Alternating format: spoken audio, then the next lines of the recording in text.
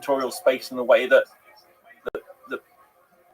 our current laws of physics, or the way as contrived in a deterministic initial condition universe, even with the get out of the multiverse, David Deutsch style, which I love, by the way, but I don't think is correct. But it's really beautiful. Multiverse. The David Deutsch's conception of the multiverse is kind of like given.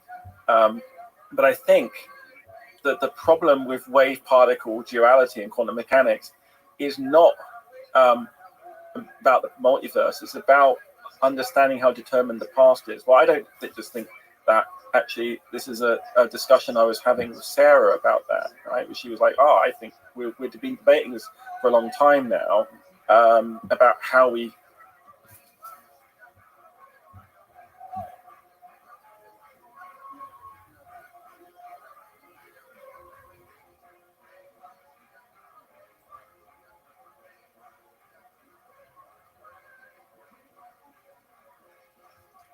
The following is a conversation with Guillaume Verdun, the man behind the previously anonymous account based Bev Bezos on X.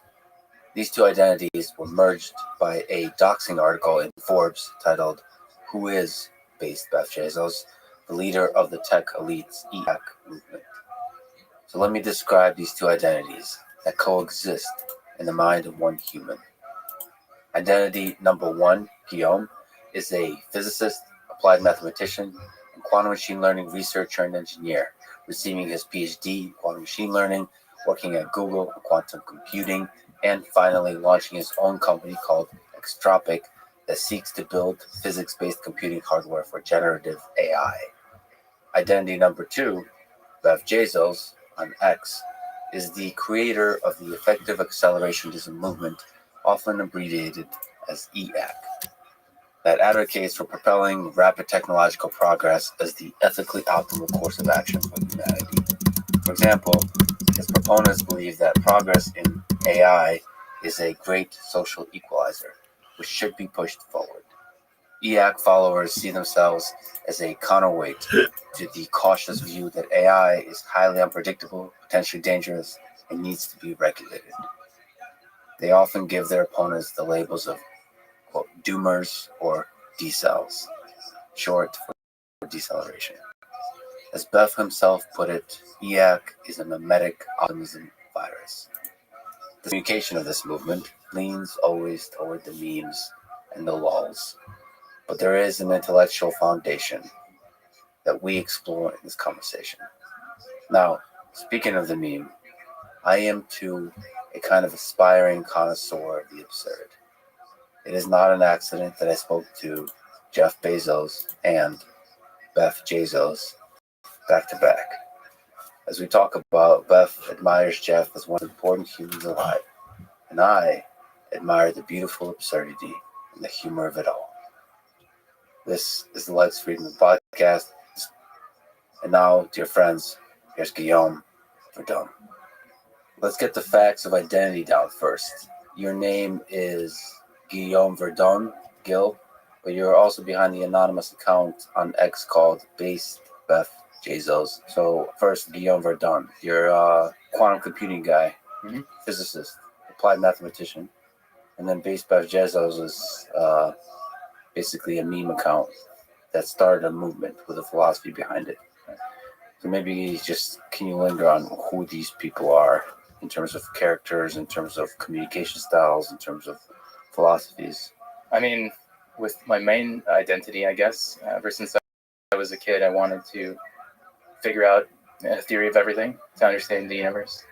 And that path led me to theoretical physics eventually, right? Trying to answer the big question, why are we here? Where are we going, right? And that led me to study information theory and try to understand physics from the lens of information theory. Understand the universe as one big computation. And essentially, after reaching a certain level, studying black hole physics, I realized that I wanted to not only understand how the universe computes, but sort of compute like nature. and figure out how to build and apply computers that are inspired by nature, so physics-based computers. And that sort of brought me to quantum computing as a field of study to, first of all, simulate nature. And in my work, it was to learn representations of nature that can run on such computers. So if you have AI representations that think like nature, then they'll be able to more accurately represent it. At least that was the thesis that brought me to be an early player in the field called quantum machine learning. Right? So how to do machine learning on quantum computers, and really sort of extend notions of intelligence to the quantum realm. So how do you capture and understand quantum mechanical data from our world, right? And how do you learn quantum mechanical representations of our world? On what kind of computer do you run these representations and train them? How do you do so? And so that's really sort of the questions I was looking to answer, because ultimately I had a sort of crisis of faith. Originally, I wanted to figure out, as everyone does at the beginning of their career, a few equations that describe the whole universe, right? And sort of be the hero of the story there. But eventually I realized that actually augmenting ourselves with machines, augment our ability to perceive, predict, and control our world with machines is the path forward, right? And that's what leaves theoretical physics into quantum computing, quantum machine learning. And during those years, I thought that there was still a piece missing. There was a piece of our understanding of the world and our way to compute and our way to think about the world. And if you look at the physical scales, at the very small scales, things are quantum mechanical. Right? And at the very large scales, things are deterministic. Things have averaged out, right? I'm definitely here in this seat. I'm not in a superposition over here and there. At the very small scales, things are in superposition. They can exhibit interference effects. But at the mesoscales, right, the scales that matter for day-to-day life, the scales of proteins, of biology, of gases, liquids, and so on, things are actually thermodynamical, right? They're fluctuating. And after, I guess, about 8 years in quantum computing and quantum machine learning, I had a realization that I was looking for answers about our universe by studying the very big and the very small, right? I did a bit of quantum cosmology, so that's studying the cosmos, where it's going, where it came from. You study black hole physics. You study the extremes in quantum gravity. You study where the energy density is sufficient for both quantum mechanics and gravity to be relevant, right? And the sort of extreme scenarios are black holes and the very early universe. So there's the sort of scenarios that you study the interface between quantum mechanics and relativity. And really I was studying these extremes to understand how the universe works and where is it going, but I was missing a lot of the meat in the middle, if you will, right? Because day-to-day quantum mechanics is relevant, and the cosmos is relevant, but not that relevant. Actually, we're on sort of the meat, space, and time scales. And their main theory of physics that is most relevant is thermodynamics, right? Out of equilibrium thermodynamics. Because life is, a process that is thermodynamical, and it's out of equilibrium. We're not, just a soup of particles at equilibrium with nature. We're a sort of coherent state trying to maintain itself by acquiring free energy and consuming it. And that's sort of, I guess, another shift in I guess my faith in the universe happened towards the end of my time at Alphabet. And I knew I wanted to build, well, first of all, a computing paradigm based on this type of physics. But ultimately, just by trying to experiment with these ideas applied to society and economies and much of what we see around us, I started an anonymous account just to relieve, right? That comes from having an account that you're accountable for everything you say on. And I started an anonymous account just to experiment with ideas originally, right? Because I didn't realize how much I was restricting my space of thoughts until I sort of had the opportunity to let go. In a sense, restricting your speech back propagates to restricting your thoughts, right? And by creating an anonymous account, it seemed like I had unclamped some variables in my brain and suddenly could explore a much wider parameter space of thoughts. Just to linger on that, isn't that interesting? That one of the things that people don't often talk about is that when there's pressure and constraints on speech, it somehow leads to constraints on thought. Even though it doesn't have to, we can think thoughts inside our head, but somehow it creates these walls around thought. Yep. That's sort of the basis of our movement, is we were seeing a tendency towards constraint, reduction or suppression of variance in every aspect of life, whether it's thought, how to run a company, how to organize humans, how to do AI research. In general, we believe that maintaining variance ensures that the system is adaptive, right? Maintaining healthy competition in marketplaces of ideas, of companies, of products, of cultures, of governments, of currencies, is the way forward, because the system always adapts to assign resources to the configurations that lead to its growth. And the fundamental basis for the movement is this sort of realization that life is a sort of fire that seeks out free energy in the universe and seeks to grow, right? And that growth is fundamental to life. And you see this in the equations, actually, without equilibrium thermodynamics. You see that paths of trajectories of configurations of matter that are better at acquiring free energy and dissipating more heat are exponentially more likely, right? So the universe is biased towards certain futures, and so there's a natural direction where the whole system wants to go. So the second law of thermodynamics says that the entropy is always increasing in the universe. It's tending towards equilibrium. And you're saying there's these pockets that have complexity and are out of equilibrium. Mm-hmm. You said that thermodynamics favors the creation of complex life that increases its capability to use energy to offload entropy. So you have pockets of non-entropy that tend the opposite direction. Mm-hmm. Why is that intuitive to you that it's natural for such pockets to emerge?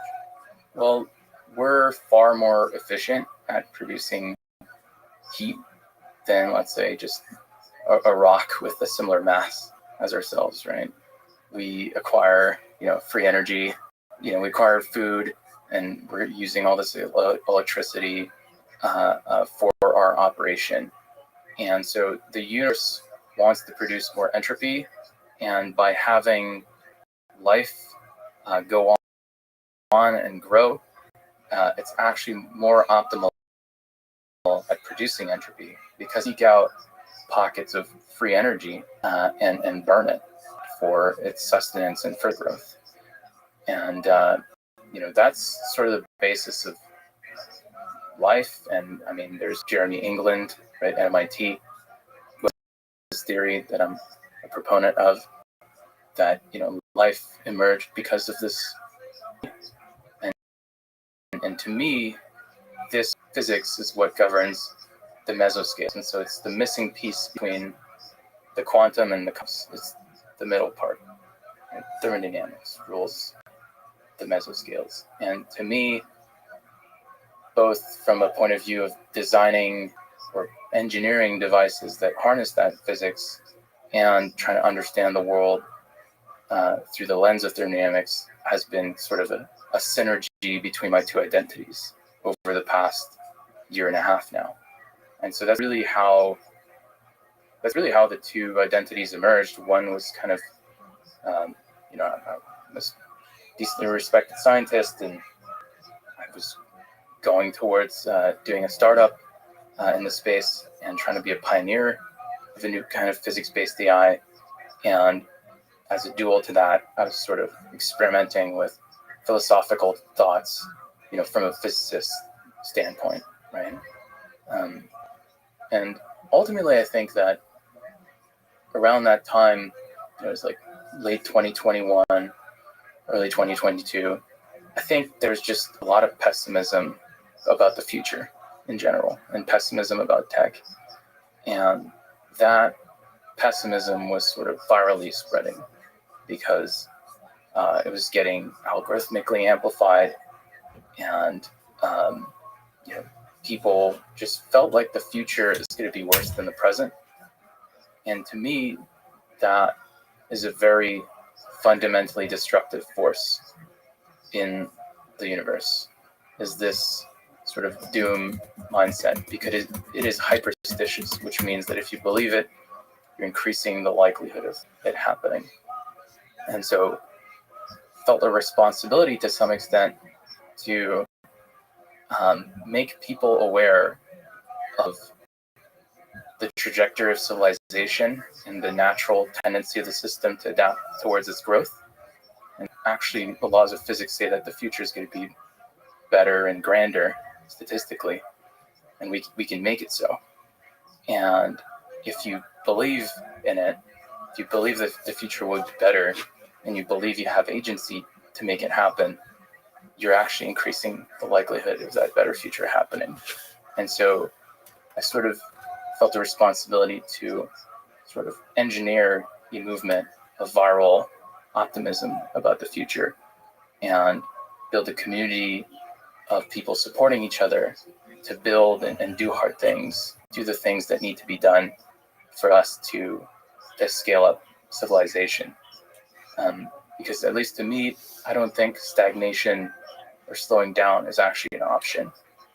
Fundamentally, life and the whole system, our whole civilization, wants to grow. And there's just far more cooperation when the system is growing rather than when it's declining and you have to decide how to split the pie.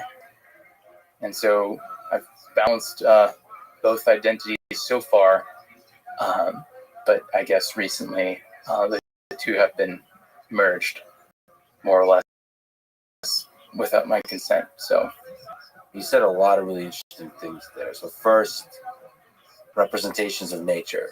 That's something that first drew you to try to understand from a quantum computing perspective. Is like, how do you understand nature?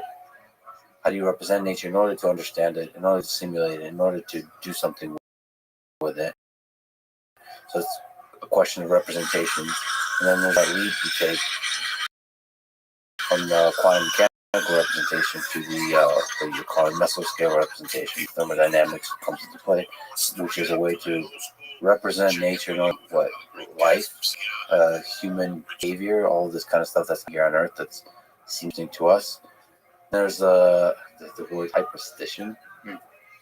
So some ideas, I suppose both pessimism and optimism are such ideas that if you internalize them, you in part make that idea a reality. So both optimism and pessimism have that property. I would say that probably a lot of ideas have that property, which is one of the interesting things about humans. And you talked about one interesting difference also between the sort of the Guillaume the Gill front end and the base Bev Jezzo back end is the communication styles. Also, that you are exploring different ways of communicating that can be more viral. Yeah. In the way that we communicate in the 21st century. Also, the movement that you mentioned that you started, it's not just a meme account, but there's also a name to it called Effective Accelerationism, EAC, a resistance to the effective altruism movement. Also an interesting one that I'd love to talk to you about, the tensions there. Okay, and so then there was a merger, a Git merge on the personalities recently, without your consent, like you said. Some journalists figured out that you're one and the same. Maybe you could talk about that experience. First of all, like what's the story of the merger of the two? Right. So I wrote the manifesto with my co-founder of EAC, an account named Base Lord, still anonymous, luckily, and hopefully forever. So it's based Beth, Jezos, and Bayes, like Bayesian, like Bayes Lord, like Bayesian Lord, Bayes Lord. Okay, and so we should say from now on, when you say EAC, you mean E/ACC, which stands for Effective Accelerationism. And you're referring to a manifesto written on, I guess, Substack. Are you also Bayes Lord? No. Okay, it's a different person. Yeah. Okay. Right, well, there you go. Wouldn't it be funny if I'm Bayes Lord? That'd be amazing. So originally wrote the manifesto around the same time as I founded this company, and I worked at Google X, or just X now, or Alphabet X now that there's another X. And there, the baseline is sort of secrecy, right? You can't talk about what you work on, even with other Googlers or externally. And so that was kind of deeply ingrained in my way to do things, especially in deep tech that, has geopolitical impact, right? And so I was being secretive about what I was working on. There's no correlation between my company and my main identity publicly. And then not only did they correlate that, they also correlated my main identity and this account. So I think the fact that they had doxed the whole Guillaume complex, and the journalists, reached out to actually my investors, which is pretty scary. When you're a startup entrepreneur, you don't really have bosses except for your investors, right? And my investors ping me like, "Hey, this is going to come out. They've figured out everything. What are you going to do?" Right? So I think at first they had a first reporter on the Thursday and didn't have all the pieces together. But then they looked at their notes across the organization and they centrifuged their notes. And now they had way too much. And that's when I got worried, because they said it was of public interest. And in general, What case is centrifuged? Like it's some giant neural network operating and distributed away. We should also say that the journalists used, I guess at the end of the day, audio-based analysis of voice. Yeah. Comparing voice of what talks you given, and then voice on X spaces. Yep. Okay, so and that's where primarily the match would happen. Okay, continue. The match, but they scraped SEC filings. They looked at my private Facebook account and so on. So they did the digging. Originally, I thought that doxing was illegal, right?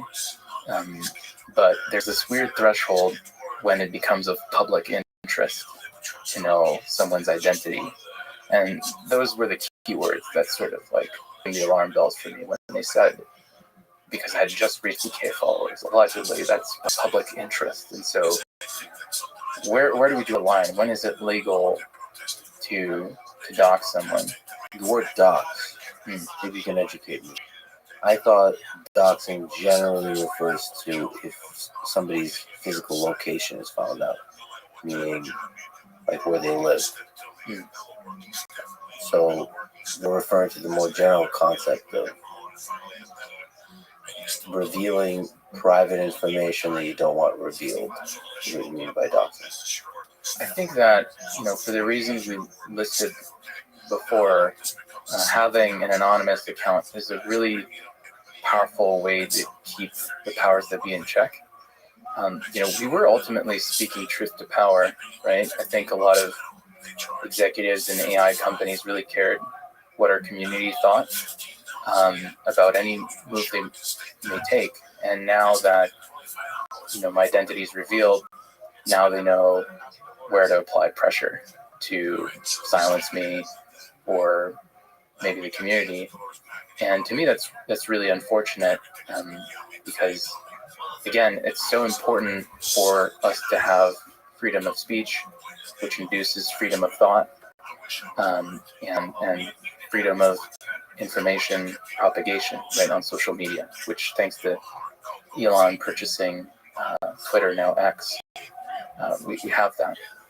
And so to us, we wanted to call out certain maneuvers being done by the incumbents in AI as not what it may seem on the surface, right? We're calling out how certain proposals might be useful for regulatory capture, right? And how the doomerism mindset was maybe instrumental to those ends. And I think, we should have the right to point that out and just have the idea put out, evaluated for themselves, right? Ultimately, that's why I created an anonymous account, to have my ideas evaluated for themselves, uncorrelated from my track record, my job, or status from have done things in the past. And to me, starting an account from zero to a large following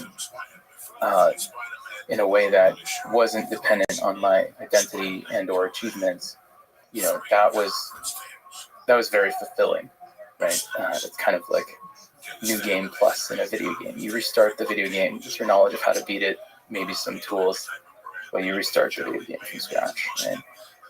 And I think to have a truly efficient marketplace of ideas where we can evaluate ideas however off the beaten path they are, we need the freedom of expression. And I think that anonymity and pseudonyms are very crucial to having that efficient marketplace of ideas for us to find the optima of all sorts of ways to organize ourselves. If we can't discuss things, how are we going to converge on the best way to do things?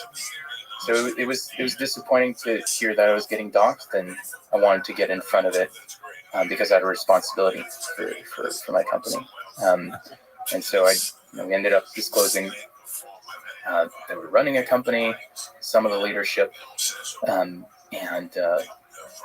essentially, I told the world that I was Jeff Bezos because they had me cornered at that point. So to you, it's fundamentally unethical. So one is unethical for them to do what they did, but also, do you think, not just your case, but in a general case, is it good for society? Is it bad for society to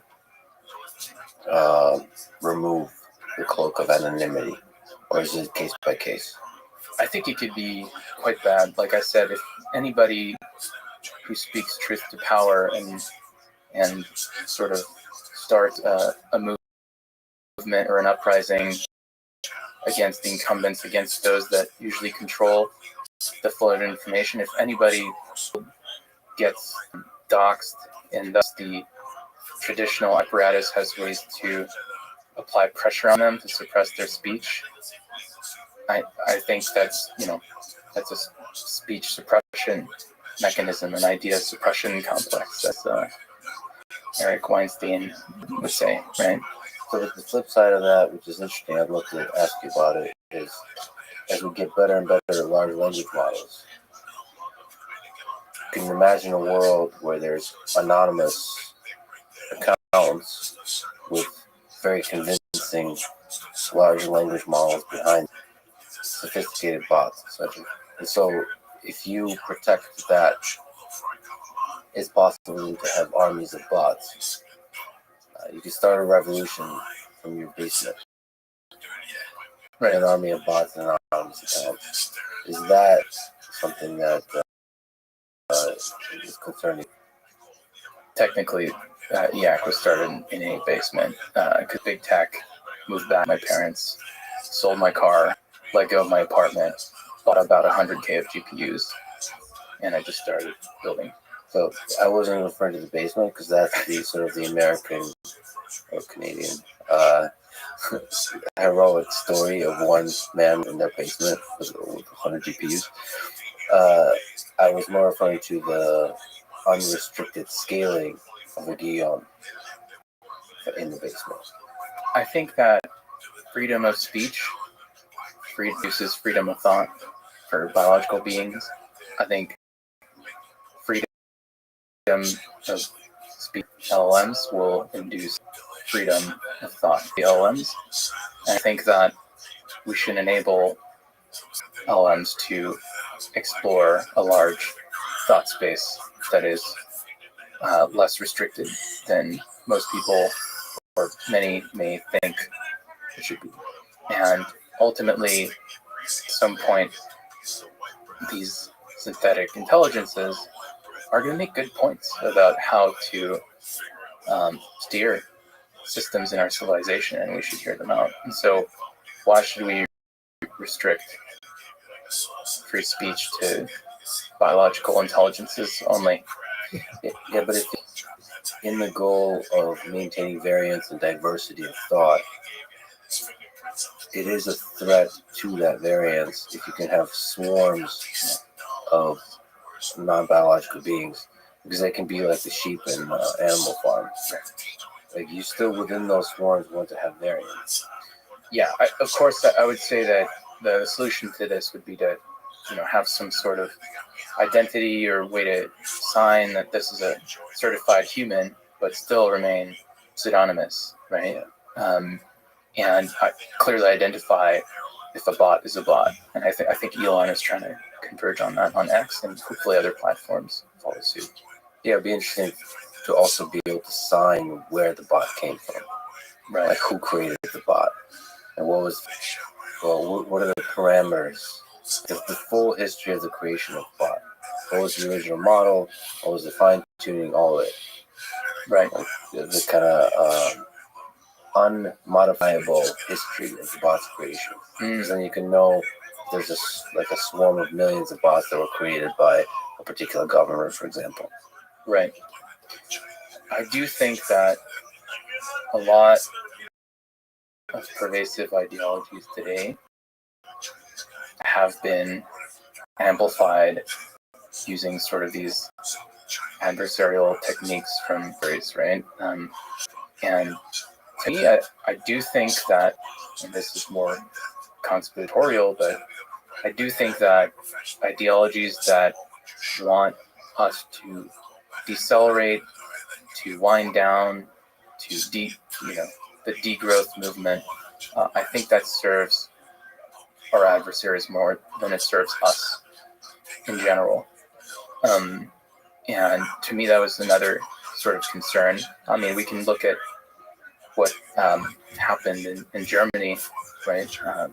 There was all sorts of green movements there, where that induced shutdowns of nuclear power plants, and then that later on induced a dependency on Russia for oil, right? And that was a net negative for Germany and the West, right?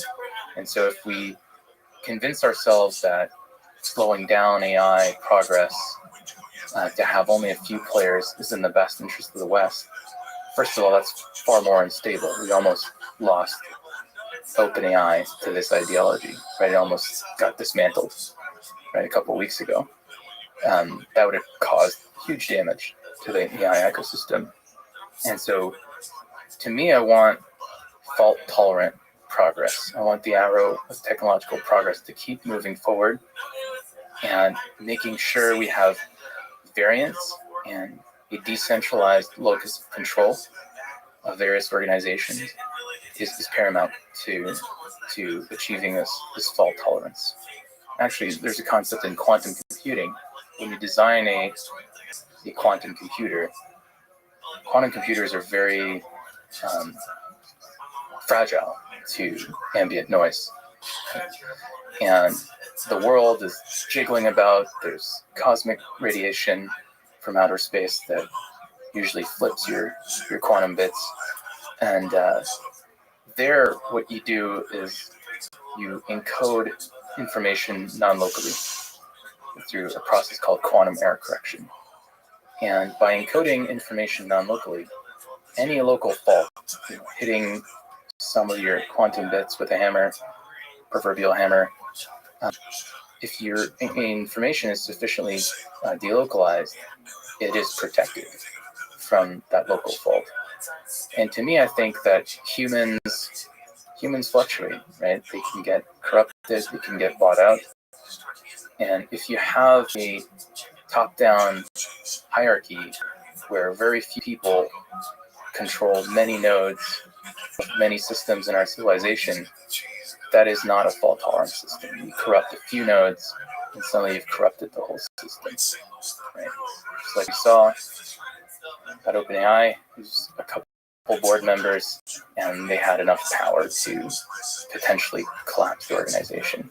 And at least to me, I think making sure that power for this AI revolution doesn't concentrate in the hands of the few is one of our top priorities, so that we can maintain progress in AI, and we can maintain a nice, stable, adversarial equilibrium of powers, right? I think there, at least to me, a tension between ideas here. So, to me, deceleration can be both used to centralize power and to decentralize it, and the same with acceleration. So, you sometimes using them a little bit synonymously, or not synonymously, but that there's one is going to lead to the other. And I just would like to ask you about, is there a place of creating a fault-tolerant development, diverse development of AI that also considers the dangers of AI? And AI, we can generalize to technology in general. Should we just grow, build unrestricted as quickly as possible because that's what the universe really wants us to do? Or is there a place to where we can consider dangers and actually deliberate? Sort of wise strategic optimism versus reckless optimism. I think we get painted as, reckless, trying to go as fast as possible. I mean, the reality is that whoever deploys an AI system is liable for, or should be liable for, what it does. And so if the organization or person deploying an AI system does something terrible, they're liable. And ultimately, the thesis is that the market will will positively select for AIs that are more reliable, more safe, and tend to be aligned to do what you want them to do, right? Because customers, right, if they're liable for the product they put out that uses this AI, they won't want to buy AI products that are unreliable, right? So we're actually for reliability engineering. We just think that the market is much more efficient at achieving this sort of reliability optimum than sort of heavy-handed regulations that are written by the incumbents and in a subversive fashion serves them to achieve regulatory capture. So do you safe AI development would be achieved through market forces versus through, like I said, heavy-handed government regulation? There's a report from last month, a million questions here, from Yosha Benjo, Jeff Hinton, and many others. It's titled Managing AI Risk in an Era of Rapid Progress. So there's a collection of folks who are very worried about too rapid development of AI without considering AI risk. And they have a bunch of practical recommendations. Maybe I give you 4 and you see if you like any of them. Sure. So give independent auditors access to AI labs. 2, governments and companies allocate 1/3 of their AI research and development funding to AI safety. There's this concept of AI safety. 3, AI companies are required to adopt safety measures if dangerous capabilities are found in their models. And then 4, something you kind of mentioned, making tech companies liable for foreseeable and preventable harms from AI systems. So independent auditors, governments and companies are forced to spend a significant fraction of their funding on safety. You got to have safety measures if shit goes really wrong, and liability. Companies are liable. Any of that seem like something you would agree with? I would say that, assigning just, arbitrarily saying 30% seems organizations would allocate whatever budget is needed to achieve the sort of reliability they need to achieve to perform in the market. And I think third-party auditing firms would naturally pop up, because how would customers know that your product is certified reliable, right? They need to see some benchmarks, and those need to be done by a third party. The thing I would oppose, and the thing I'm seeing that's really worrisome, is there's a sort of weird sort of correlated interest between the incumbents, the big players, and the government. And if the two get too close, we open the door for some sort of government-backed AI cartel that could have absolute power over the people. If they have the monopoly together on AI and nobody else has access to AI, then there's a huge power gradient there. And even if you like our current leaders, right, I think that some of the leaders in big tech today are good people. You set up that centralized power structure, it becomes a target, right? Just like we saw at OpenAI, it becomes a market leader, has a lot of the power, and now it becomes a target for those that want to co-opt it. And so I just want separation of AI and state. Some might argue in the opposite direction, like, hey, we need to close down AI, keep it behind closed doors because of geopolitical competition with our adversaries. I think that the strength of America is its variance, is its adaptability, its dynamism, and we need to maintain that at all costs. It's our free market. Capitalism converges on technologies of high utility much faster than centralized control. And if we let go of that, we let go of our main advantage over our near peer competitors. If AGI turns out to be a really powerful technology, or even the technologies that lead up to AGI, what's your view on the sort of natural centralization that happens when large companies dominate the market? Basically, formation of monopolies, like the takeoff.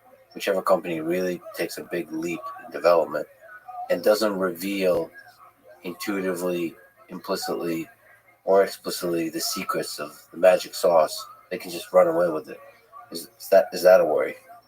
I don't know if I believe in fast takeoff. I don't think there's a hyperbolic singularity, right? A hyperbolic singularity would be achieved on a finite time horizon. I think it's just one big exponential. And the reason we have an exponential is that we have more people, more resources, more intelligence being applied to advancing science and the research and development. And the more successful it is, the more value it's adding to society, the more resources we put in. And that's sort of similar to Moore's law, as a compounding exponential. Priority to me is to maintain a near equilibrium of capabilities. We've been fighting to be more prevalent and championed by many organizations. There, you sort of equilibrate the alpha relative to if the leading company has a certain level of capabilities and open source and truly open trails not too far behind. I think you avoid such a where a market leader has so much market power, it just dominates everything. and runs away. So to us, that's the path forward, is to make sure that every hacker out there, every grad student, every kid in their mom's basement has access to AI systems, can understand how to work with them, and can contribute to the search over the hyperparameter space of how to engineer systems, right? If you think of our collective research as a civilization, it's really a search algorithm, and the more points we have in the search algorithm, in this point cloud, the more we'll be able to explore new modes of thinking, right? Yeah, but it feels like a delicate balance because we don't understand exactly what it takes to build AGI and what it will look like when we build it. And so far, like you said, it seems like a lot of different parties are able to make progress. So when OpenAI has a big leap, other companies are able to step up, big and small companies in different ways. But if you look at something like nuclear weapons, you've spoken about the Manhattan Project, there could be really technological and engineering barriers that prevent the guy or gal in their mom's basement to make progress. And it seems like the transition to that kind of world where only one player can develop AGI is possible. It's just not entirely impossible, even though the current state of things seems to be optimistic. That's what we're trying to avoid. To me, I think like another point of failure is the centralization of the supply chains for the hardware, right? Yeah. We have NVIDIA is just the dominant player. AMD's trailing behind. And then we have TSMC is the main fab in Taiwan, which, geopolitically sensitive. And then we have ASML, which is the maker of the lithography, extreme ultraviolet lithography machines. Attacking or monopolizing or co-opting at one point in that chain capture the space. And so what I'm trying to do is sort of explode the variants of possible ways to do AI in hardware by fundamentally reimagining how you embed AI algorithms into the physical world. And in general, by the way, I dislike the term AGI, artificial general intelligence. I think it's very anthropocentric that we call human-like or human-level AI artificial general intelligence, right? I've spent my career so far exploring notions of intelligence that no biological brain could achieve, right? Quantum form of intelligence, right? Grokking systems that have multipartite quantum entanglement that you can provably not represent efficiently on a classical computer, a classical deep learning representation, and hence any sort of biological brain. And so already, I've spent my career sort of exploring the wider space of intelligences. And I think that space of intelligence inspired by physics rather than the human brain is very large. And I think we're going through a moment right now similar to when we went from geocentrism to heliocentrism, right? But for intelligence. We realized that human intelligence is just a point in a very large space of potential intelligence. And it's both humbling for humanity. It's a bit scary, right? That we're not at the center of this space. But we made that realization for astronomy, and we've survived, and we've achieved technologies by indexing to reality. We've achieved technologies that ensure our well-being. For example, we have satellites monitoring solar flares, right, that give us a warning. And so similarly, I think by letting go of this anthropocentric anchor for AI, we'll be able to explore the wider space of intelligences that can really be a massive benefit to our well-being and the advancement of civilization. And still we're able to see the beauty and meaning in the human experience, even though we're no longer in our best understanding of the world at the center of it. I think there's a lot of beauty in the universe right? I think life itself, civilization, this homo techno capital mimetic machine that we all live in, right? So you have humans, technology, capital, memes. Everything is coupled to one another. Everything induces selective pressure on one another. And it's a beautiful machine that has created us, has created, the technology we're using to speak today to the audience, capture our speech here, the technology we use to augment ourselves every day. We have our phones. I think the system is full, and the principle that induces this sort of adaptability and convergence on optimal technologies, ideas, and so on. It's a beautiful principle we're part of, and I think part of EAC is to appreciate this principle in a way that's not just centered on humanity, but kind of broader. Appreciate life, the preciousness of consciousness in our universe, because we cherish this beautiful we're in. We've got to feel a responsibility to scale it in order to preserve it, because the options are to grow or die. So if it turns out that the beauty that is consciousness in the universe is bigger than just humans, the AI can carry that same flame forward, does it scare you, or are you concerned that AI will replace humans? So during my career, I had a moment where I realized that, maybe we need to offload to machines to truly understand the universe around us, right? Instead of just having humans with pen and paper solve it all.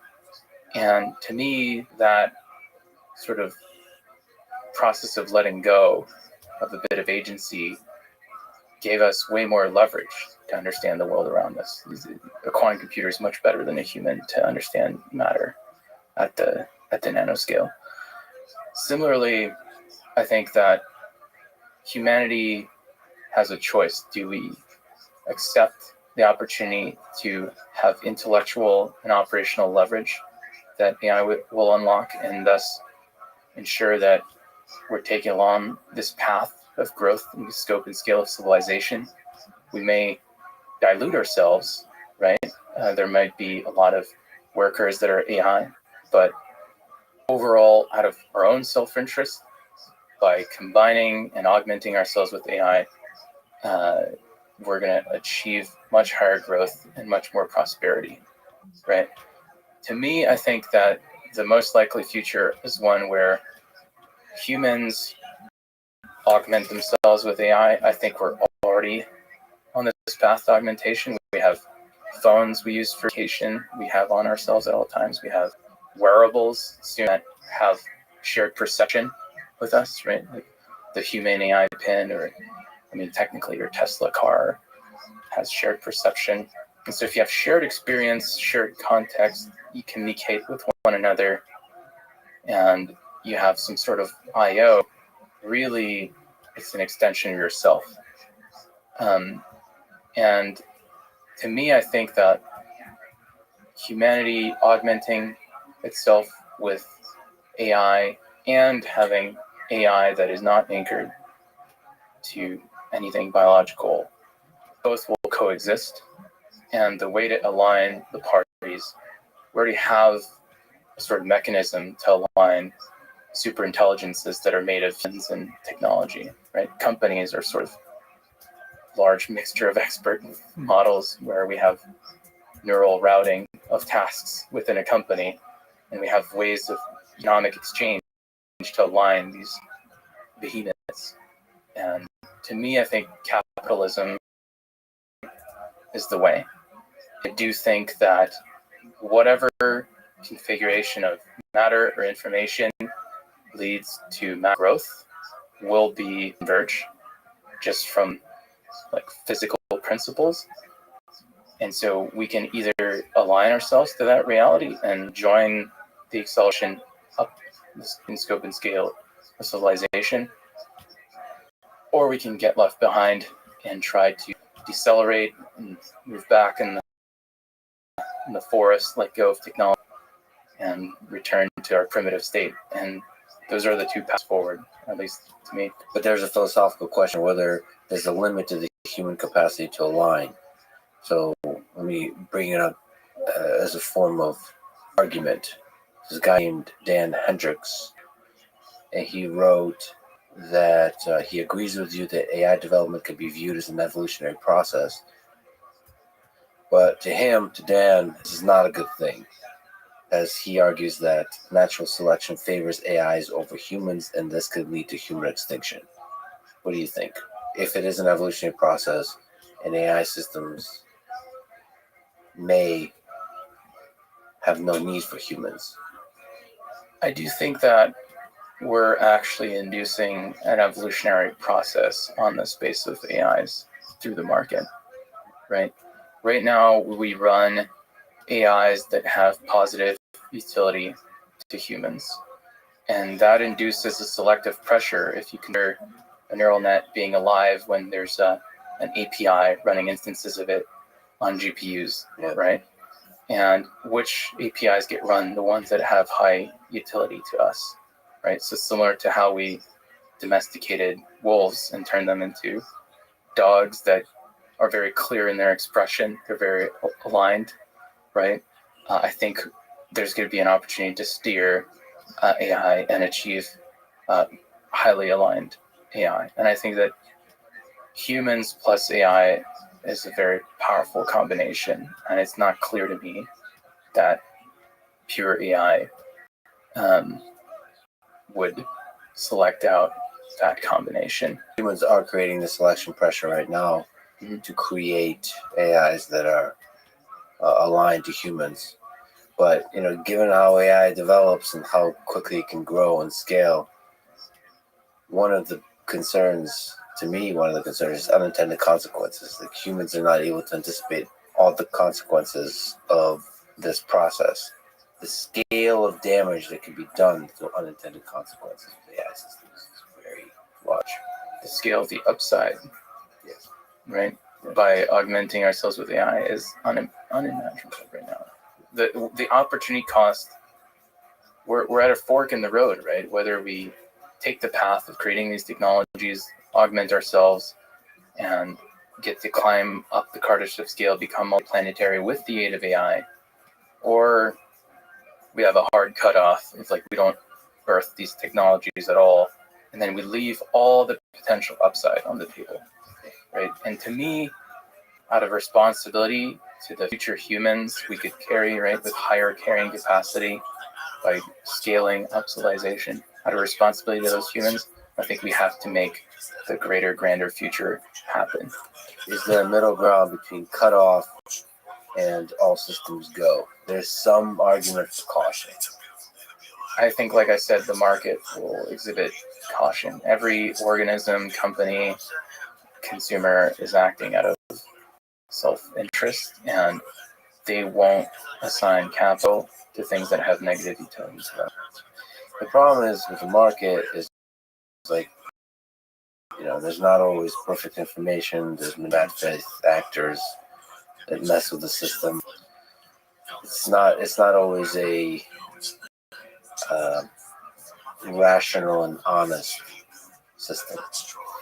Well, that's why we need freedom of information, freedom of speech, and freedom in order to be able to converge on the subspace of technologies that have positive utility for us all. Right? Well, let me ask you about P-Doom. Probability of doom. It's just fun to say, not fun to experience.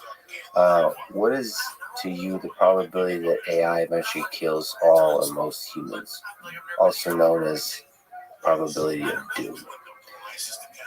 I'm not a fan of that calculation. I think it's people just throw numbers out there. It's a very sloppy calculation, right? They calculate a probability. Let's say you model the world as some sort of Markov process. If you have enough variables or hidden Markov process, you need to do a stochastic path integral through the space of all possible futures, not just the futures that your brain naturally steers towards, right? I think that the estimators of P-Doom are biased because of our biology, right? We've evolved to have biased sampling towards negative futures that are scary because that was an evolutionary optimum, right? And so people that are, let's say, higher neuroticism will just think of negative futures where everything goes wrong all day, every day, and claim that they're doing unbiased sampling.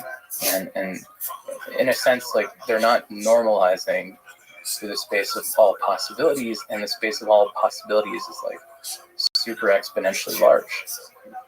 And it's very hard to have this estimate. And in general, I don't think that we can predict the future with that much granularity because of chaos, right? If you have a complex system, you have some uncertainty and a couple of variables, if you let time evolve, you have this concept of the Lyapunov exponent, right? A bit of fuzz becomes a lot of fuzz in our estimate, exponentially so over time. I think we need humility, that we can't actually predict the future. All we know, the only prior we have is the laws of physics. And that's what we're arguing for. The laws of physics say the system will want to grow. And subsystems that are optimized for growth are more replication, are more likely in the future.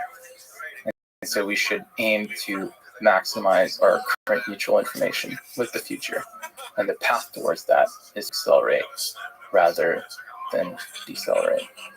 So I don't have a P-Doom because I think that, similar to the quantum supremacy experiment at Google, I was in the room when they were running the simulations for that. That was an example of a quantum system where you cannot even estimate probabilities of certain outcomes with even the biggest supercomputer in the world. Right? And so that's an example of chaos. And I think the systems are too chaotic for anybody to have an accurate estimate of likelihood of certain futures. If they were that good, I think they would be very rich trading on the stock market. But nevertheless, it's true, it's biased, grounded in our evolutionary biology, narrative of everything that can kill us. But we can still imagine trajectories that can kill us. We don't know all the other ones that don't necessarily, but it's still, I think, useful combined with some basic intuition grounded in human history to reason about looking at geopolitics, looking at basics of human nature.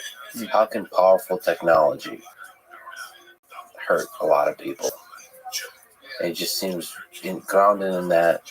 Looking at nuclear weapons, you can start to estimate P-Doom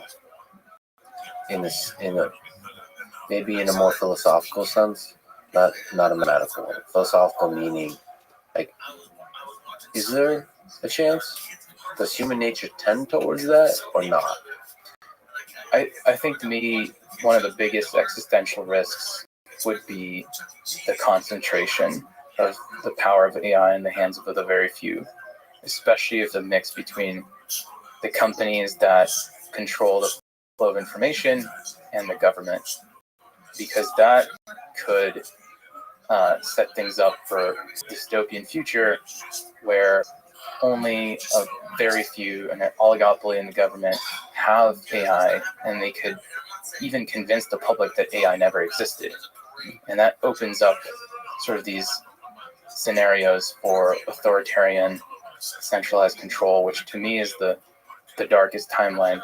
And the reality is that we have a data-driven prior of these things happening, right? When you give too much power, when you centralize power too much, humans do horrible things, right?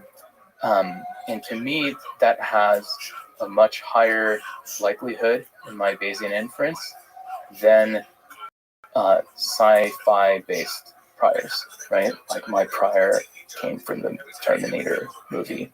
And so when I talk to these AI doomers, I just ask them to trace a path through this Markov chain of events that would lead to our doom, right? And to actually give me a good probability for each transition. And very often there's a unphysical or highly unlikely transition in that chain, right? But of course, we're wired to fear things, and we're wired to respond to danger, and we're wired to deem the unknown to be dangerous because that's a good heuristic for survival, right? But there's much more to lose out of fear. We have so much to lose, so much upside to lose by preemptively stopping the positive futures from happening out of fear. And so I think that we shouldn't give in to fear. Fear is the mind killer. I think it's also the civilization killer. We can still think about the various ways things go wrong. For example, the founding fathers of the United States thought about human nature, and that's why there's a discussion about the freedoms that are necessary. They really deeply deliberated about that, and I think the same could possibly be done for AGI. It is true that human history shows that we tend towards centralization, or at least when we achieve centralization, stuff happens. When the dictator, a lot of things happen. The question is, can AGI become that dictator? Can AGI, when develop, become a centralizer because of its power? Maybe it has the same, because of the alignment of humans, perhaps, the same tendencies, the same Stalin-like tendency, centralize and manage centrally the allocation of resources. And you can even see that as a compelling argument on the surface level. Well, AGI is so much smarter, more efficient, so much better at allocating resources. Why don't we outsource it to the AGI and then eventually corrupt the human mind, or could do the same for AGI? It would just say, well, humans are dispensable.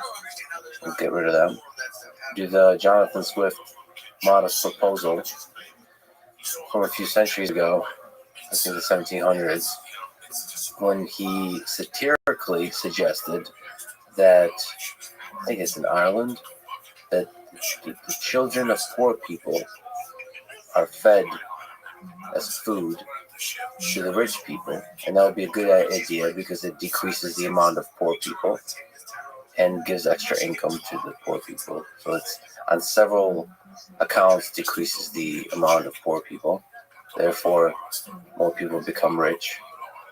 Of course, it misses a fundamental piece here. It's hard to put into a mathematical equation of the basic value of human life.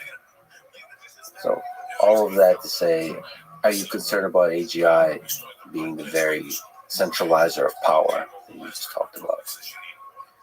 I do think that right now there's a bias towards over-centralization of AI because of compute density and centralization of data and how we're training models.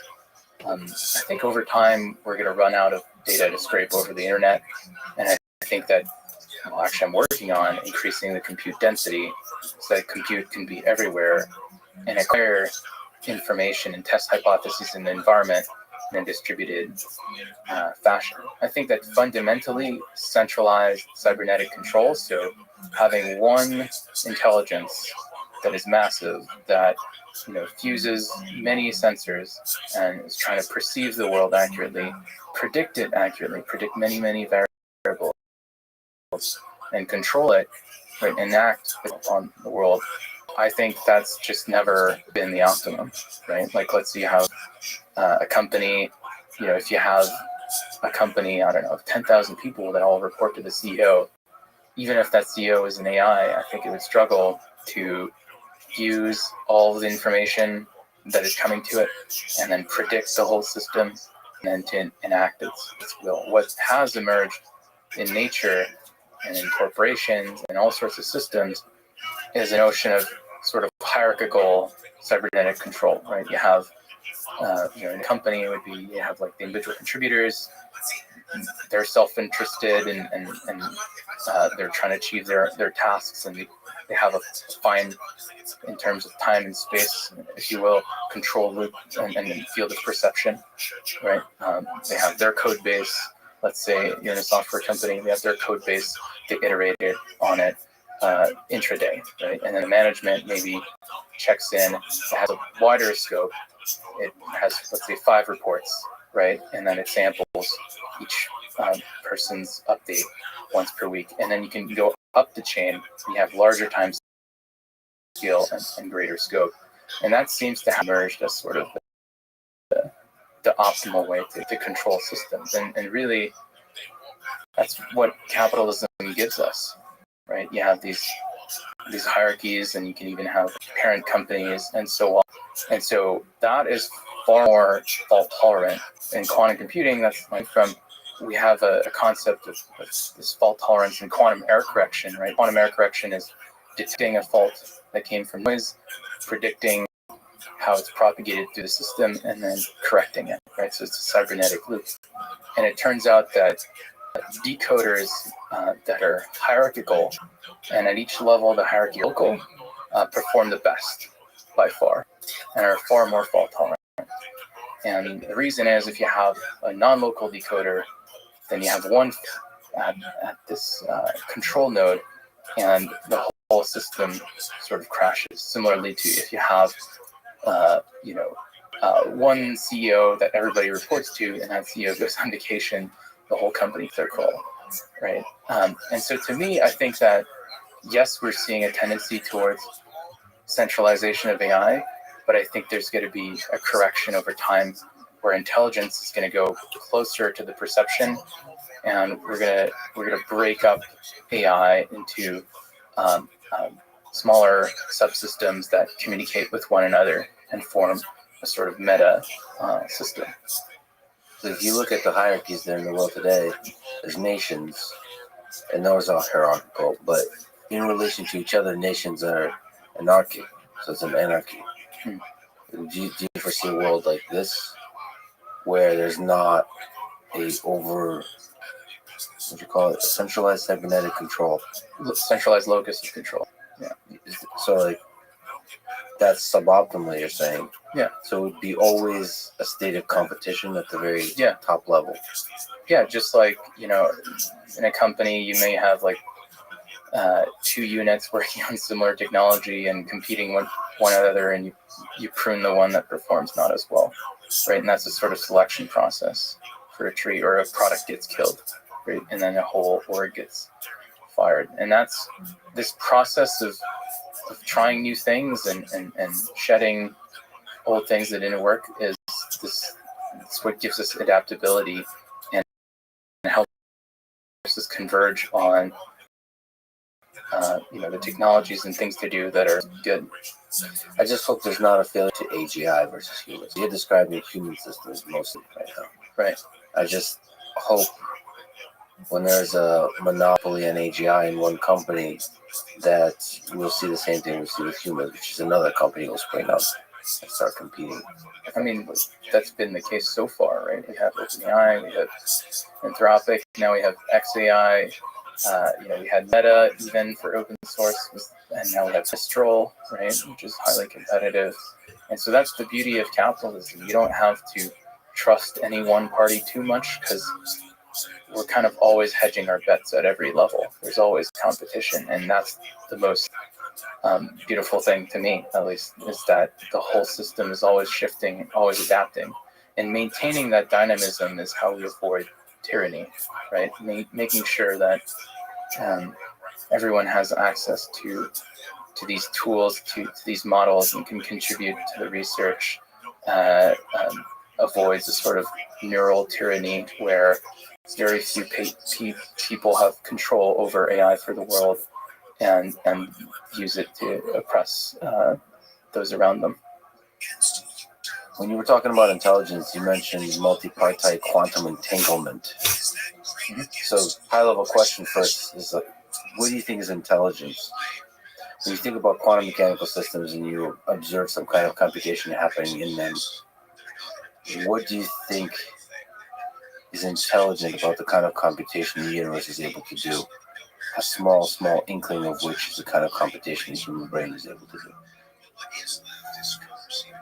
I would say like intelligence and computation aren't quite the same thing. I think that the universe is very much doing a quantum computation. If you had access to all the degrees of freedom, you could very, very, very large quantum computer with many, many, many qubits.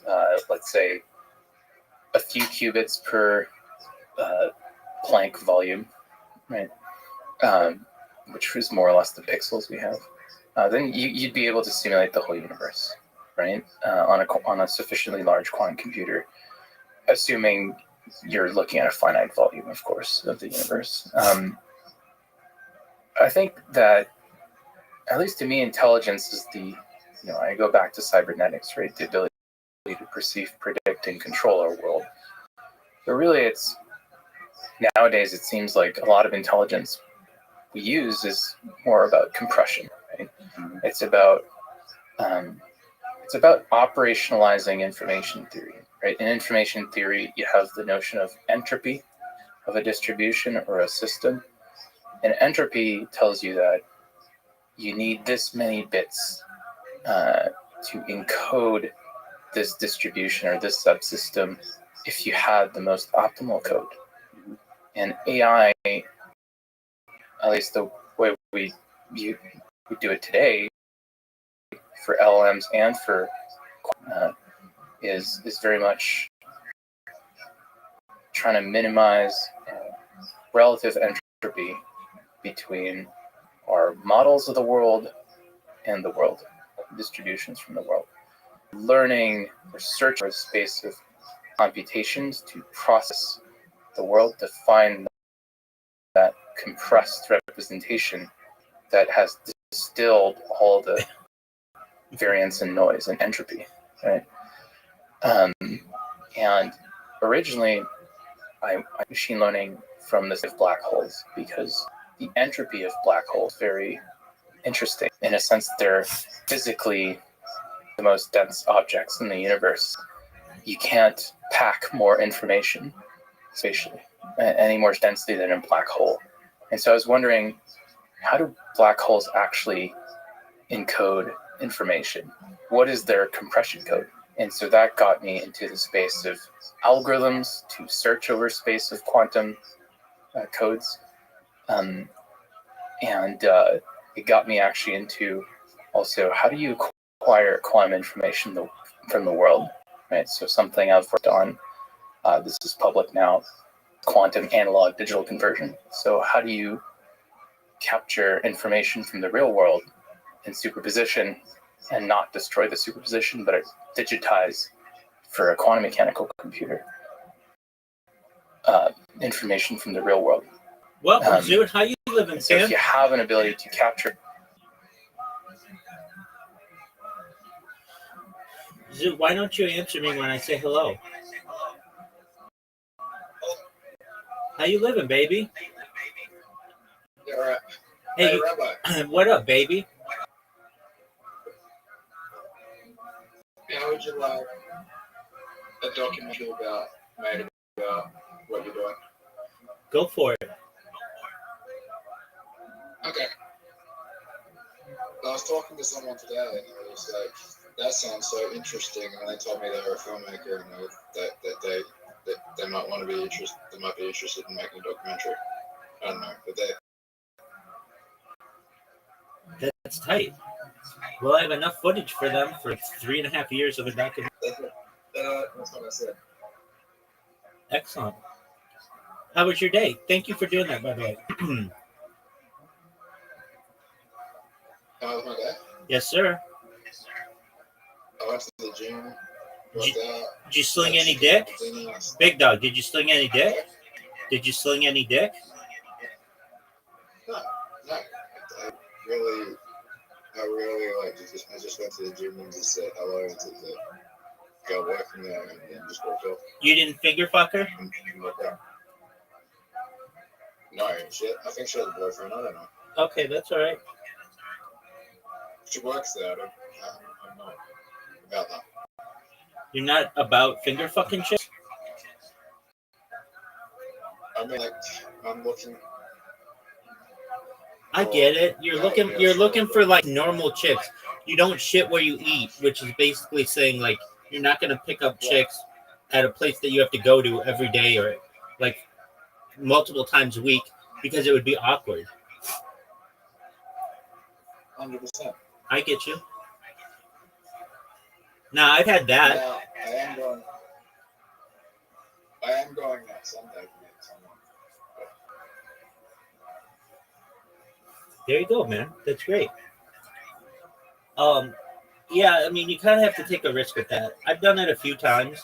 There was a tanning place that I went to for a long time, and they had the hottest fucking chick who worked there. And I just one day like asked her out, and we went out, and that worked out. I mean, it was really good.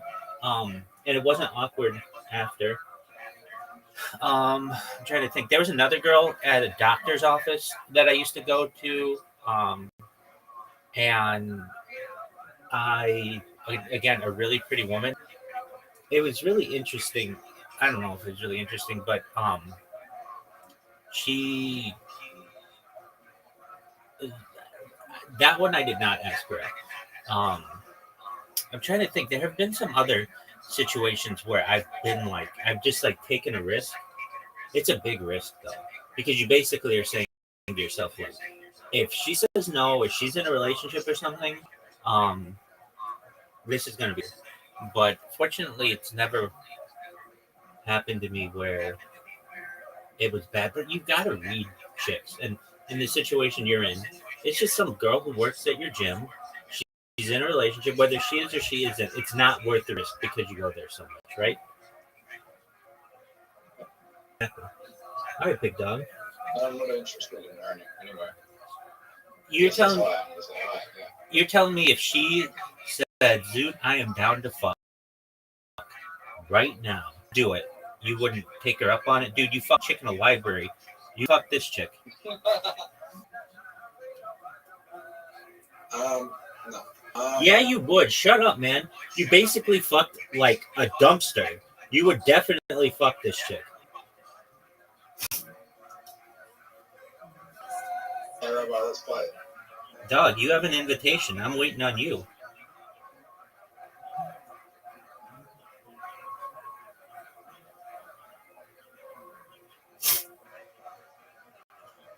Dude, I slept.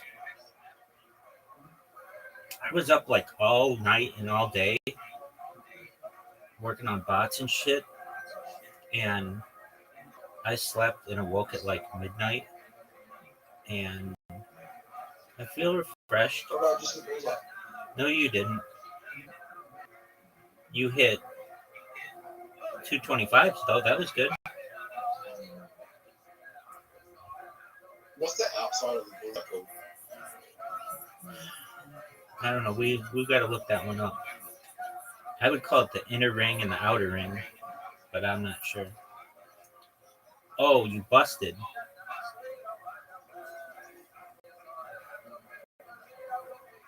Oh, baby.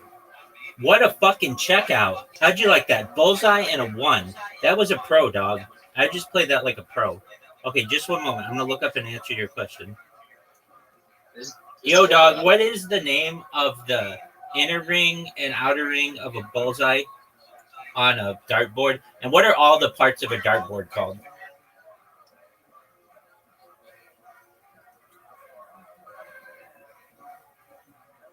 Okay. Oh, cool. The inner ring of the bullseye on a dartboard is commonly referred to as the inner bull. I'm an inner bull, baby. Or double bull. And is typically red, worth 50 points. The outer ring of the bullseye is known as the outer bull or single bull, usually green, and is worth 25 points. The dartboard consists of several parts. The board is divided into 20 numbered segments, each with different scoring areas. The segments are divided into inner, or skinny, and outer, fat, single segments, and the inner ring being the triples area, and the outer ring being the doubles. The bullseye itself has two divisions. The outer segment, called the outer bowl, and the central inner bowl region. The bullseye is located 5 foot 8 inches above the floor. The dartboard also has wires that divide the wedges and run on the center of the dartboard. Ever play darts in real life?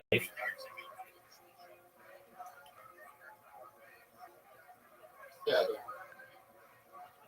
Where do you play?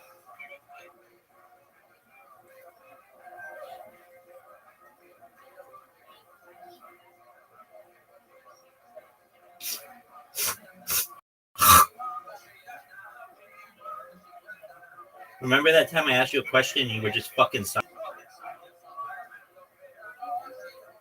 Where do I play? Yeah, that was my question like 10 minutes ago. My auntie had a dartboard. Was it Her house. was it 5 feet 8 inches off the floor? No.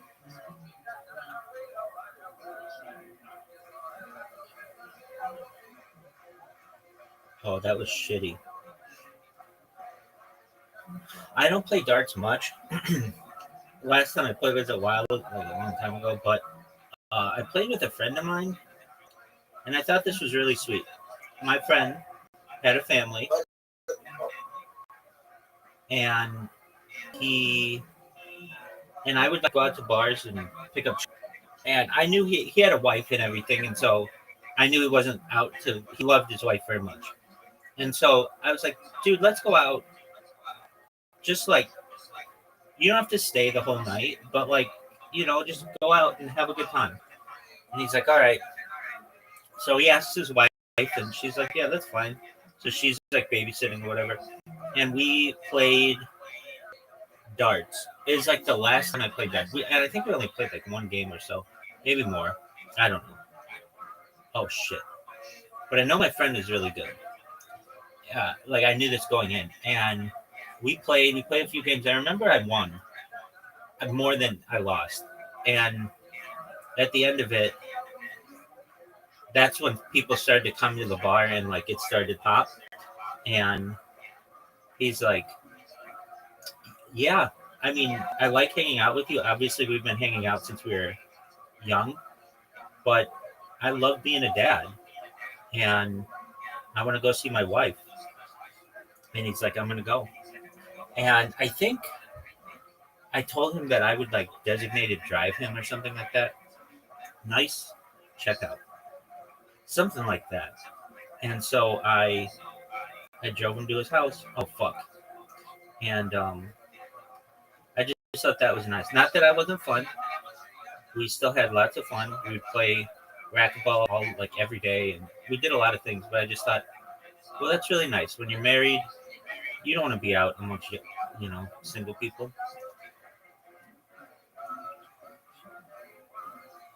And we played darts. That's the end of that story. Zoo, you just got an outer bowl. You just got another outer bowl. You just got an inner bowl. Zoot, that was one of the best fucking. No, you're playing better than me. Oh man, that would have been sick if I beat you on that. That would have been the closest that you could come, aside from losing in a playoff.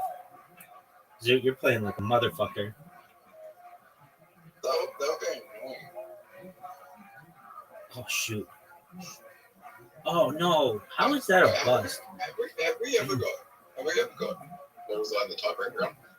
No, that's a weird thing. I don't know if you can. We've never gotten like a 1.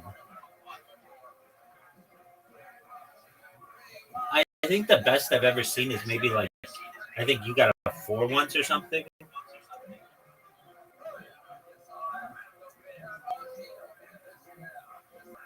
Is darts your favorite game on here?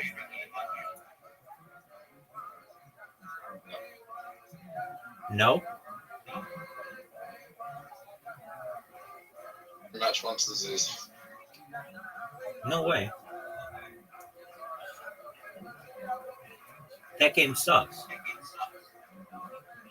Why does it suck? I don't know. I mean, I played you. It's just like Pokemon, wasn't it?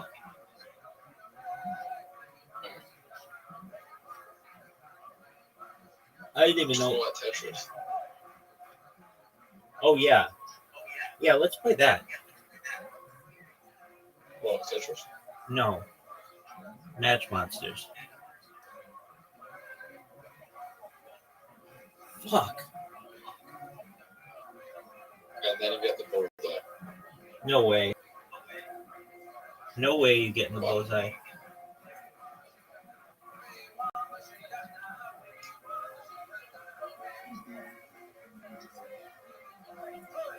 Dude, what the fuck, man?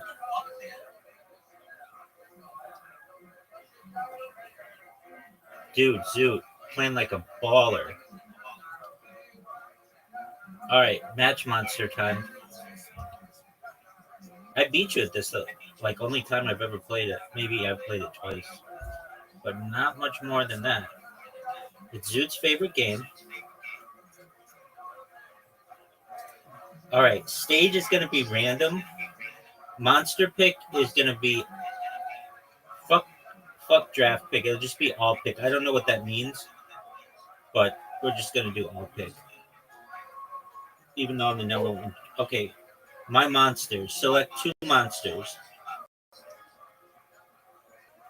I don't really know what these are.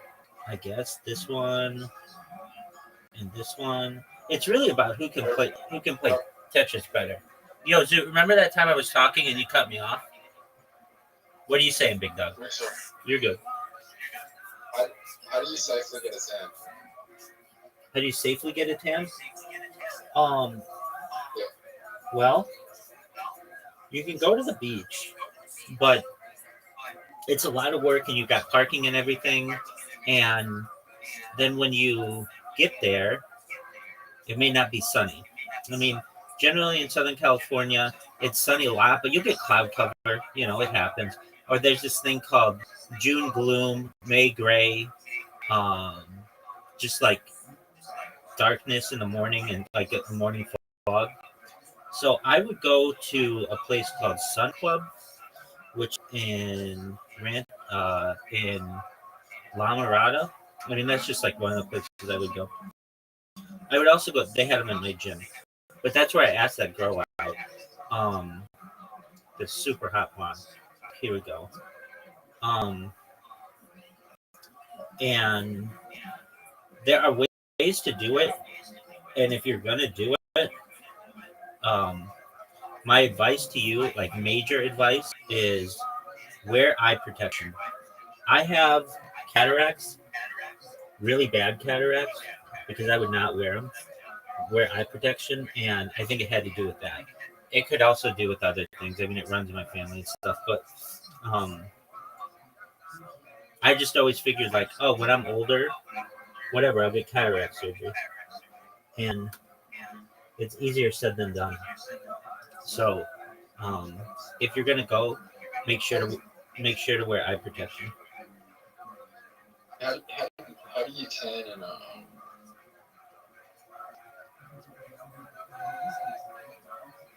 I would do it because winter? of vitamin D. Well, I mean, at least here the sun shines, but it's not that hot, so I would just tan at the gym. Also had tanning beds, so the gym that I would go to had, and it was included in my program. They had 3 things that I really liked. They had tanning beds. Tanning beds are legal here.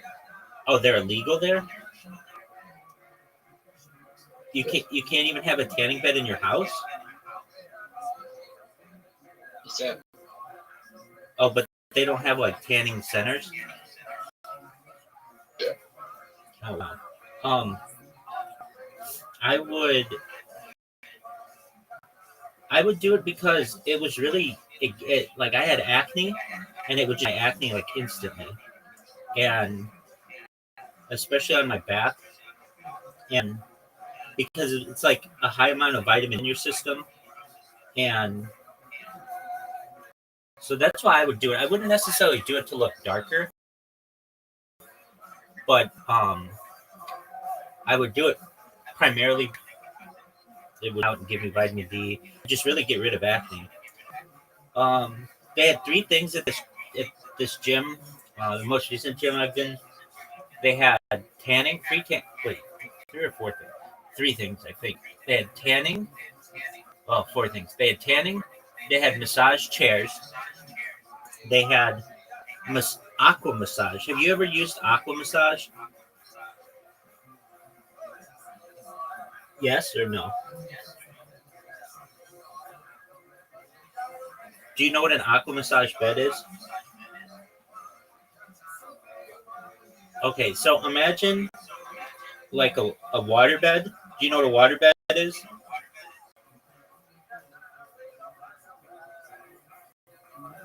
Yeah. Okay, so imagine a water bed that has just inside that massage you, and it's amazing. I considered even buying an aqua massage machine. They're just big, and um, it's just not something really for like if I had like a house, I would. And Let me ask you. okay, Okay, go on. so the aqua massage machine like goes back and forth in your body, and you can like target it. There's like a screen, and you can target it where you want the jets to massage you. So like if it's in your calves or your butt or your back or your neck or whatever, or you can just have it like go back and forth, and it's amazing. Like I could fall asleep in that bed. It's just like a constant massage of water, but you're completely dry. It's just like taking place inside the waterbed kind of deal. So they had that. The massage chairs are really great, and then they had light therapy, which, come on, where's the spot to go? Um, and the light therapy was, dude, where is there a spot to go? I don't know. Hey, do people in California like initiate conversations with you? No, I mean generally In not. public? Generally not. That's not how things are here. Out east, it's more that way. Um, but no, everybody's doing their own They thing. never took them without. Yeah, everybody's doing their own thing. Everybody's got cell phones now, so like people are just focused on their phone. I mean, I'm not saying that they won't, but it's weird. Um, like I would say I get stopped for random conversations more than others when I am dressed up because I'm a rabbi and I look like a rabbi, and people will come up to me and ask me questions, which is absolutely fine and understandable. But I would say that's pretty rare for just random strangers to come up to you. I'm sure it happens with hot chicks too, um, but that's kind of a different deal. Whereas to say like um, I, I've been out east, and there are some states where people are just more, pardon me, sociable. They're they're just like, wow, that was -25. That was really good. I got to start paying attention. Um, and it depends where you are as well. If you are like, where would I get randomly? I get like randomly approached in like parking in the street and stuff. If you're on the beach, people just want to be by themselves. They don't want to. I mean, it depends. If you're a girl, especially in LA, you think every guy is hitting on you, which many times they are. So that's like an understandable reaction. Um, I I mean, I don't know. I'm not like in that many places where people just randomly make conversation. Like, I mean, like I've had cars and things, so I don't make like it's not like I'm on the bus or on a train or something where It's just whatever. But where you do, okay, so like where you will get people making more conversation is like, I would just say like at Disneyland. Um, hey, I won. The reason why I say that is I don't know, is because you get a lot of people from like all around the United States and all around the world conversation. Like, oh, hey, where are you from? You know, what are you doing? Like all of that kind of stuff. But people who are here, it's not like that. Like, okay, here's one. I would go to um there's this coffee. This It was kosher. It's no longer kosher. It got bought. But it's like the second big chain of coffee shops in the United States. It's known as the Coffee Bean and Tea Leaf. And up until I can tell you the date, it was June 23rd, 2020. I want to say it was kosher, so I could go in there and get a really nice sandwich, um, a latte, and I loved it. And it was wonderful food. And I would go there like 3 or 4 times a week at least, more than that, sometimes like 5 times a week. And I can tell you that I would sit in there sometimes and just be on my phone, and at no time did anybody ever come up and talk with me. And I didn't want them to. It would have been awkward if they did. It's awkward in today's day and age for random strangers to just come up to you and start talking, because you always think that it's a scam, or that, I mean, in LA, you're asked so often for money that it's like, don't talk to me. Just like any random person on the street, just don't talk to me. I don't want to talk with you because you're just going to ask me. And um, it can be dangerous. I mean, just I don't know you or whatever. Now, like I've been like New York City, it's that way too. Like everybody's just in their own world. On like in Manhattan, everybody's just doing their own thing, and it's weird. If you stop somebody on the street to talk, it's weird.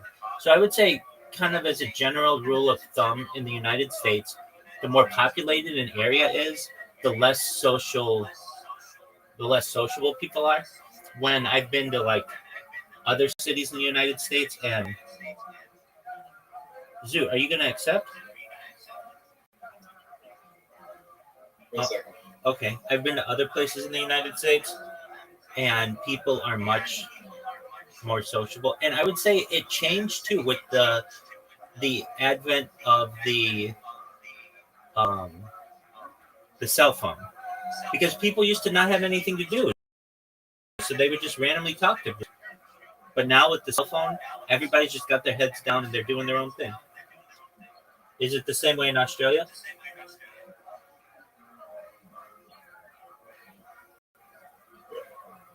Yeah. I mean, I think that's probably pretty global.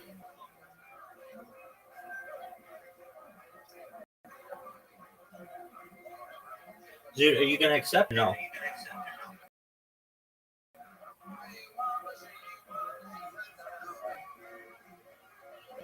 Zoot, are you going to accept or no?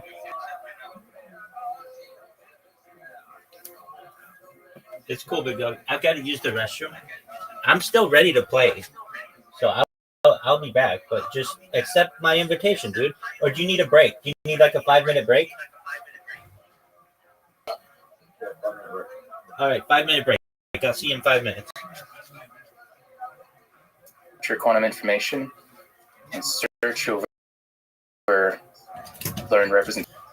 Now you can learn compressed representations that may have some useful information there, latent representation, right? And I think that many of the problems in our civilization are actually beyond this complexity area, right? I mean, the greenhouse effect is a quantum mechanical effect, right? Chemistry is quantum mechanical. Nuclear physics is quantum mechanical. A lot of biology and protein folding and so on is affected by quantum mechanics. And so unlocking an ability to augment human intellect with quantum mechanical computers and quantum mechanical AI seemed to me like a fundamental capability for civilization that we needed to develop. So I spent several years doing that. But over time, I kind of grew weary of the timelines that were starting to look like nuclear fusion. One high-level question I can ask is, maybe by way of definition, by way of explanation, what is a quantum computer and what is quantum machine learning? So a quantum computer really is a quantum mechanical system over which we have sufficient control, and it can maintain its quantum mechanical state. And quantum mechanics is how nature behaves at the very small scales, when things are very small or very cold. And it's actually more fundamental than probability theory. So we're used to things being this or that, but we're not used to thinking in superpositions because well, our brains can't do that. So we have to translate the quantum mechanical world to, say, algebra, to Rocket. Unfortunately, that translation is exponentially inefficient on average. You have to represent things with very large matrices. But really, you can make a quantum computer out of many things, right? And we've seen all sorts of players, from neutral atoms, trapped ions, superconducting metal, photons at different frequencies. I think you could make a quantum computer out of many things. But to me, the thing that was really interesting was both quantum machine learning was about understanding the quantum mechanical world with quantum computers, so embedding the physical world into AI representations. And quantum computer engineering was embedding AI algorithms into the physical world. So this bidirectionality of embedding the physical world into AI into the physical world. The symbiosis in AI, really that's the core of my quest, really, even this day after quantum computing. It's still in this sort of journey to merge, really, physics and AI fundamentally.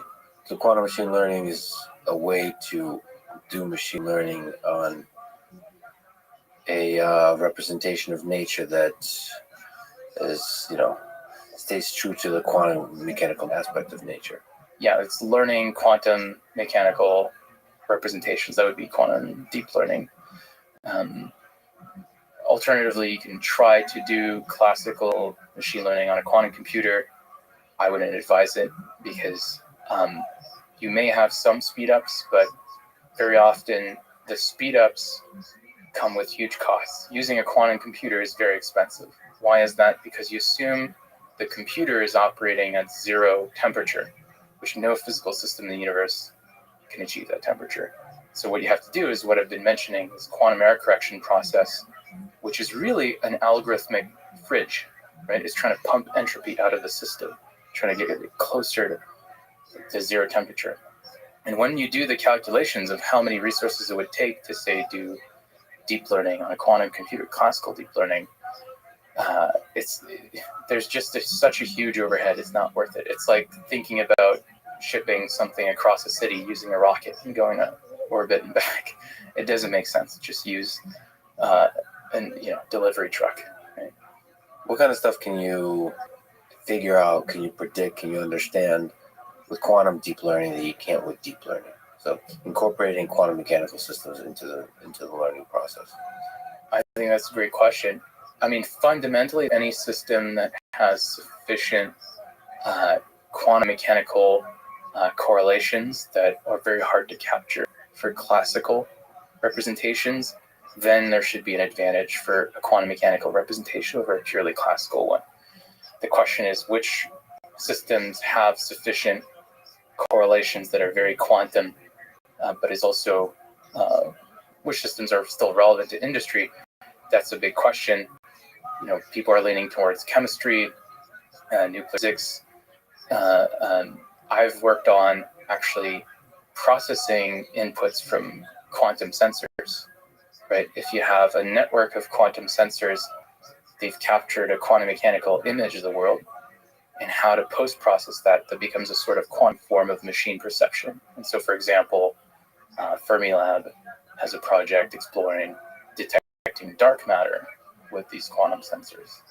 And to me, that's in alignment with my quest to understand the universe ever since I was a child. And so some hope that we can have very large networks of quantum sensors that help us peer into the earliest parts of the universe, right? For example, the LIGO is a quantum sensor, right? It's just a very large one. I would say quantum machine perception simulations, right? Grokking quantum simulations, similar to AlphaFold, right? AlphaFold understood the probability distribution over configurations of proteins. You can understand quantum distributions over configurations of electrons more efficiently with quantum machine. You co-authored a universal training algorithm for quantum deep learning that involves backprop with a Q. Very well done. Very well done. Is there some interesting action on backprop and some of these things we know for classical machine learning transfer over to the quantum machine learning? Yeah, that was a funky paper. That was one of my first papers in quantum deep learning. Everybody was saying, "Oh, I think deep learning is going to be sped up by quantum computers." And I was like, "Well, the best way to predict the future is to invent it." So here's a 100-page paper. Have fun. Essentially, quantum computing, usually you embed reversible operations into a quantum computation. And so the trick there was to do a feed-forward operation and do what we call a phase kick. But really, it's just a force kick. You just kick the system with a certain force that is, proportional to your loss function that you wish to optimize. And then by performing uncomputation, you start with a superposition over parameters, right? Which is pretty funky. Now you don't have just a point for parameters, you have a superposition over many potential parameters, right? Mm-hmm. And our goal is using phase kicks somehow, right, to adjust parameters. Because phase kicks emulate having the parameter space be like a particle in n dimensions, and you're trying to get the Schrodinger equation, Schrodinger dynamics in the loss landscape of the neural network, right? And so you do an algorithm to induce the space kick, which involves a feed forward, a kick, and then when you uncompute the feed forward, then all the errors in these phase kicks and these forces back propagate and hit each one of the parameters throughout the layers. And if you alternate this with an emulation of kinetic energy, then it's kind of like a particle moving in n dimensions, a quanticle. And the advantage in principle would be that it can tunnel through the landscape and find new optima that would have been difficult for stochastic optimizers. But again, it's kind of a theoretical thing, and in practice, with at least the current architectures for computers that we have planned, such algorithms would be extremely expensive. So maybe this is a good place to ask the difference between the different fields that you've had a toe in. So mathematics, physics, engineering, and also entrepreneurship. Like different layers of the stack. I think a lot of the stuff you're talking about here is a little bit on the math side, maybe physics, almost working in theory. What's the difference between math, physics, engineering, and making a product for quantum computing? Yeah, I mean, some of the original team for the TensorFlow Quantum project, which we started, in school at the University of Waterloo. There was myself. Initially I was a physicist, applied mathematician. We had a computer scientist. We had a mechanical engineer, and we had a physicist that was experimental primarily. And so putting together teams very cross-disciplinary and how to communicate and share knowledge is really the key to doing this sort of interdisciplinary engineering work. difference. In mathematics, you can explore mathematics for mathematics' sake. In physics, you're applying mathematics to understand the world around us. And in engineering, you're trying to hack the world. You're trying to find how to apply the physics that I know, knowledge of the world, to do things. Well, in quantum computing, I think there's just a lot of limits to engineering. It just seems to be extremely hard. Yeah. So there's a lot of value to be exploring quantum computing, quantum machine learning in theory and with math. So I guess one question is, why is it so hard to build a quantum computer? What's your view of timeline in bringing these ideas to life? Right. I think that an overall theme of my company is that we have folks that are there's a sort of exodus from quantum computing, and we're going to broader physics-based AI that is not quantum. So that gives you a hint, and so we should say that there's extraopic. That's right. And we do physics-based AI, primarily based on thermodynamics rather than quantum mechanics. But essentially, a quantum computer is very difficult to build because you have to induce this sort of zero temperature subspace of information that is by encoding information. You encode a code within a code within a code within a code. And so there's a lot of redundancy needed to do this error correction. But ultimately, it's a sort of algorithmic refrigerator, really, just pumping out entropy. The subsystem, the virtual and the local, that represents your quote-unquote logical qubit, aka the payload quantum bit in which you actually want to run your quantum mechanical program. It's very difficult because in order to scale up your quantum computer, you need each component to be of sufficient quality for it to be worth it. Because if you try to do this error correction, this quantum process, and each quantum bit in your control over them, it's insufficient. It's not worth scaling up. You're actually adding more errors than you remove. And so there's this notion of a threshold where if your quantum bits are sufficient quality in terms of your control over them, it's actually worth scaling up. And actually, in recent years, people have been crossing the threshold, and it's starting to be worth it. So it's just a very long slog of engineering, but ultimately it's really crazy to me how much exquisite level of control we have over these. It's actually quite crazy. And people are crossing, they're achieving milestones. It's just, in general, the media always gets ahead, right, of where the technology is. There's a bit too much hype. It's good for fundraising, but sometimes, it causes winters, right? It's the hype cycle. I'm bullish on quantum computing on a 10, 15-year time scale, personally, but I think there's other quests that can be done in the meantime. I think it's in good hands right now. Well, let me just explore different beautiful ideas, large or small, in quantum computing that might jump out at you from memory. So you co-authored a paper titled Asymptotically Limitless Quantum Energy Teleportation via Q-DIT probes.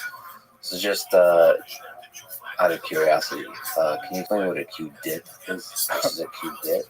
Yeah, it's a D-state qubit. Multi-dimensional, right? So it's like, can you have the notion of like an integer floating point that is quantum mechanical? That's something I've had to think about. I think that research was a precursor to later work on quantum analog digital conversion. There was interesting because during my master's, I was trying to understand the energy and entanglement of the vacuum, right? Of emptiness.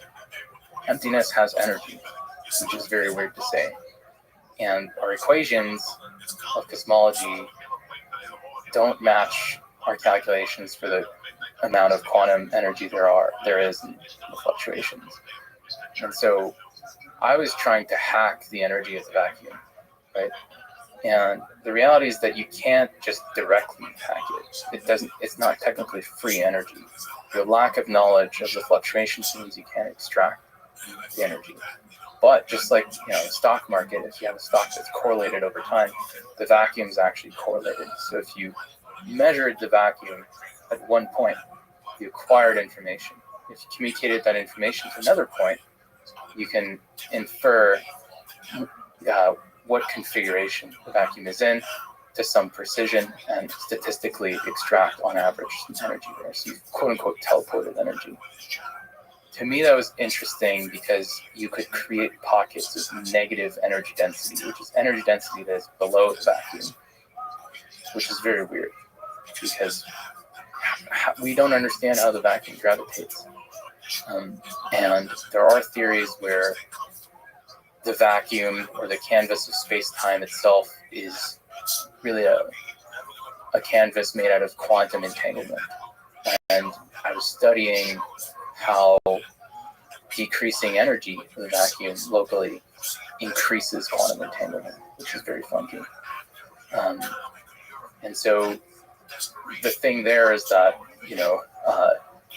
if you're into, weird theories about, UAPs and whatnot, you could try to imagine that they're around and how would they propel themselves, right? How would they go faster than the speed of light? You would need a sort of negative energy density. And to me, I gave it the old college try, trying to hack the energy of the vacuum and hit the limits allowable by the laws of physics. But there's all sorts of caveats there where you can't extract more than you've put in, obviously. But you're saying it's possible to teleport the energy because you can extract information in one place and then make, based on that, some kind of prediction about another place. I'm not sure what to make of that. Yeah, I mean, it's allowable by the laws of physics. The reality, though, is that the correlations decay with distance, and so you're going to have to pay the price not too far away from where you extract it. Right? The precision decreases in terms of your ability, but still. But since you mentioned UAP, we talked about intelligence, and I forgot to ask, what's your view on the other possible intelligence that are out there at the meso scale? Do you think there's other intelligent alien civilizations? Is that useful to think about? How often do you think about it? I think it's useful to think about. It's useful to think about because we gotta ensure we're anti-fragile and we're trying to increase our capabilities as fast as possible because we could get disrupted. Like there's no laws of physics against there being life elsewhere that could evolve and become an advanced civilization and eventually come to us. Do I think they're here now? I'm not sure. I mean, I've read what most people have read on the topic. I think it's interesting to consider, and to me, it's a useful thought experiment to instill a sense of urgency in developing technologies and increasing our capabilities to make sure we don't get disrupted, right? Whether it's a form of AI that disrupts us or a foreign intelligence from a different planet, like either way, like increasing our capabilities and becoming formidable as humans, I think that's really important so that we're robust against whatever the universe throws at us. But to me, it's also an interesting challenge and thought experiment on how to perceive intelligence. This has to do with quantum mechanical systems. This has to do with any kind of system that's not like humans. So to me, thought experiment is, say the aliens are here or they are directly observable, we're just too blind, too self-centered, don't have the right sensors, or don't have the right processing of the sensor data to see the obvious intelligence that's all around us. Well, that's why we work on quantum sensors, right? They can sense gravity. Yeah, but there could be stuff. So that's a good one. But there could be other stuff that's not even in the currently known forces of physics. Right? There could be some other stuff. And the most entertaining thought experiment to me is that it's other stuff that's obvious. It's not like we lack the sensors. It's all around us. You know, the consciousness being one possible one. Because there could be stuff that's just like obvious. And once you know it, it's like, oh right. That's the thing we thought is somehow emergent from the laws of physics. We understand them. It's actually a fundamental part of the universe and can be incorporated in physics. Most understood. Statistically speaking, right, if we observe some sort of alien life, it would most likely be some sort of virally self-replicating von Neumann-like probe system, right? And it's possible that there are such systems that I don't know what they're doing at the bottom of the ocean allegedly, but maybe they're collecting minerals from the bottom of the ocean. Yeah. But that wouldn't violate any of my priors. But am I certain that these systems are here? And it'd be difficult for me to say so, right? I only have secondhand information about there being data. Or at the bottom of the ocean. Yeah, but could it be things like memes? Could it be thoughts and ideas? Could they be operating in that medium? Could aliens be the very thoughts that come into my head? Like, what do you? How do you know that? How do you know that? What's the origin of ideas in your mind? When an idea comes to your head, show me where it originates.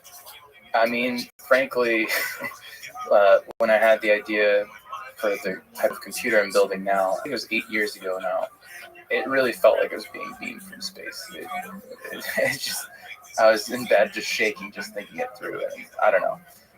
But do I believe that legitimately? I don't think so. But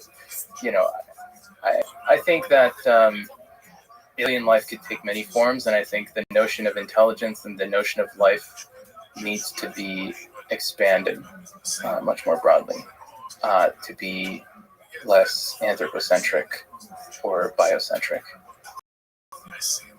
Just to linger a little longer on quantum mechanics, what's through all your aspirations of quantum computing, coolest, most beautiful idea that you've come across that has been solved or has not yet been solved? I think the journey to understand something called ADS-CFT, so the journey to understand quantum gravity through this picture where a hologram of lesser dimension is actually dual or exactly corresponding to a bulk theory of quantum gravity of an extra dimension. And the fact that this sort of duality comes from trying to learn deep learning like representations of the boundary. And so at least part of my journey someday on my bucket list is to apply quantum machine learning to these sorts of systems, these CFDs, or they're called SYK models, and learn an emergent geometry from the boundary theory. And so we can have a form of machine learning help us understand quantum gravity, right? Which is still a holy grail that I would like to hit before I leave this earth. What do you think is going on with black holes? As information storing and processing units, what do you think is going on with black holes? Black holes are really fascinating objects. They're at the interface between quantum mechanics and gravity, and so they help us test all sorts of ideas. I think that for many decades now, there's been sort of this black hole information paradox that things that fall into the black hole seem to have lost their information. Now I think there's this firewall paradox that has been allegedly resolved in recent years by a former peer of mine who's now a professor at Berkeley, and there it seems like there is, as information falls into a black hole, there's sort of a sedimentation, right? As you get closer and closer to the horizon, from the point of view of the observer on the outside, the object slows down infinitely as it gets closer and closer. And so everything that falling in a black hole from our perspective gets sort of sedimented and tacked on to the near horizon.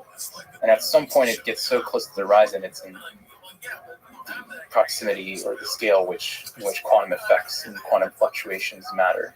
And there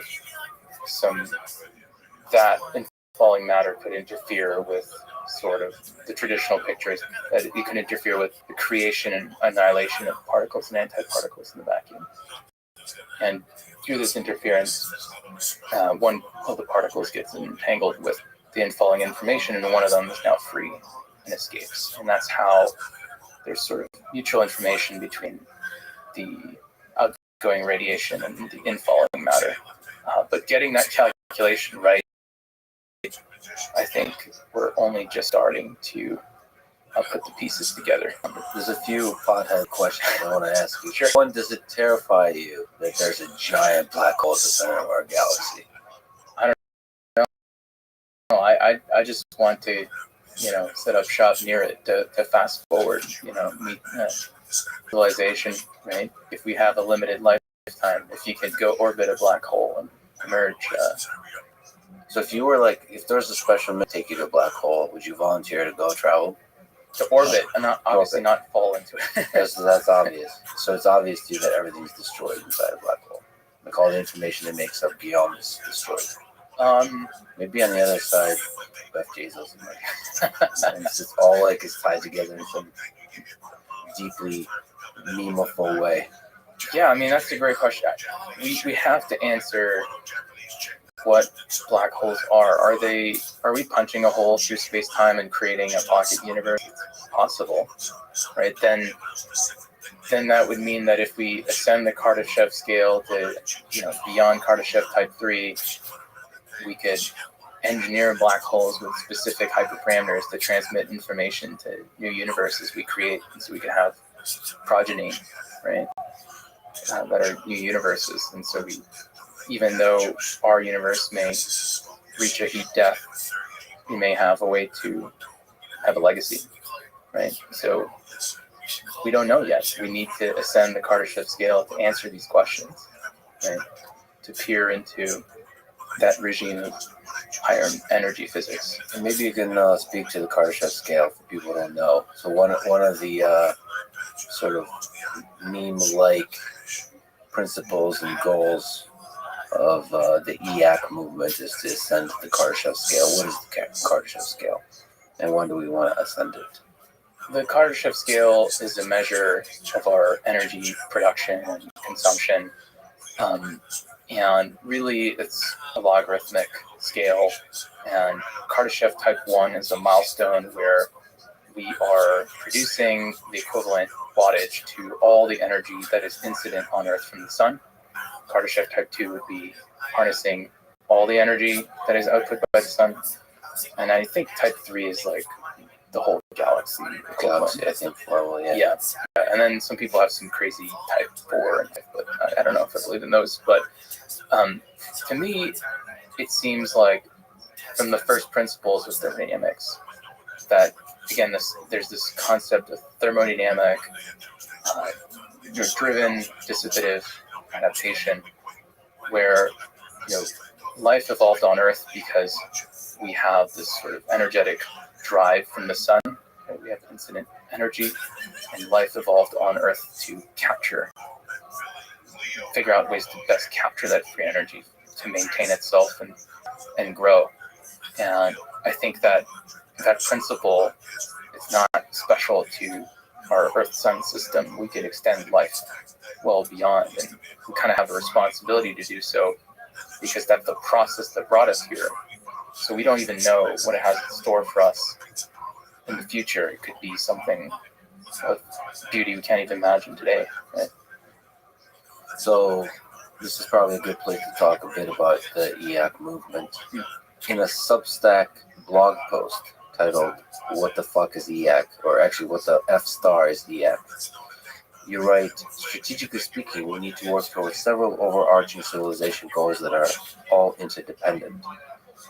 And the 4 goals are increase the amount of energy we can harness as a species, climb the Kardashev gradient. In the short term, this almost certainly means nuclear fission. Increased human flourishing via pro-population policies and pro-economic growth policies. Create artificial general intelligence, the single greatest force multiplier in human history. And finally, develop interplanetary and interstellar transport so that humanity could spread beyond the Earth. Could you build on top of that to maybe say, what to you is the EAC movement? What are the goals? What are the principles?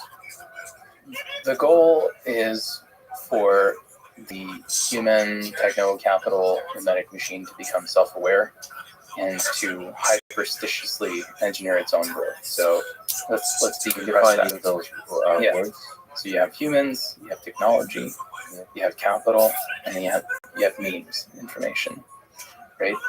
And all of those systems are coupled with one another, right? Humans work at companies, they acquire and allocate capital, and humans communicate via memes and information propagation. And our goal was to have a sort of viral, optimistic movement that is aware of how the system works. Fundamentally, it seeks to grow. And we simply want to lean into the natural tendencies of the system to adapt for its own growth. So in that way, you're right, the EAC is literally a mimetic optimism virus that is constantly drifting, mutating, and propagating in a decentralized fashion. So mimetic optimism virus. So you do want it to be a virus to maximize the spread. And it's hyperstitious, therefore the optimism will incentivize its growth. We see EAC as a sort of meta-heuristic, a sort of very thin cultural framework from which you can have much more opinionated forks. Right? Fundamentally, we just say that it's good. What got us here is this adaptation of the whole system, based on thermodynamics, and that process is good, and we should keep it going. Right, that is the core thesis. Everything else is okay. How do we ensure that we maintain this malleability and adaptability? Well, clearly, not suppressing variance and maintaining free speech, freedom of thought, freedom of information propagation, and freedom to do AI research is important for us to converge the fastest on the space of technologies, ideas, and whatnot that lead to this growth. And so ultimately, there's been quite a few forks. Some are just memes, but some are more serious, right? Vitalik Buterin recently made a DIAC fork. He has his own sort of fine-tunings of EAC. Does anything jump out the memory of the unique characteristics of that fork from Vitalik? I would say that it's trying to find a middle ground between EAC and sort of EA and AI safety. To me, like having a movement that is opposite to what was the mainstream narrative that was taking over Silicon Valley was important to sort of shift the dynamic range of opinions. And it's like the balance between centralization and decentralization. The real optimum is always somewhere in the middle, right? But for EAC, we're pushing for entropy, novelty, disruption, malleability, speed, rather than being like sort of conservative, suppressing thought, suppressing speech, adding constraints, adding too many regulations, slowing things down. And so it's kind of, we're trying to bring balance to the force, right? The systems... Balance to the force. It's human civilization, yeah. It's literally the forces of constraints versus the entropic force that makes us explore, right? Systems are optimal when they're at the edge of criticality between order and chaos, right? Between constraints, energy minimization, and entropy. Right? Systems want to equilibrate, balance these two things. And so I thought that the balance was lacking. And so we created this movement to bring balance. I like how I like the sort of visual of the landscape of ideas evolving through forks. So kind of thinking on the other part of history, thinking of Marxism was the original repository, and then Soviet communism was a fork of that, and then the Maoism was a fork of Marxism and communism. So those are all forks. They're exploring different ideas. Thinking of culture almost like code, right? Nowadays, I mean, what you prompt in the LLM or what you put in the constitution of an LLM is basically its cultural framework, what it believes, right? And you can share it on GitHub nowadays. So trying to take inspiration from what has worked in this sort of machine of software, adapt over the space of code. Could we apply that to culture? And our goal is to not say you should live your life this way, X, Y, Z. Is to set up a process where people are always searching over subcultures and competing for mindshare. And I think creating this malleability of culture is super important for us to converge onto the cultures and the heuristics about how to live one's life that are updated to modern times, because there's really been a sort of vacuum of spirituality and culture. People don't feel like they belong to any one group, and there's been parasitic ideologies that have taken up opportunity to populate this petri dish of minds, right? Elon calls it the mind virus. We call it the D-cell mind virus complex, which is the decelerative that is kind of the overall pattern between all of them. There's many variants as well. And so, if there's a sort of viral pessimism, decelerative movement, we needed to have not only one movement, but many variants. So it's very hard to pinpoint and stop. But the overarching thing is nevertheless a kind of mimetic optimism pandemic. So, okay, let me ask you, do you think EAC to some degree is a cult? Define cult. I think a lot of human progress is made when you have independent thought.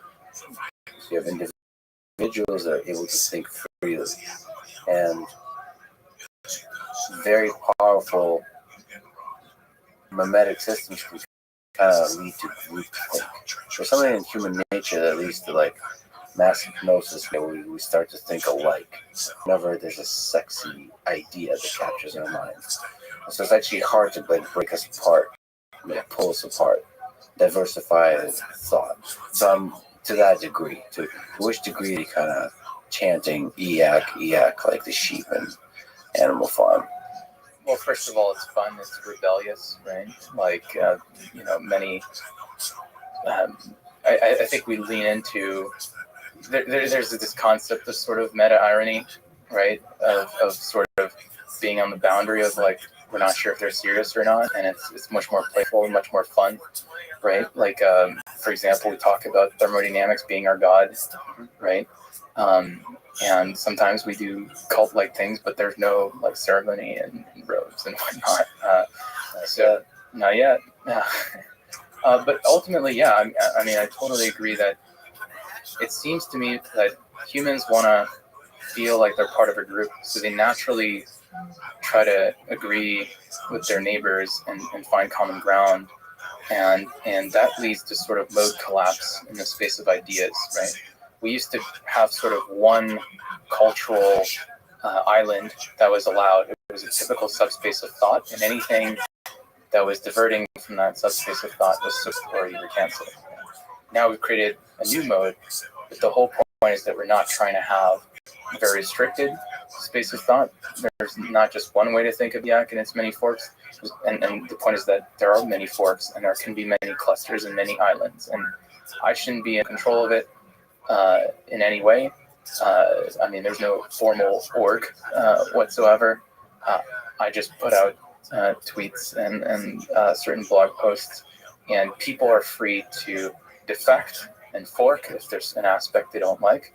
And so that makes it so that there should be a sort of deterritorialization in the space of ideas, so that we don't end up in one cluster that's very cult-like.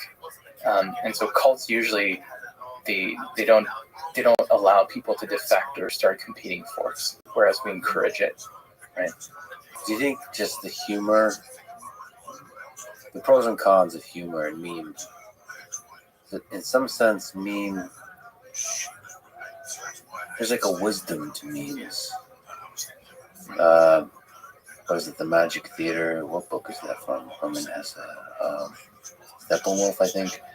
But there's a kind of embracing of the absurdity that seems to get to the truth of things. But at the same time, it can also decrease the quality and the rigor of the discourse. You feel the tension of that? Yeah. So initially, I think what allowed us to grow under the radar was because it was camouflaged as sort of meta-ironic, right? We would sneak in, deep truths within a package of humor and memes and what are called shit posts, right? And I think that was purposefully sort of camouflage against those that seek status and do not want to.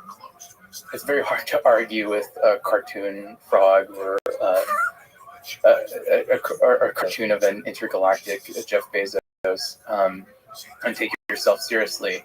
And so that allowed us to grow pretty rapidly in the early days. But of course, like that's essentially people get steered. Their notion of the truth comes from the data they see, from the information they're fed, and the information people are fed is determined by algorithms, right?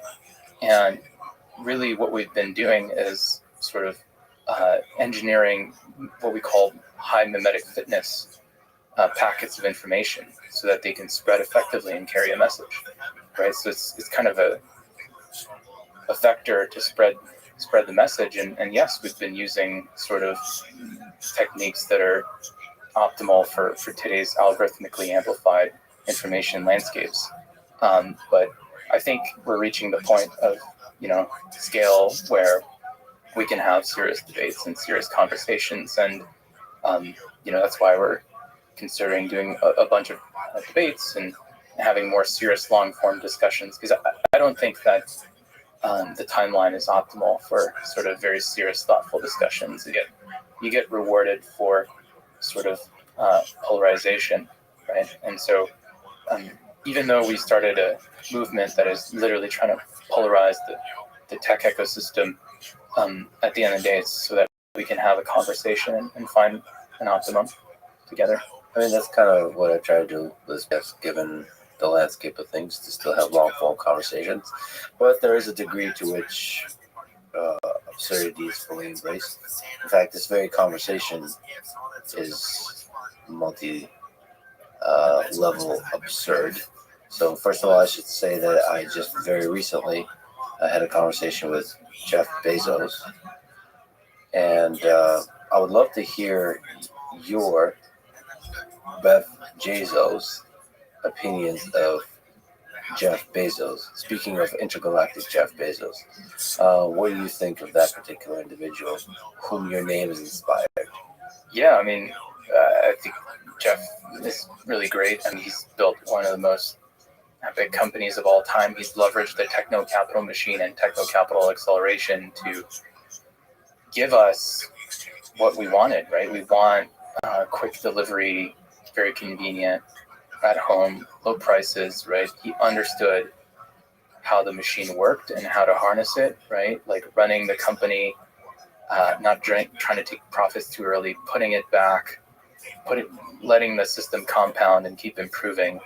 And arguably, I think Amazon's invested some of the most amount of capital in robotics out there, and certainly with the birth of AWS, kind of enabled the sort of tech boom we've seen today that has paid the salaries of, I guess myself and all of our friends to some extent. And so I think we can all be grateful to, Jeff, and he's one of the great entrepreneurs out there, one of the best of all time, unarguably. And of course, the work at Blue Origin, similar to the work at SpaceX, is trying to make humans a multiplanetary species, which seems almost like a bigger thing than the capitalist machine. Or is the capitalist machine at a different time scale, perhaps?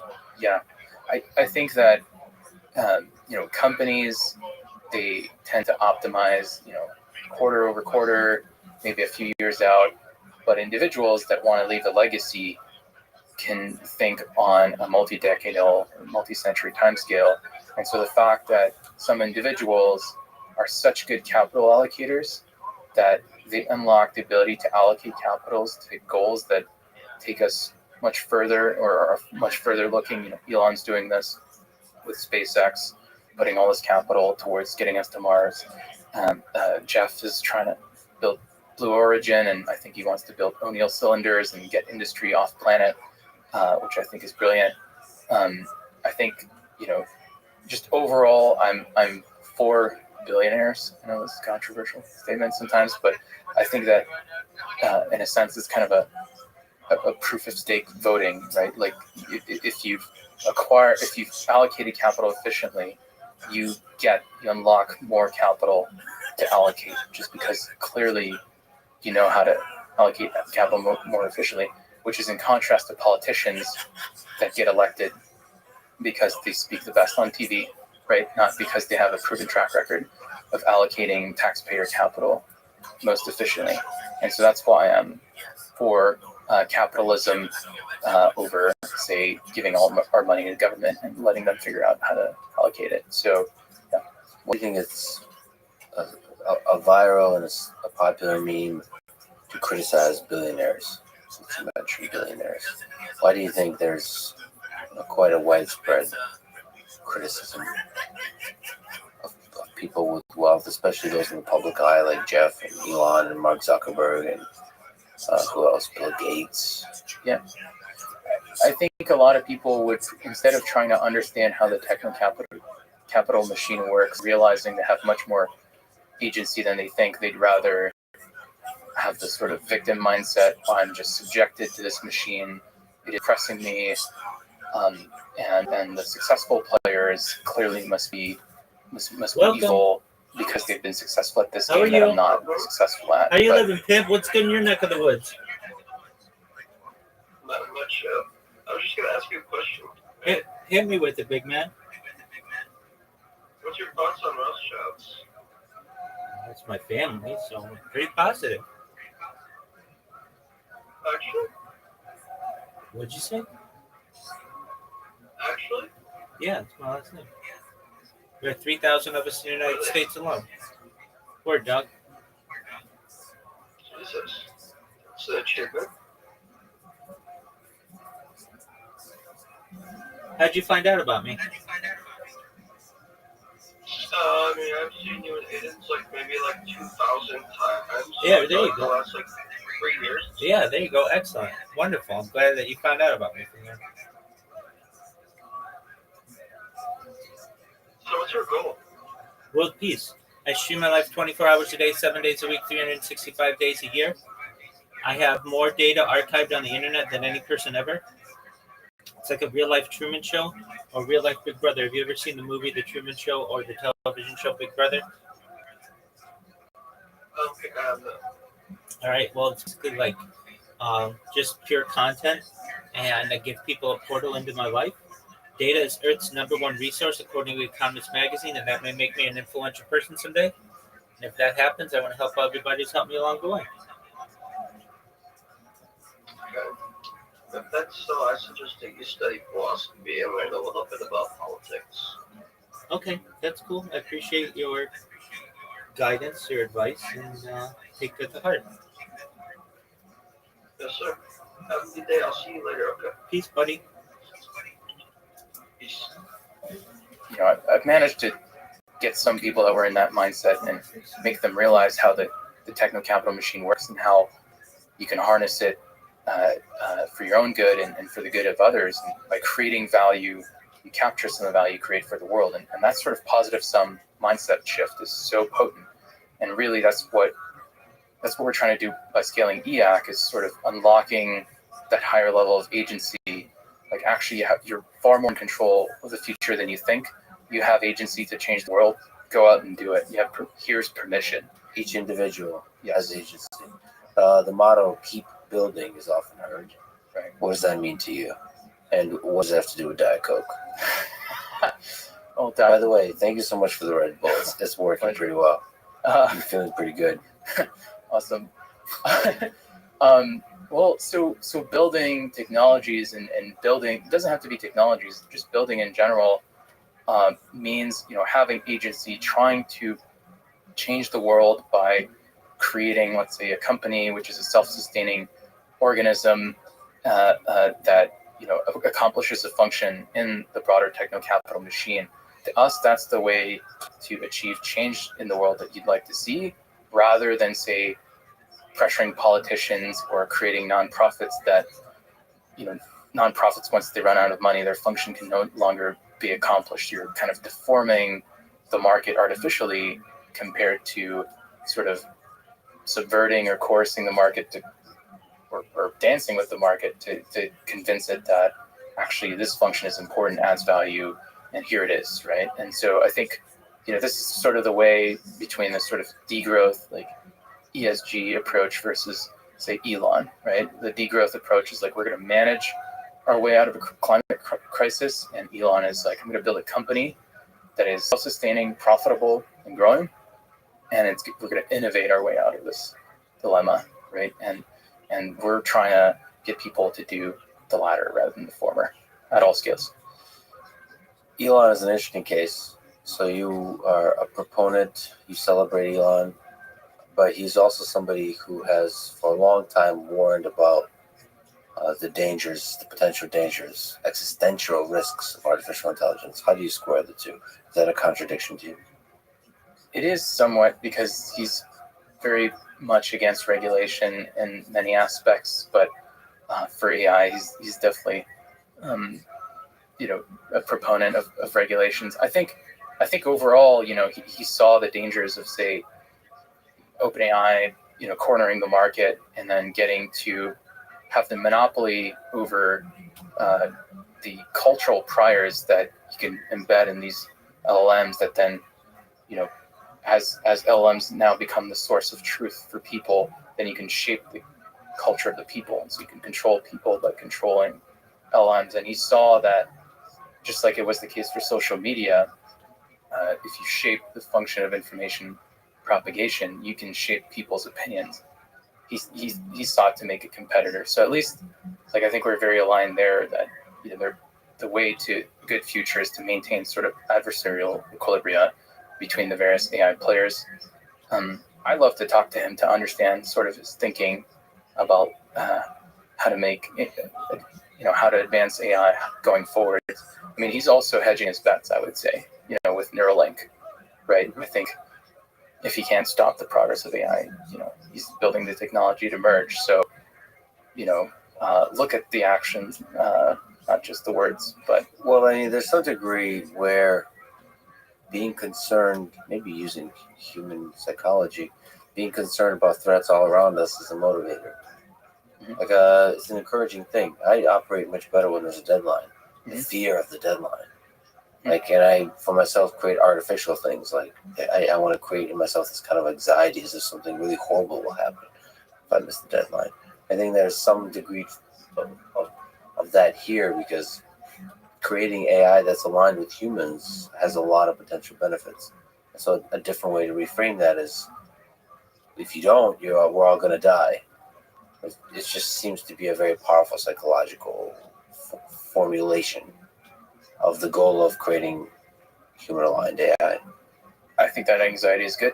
I think, like I said, I want the free market to create aligned AIs that are reliable. And I think that's what he's trying to do with XAI.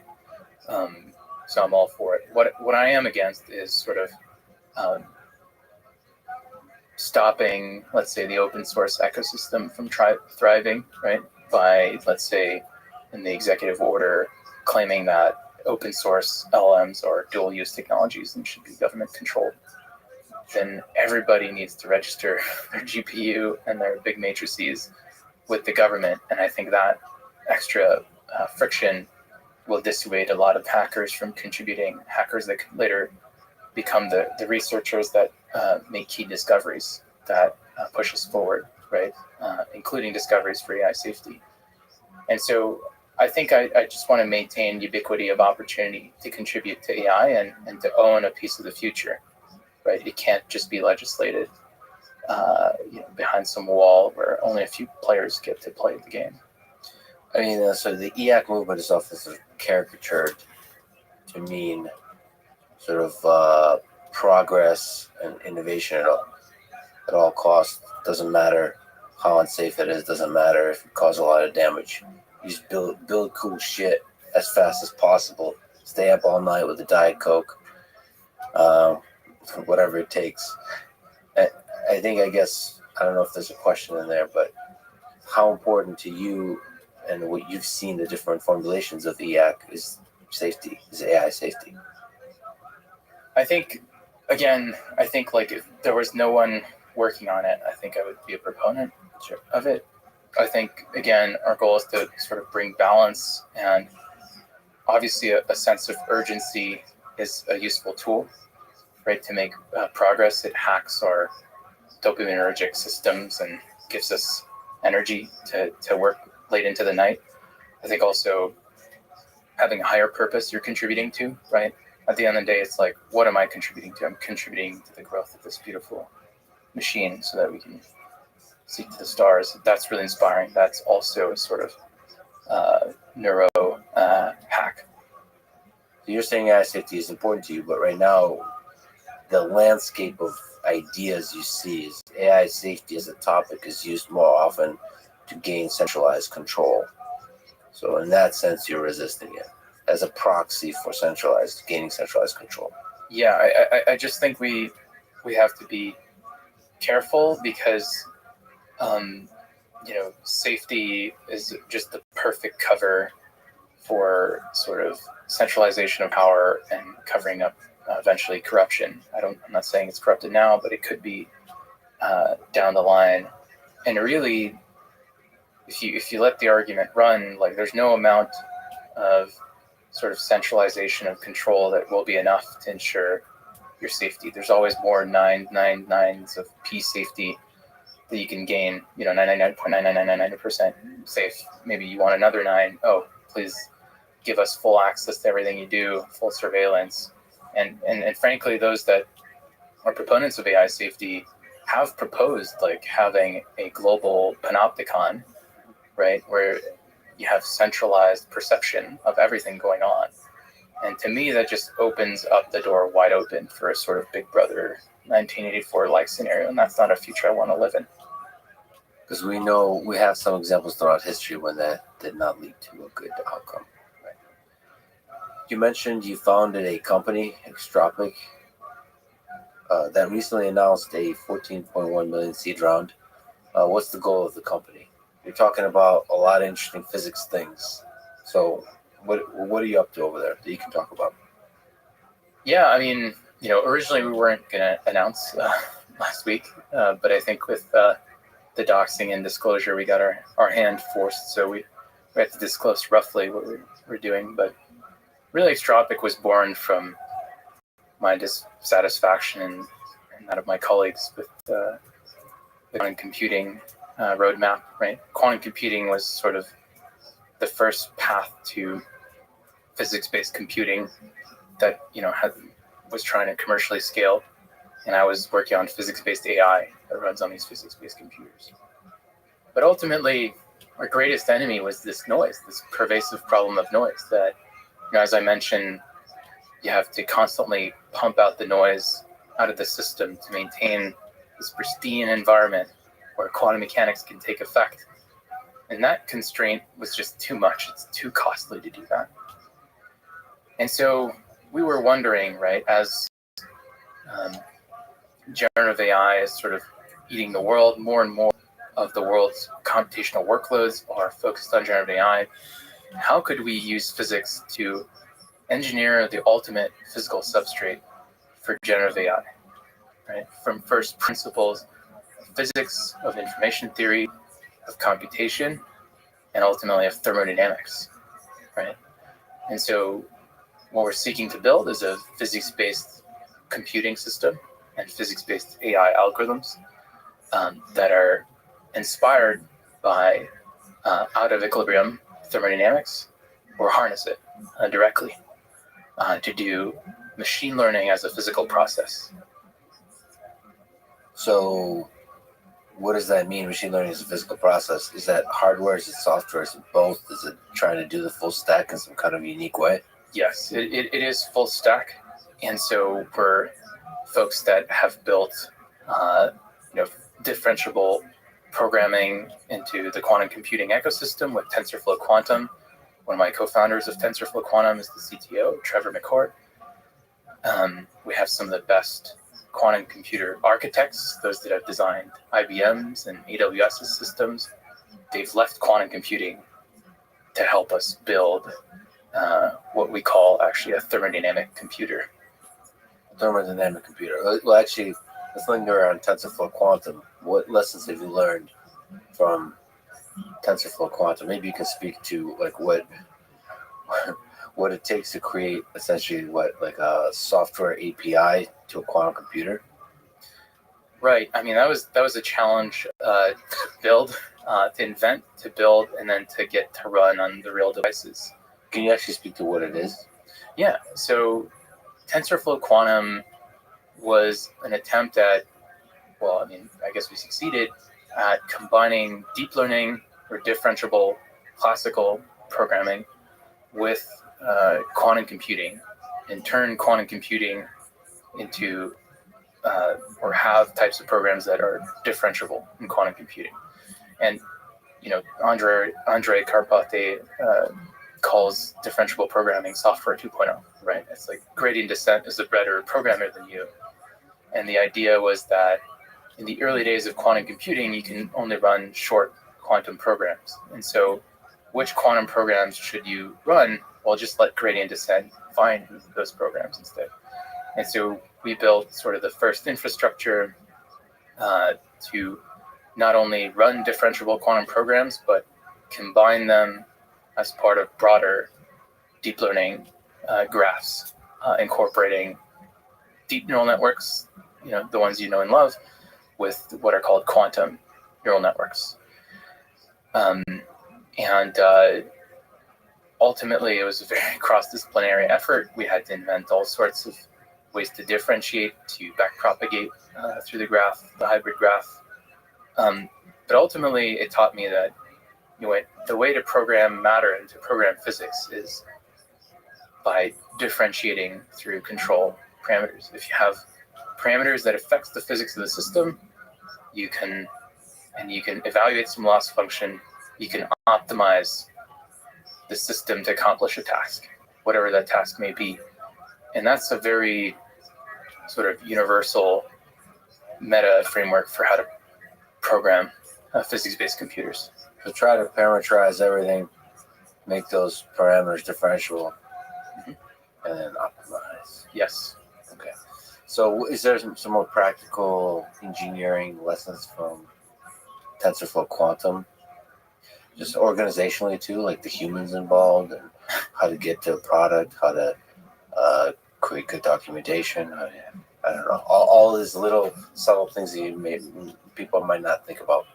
I think like working across disciplinary boundaries is always a challenge, and you have to be extremely patient in teaching one another, right? I learned a lot of software engineering through the process.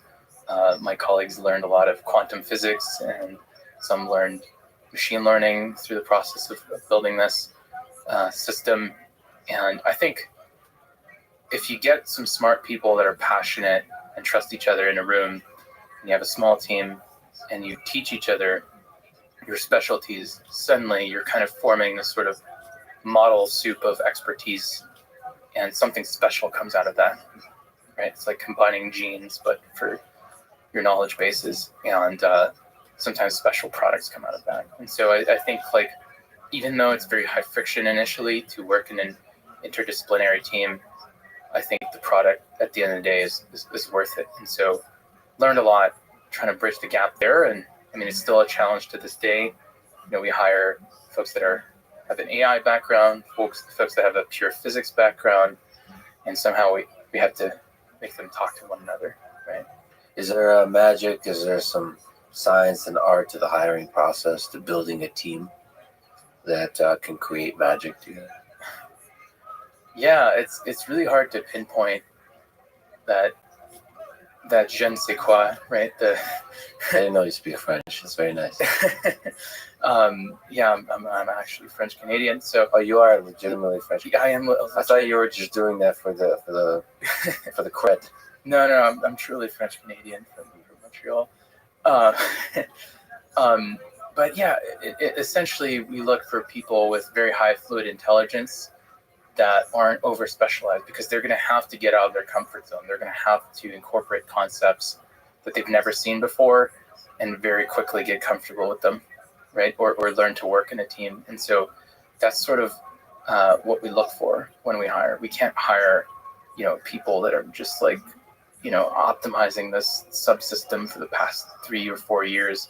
We need like really general, sort of broader intelligence and specialty, and people that are open-minded, really, because if you're pioneering a new approach from scratch, there is no textbook, there's no reference, it's just us, and people that are hungry to learn. So we have to teach each other, we have to learn the literature, we have to share knowledge bases, collaborate in order to push the boundary of knowledge further together, right? And so people that are used to just getting prescribed what to do, at this stage, when you're at the pioneering stage, that's not necessarily who you want to hire. No. So you mentioned with Anthropic, you're trying to build the physical substrate for generative AI. Mhm. What's the difference between that and the AGI AI itself? So is it possible that in the halls of your company, AGI will be created, or will AGI just be using this as a substrate? I think our goal is to both run human-like AI or anthropomorphic AI. Sorry for use of the term AGI. I know it's triggering for you. We think that the future is actually physics-based AI combined with anthropomorphic AI. So you can imagine I have a sort of world modeling engine through physics-based AI. Physics-based AI is better at representing the world at all scales because it can be quantum mechanical, thermodynamic, deterministic, hybrid representations of the world, just like our world at different scales has different regimes of physics. If you inspire yourself from that in the ways you learn representations of nature, you can have much more accurate representations of nature. So you can have very accurate world models at all scales, right? So you have the world modeling engine, and then you have the sort of anthropomorphic AI that is human-like. So you can have the science, the playground to test your ideas, and you can have a synthetic scientist. And to us, that joint system of a physics-based AI and an anthropomorphic AI is the closest thing to a fully general artificially intelligent system. So you can get closer to truth by grounding the AI to physics, right? But you can also still have a anthropomorphic interface to us humans that like to talk to other humans or right. Human-like systems. So on that topic, I suppose that is one of the big limitations of current large language models to you, is that they're good bullshitters. They're not really grounded to truth necessarily. Mm-hmm. Would that be fair to say? Yeah. No, you wouldn't, try to extrapolate the stock market with an LM trained on text from the internet, right? It's not going to be a very accurate model. It's not going to model its priors or its uncertainties about the world very accurately, right? So you need a different type of AI to complement sort of this text extrapolation AI. Yeah. You mentioned singularity earlier. How far away are we from a singularity? I don't know if I believe in a finite time singularity as a single point in time. I think it's going to be asymptotic and sort of a diagonal sort of asymptote. Like, we have the light cone, we have the limits of physics restricting our ability to grow. So obviously can't fully diverge on a finite time. I think my priors are that, I think a lot of people on the other side of the aisle think that once we reach human level AI, there's going to be an inflection point and a sudden, like, boom, like suddenly AI is going to grok how to manipulate matter at the nanoscale and assemble nanobots. And having worked, for nearly a decade in applying AI to engineer matter, it's much harder than they think. And in reality, you need a lot of samples from either a simulation of nature that's very accurate and costly, or nature itself. And that keeps your ability to control the world around us in check. There's a sort of minimal cost computationally and thermodynamically to acquiring information about the world in order to be able to predict and control it. And that keeps things in check. It's funny you mentioned the other side of the aisle. So in the poll I posted about P-Doom yesterday, what's the probability of doom? There seems to be a nice division between people think it's very likely and very unlikely. I wonder if in the future there'll be the actual Republicans versus Democrats division, blue versus red. Is the AI doomers versus the EACers. EAC. Yeah.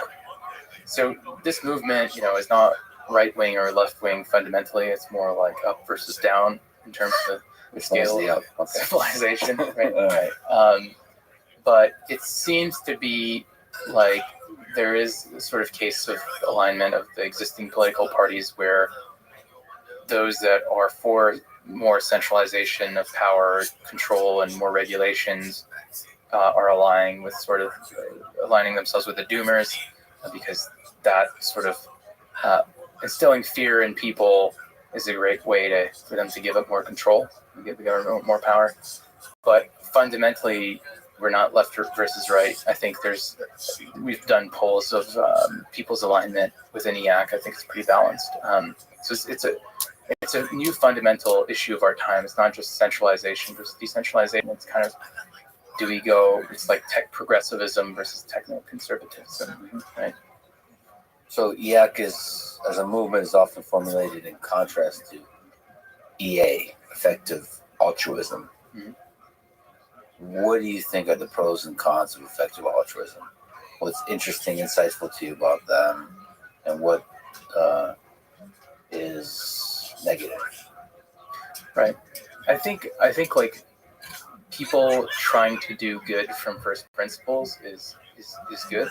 We should actually say, I'm sorry to interrupt, we should probably say that, and you can correct me if I'm wrong, but effective altruism is a kind of movement that's trying to do good optimally, where good is probably measured something like the amount of suffering in the world. You want to minimize it.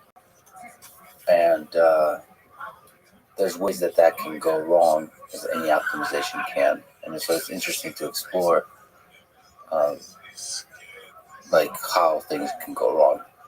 We're both trying to do good to some extent, and we're both we're arguing for which loss function we should use, right? Yes. Their loss function is sort of hedons, right? Units of hedonism, like how good do you feel and for how much time, right? And so suffering would be negative hedons, and they're trying to minimize that. But to us, that seems like that loss function has sort of spurious minima, right? You can, start minimizing shrimp farm pain, right? Which seems not that productive to me. Or you can end up with wireheading, where you just, either install a neural link or you scroll TikTok forever, and you feel good on the short-term time scale because of your neurochemistry, but on long-term time scale, it causes decay and death, right? Because you're not being productive.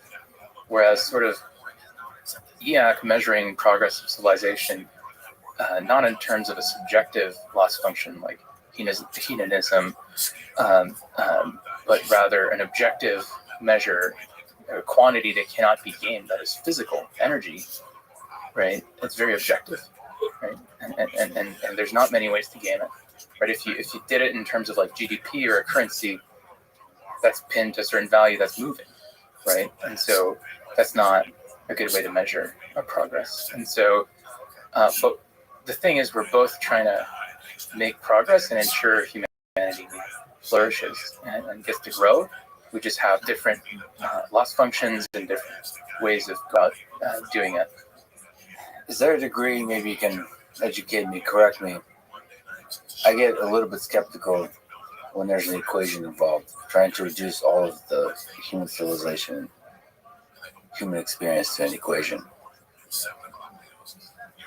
Is there a degree that we should be skeptical of the tyranny of an equation, of a loss function, or a wish to optimize, like having a kind of intellectual humility about optimizing over loss functions?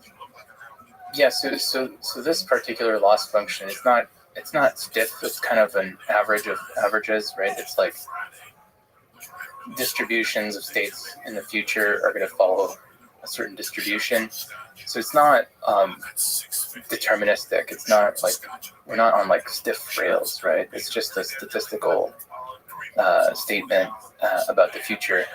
But at the end of the day, you can believe in gravity or not, but it's not necessarily an option to obey it, right? And some people try to test that, and that goes not so well. So similarly, I think thermodynamics is there whether we like it or not, and we're just trying to point out what is and try to orient ourselves and chart a path forward given this fundamental truth. But there's still some uncertainty. There's still lack of information.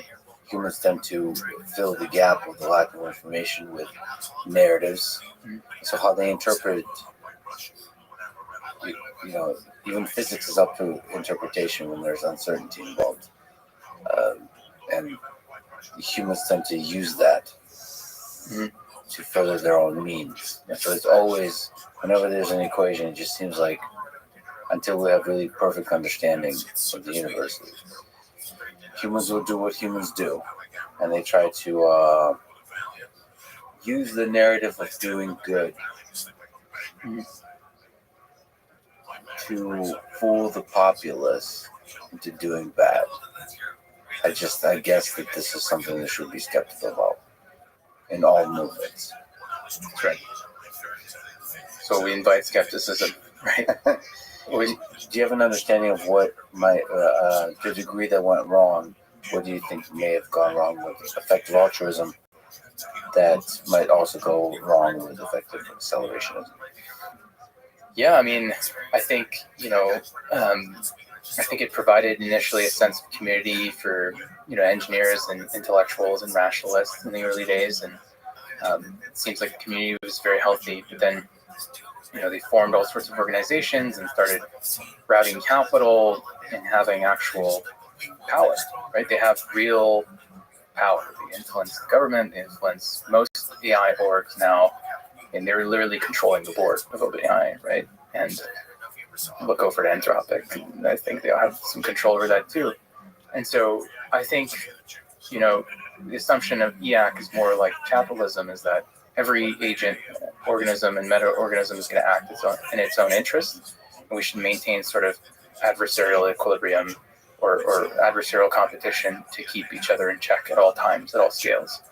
I think that, ultimately it was the perfect cover to acquire tons of power and capital, and unfortunately sometimes that corrupts people over time. What does a perfectly productive day, since building is important, what does a perfectly productive day in the life of Guillaume or Don look like? How much caffeine do you consume? Like what's a perfect day? Okay, so I have a particular regimen. I would say my favorite days are 12 p.m. to 4 a.m. And I would have meetings in the early afternoon, usually external meetings, some internal meetings. Because I'm CEO, I have to interface with the outside world, whether it's customers or investors or interviewing potential candidates. And usually I'll have ketones, exogenous ketones. So are you on a keto diet, or is this? I've done keto before for football and whatnot, but I like to have a meal after sort of part of my day is done, and so I can just have extreme focus. You do the social interactions earlier in the day, right? Without food. Front load them, yeah. Like right now I'm on ketones and Red Bull, Yeah. And it just gives you a clarity of thought that is really next level, because then when you eat, you're actually allocating some of your energy that could be going to neural energy to your digestion. After I eat, maybe I take a break, an hour or so, an hour and a half, and then usually it's like ideally one meal a day, like steak and eggs and vegetables, animal-based primarily, so fruit and meat. And then I do a second wind. Usually that's deep work, right? Because I am a CEO, but I'm still technical. I'm contributing to most patents, and there I'll just stay up late into the night and work with engineers on very technical problems. So it's like the 9 p.m. to 4 a.m., whatever that range of time. Yeah, that's the perfect time. The emails, the things that are on fire stop trickling in. You can focus, and then you have your second wind. I think Demis Salvis has a similar workday to some extent. So I think that's definitely inspired my workday. But yeah, I started this workday when I was at Google and had to manage a bit of the product during the day and have meetings, and then do technical work at night. Exercise, sleep, those kinds of things. Except football. You used to play football? Yeah, I used to play American football. I've done all sorts of sports growing up, and then I was into powerlifting for a while. So when I was studying mathematics in grad school, I would just, do math and lift, take caffeine, and then that was my day. It was very pure, the purest of monk modes. But it's really interesting how in powerlifting you're trying to cause neural adaptation by having certain driving signals, and you're trying to engineer neuroplasticity through all sorts of supplements. And you have all sorts of brain-derived neurotrophic factors that get secreted when you lift. So it's funny to me how I was trying to engineer neural adaptation in my nervous system more broadly, not just my brain, while learning mathematics. I think you can learn much faster if you really care, if you convince yourself to care a lot about what you're learning, and you have some sort of assistance, let's say caffeine or some cholinergic supplement to increase neuroplasticity. I should chat with Andrew Huberman at some point. He's the expert, but at least to me, it's like, you can try to input more tokens into your brain, if you will, and you can try to increase the learning rate so that you can learn much faster on a shorter time scale. So I've learned a lot of things. I followed my curiosity. You're naturally, if you're passionate about what you're doing, you're going to learn faster, you're going to become smarter faster. And if you follow your curiosity, you're always going to be interested. And so I advise people to follow their curiosity and don't respect the boundaries of certain fields or what you've been allocated in terms of lane of what you're working on. Just go out and explore, and follow your nose, and try to acquire and compress as much information as you can into your brain, anything that you find interesting. And caring about a thing, and like you said, which is interesting, it works for me really well. It's like tricking yourself that you care about a thing. Yes. And then you start to really care about it. Yep. So it's funny, the motivation is a really good catalyst for learning. Right. And so at least part of my character as Beth Bezos is kind of like, be a hype man. Yeah, just hype, but I'm like hyping myself up, but then I just tweet about it. Yeah. And it's just when I'm trying to get really hyped up and in like an altered state of consciousness where I'm like ultra focused, in the flow, wired, trying to invent something that's never existed, I need to get to like unreal levels of like excitement. But your brain has these levels of cognition that you can unlock with like higher levels of adrenaline and whatnot. And I mean, I've learned that in powerlifting that actually you can engineer a mental switch to like increase your strength, right? Like if you can engineer a switch, maybe you have a prompt like a certain song or some music where suddenly you're like fully primed, then you're at maximum strength, right? And I've engineered that switch through years of lifting. If you're going to get under 500 pounds and it could crush you, if you don't have that switch to be wired in, you might die. So that'll wake you right up. And that sort of skill I've carried over to like research when it's go time, when the stakes are high. Somehow I just reach another level of neural performance. So Beth Bezos is your sort of embodiment, representation of your intellectual Hulk, this productivity Hulk that you just turn on. What have you learned about the nature of identity from having these two identities? I think it's interesting for people to be able to put on those two hats so explicitly. I think it was interesting in the early days. I think in the early days, I thought it was truly compartmentalized. Like, oh yeah, this is a character. You know, I'm Guillaume. Beth is just the character. I like take my thoughts and then I extrapolate them to a bit more extreme. But you know, over time, kind of like both identities were starting to merge mentally, and people were like, "No, you are. I met you. You are Beth. You are not just Guillaume." Mm-hmm. And I was like, "Wait, am I?" And now it's like fully merged. But it was already before the docs. It was already starting mentally that you know I am this character. It's part of me.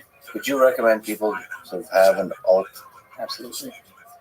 Like young people, would you recommend them to explore different identities by having alt accounts? It's fun. It's like writing an essay and taking a position, right? It's like you do this in debate. It's like you can have experimental thoughts and by the stakes being so low because you're an anon account with, I don't know, 20 followers or something, you can experiment with your thoughts in a low stakes environment. And I feel like we've lost that in the era of everything being under your main name, everything being attributable to you. People just are afraid to speak, explore ideas that aren't fully formed, right? And I feel like we've lost something there. So I hope, you know, platforms like X and others like really help support people trying to stay pseudonymous or anonymous, because it's really important for people to share thoughts that aren't fully formed and converge onto maybe truths that were hard to converge upon if it was just through open conversation with real names. Yeah, I really believe in, like, not radical, but rigorous empathy. Like, really considering what it's like to be a person of a certain viewpoint and, like, taking that as a thought experiment farther and farther and farther. And one way of doing that is an alt account. That's a fun, interesting way to really explore what it's like to be a person that believes a set of beliefs, and taking that across a span of several days, weeks, months. Of course, there's always the danger of becoming that. That's the Nietzsche gaze long into the abyss. The abyss gazes into you. You have to be careful. Breaking down. Yeah, right. Yeah, you wake up with a shaved head one day. It's just like, who am I? What have I become? So you mentioned quite a bit of advice already, but what advice would you give to young people of how to, in this interesting world we're in, how to have a career and how to have a life they can be proud of? I think to me the reason I went to theoretical physics was that I had to learn the base of the stack that was going to stick around no matter how the technology changes, right? And to me, that was the foundation on which then I later built engineering skills and other skills. And to me, the laws of physics, you know, it may seem like the landscape right now is changing so fast, it's disorienting, but certain things like fundamental mathematics and physics aren't going to change. And if you have that knowledge and knowledge about complex systems and adaptive systems, I think that's going to carry you very far. And so not everybody has to study mathematics, but I think it's really a huge cognitive unlock to learn math and some physics and engineering. Get as close to the base of the stack as possible. Yeah, that's right, because the base of the stack doesn't change. Everything else, you know, your knowledge might become not as relevant in a few years. Of course, there's a sort of transfer learning you can do, but then you have to always transfer learn constantly. I guess the closer you are to the base of the stack, easier. The easier the transfer learning, the shorter the jump. Right.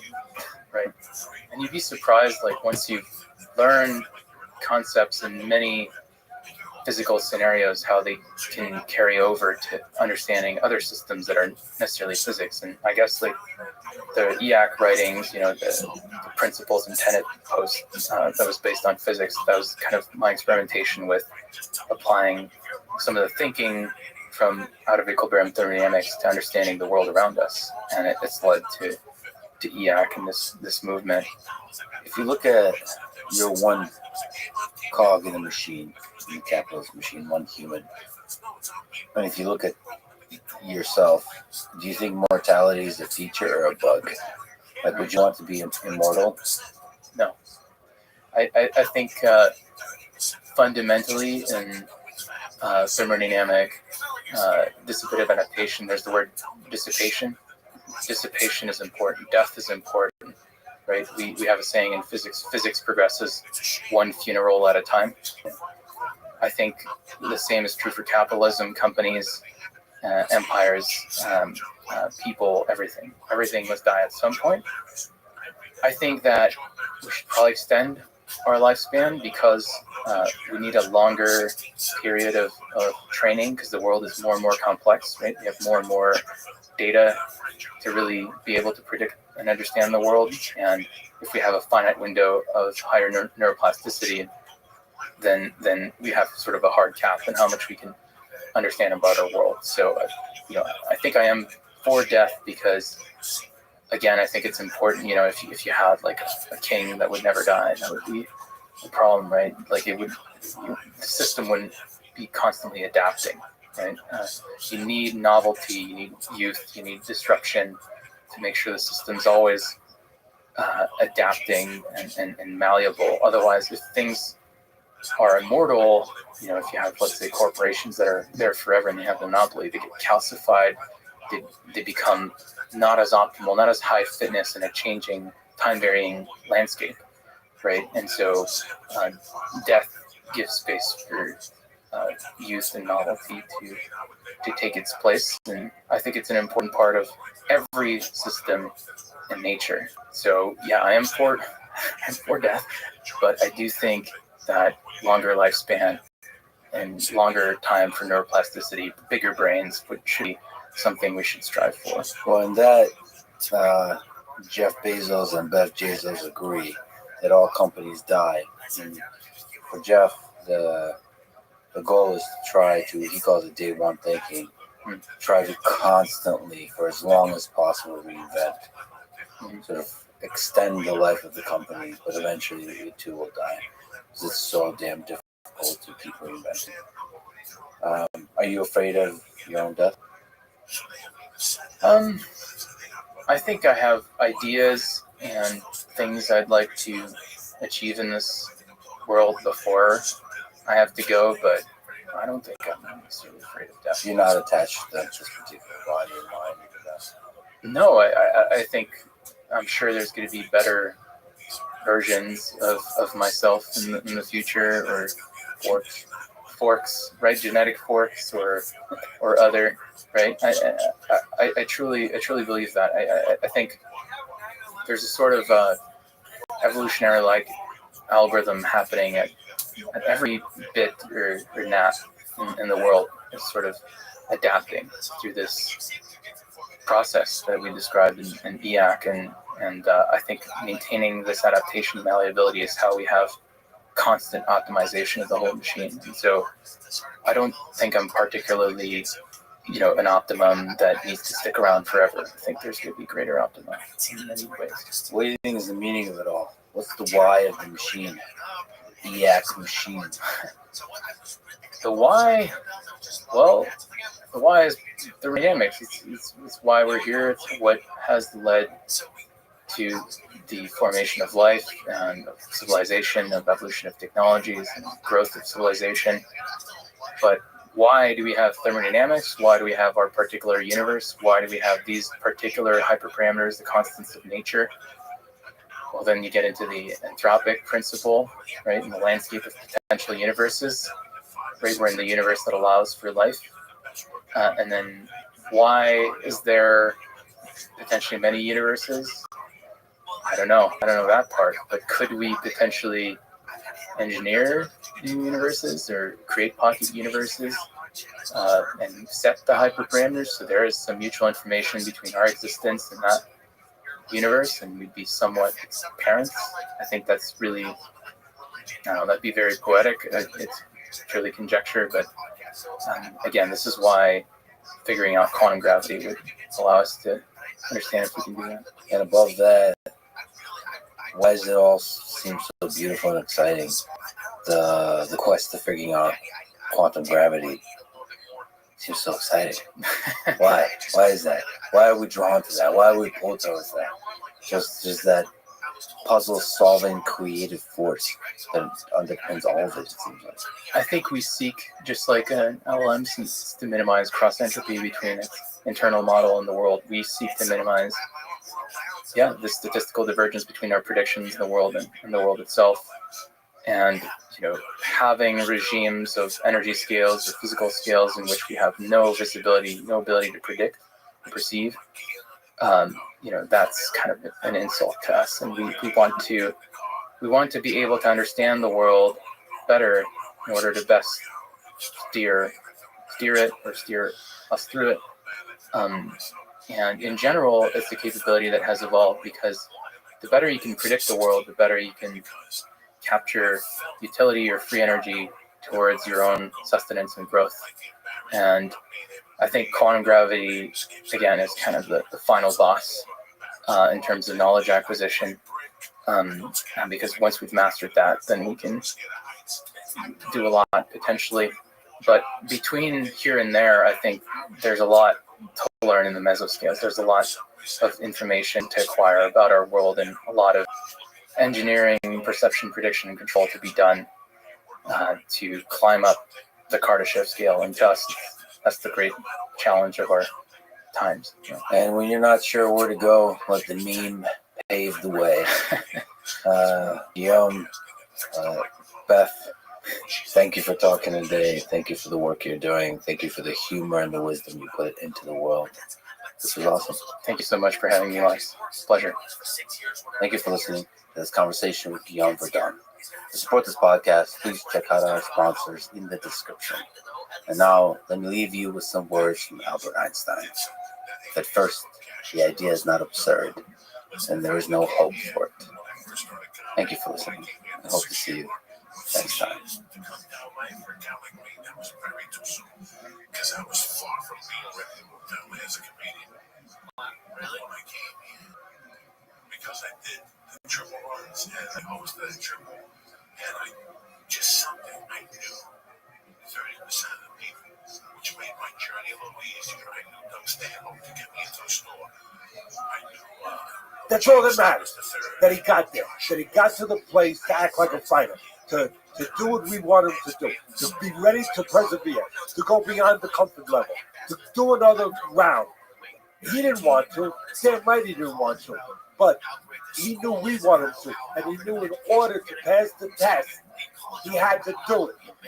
Because now it's going to be your job to get him in the gym, make him mentally stronger, make him face things, and teach him how to set punches and create holes and throw those freaking holes with devastating punches, with punches with bad intentions.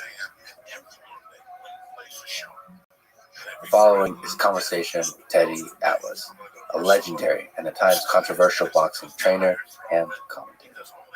When I was going to this conversation with Teddy, I was ready to talk boxing. Styles, matches, techniques, tactics, and his analysis of individual fighters like Mike Tyson, Nakamura, Klitschko's, Usyk, Povetkin, Lomachenko, Triple G, Canelo, Muhammad Ali, Sugar Ray Leonard, Hagler, Duran, Floyd, and on and on and on. Like I said, I came ready to talk boxing, but I stayed for something even bigger. The Shakespearean human story of Teddy Atlas, Cus D'Amato, and Mike Tyson. It's a story about loyalty, betrayal, fear, and greatness. It's a story where nobody is perfect and everybody is human. To summarize, in the early 80s, young trainer Teddy Atlas worked with his mentor, Cus D'Amato, in training the young boxing protege, now a boxing legend, Mike Tyson. Caspian Sea, Mike you was a trouble sandbagging thief, son of a bitch. arrested over How 40 you living, times, Cam? and at age 15, Amazing, as always, kicking ass, taking names. Every day's a holiday, every meal's a feast. What's good in your neck of the woods, big dog? Things are going all right, man. Just, same way. Absolutely. 5:25 in the morning, and you're like, you know what? Let's see what the rabbi's up to. Excellent. All right, here's a breakdown where we're at. Same shit, different day, basically. But I've just absolutely terrorized these poor people on Blue Sky, and I'm really fucking proud of it. Yeah, exactly. Um, so I'm at like, boy, like maybe 2 months of incessant, relentless spam against them, and the platform can't stand me, which is great. They've even put out statements from their like moderation team saying like, we are aware that there are people, lone individuals who are attacking us and our growing platform. We do everything that we can to ensure a safe environment for all while still being able to keep out bad actors. That's good that you are a safe person. You're just relentless. Oh, absolutely. You're not spreading some dark message. Nope. You're not trying to scam people. You're just asking for these people have an answer to the question. Yeah, essentially. And that's really, So, you know, I could read to you like what people write, but it's the same shit. Who the fuck is this? Every fucking day, this person spams me. Blah blah blah blah blah. Here's what I do though, which it really comes down to what is spam. I mean, that's really what the big question is in all of this. Because what's the difference between some fucking political commentator who tweets 45,000 times a day and my account, which actually doesn't tweet anything, it just likes and retweets what you wrote? What's the difference? Well, I understand that there's a fine line. It's basically very subjective. And until that is a legally defined idea, which I think that there are two criteria that we personally, I would say. One is if you are repeating the same thing over and over, the exact same text over and over and over. As soon as you do it 2 times in a row, and it shows you're going to do it 5,000 times in a row, that's spam. I get that. I get that. But what happens if you put a random number generator in it and it changes your message every time? That comes to my second, which is getting a lot more rare, which is why it's second, but it's because of you that I really think that it firmly, if automation is employed, it's spam. Now, I'm not saying spam is a bad thing. I'm just saying that because automation is employed, Oh, I get that. I consider it spam. Then what if I just did it manually with one device constantly?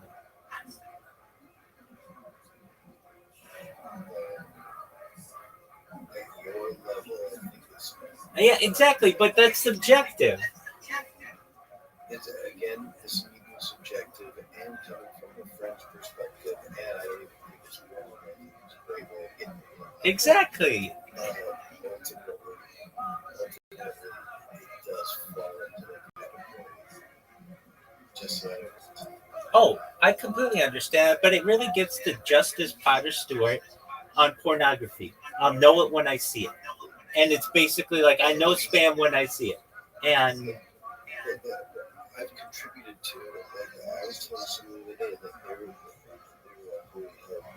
like this, like in real life, at a trailer, at a club. I was like, I spent a couple of days in a jail. I was in prison, but it was jail, and I got a pencil, and I was graffiti on the wall, hashtag #IORAMA, beautiful.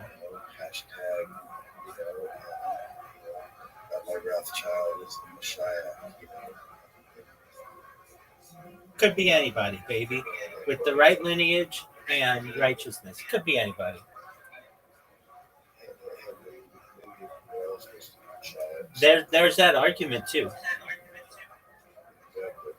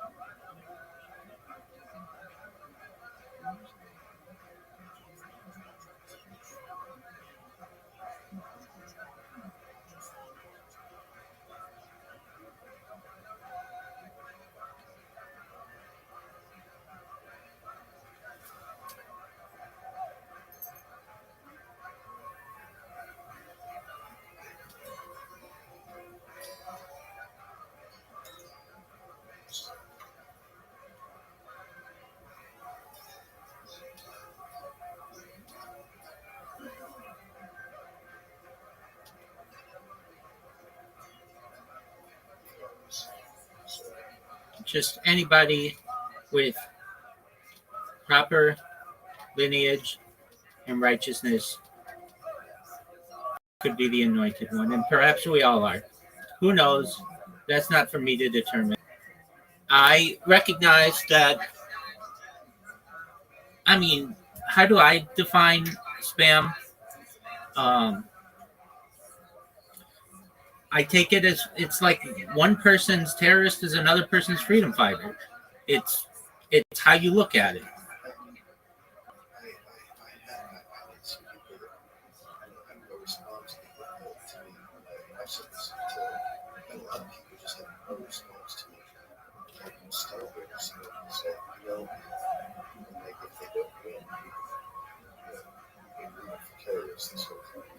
If they don't win, if they win, they just say that freedom fighter won out the store. But let's be honest, if they don't win, we all know the side of terrorists. You're talking about, like, I'm not super into Star Wars, but you've got the dark side, which is like Darth Vader. They're the generally seen as the bad guys, and then Luke Skywalker and Han Solo, they're the Rebel Alliance. And if they don't win, then we've been rooting for the terrorist side, correct? So there's multiple things to those. There's the light side and the dark side of the force. Now basically it's like there's an overarching good and but within that there's a faction that goes with governments. And it used to be a certain government, and then that was overthrown by the current government. And the rebels are trying to stay the old government.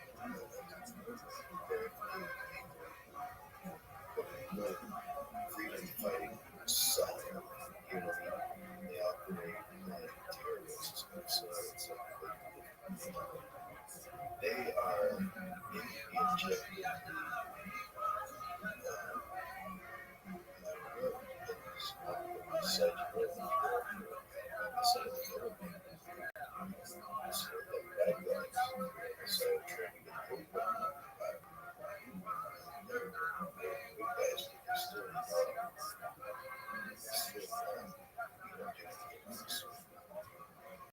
I get that.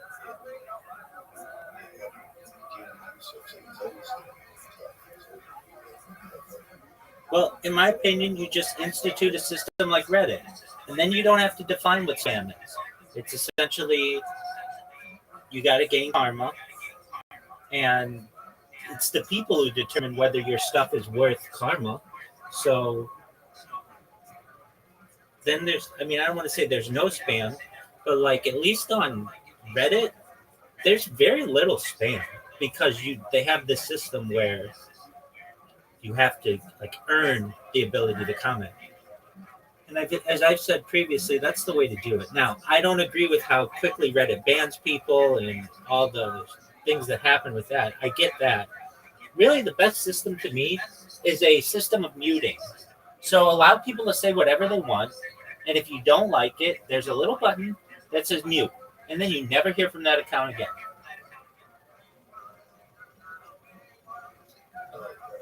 Yeah, I mean, it's very simple. Like, you don't have to.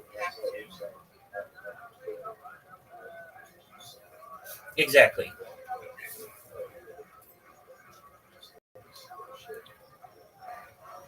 Yes. Now, I feel if I were made like the head of a tech firm, which I've been, but like a major tech firm, I would say that your mute or your block lasts for 1 year. Then after 1 year, you have to reinitialize it or else it goes away. So what do I mean by that? Maybe somebody was just having a bad day and they're just blocking people willy-nilly, and that's fine. Does that mean that the person that they blocked should never, ever, ever be able to influence the person again? It can be that way, but it's just once a year. You have to just press a little check mark next to it or select all and just continue. If not, sometimes people people want to give people a second chance, but they're never going to have the opportunity to do it because they blocked that person.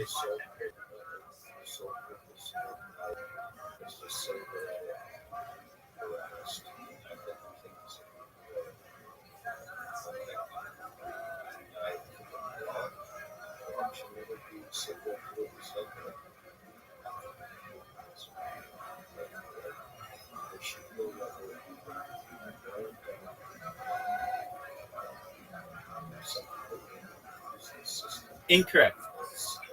Incorrect. Because if we're transhumanists and we're living for tens of thousands of years, because you did something wrong 6,000 years ago, it should not force you to still be blocked by that person. Now, here's what I'm saying. I don't think you understand the system. You basically can reinitialize that block once a year for everyone you want to block. So say somebody harassed you 6,000 years ago, that's fine. It's just each year you have to just say, yeah, continue to block this person. That's all. It's really simple. But there may be sometimes, like, I get more shit on the internet than any person ever, even in here where people are just really mean or whatever. And given enough time, there's the old adage, time heals all wounds. And eventually I let people back in for, so long as they didn't do anything that I feel like harms children or something like that. Or, I'm an understandable person. But even still, with all the, like, Discord, here's a perfect example. Every year, Discord should say, you have blocked these 300 people, or whatever it is. And do you want to continue to block them? And it would just be, yeah, I want to continue to block them. Or I should have the ability to say, you know what, no, that's fine. We'll give everybody a new chance. Like, that happens in Discord servers, really big ones. Hey, they call it amnesty. We're having Discord amnesty. We've unblocked everybody. Feel free to come back if you've previously been blocked. And so long as you're on good behavior, everything will be fine. I think that's the way to do it. Like, there should be a period of amnesty. And we can agree to disagree on that one. Here's what, in terms of my bots, what has changed since I've last had discussions with you. And this has been a game changer. Do you remember previously, my biggest hiccup is that I have these stupid captchas that I have to do, and I have to be awake to be able to do them, right? Okay, so because you can't do a captcha in your sleep. Now, trust me, like, I've gone through every way to automate these. It's just, it's not really feasible with computing power right now, unless you have like a supercomputer or some kind of special AI. But you understand that, like, the captcha, like, is able to address all that. But I came up with such a good idea, Caspian Sea. This has been a game changer for me. So I've got 3 bots that spam all the time or whatever. And I've got 5 handheld devices that I have programmed to create accounts. So what these things do, they create an account and get me to the part where I have to do the captcha. And then I have to just manually on a device do the captcha, and then it completes creating the account.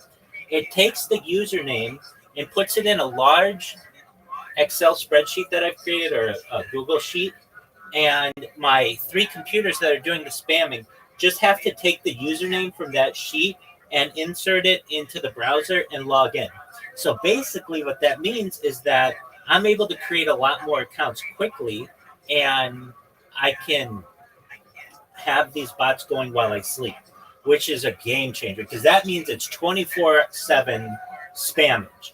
That means that it's like, so long as I have created enough accounts, all the accounts the bots do is go to that spreadsheet and grab a new username. And since Blue Sky doesn't force you to do like 2-factor authentication or anything, it's worked really, really well, to the point where sometimes the shit works too well, and then Blue Sky's onto it. So what they've done, they've enacted some good protocols or detections against me. So and they all do this. Twitter did this, Kick did this. Like, basically, after, I've been doing this to people for months. After months, their moderation teams are just like, we're having to block these accounts 2 or 3 a minute. It's just we only have 8 hours in a shift. Can we please enact something to stop this? And so what they do is they put in like little things like if you use the term, well, like if you name an account Rabbi Rothschild, it just automatically gets banned. So okay, so what do? I'll do what's called go do what you need to do.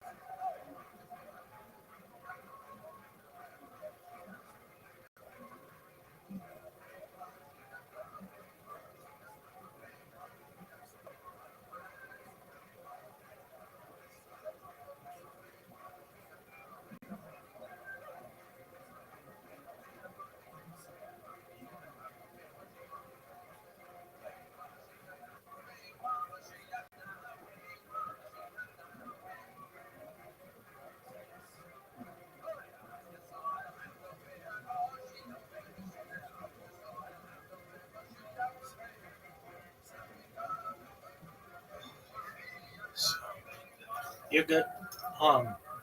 So I was saying that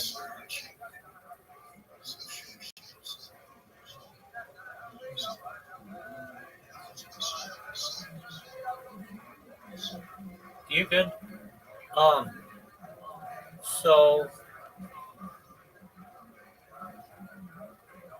um, just one moment. I'm watching my bot, and it's working, but it needs a little adjustment. Anyway, so YouTube or Blue Sky puts in different protections, and I just have to get around them.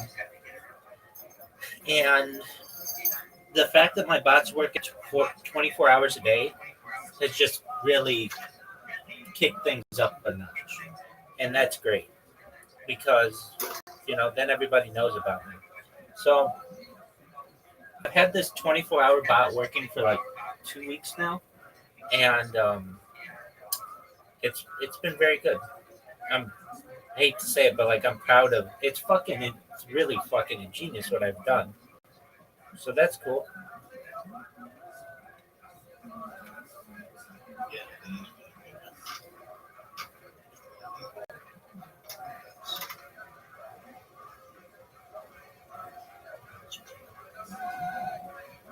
Word. Um. Okay. What else? Like I just had somebody 16 minutes ago comment on me. I mean, it's the middle of the night, or I guess on the East Coast, it's like just still pretty early in the morning. Um, and as I continue to let these bots go, just throughout the day, just everybody will start talking about me, and that's cool. It gets people in here, and some people are really cool, and they're like, quit spamming me, and I explain to them what I'm doing. Okay, well, that's actually a really neat thing. Um, so I'll allow it basically. I get other people who, like, I had this guy yesterday named Nathan come in, and he's like, fuck you for your spam, and then just left, which is like, all right, well, I mean, dog, it's telling me it's working. And yeah, so that's what's going on. How is Kaya? She's doing well. She's starting, so Is she housebroken? oh yeah, she only goes outside. Is she done? I hear you. Don't make me call the Is she done teething? just about.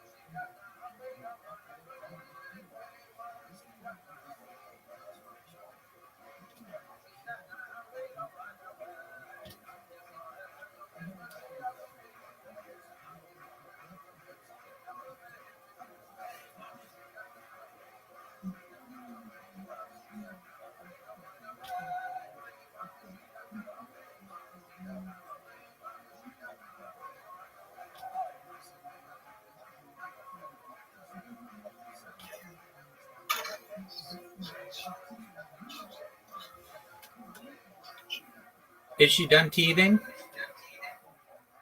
Yeah, I think so. I mean, she said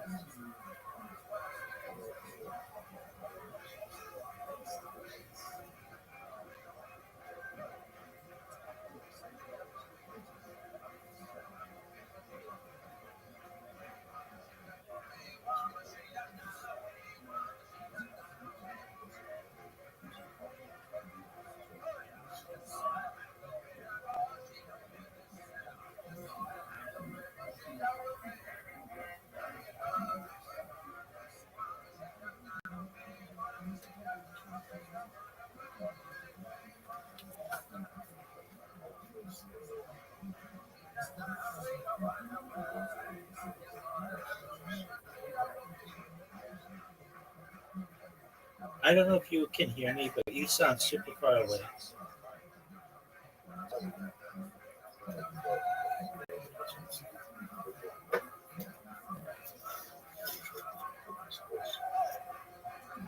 It's better now. Did you see those two streamers get shot on the strip? No, I did not. Dude, it was terrible. It was in front of Paris, and they were killed. Wow. It Who happened. was it? It was two kick streamers. I think the guy's name was Connor. He was just at Connor on Kick, I think. And let me see if that's right, or if somebody was just streaming on their behalf. But What's a lucky, right? no. Not that it makes it okay or anything, but I just don't want No, nothing like that. Okay, let's see. And then they took down the stream, obviously. to. Let's see here. Connor, Kick.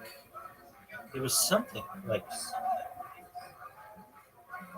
um, strip shooting, I guess.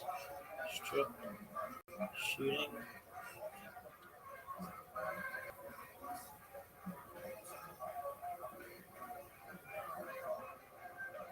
so much shit. Okay.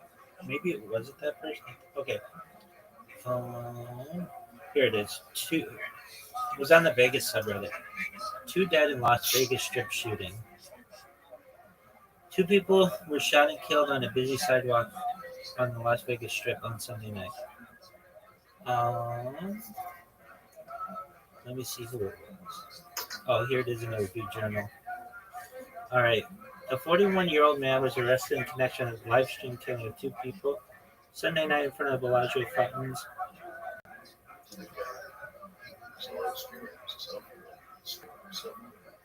Yeah, they were both streamers. I'm not exactly sure if he streamed himself doing it. Police said the suspect, Manuel Ruiz, walked into a Henderson police station and turned himself in on Monday morning.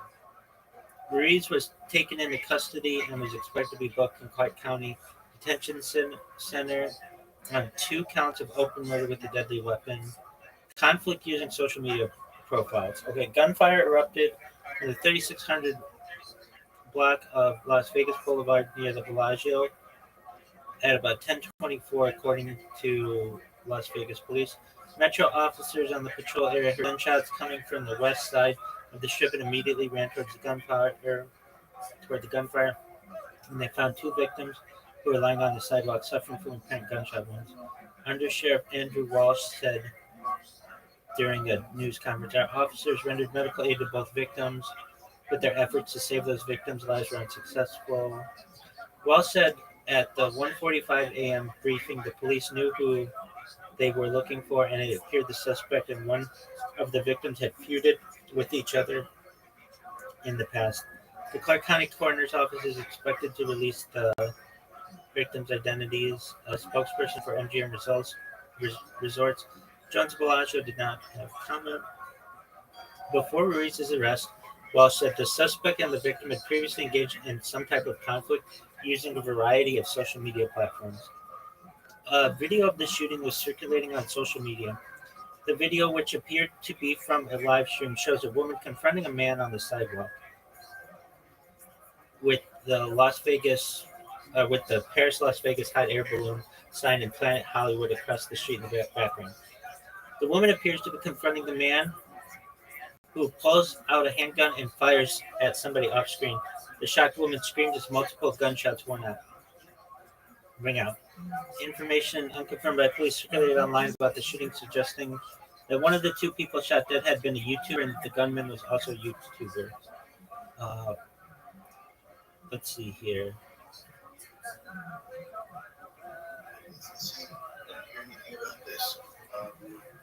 So, a terrible act of hate. In the hours following the shooting, multiple YouTube creators with Las Vegas ties reacted with shock to the initial reports, while others illustrated the ongoing feud between Ruiz and the victim, identified as YouTuber Finney the Legend. Mark Sanson, a Las Vegas-based YouTuber known as the Other Me LV, streamed live for more than 5 hours following the shooting and told the Review Journal he knew both shooting victims and Ruiz. Finney and his wife, both Sanson referred to as Bubbly, had become friends and would interact mostly online. Yada yada yada. As of Monday, the Finney the Legend YouTube channel remained publicly accessible. Video content had been posted as recently as June 7th, while attempts to reach Ruiz's Sin City Manning page were unsuccessful. For the review of the videos and live streams posted on the Finney the Legend channel since 2023 shows several entries engaging with Ruiz. So basically, they would laugh at this person. They'd make fun of Manny, the way he'd look. Dude, this is like the shit you do. I mean, I'm not saying this is exactly, you don't like attack people, but they like lol-calling him. They'd make fun of Manny, the way he'd look. They'd make fun of the way Manny's wife looked. He'd make fun of what they were doing. In March 2024, Finney posted that Ruiz's wife, identified as Juliana Pimentel, had allegedly contacted YouTube several times requesting to remove videos from Finney the Legend page, accusing it of stealing content from Ruiz. Several attempts to reach Pimentel on Monday were unsuccessful, and multiple copyright strikes can result in an account being terminated according to YouTube's guidelines. Finney the Legend, the copyright strikes against his channel began to post more frequently, trolling Ruiz. according to Woodless, who included posts outing an alleged extramarital affair and other posts to antagonize Ruiz. Among those were a 5-hour long live stream June 3rd, days before Finny the Legend's reported trip to Las Vegas that included negative comments on Pimentel's appearance. In the same video from Finny the Legend, the man who is identified as Finny claimed he could have issued a copyright strike against Ruiz's channel. Finney claimed he wouldn't report the issue to YouTube for fear that Ruiz might harm himself, though it was ultimately proved to be Finney who was in danger. Mental illness is real, and we can clearly see this guy's mentally ill, Finney reported. Said, y'all know the channel means everything to him.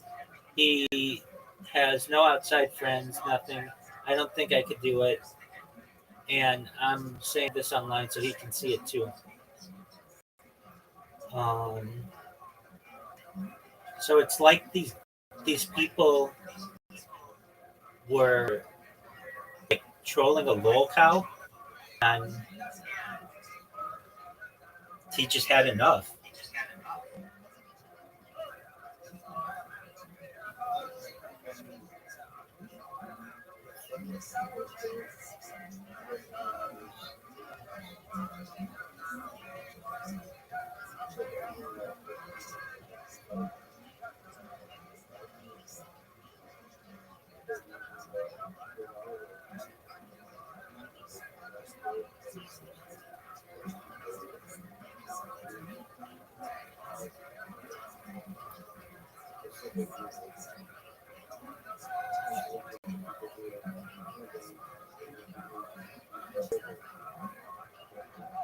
Right.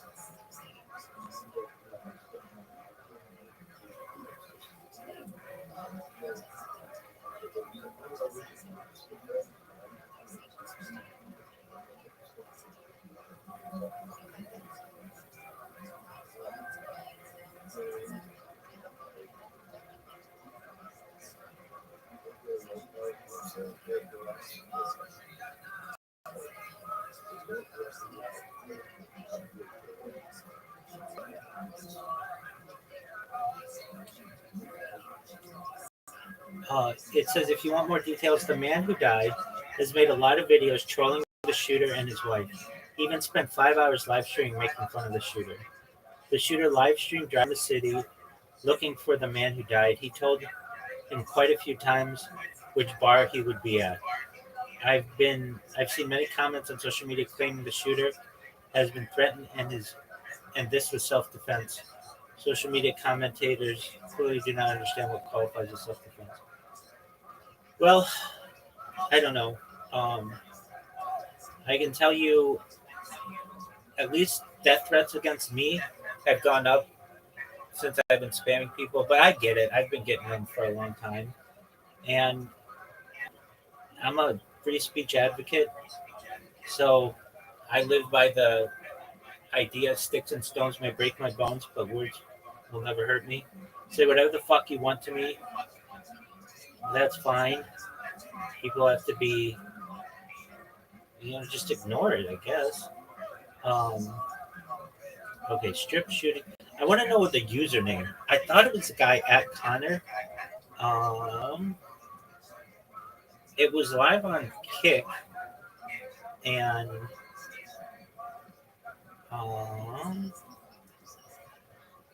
let's see here.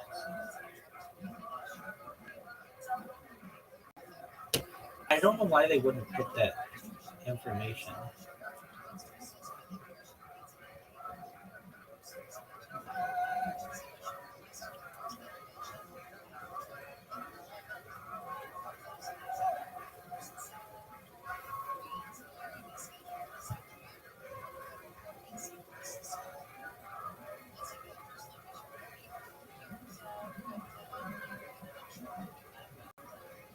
I think I saw it on Kick. I'll just go to the Kick page of the guy Connor and see if it's still up. If it is, this is really weird. No, he's still up. Yeah, he's still up. Okay, so it's not that guy.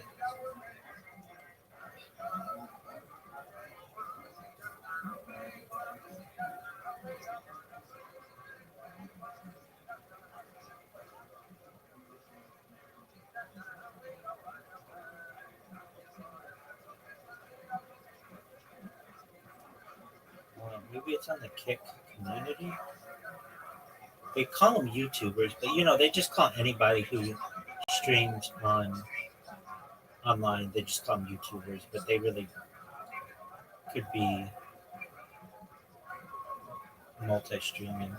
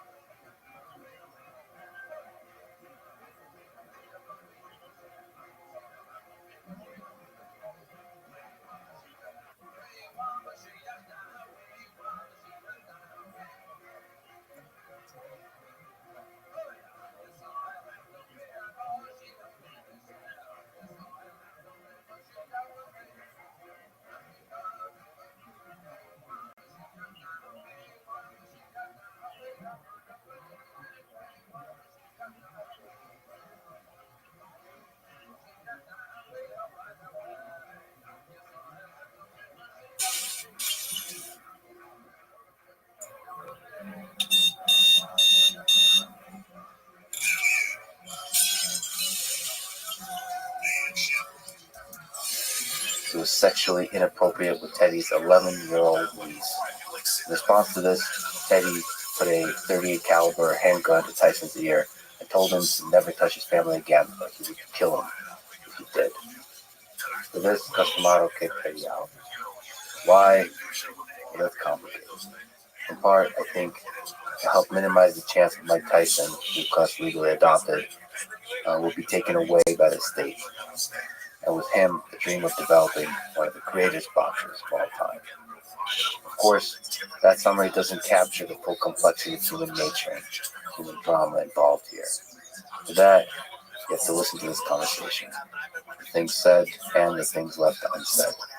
The pain in Teddy's voice, the contradictions of love and anger that permeate his stories and his philosophy on life. Like I said, I came to talk about boxing and stayed to talk about life. This conversation will stay with me for a long time. The people close to you, the people you trust, the people you love are everything. And if they betray you and break your heart, forgive them. Forgive yourself. Try again. Happy holidays, everyone. I love you all. This is the Lex Friedman Podcast. To support it, please check out our sponsors in the description. And now, dear friends, Teddy Atlas. You wrote in the book that your father had a big influence on your life. What lessons have you learned about life from your father? When you ask that question, I remember Customato when I was with him up in Gatsby all those years. He used to say to me, Teddy, you learn through osmosis. I believe there's truth to that, if I know what osmosis is. But it sounds good. Yeah. But I learned through osmosis with my father. He wasn't a big talker. He was a doer. And when you're around someone who lives a certain kind of life and does certain things, it penetrates. He was doctor. I'm going to sound like an idiot right now because I'm being a son, but he was the greatest diagnostic doctor. I mean, if I say I ever knew, what's that mean? You know what I mean? Are you a doctor? You know what I mean? Like, what does that mean? But other people have told me that. Like, just legendary stories. He would do house calls and help people, and like you said, a lot of people have spoken about the impact he's had on their life. He built two hospitals, and he built two hospitals before the Verrazano Bridge in New York, connecting Brooklyn to Staten Island. And he built it so people could get top hospital care that couldn't afford it. And everybody looked at him as eccentric. Yes, right. Yeah, because he would literally sneak patients, not sneak them in, he was not Catholic. He could do what he wanted to a certain extent, but he would bring patients in without administering, putting through administration. So there was no charge because, they didn't have anything. They were street people. I remember my only way to be with my father was to go on house calls or to go to the office. There's no, and so I went on house calls with him. And he did house calls, by the way, through his 80s and $3. I mean, it was better than like McDonald's. You know what I mean? I mean, the deal. $3 and you got medicine, you got everything. But he used to, right around the holidays, there was just certain things that I didn't understand, but I understood later. Where we would just drive certain areas and he just focus on the store. And he would pick up these homes. And, I'm 10 years old. Move over. And Just you, him, and a homeless a couple. Yeah, whatever he could fit in, 3, 4, whatever it was. That's a big heart. And then he took me to the hospital. So, I would ask questions after it was all over with. I'd say that they're sick. He goes, well, not in a way. You put them in the hospital. So he said, yeah, and he tried to explain things to me. He would try. He didn't talk much unless you asked him to. Yeah, and that kind of works. And don't talk unless someone asks you. Yeah. And he explained to me that he said, I said, well, why are you putting them in the hospital? They're not, and of course the sickness was the alcohol. But why you put? And it wasn't an alcohol rehab, So So why you put? And it wasn't for the purpose of dry out. He wasn't trying to kill him. Let's put that first before we anoint him for sainthood. By Teddy Allen. So I was like, we finally get to the point. Why you put him in there? Well, because it's the holidays. All right. Why you put him in there? Well, the holidays, are good for certain people and bad for others. And it was always for the holidays. It was before Christmas or whatever. And New Year's, whatever. And so I said, why? And he said, because they remind certain people, of what they don't have. That other people enjoy the holidays because of what they have. Family, whatever. And it reminds them their mind is that. It's pretty profound. Yeah. And then, I don't remember because he didn't use the word suicide, but I got it. Like he basically, I forget how he said it, but like I just got it. I don't know how I suppose I don't know, but I just got it. Like so they don't hurt themselves. That's what came across. In every way. I don't think he ever articulated that or ever verbalized that, but yeah, they don't hurt themselves. So well, how does that work? Well, it just basically they're gonna be around people. They're not gonna be alone. They're gonna be around people. They're gonna get fed. They're gonna be warm. Right, and it's gonna be days, 2-3 days, whatever, and basically it's a bridge. So, and the funny thing is, a 10-year-old, I wanted to, I want to be connected to him. So I enlisted myself in the church. When he used to drop them off, he would take them and get them in, right, and then the thing that I know again, he didn't say nothing. But you noticed it. No, I slept very well. My hours have been all fucked up because Zoot comes in and we play games. But I slept from 3 p.m. to midnight or something. So I missed all of the protests last night. It doesn't seem to be like it was too big. It was fucking popping off in Santa Ana and of course LA, but nothing too much seemingly last night or the previous night either. I was watching the LA city council within the past couple of days. Dude, there's this fucking people ask me all the time, who's your favorite YouTuber? And I don't really fucking have one because I say I don't watch YouTube, but I literally watch it 24 hours a day. But it's not like I go out, like I watch podcasts, which is different. But there's a YouTuber, like a little, somewhat small time YouTuber, but he's getting big. His name is Smoke and Scan. And I've been watching him for 5 years, since the protests in 2020. And basically what this guy does, well, you watched him. Remember that night there was that high-speed chase with those guys on the dirt bikes? Yeah, we were watching Smoke and Scan. Basically, he just does like high-speed chases in LA, but he also does protests and stuff. And he just he's getting bigger. He got recently mentioned in the Washington Post, and Red Band knows who he is. Red Band, the guy from Kill Tony and Joe Rogan, did a shout out to him because he was watching. Red Band was watching Smoke and Scan's stream in VR like a few nights ago. Anyway, that guy covers he just covers like local LA news, which I really like, and he's pretty funny. So anyway, I've been watching him for the past few nights, and just whenever there's like a historic event, any kind of protests or elections or debates and things, I do my best to make sure I stream that on the big on the projector just to get it archived.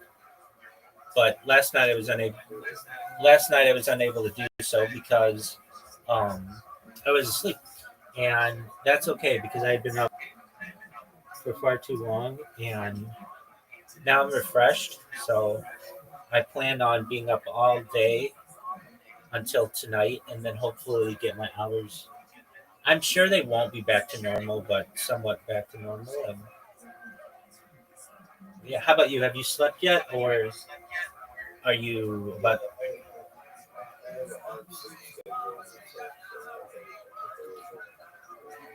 Sometimes I find that other factors sleep. I'm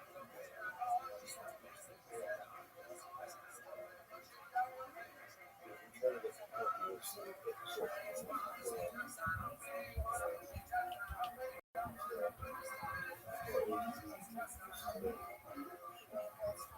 sort of go down.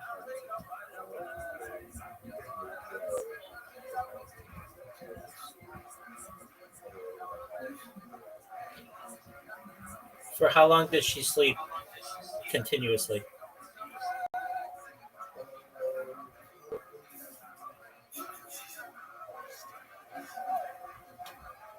Maybe 4 hours, then she'll go like she'll go back down. Sometimes 6 or 8 hours. Sometimes she'll sleep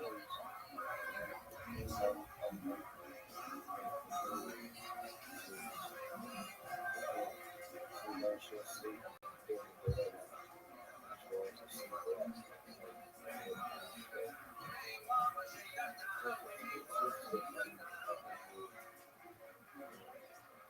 Right.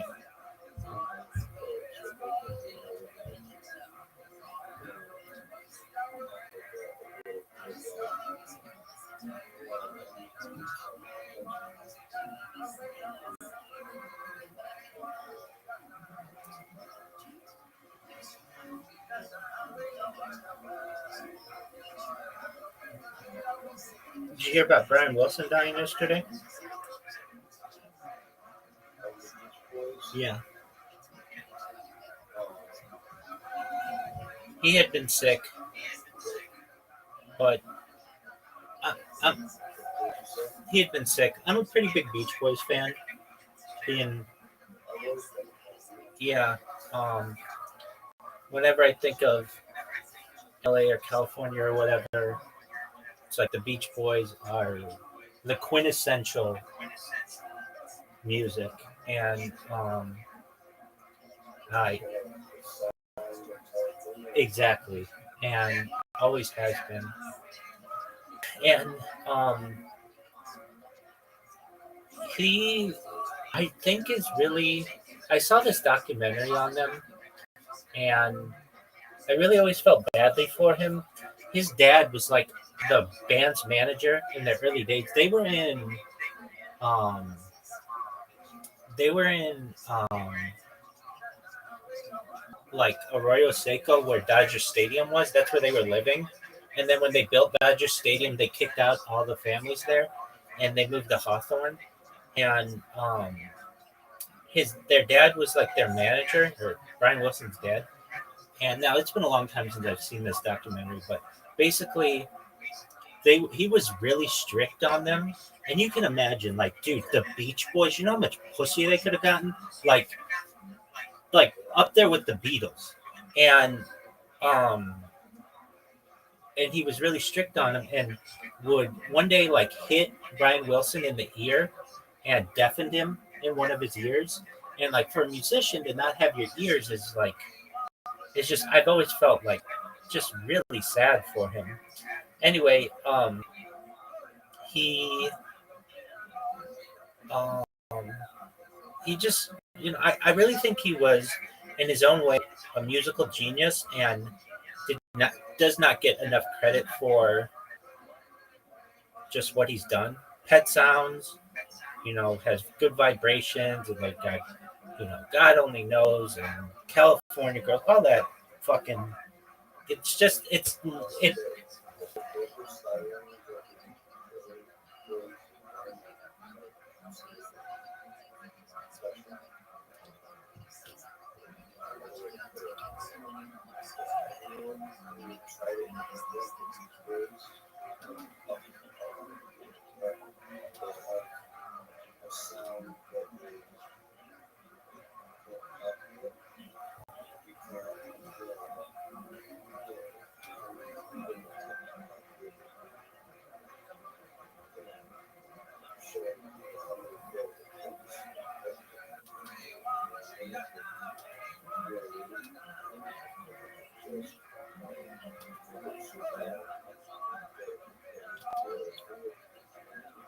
Right.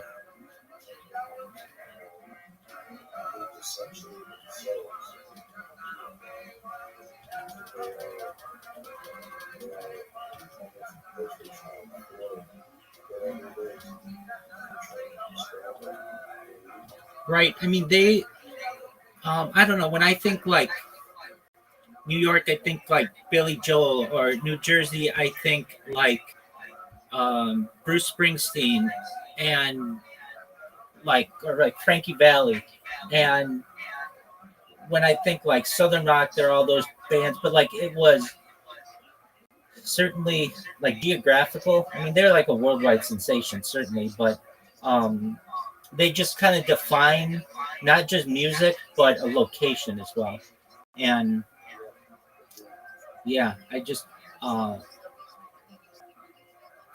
mean, they're like, there's some other bands that do that. When I think like Red Hot Chili Peppers, I certainly think of LA, or the Eagles, I think of California.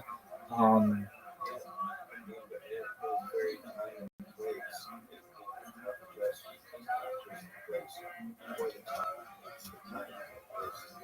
exactly. Exactly. Um, so, I mean, he was 82. He had a good run, which is good. I was sad to hear that. I think he had some issues as he got older, but to me, he was always the biggest um, Beach Boy. Like, people will talk Mike Love or those guys, but like he was like the main. Like, he's the one who he had this thing that I always thought was cool. It's like his Lost Weekend, and I don't know. I think he just did a bunch of drugs and fucking came up with music, but it was something like Brian Wilson Lost Weekend. What happened?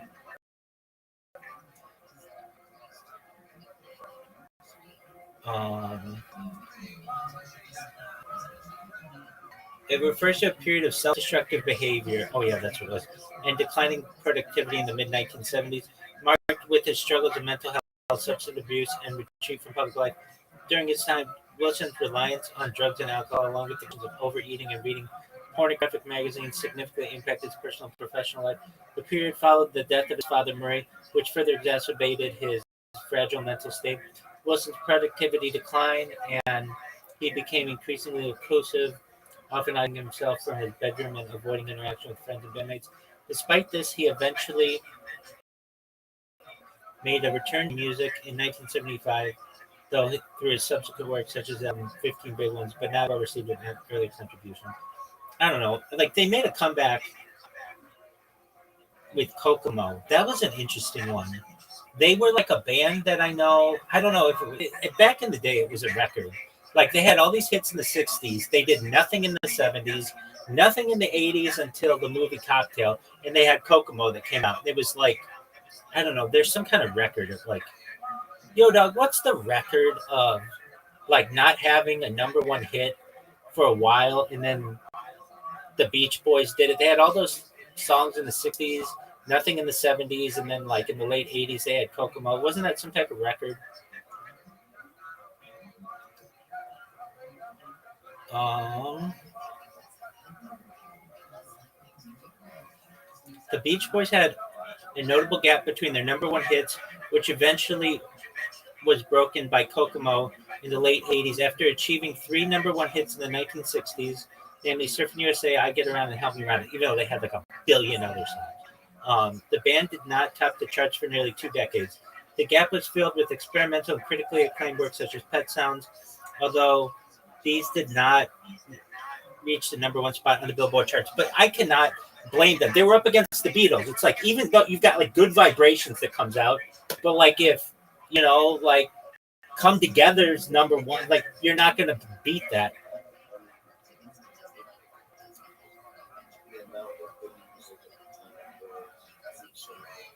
Right. Exactly. Um, that's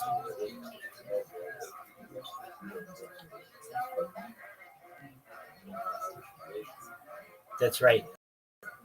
You know who has never had a number one hit? is Bruce Springsteen.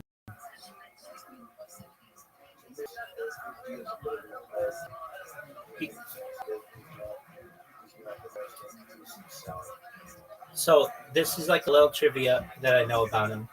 He's never had himself a number one hit, but he wrote a number one hit, which was "Blinded by the Light."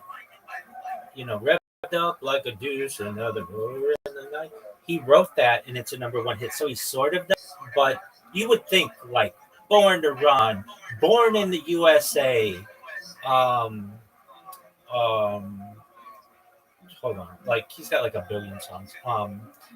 But he's got like "Dancing in the Dark," um, "Glory Days." Like one of these would have been number one, but the thing is, he had to go up against Michael Jackson, and it's like Michael Jackson just sat on that number one spot like the Beatles did in the '60s. So there are a lot of artists out there who were during similar times who didn't have an opportunity at being number one artists because there was just one artist out there who was just like basically dominating.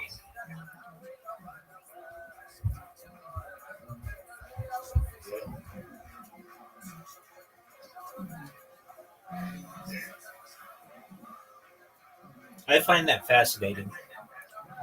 I I was trying to tell someone the other day that, I remember in like the late 90s and early 2000s, it felt like there were a handful of good TV shows, and everybody watched those good TV shows. And if you didn't watch those, then you watched objectively bad TV shows. Now we live in a time where there are so many objectively good TV shows that, like, if I was dedicated to watching TV and you were dedicated to watching TV, we were trying to stay up to date on as much good TV as possible. Like, we're not going to have two completely different, non-overlapping lists. And still, like, objectively, they're a good show. You're 100% right. Like, there's just not enough time to watch all of them. Exactly. Like even if you watched Netflix and I watched Amazon Prime, we would have no overlap or very little overlap, and still you wouldn't be able to watch everything on Netflix, and I wouldn't be able to watch everything on Amazon Prime, and neither of us would even, or any of the other stuff. Yeah, And based on that alone, and that's like, back to what you were saying, it's hard to be completely objective and take everything into account and then, like, do the Beach Boys deserve a fucking award? Yeah, absolutely. Do they deserve an award next to the Beatles? It's like, it's like at some point it makes you want to say, are they even the same kind of music? They belong in the same category, and that's when more categories get added into these awards, because can you even really compare the Boys to anybody? yeah, they're very unique. I guess like Sam or Jan and Dean like had similar sounds, and the Beatles had like Hermits and the Rolling Stones, but they are still different. They're still so different, and that's what people, that's where it ends up being like, how do you even compare these two? They all really deserve a little different things. And I don't know, we're lucky enough to, I guess, be able to sit and kind of reflect on it and all, like these phenomenal, world changing bands, changing the minds of generations. That's true. When you get sure.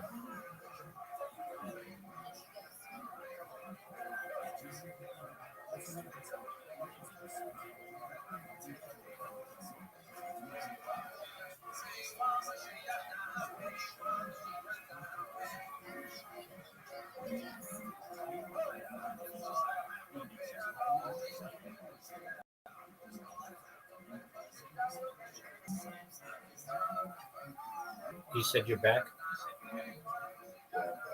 This happens in sports a lot, especially recently with the Hall of Fames, and like it's really hard to get in the Hall of Fame in a sport, and some sports more than others.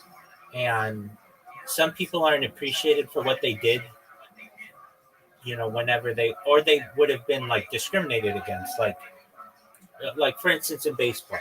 Let's say you were an African American player who was really good, but it like every sports writer 70 years ago was a white guy, and maybe you were pushing for civil rights or something, and that might have gone against what they would have wanted. So they didn't write you, basically. And I think that there should be like a reevaluation of just everybody who's ever played a sport, every musical genre, because there are people who deserve Grammys or deserve they deserve awards and they haven't won it. Here's the one that really surprises me. I don't know if he necessarily deserves it, but Tom Cruise has never won it. Isn't that an interesting fact?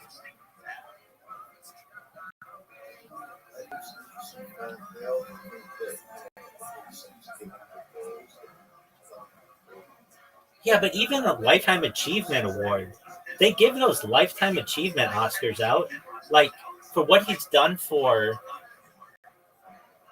film. He's been in some films that I think he could have won. Have you ever seen Born on the 4th of July?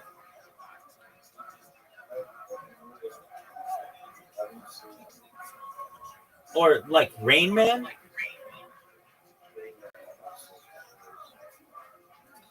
So Vanilla Sky, Jerry Maguire, he's been with people who win. So he was with Cuba Gooding Jr., who won. He won Best Director, which is, I think, pretty good. I think he did. Yo, dog, has Kevin Costner ever won an Oscar? He won for Dances with Wolves, I think.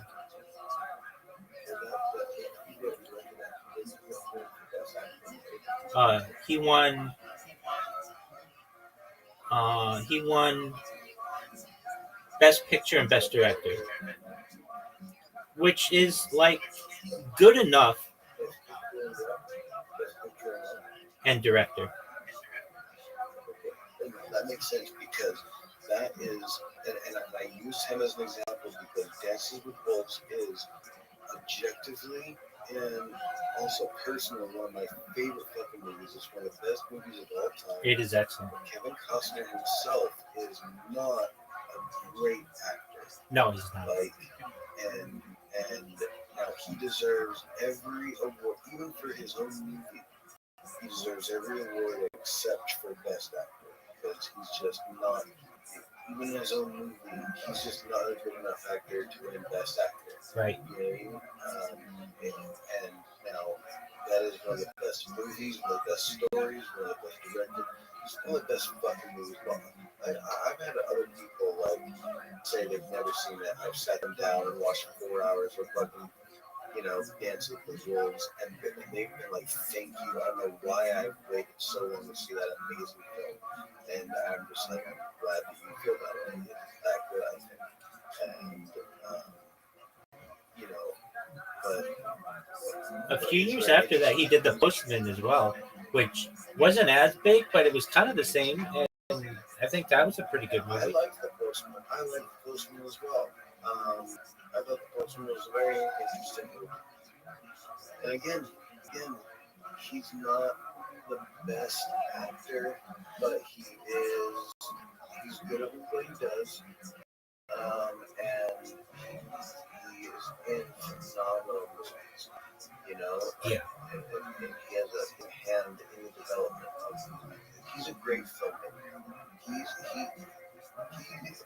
He's not, again, I don't mean this to be insulting, he's not like the best actor in the world, but he belongs exactly where he is. I hope he has the same career in every verse, every multiverse. I hope has Kevin Costner, Kevin Costner just ours, he's that important to film, I think, what I mean, as far as setting the bar, setting the standard for certain things. Have you seen Yellowstone? I haven't seen it, but I mean, it's just not something I don't know, I watch a lot of TV shows like that. Yeah, I hear it's very good, and I think that's given him a resurgence. He kind of plays the same person in every movie, and I think that hurts him. The way that I think people really win awards is being able to do impressions or like accents and doing body changing. He's Kevin Costner and everything, and Tom Cruise is Tom Cruise and everything. It's not like like Dustin Hoffman in Rain Man plays someone who's developmentally disabled. Tom Hanks plays a bunch of things. That he does have some difference, some changes in. Leonardo DiCaprio, um, he plays some different characters, I guess. Um, Denzel Washington is a good dude, example. he's because excellent. His range is, and he's won awards for that. Yeah. His range is, I mean, in Training Day, he's a cop who's a corrupt cop who acts more like a gangster than more like a thug, right? Right. And then in the movie American Gangster, Baller. he's wearing a suit the whole time, and he's very proper, and he doesn't talk like a thug, because he's a businessman. Right. Yes, his product is drugs, but Playing Frank Lucas. The nuance of his ability to become a different actor honestly, bar none, he's one of the best actors of the time. Yeah, you saw him in Gladiator 2. How was he in that? Sorry, I see the stomach.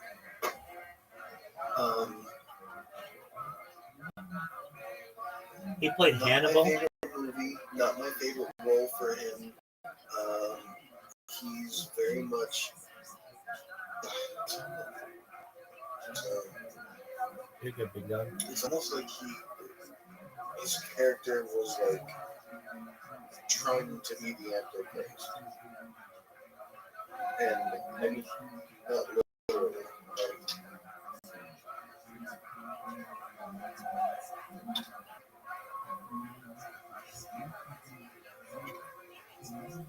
Sorry, like the hiccups and the acid stomach. It happens.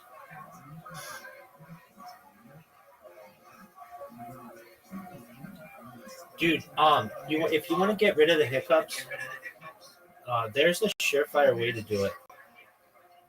Everybody's got their home remedy or whatever, but there is one. Okay, here it is. It's 100% guaranteed way to get rid of hiccups instantly every time. All right, so here's what you want to do. It's 3 steps. Fill your lungs with your mouth. Very important that you use your mouth, so don't use your nose. So just fill your lungs with your mouth.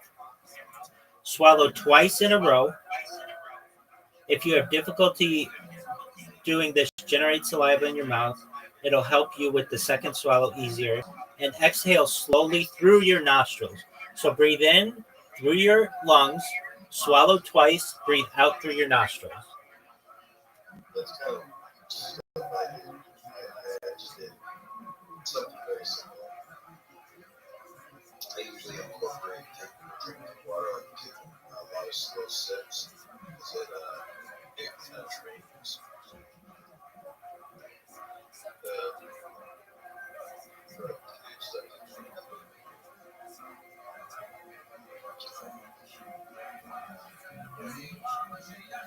So I went there, I was watching them. As far as good actors, yeah. So there's there are actors who can really transform himself, and because of that transformation, then there are other actors who are, honestly, Kevin Costner is great in those cowboy movies, not because he's such a great actor, but he has a knowledge of those cowboy movies and a knowledge of that era, that time. He's almost like a historian. So he knows what's happening. He knows what you know what I mean. Like there's a knowledge and an authenticity just for him being there, and it's like it permeates his ability to act. which again is not in accents, it's not in Change his body. character acting. Andy Serkis deserves awards every time he's in a film. Who the fuck is that? Andy Serkis is the guy who played Gollum. Oh, yeah. Kong, I know who you're talking about. not just because of like the motion capture, but basically the whole motion capture industry got rewritten, like everything because of him. He set the standard of all the technology fall through him. If I was gonna do it, someone hired me, and like they were gonna have me do like the motion capture for whatever, I'm gonna transform into the Hulk. He's like a consultant now, like the company that does that for films. He's another part owner of it now.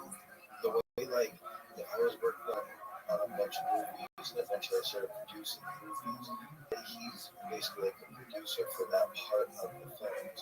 And so I feel like make sure people understand what's going on in training.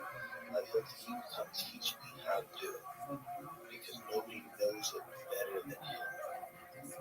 It just, you know what I mean? It's a simple fact. Nobody knows it better than this guy. So get the privilege of having him basically teach you how to do it. I don't know another way to put it. For anyone to be that involved in something and then become a consultant, that's the ultimate. In my opinion. Yeah, I mean, you're like at that point, you're basically a director. Yeah, I mean, he's invaluable. He's invaluable to the concept of motion capture in film because of the experience, because of the feedback he's given, because of the owning and probably reinvesting his own money back into it. It's a good thing. That's smart to put your money back into a product. Is what it seems like he's done.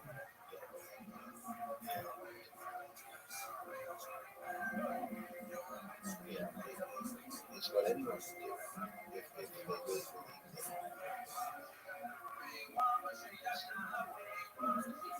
Any level of professionalism or knowledge, I'm always a fan.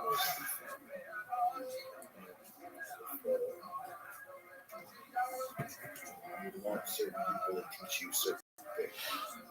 That's such a Right. Thank you. That's such a niche industry, and he's a known master in it. He's the only known master in this new industry, and so it's really cool that he doesn't lord that over people like any real true master, like the new art in a way. It's almost like he's trying to make sure that people can do it. So,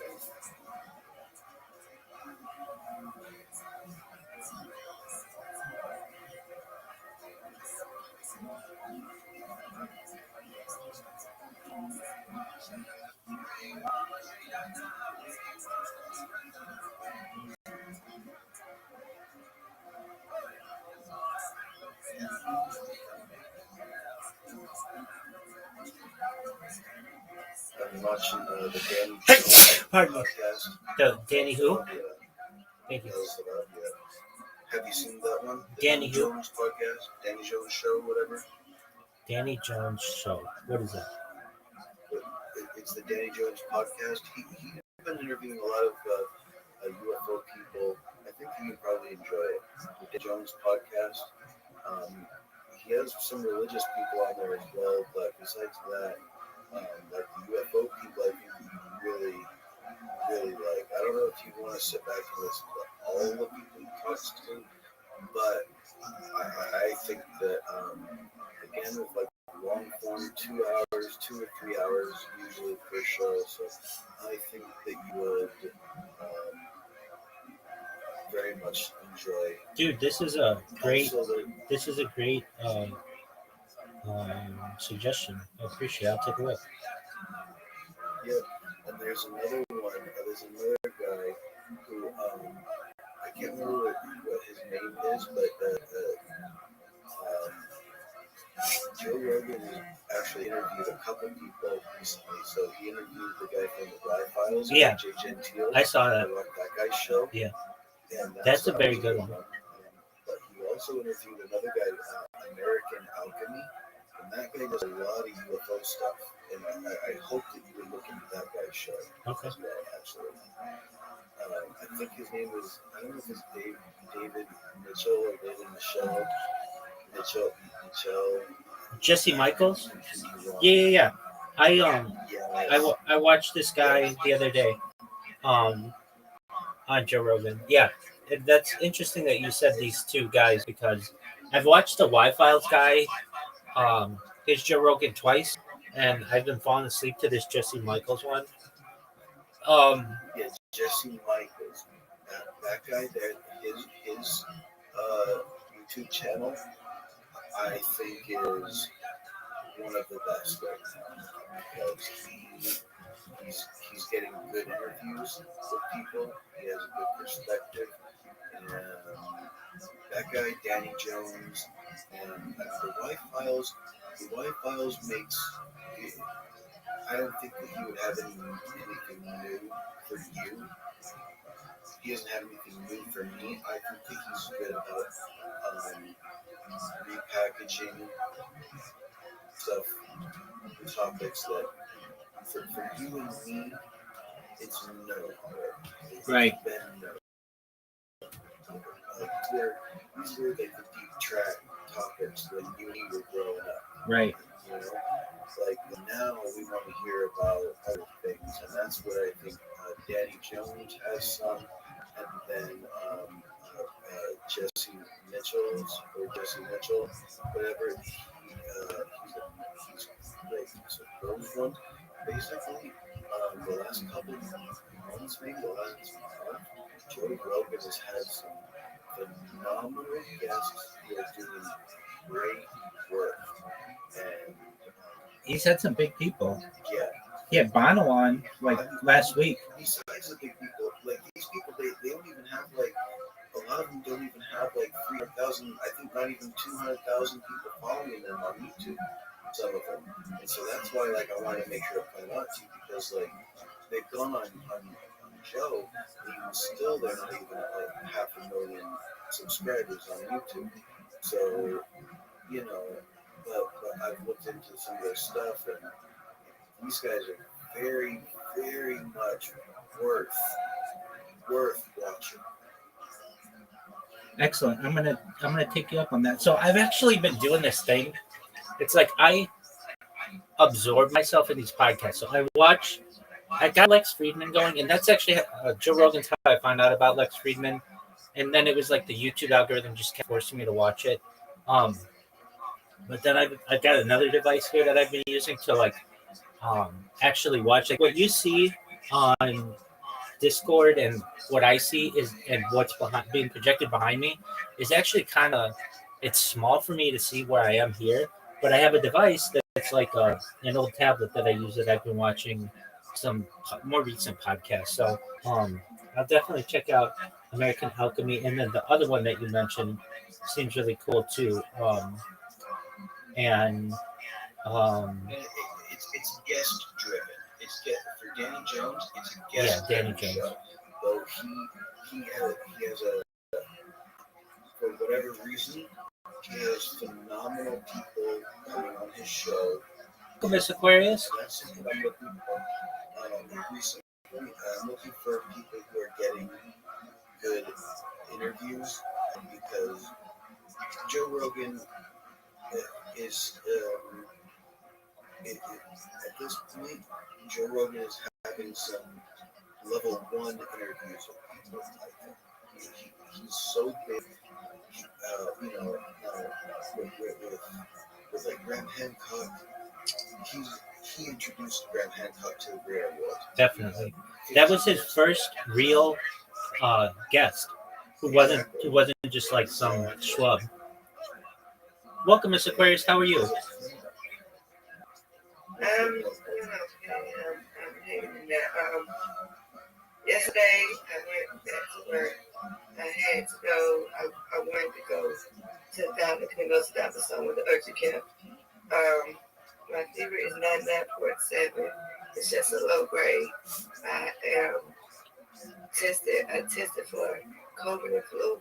I don't have flu, but I have COVID. So I'll work again. Uh-oh. Till this Tuesday.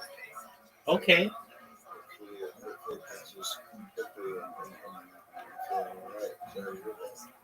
Thank you. Yeah, I'm just gotta keep drinking fluids, rest. You tell me rest, and just take this medication that came. Well, we're always here to support you. Apologies last night. I was sleeping away, and Yeah, I wanted to, but it's okay because I want somebody to talk to. I had to talk with best friend. there you go. There you go. I was like, oh God, I need to talk to somebody. Absolutely. Yeah. Well, I hope you feel better, and just get your liquids, and then just rest in here whenever you need to. Excellent. Mr. Aquarius, do you know Caspian Sea? I think I see him in here. Absolutely. Okay, well, excellent. Life arises. All right. Back to what you were talking about, Caspian Sea.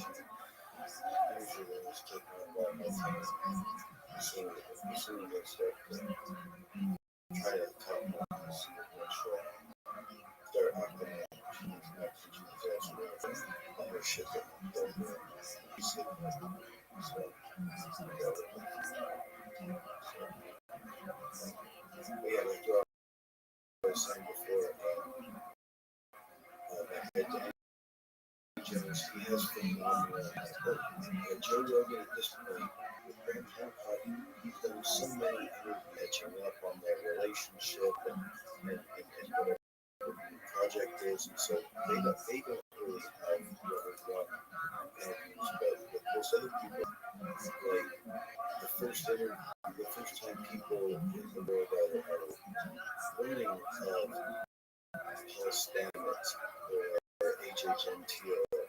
I know some of these guys from the past to the first time they're hearing about them is Joe Rogan. So he has a surface level for even some of these researchers.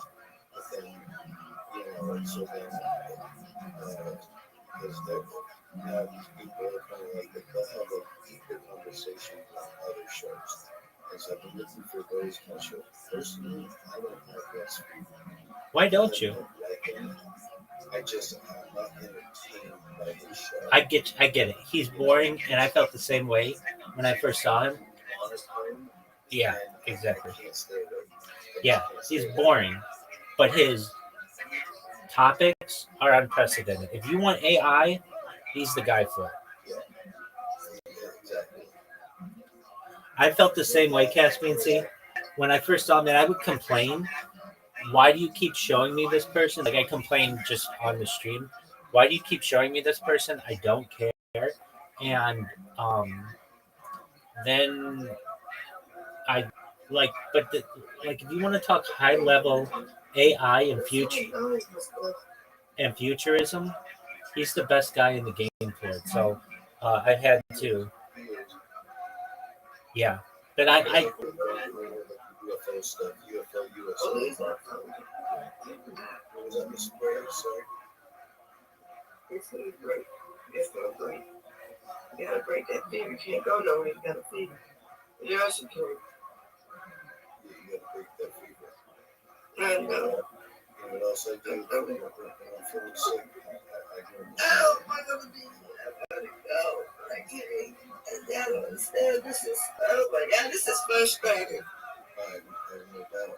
I go in the shower and I spend a lot of time in the shower just like letting that steam open your passages. But I would say I'm gonna burn that out of my system take like a really hot shower. Yeah, it's they feel like a little roof for them. But then hopefully the hotter it will burn the bad stuff out of your body.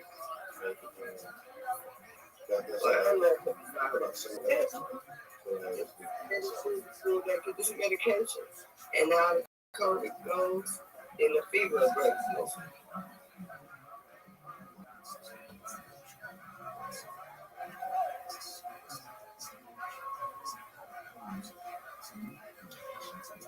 Caspian Sea, do you know who has been on the Joe Rogan Experience more than any other guest? Russell. No, he's up there though. It's a guy named Brendan Schaub. Do you know who this is? Dude, everybody hates him. Everybody hates him. That's what I'm getting to. Just hold on. Do you know who the number 2 guest all time is on the Joe Rogan Experience?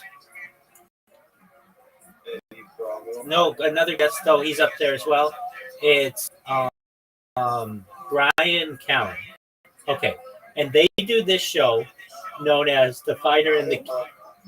I like Brian. He's scummy. He's scummy. You don't want to like him. He got accused of rape and all these other things. Okay, that's fine. Yeah, exactly. I get it. Okay, but you can't speak out and say that. You can't ever say I like this person. Just 5 seconds later, you got to find out. Right, exactly. Garbage about him. Okay, and I used to think he was a fine dude. He was on Sex and the City. He was on Mad TV. He was on some shit. I never thought he was really funny, but he was always on Joe Rogan and this Brendan Schaub. Same thing. They have a podcast. It's known as The Fighter and the Kid, and they've been doing it for like 10 years. And it sucks. It's maybe the worst podcast that there is because there isn't anything that they talk about that's interesting. But I'm getting to this. Their subreddit is the funniest subreddit of any subreddit. It is so funny. They have 166,000 people in there currently, and all these people do is shit on them all day long. And it is, if you've ever joined a funny subreddit, it is that one. And I've got to say that, like, that was another thing that was pushed on me by the algorithm. I'm like, man, I don't care about these guys. I'm never going to watch their podcast because they just don't have anything that they're bringing to the table. They're not experts in anything, but I'm pretty hooked. And the reason why I say that is because they'll put out a podcast, and there will be so many people who make who like clip it and just make fun of these guys, and they're so funny. So it's basically like an anti-podcast. I don't know how else you'd put it. So what these guys did, they were shooting this in Calabasas, and they were just riding Joe Rogan's coattail until he moved to Austin. And guess what they just recently did? They moved to Austin. And so they're basically like the new wave of guys, people who have moved to Austin. Not only are they terrible and their podcast is terrible, Brendan Schaub, the fighter part of it, he was like a UFC fighter and just not very successful. And the funny thing about him is he fails at everything he does. So then he went to become everything. And that's why these people love shitting on him. And it is like entertaining that they're so shitty. He puts out a comedy special that airs on Showtime. This is a few years ago. It is the lowest ranked comedy special in the history of IMDb. It has a 1.7 ranking. Then he puts out another one on YouTube. He goes around promoting this thing. He's on, what is that guy's name? Jake Paul or Logan Paul, one of those guys. He's on the podcast or whatever his fucking podcast is. He goes around, and this one just gets absolutely shit on. And so if I can ever recommend like an anti-podcast, if you ever just want to laugh at somebody, go to this subreddit. I highly recommend it. It's absolutely hilarious, and you won't be let down. So I can't tell you like, oh, there's this one podcast that you've got to see because it's so good. It's because it's so bad. But I'm going to start checking out Danny Jones and the other guy. I saw the other guy, and when he was on that Michael guy, last name Michael or whatever, I saw him on Joe Rogan, whatever, like last week or something. And I've been listening to that podcast as I go to bed. Sometimes I won't listen to a whole podcast. I'll listen to it like 5 different times as I fall asleep and kind of get the gist of it. And I just didn't really learn anything.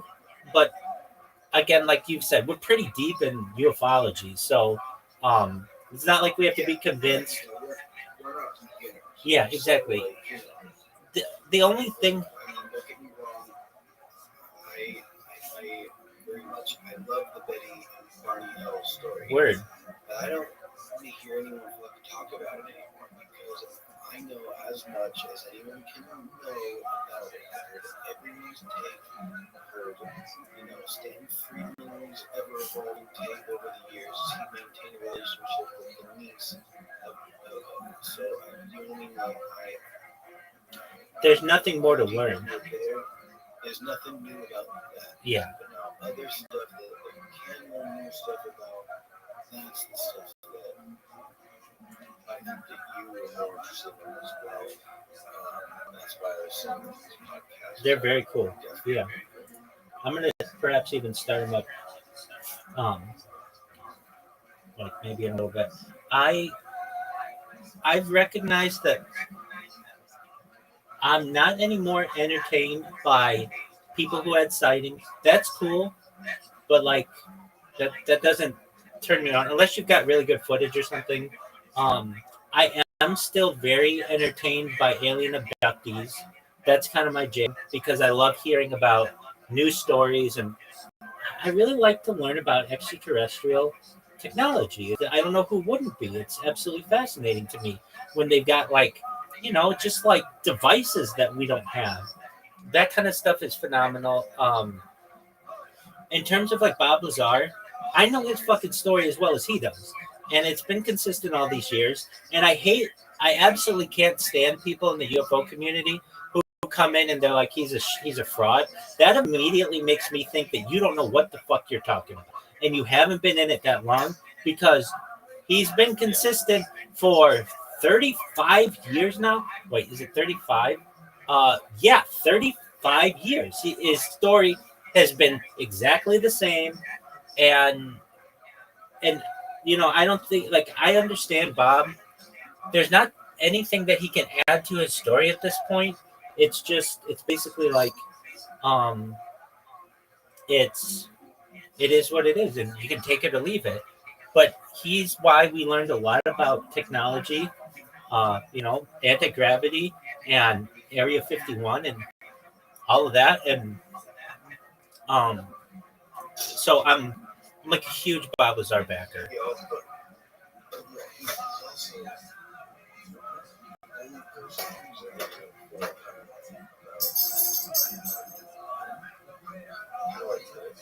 Let's say, to the effect of, I'm telling you what's in the document that they should. I'm not saying that this is correct. I think, based on my experience, that it was just a fucking reaction. I can't just tell you. This first thing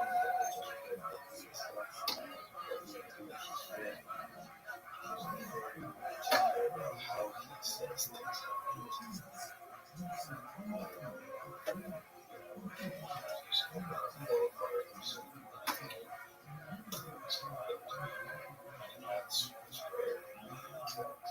Absolutely. But no one knew what element 115 was before this man. No one knew what Area S4 was before this man. He gave us new knowledge. I have utmost respect. And they tore his life apart. They made an affair of his ex-wife public, and they made him work the computer system of a brothel. There's all kinds of embarrassing things that have happened to this man, and he's had all kinds of raids.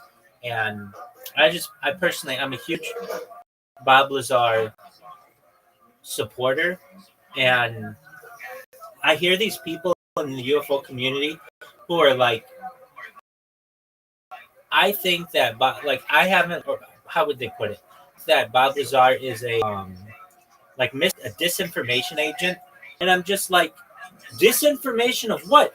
No one knew what Area 51 was before this man, and then he talks about it, and then for 23 years or so, everybody says that it doesn't exist until the Obama administration when he declassifies it. And then all of a sudden it was like, oh, well, we all knew. No, you assholes. I can't tell you how many documentaries I've seen where you were a nut job, essentially, if you believed that there was a base in the Nevada desert where there was at least advanced technical fighters or perhaps even extraterrestrial reverse engineered technology. Like, you were an absolute loon. Absolute loon. And they would call you that in the public. And there's nothing you do about it. And then it gets declassified. And then all of a sudden it's like, oh, now it's to be believed. And I can't stand that. It's like the same thing happened. I mean, I don't know really what happened with COVID. I have no idea. But there were people who talked about it early on being the lab leak. And you were considered a loon if you thought that. And like, you were an asshole if you thought that. And you were mocked. And then all of a sudden, like, the National Institute of Health has come out and said that that's what it was. And so it's like these phases of this double talking that occur that just bother me. That's why when people try to label things as being debunked or things as being not just disinformation, not just misinformation, but malinformation. That's another thing, like a word that has been just contrived, that malinformation is stuff that is true but is hurtful. It's like, what in the fuck what are you talking about? That's just information. You don't have to label it as that. All of these different terms and qualifiers and things, I can't stand them. And so I'm a huge Bob Lazar backer, but there's not anything more that he knows. He hasn't worked at Area S4 since 1989. And, so to have him on another show, or he doesn't do interviews anymore, but like to even just say like, hey, we want to hash this out again. I get it. It's basically it's old news, essentially. I get that. And I understand it. I get it all. In terms of what gets me going, really alien races get me going. Like, that's the thing that is, I don't know, most exciting to me now.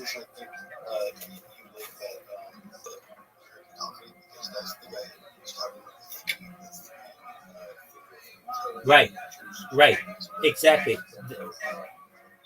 That's what triggered me. Now, I heard him say that, and I don't know if he knows and it's fine. It's not like you're ever taught this in school. I don't know how accurate he is on some of the things that he said. He was talking about the three-finger, three-toe thing, and well, one thing that he said, somebody said to him, is that the alien grays? And I could be wrong if it was him. And he said no. Like, he was talking about Zeta Reticuli, I think. And that's where generally the grays are pretty confirmed to have been. And he said, like, no, that's not where they're from, or something like that. I don't know what it was. Or maybe he was even saying that there was a I'll have to listen to it again because I was like half asleep or literally falling asleep as I listened to him. But it just was, when I heard him talking, he's like, if you interviewed me on this stuff, we would be, I don't want to say I know as much as he does because that's probably not true, at least on these topics, but it's not like he could tell me all that much more about it. Exactly. And I could tell that, like, his clarifying statements were not, I don't want to say they were inaccurate, but I don't want him to be, like, if he's like, no, the Zetas aren't there, they're from somewhere else. Well, then where are they from? Tell me all about it. Like, I can tell you right now, the Zetas have, like, a bi-astral star system, and it's, like, has similar gravity to Earth. Like they talk about or some familiarity with, and I would want to hear more. I mean, that's my thing, though. I'm kind of, like, over Earth. Like, I I don't want to say I know every secret that's ever been known on Earth. That's certainly not true. But my interests have just gone galactic. And so for someone to come in and be like, oh, we're going to try to declassify such and such document, I'm just like, big whoop. Watch the disclosure to Dr. Stephen Greer from May 9th, 2001. And that's as much disclosure as you're ever going to need to prove to anybody when you FAA reports and NASA photoshopping UFOs from pictures. And with that all being said, do you happen to remember, I don't know if it's still a thing, but there was a NASA channel. It used to be a thing on like television, and then there's like a NASA NASA has a live stream, a very well-known live stream. Anyway, there is an interesting aspect of this, that they used to have it be a live stream and figured nobody's going to watch this. They always have, like, I could go to it right now. I'm going to. I bet you they have 101 people watching. And the reason why I say that, I think they buy 100 viewers and 1 or 2 real people are watching, like, maximum. I mean, I'm watching it right. I'm going to turn it on right now. And I'm just kind of interested if I'm correct, if that's what we're at. Let's see how many people are watching it right now. 83 people are watching it right now. So I'm not necessarily as accurate on that as I thought I would be. I mean, frankly, I am. I'm within 20 people of them watching. I don't know how many real people. Maybe it has 80 viewers or whatever. Anyway, nobody really watches this that often. I find it interesting. NASA turns off the comments.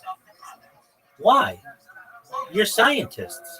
Don't you want people having discussions about what you're doing? And it's just like, exactly.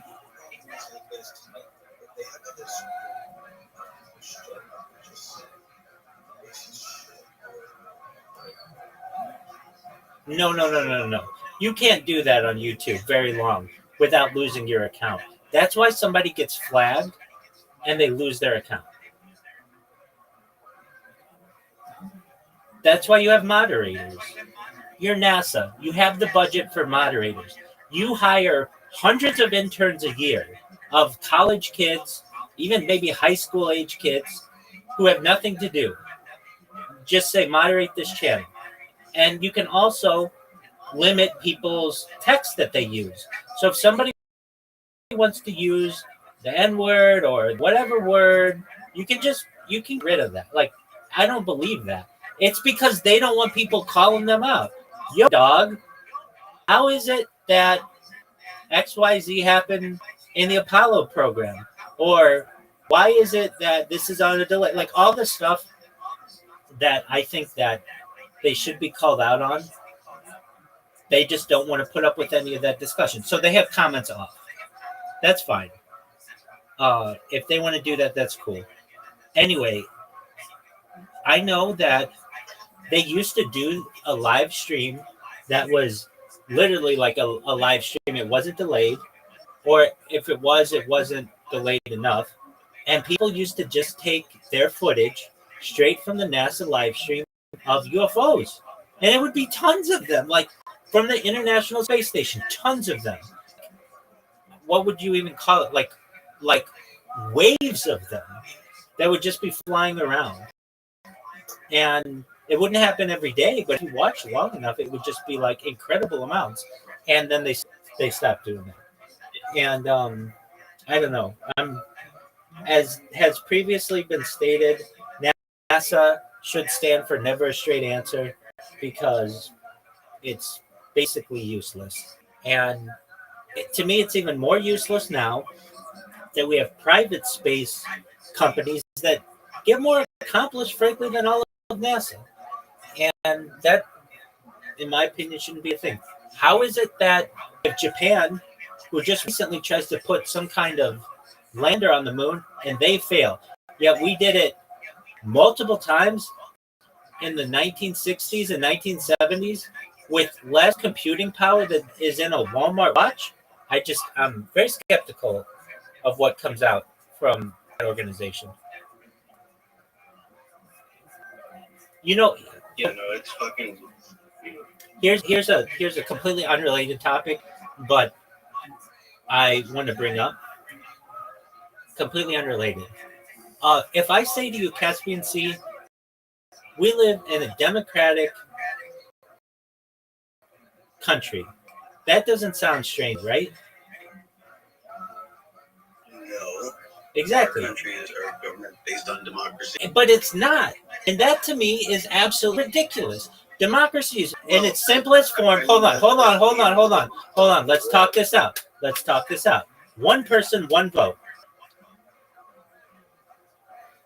And That's we how it should be, wait, but I mean, wait, the wait, image that wait. America built in the world is not democracy based. Wait. In fact, there isn't a single democracy in the world. Yeah, I agree with that. Exactly. So whenever anybody says democratic principles, I already just know that they are like a sheep. They're just not even thinking about it. Now, if you want to say that these are Republican principles, basically a representative principles, okay, I get that because you vote a representative in. But for anybody to even talk about democracy anywhere in the world, for any government, to me is just garbage discussion. And to me, is actually Right about that. it's actually oxymoronic to say that the United States has a representative democracy. That's a republic. That's not anything democratic at all. Democratic is one person, one vote. Now, people will say that's a direct democracy. Well, what are we talking about here? Well, we're talking about a representative democracy. That's a republic. I don't know why you are using the term democracy, because it's basically the wool over the people's eyes and make them think that they have power. But they have power. If you had a democracy, a direct democracy, it's actually been seen as the worst type of government. Now, whether that's true or not, I'm not sure. But I could see that. I could absolutely see that because you have the what's called the something like the dictatorship of the majority, tyranny of the majority. And so basically, you can very easily get rid of anybody you don't want. And I get that. I'm not saying that we need a direct democracy. I'm not saying that. But I'm saying anybody who ever talks about that's anti-democratic or those aren't democratic principles, none of the democratic principles in the United States, none. If you want a democratic society, well, then that's essentially hasn't been seen since Athens 200 years ago. I mean, basically, and so with that being said, it as Peter Griffin says, you know what really grinds my gears? It really grinds my gears when I hear the term democratic principles. We live in a democratic society. No, we don't. We don't live in anything close to a democratic society. Truthfully, we don't. We live in a society that is allowed to someone, by virtue of whatever accolade someone else wants to validate, you can co-opt words and redefine words. You can say this now means this, I mean, in small ways, whether it's like a long word or a short word, concepts like democracy, they're not what they were when they first started. And it's not just the evolution of an idea. It's co-opting and,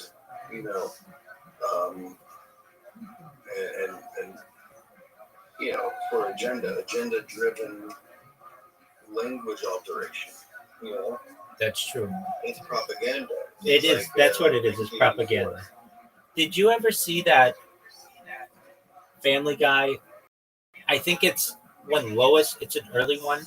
Lois runs for student council president, or not student council president, but school board president, and she's debating somebody or whatever, and she just realizes to appeal to the lowest common denominator, you just go 9/11, and everybody's like, yay! Like basically, like like uh, like there's a phrase like they hate us for our freedom. I hate that phrase. It's like a phrase that I can't stand. Um, I I just I hear I hear I've been hearing for 39 years, almost 40 years, democratic principles, democratic ideals, and I'm just sick of it. I'm sick of hearing that. We don't live in a democracy. We don't live in anything close to a democracy. If anything, it is a constitutional republic, and the word democracy shouldn't be used. It should not be used. And it should be like a word like um what's a word that would be like similar that just isn't even which isn't even relevant. I want to say plutocracy, but that's rich. That's what we're in, or an aristocracy, or it's a, it's like a, it's just like you said, it's propaganda, and I leave it at that. Um, anyway, now another phrase that I've seen changed, and I can't stand when language is altered, and nobody talks about it. So we have during the 2020 protests, those were mostly peaceful protests. Don't you remember, Caspian Sea? I do. Yes. Just like World War II was mostly peaceful. Truthfully, if you took the amount of time that people were pulling triggers on guns and compared that to the amount of time where no one was pulling triggers on guns, it was more time where people were not pulling triggers on guns, which, like by definition, would make it more peaceful than not. Was it still incredibly violent? Absolutely, all the terrible things. But with that being said, they've changed the phrase from mostly peaceful now to largely peaceful. Do you realize how dangerous that is? Now it doesn't have to be the majority of the time it was peaceful. It's now just a significant amount of time was peaceful. And I just think that that's incredibly dangerous and disingenuous. I'm not stupid. Don't piss on my leg and tell me it's raining. It's like, it's frustrating to me. And I mean, it's the same way like I was saying with language. Originally people would say, soldiers had shell shock, now it's post-traumatic stress disorder. right. Post-traumatic stress disorder, what call it for people who were, have trauma from all sorts of different things. I have PTSD from car accidents. One doctor told me. You know what I mean? And because of all the car accidents I've been involved in, but never at fault for. You know what I mean? Right. So it's like they throw around this concept PTSD. So it's like, I'm trying to figure out what my point is. So my point is like, if I have PTSD, and they're going to say that somebody who was a soldier and did something with it, that is not PTSD. Like these are greatly different things. You know what I mean? Right. Through language, they devalue. I'm not saying that my own mental health would be valued against, but I didn't go to war.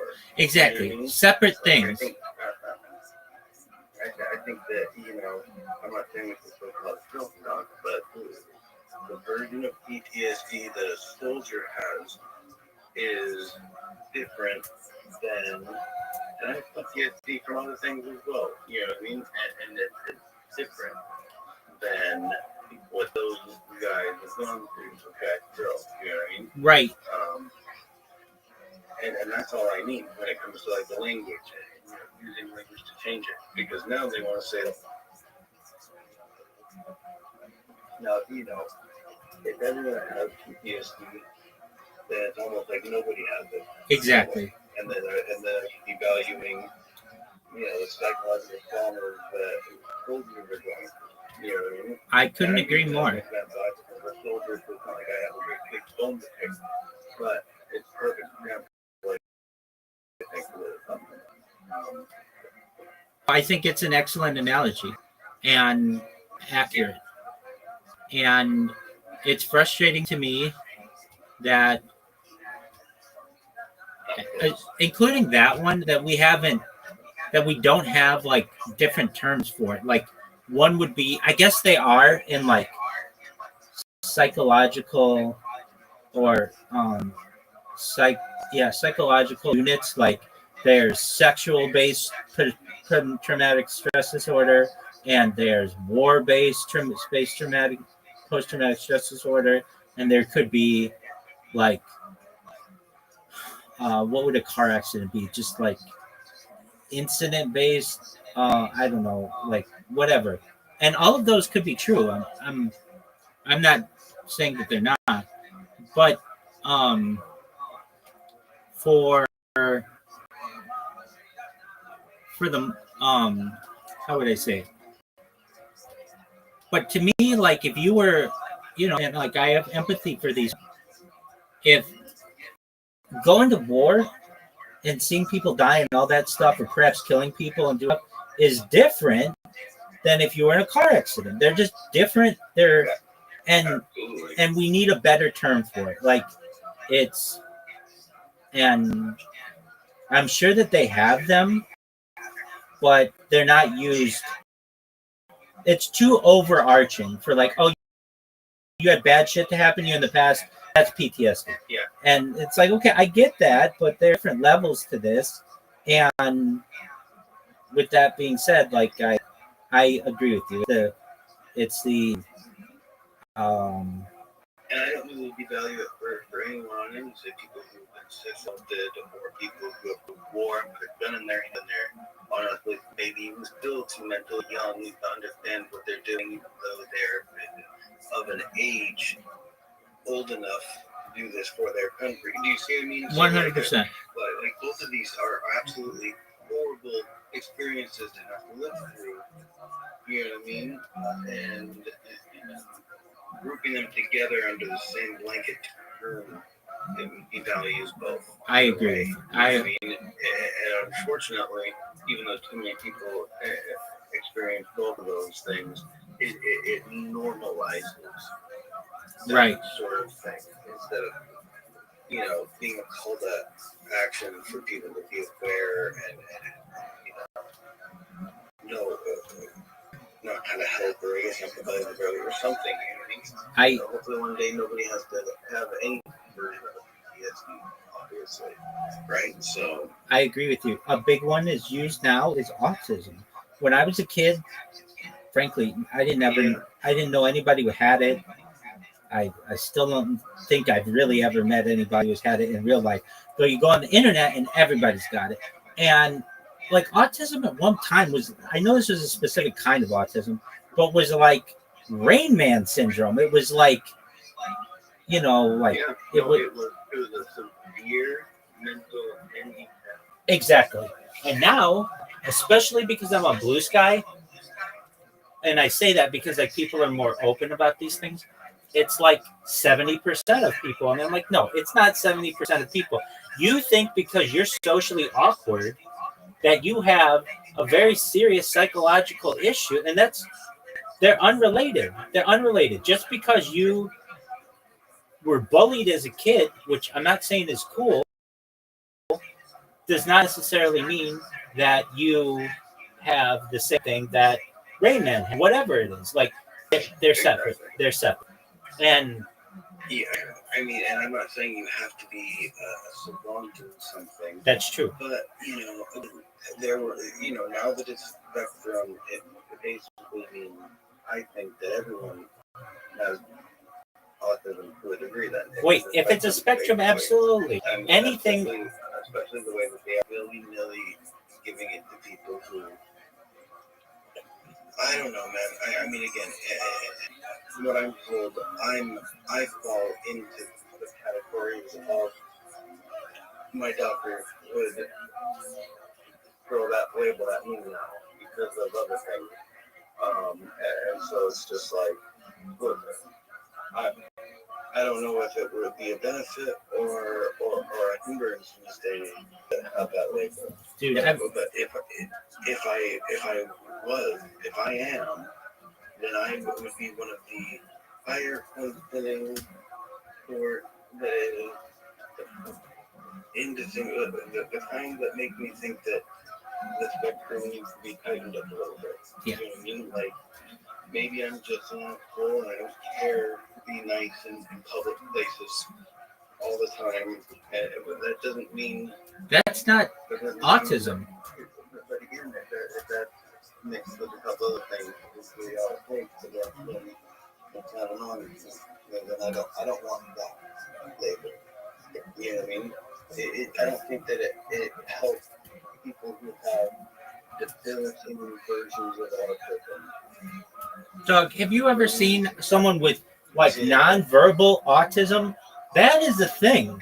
Some person who has some personality quirks. Like a friend of my parents had a friend, and his son was nonverbal autistic, and I hear now that he's like an adult, like he can speak, and I get like he has like he does some things for himself. But I mean, I don't know if I knew the kid up until he was 11 and maybe even 12. Like he was nonverbal, and I thought that his dad was going to be taking care of him like forever. Like he seemed to be possibly needing bathroom help all the way throughout his entire life. That kind of nothing. And I don't know. I never got to know the kid well enough to know what he was smart at, because it's not like his brain didn't work or anything. He just obviously certain things are just what are important, and I never figured out what it was that he was, But again, now I hear that I wouldn't recognize him, because I had this image of him of one of the worst kinds of autism. Now apparently he's able to. Well, it's not close enough. It's not close enough.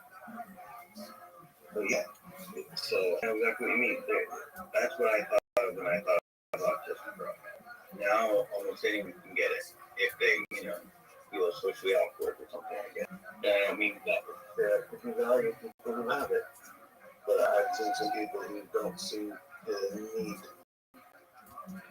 the diagnosis. Yeah, to me, it's an odd diagnosis because it's not like there's like a medication or anything. Like some people want pain medication to get high. It's not like, all comes with the medication that is well known to be fun for any reason or another, Yeah, they just do it to be different or to explain their social awkwardness or their personality quirks. I get that. I'm just very, not just skeptical. Some people thinking that everything. I find it insulting to people who really do have it in a certain way to just say, well, I've got it. Not me personally, but like, just like a random person says, I've got it. And I agree. And when you talk about spectrums, then, I'm on the, like everything's a spectrum, literally. And I understand that it is, I get that. But that means that, like, I don't know, like, someone who is 7 feet tall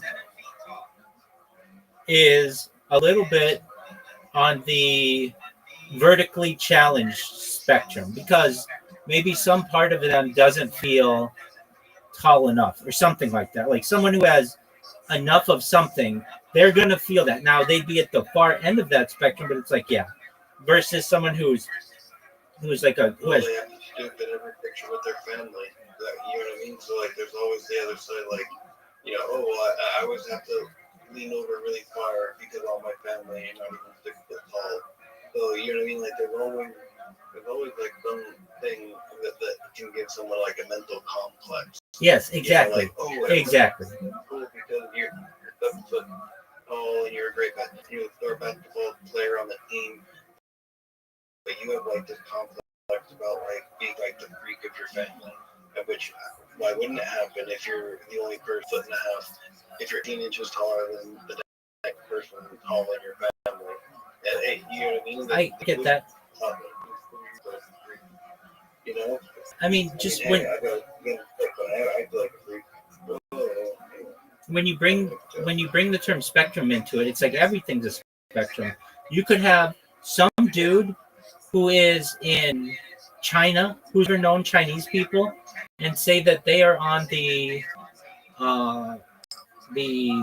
South American spectrum. What is that? I don't like Latinx or something like that. Why? Because they just feel a little Latinx today. I don't know. That's not my determination, but it's like if everything's on a spectrum, then that's how that works. And it's a slippery slope that occurs. And yeah, so if you say, well, it's a spectrum, well, everyone's on this spectrum because that's how spectrums work.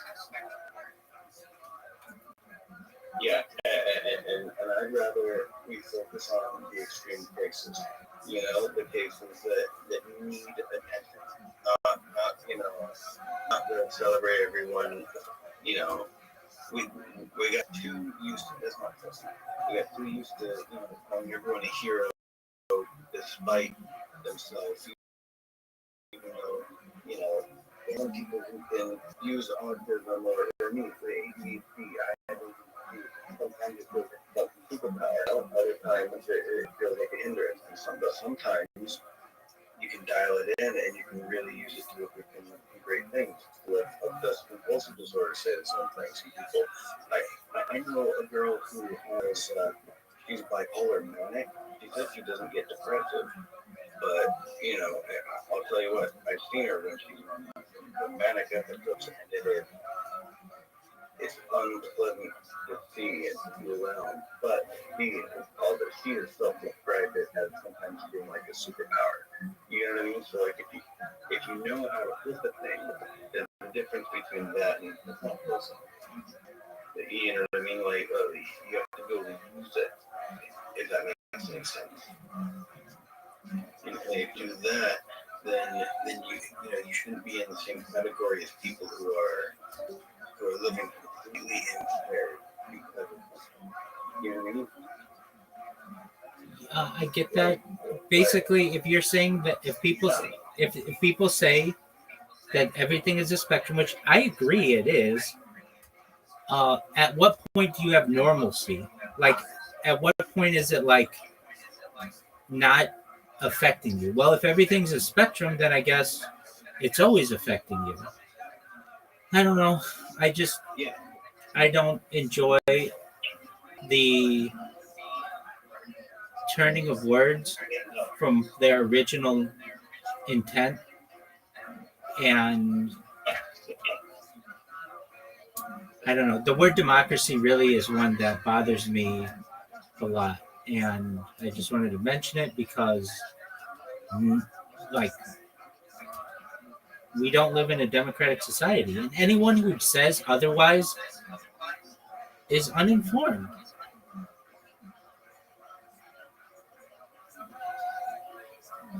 Or perhaps I shouldn't say society, government, to be more specific, because you can have individual beliefs, I guess,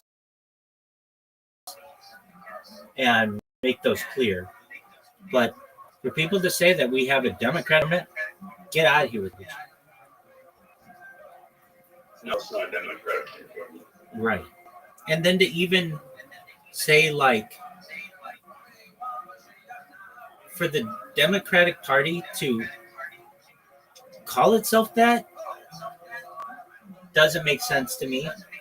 I could see it being called the Progressive Party, and that's cool. That makes sense to me. I'm all about that. But don't call it Democratic Party because that's not what it is. You're not advocating for one person, one vote. You're advocating for progressive principles, which I get. That's cool. I'm about that. And Republicans is at least more accurate because we're in more of a republic form of government.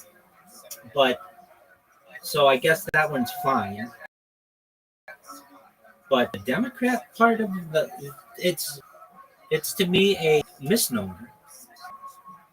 And anyone who I hear like just talking about these things, I'm just like, well, I don't really believe anything that you're saying because that's not the type of government that we have. I mean, I think that, fortunately now quantum computing is really close, so we're going to be back into cryptography matter, but, I've been saying for years now that the most important with crypto, isn't use it for currency, it, as a validating system.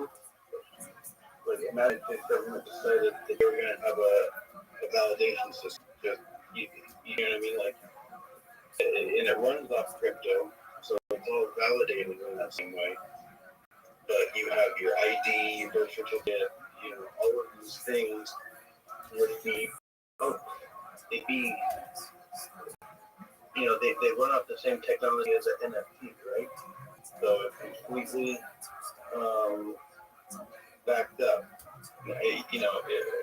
and then if you want, if it's going to be like a passport, whatever, you can update it.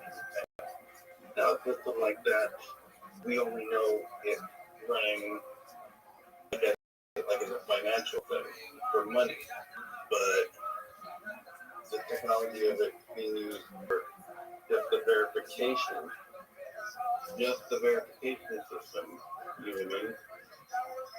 Like,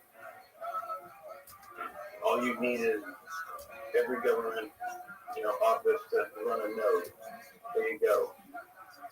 Now you're, even though you're not using it as money, every government, office had just one computer that was running a node, and it's running all the processing.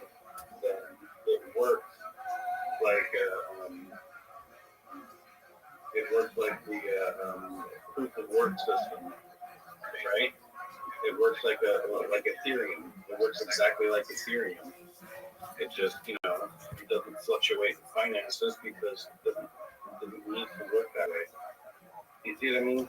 So, like, but the reason why they don't do that is because if everyone is verifiable as an individual, they no longer need electoral college vote. It eliminates voter fraud, right? But again, like I said, now we're 5 to 9 years they were staying away from quantum computing, which means we're in a whole new kind of cryptography. True.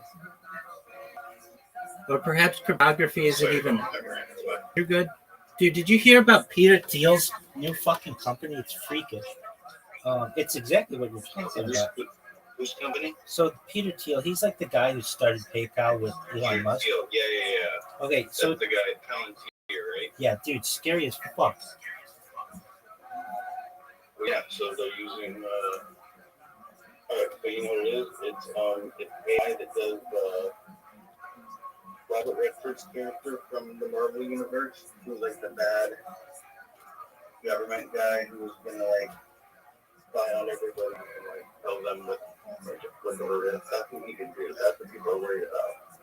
That he has all the information that if he has access to drones, they can just hit a button and kill people before they even know. That's exactly what's and coming. The Minority Report, like they profile you. That's exactly what's coming.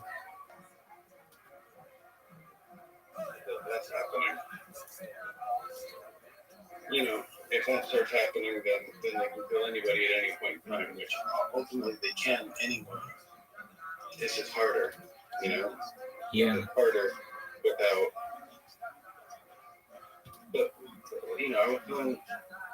I left the doctor office on someone who works for the state. I was like, look, look at all of the movies. Every movie is about the end of the world. I was like, everybody wants the end of the world in one way or another.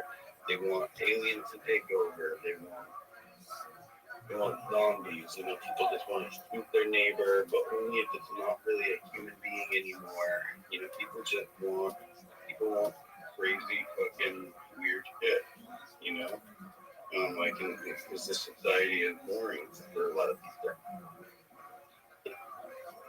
You know, and nobody believes in it anymore. Not in the way that people used to believe in their society. Oh, for sure. You know. I mean, I use the example of just when I worked in LA and Obama, who is whatever people's opinion of the man now and everything. When he was president, he was maybe one of the most beloved presidents during his time in office. He was well loved, and honestly, it makes sense. The man, again, no matter what you want to say about the reason why, it was all a trick, I don't care. The man had charisma like he was trained to be the most charismatic man in the world. And it's just a fact of the matter. And when he came to town, they closed down half the streets, so I wasn't gonna make it to work on time. I had to leave an extra hour and a half early. I had to drive I had to drive all around. I had to drive all the way over here. I had to drive back south. I had to go all the way back up. I couldn't use the freeway because the entire freeway. He wasn't going to be driving for the next 4 or 5 hours. But the whole time it's already all shut down. And then even though it should have been like a 20-minute drive to work, it was like a 2-hour drive. Absolutely. Just one moment, Caspian. Just one moment, Caspian. How you living, Pimp? What's up?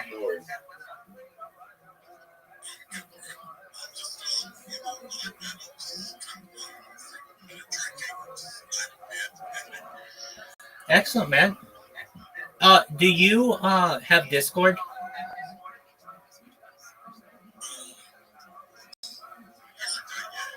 Okay. Okay, here's what I want you to do. I have a big Discord, and I want you to join it because I can hear you a lot better. And I'll introduce you to my friends.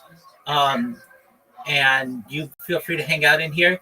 It's discord.me/rabbi. It's in my profile. You can find it. Discord.me. Yes, sir. Excellent. So come on in here and I'll tell you about what I do. I stream my life 24 hours a day, 7 days. Yeah, exactly. Yeah, that's the link to my Discord. Excellent. I stream my life 24 hours a day, 7 days a week, 365 days a year for world peace. I've been doing so for 3.5 years. I have more data online than any person ever. I'd love to tell you about myself.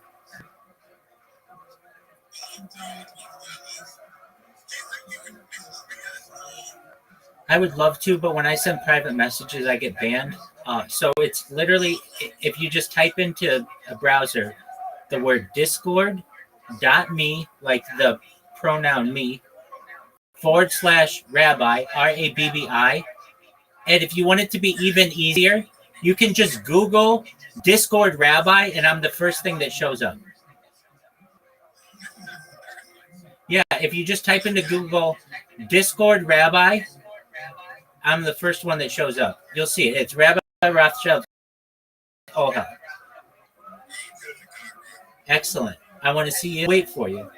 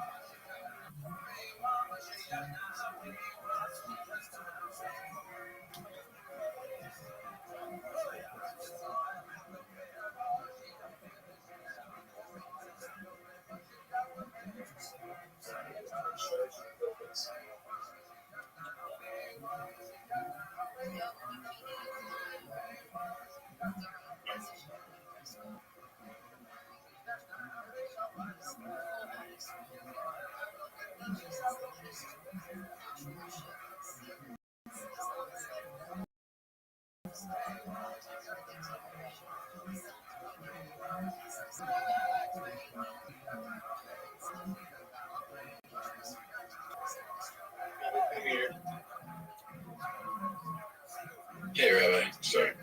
You're good, Big Dog. We just had somebody who joined from Twitter Spaces. We'll see if they're able to find themselves in here.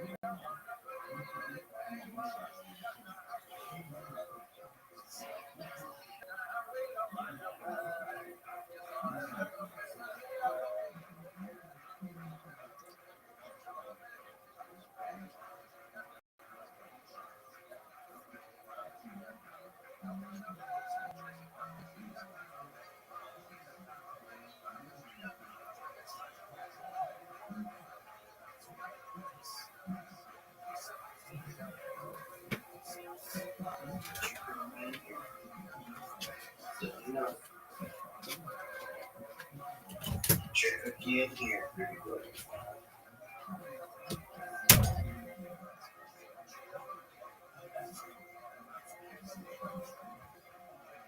This is a funny dog.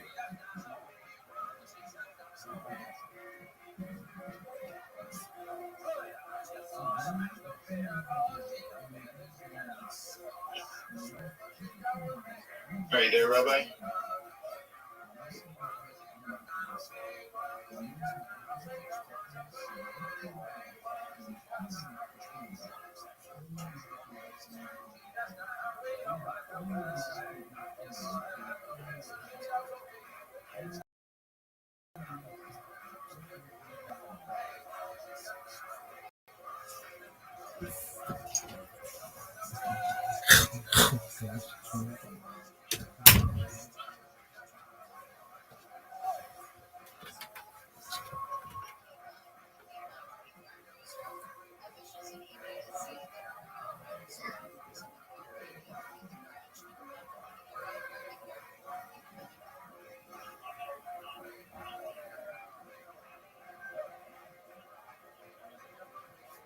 Good puppy dog, girl.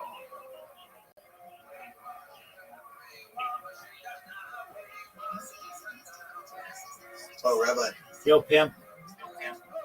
I was gonna say I found these from my grandmother. She had these old. She had these CDs that have old software on them. Yeah. You know, Yeah. like without Windows 95 discs. Oh, very cool.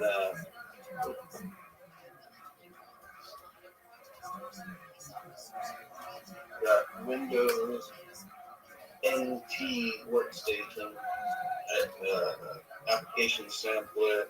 I've got a couple like QuickBooks.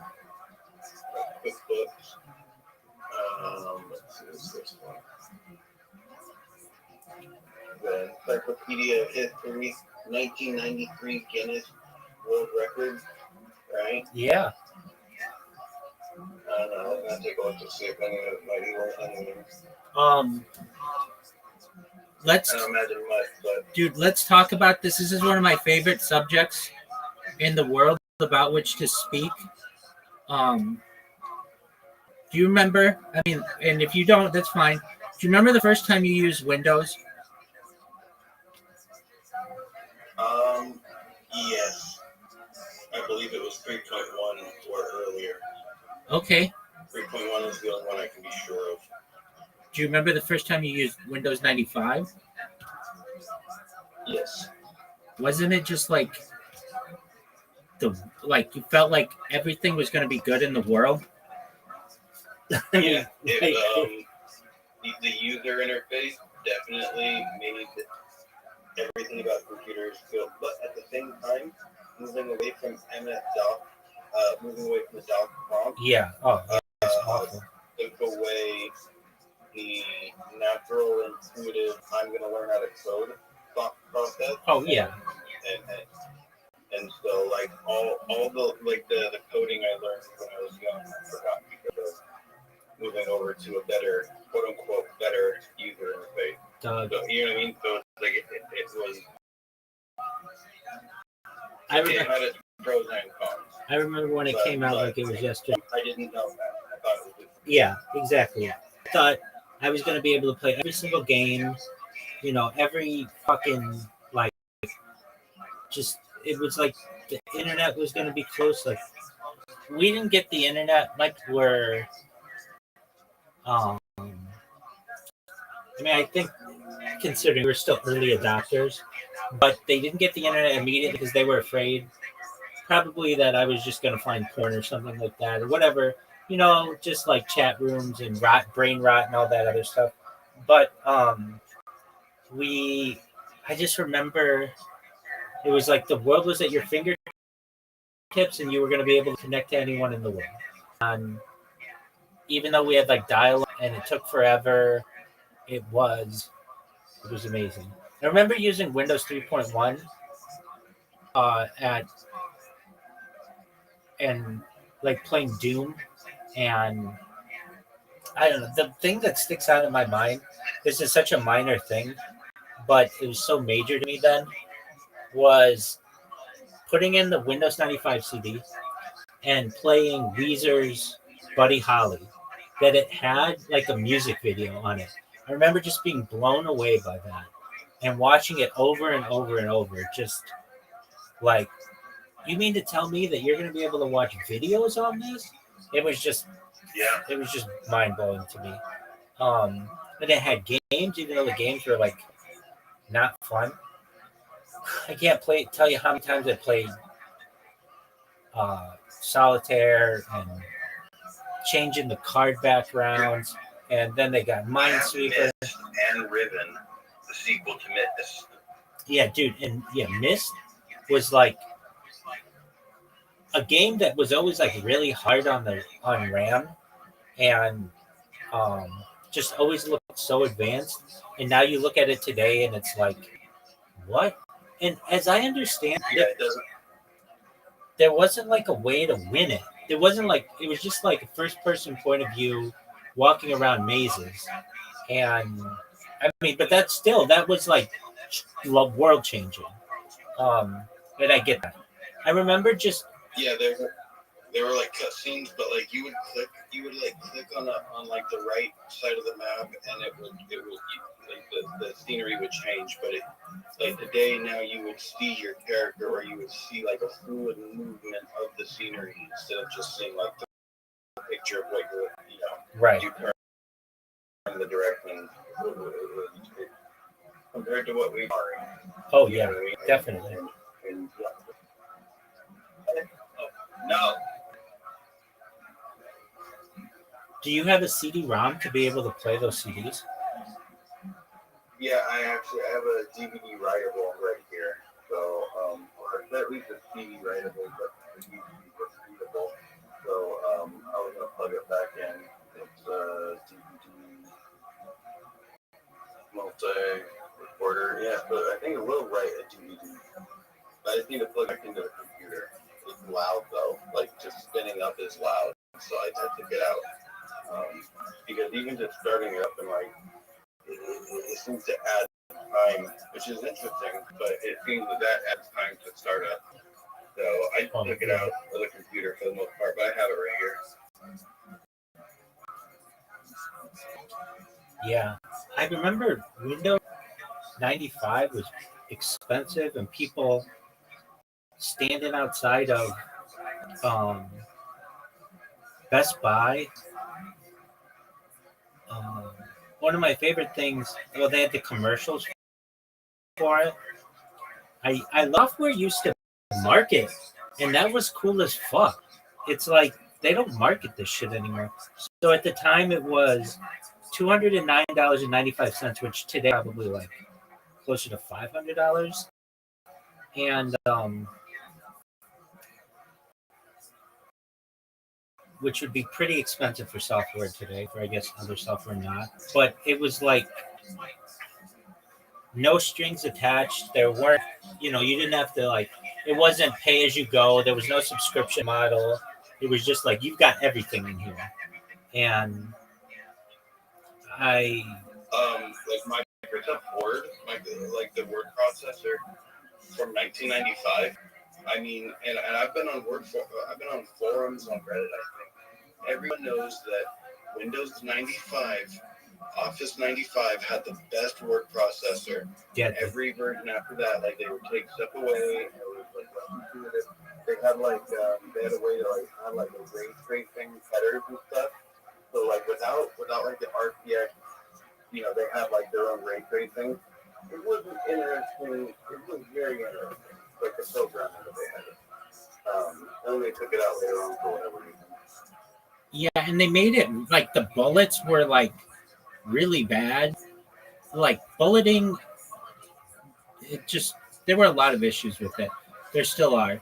And now you have to pay as you go, which is absolutely a joke.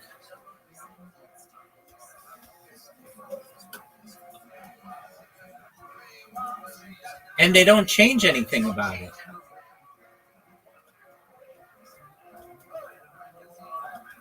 It's a scam. I don't know about that. Dog, it is a scam. It is a scam. You know that they haven't changed anything about the software in 20 years. It's a scam.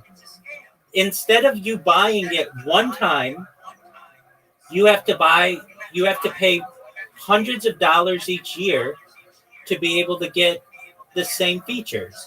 It's like whatever, $9.99 a month. So it's $120 a month just to be able to use the software. That's a scam. And the worst part is, it's like I have like the Windows 10 Home Edition. And I don't want Home. I want the Pro because I don't even have some of like the features that I actually use because some of those features aren't available for normal home users. That way they can sell two different versions of it. You know, and like it's a really shitty way of, but it makes sense because then you can have a simpler version of it.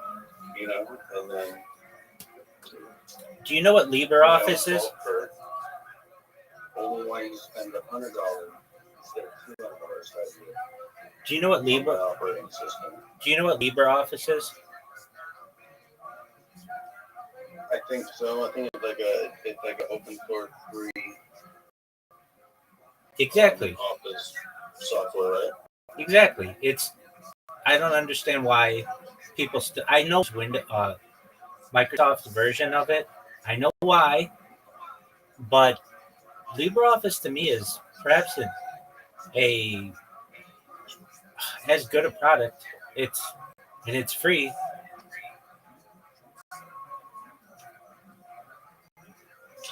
I mean, you know. Okay, so list off all the reasons. So like this. Why? At least corporations, it's beneficial because you know what I mean. They can write off brand software. Yeah, exactly. If they're doing it right, you know what I mean. So it's advantageous if you have a good accountant. Exactly. To do almost anything. To do, I mean, if you have a good enough accountant, you're living life. As much as we're like, you can live if you got a good enough accountant. Exactly. But you know, like when it comes to business, you know, who knows? You know, you know, you want to be able to tell people that my computer is Intel inside, and hopefully one day, you know, he gets sponsored by Intel. You know what I mean?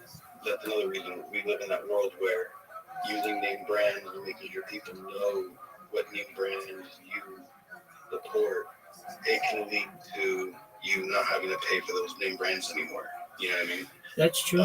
Very, very quickly. So there's a new advantage in this modern age of, you know,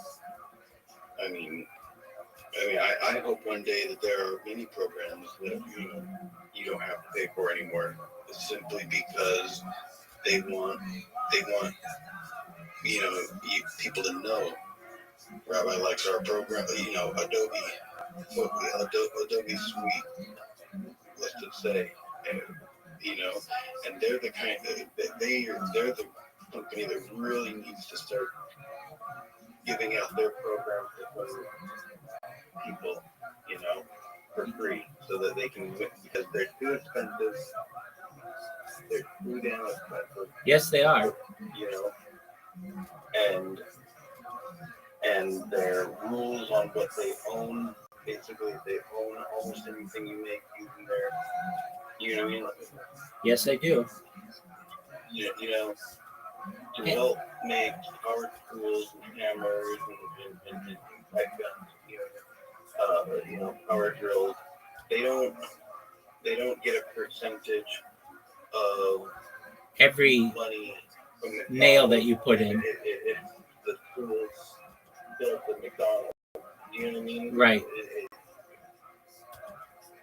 It's really, even for using for AI or whatever, for their, and that's really what a lot of these companies are doing.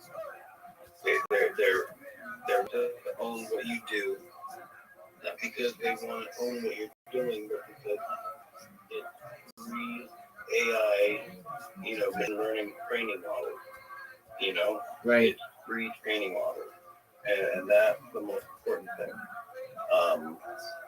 You know what I mean? So my dad's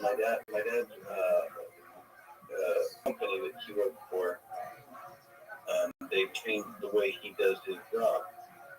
He used to work on another kind of program, which was a standard program for businesses a few years ago, and now, this is, I don't know, a year ago,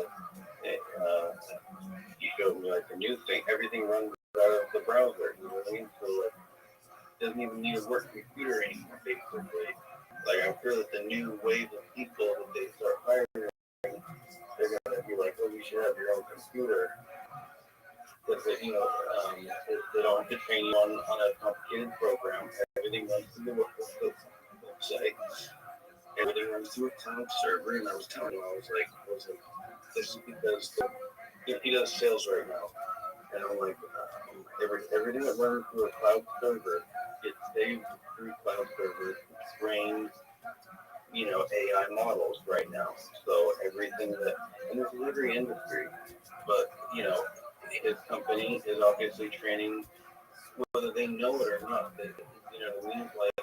Whether they know that by using this new program, the company that wrote the program is using the data to make a system that no longer needs people like my dad. You know what I mean? Right. Does that make sense? So at some point, that's what they're going to try to sell. That'll be the next product they sell, my dad's glasses. Well, you don't even need my dad. Is what that, you know what I mean? Or people in that position. Right. All things too. They Coca-Cola recently did this.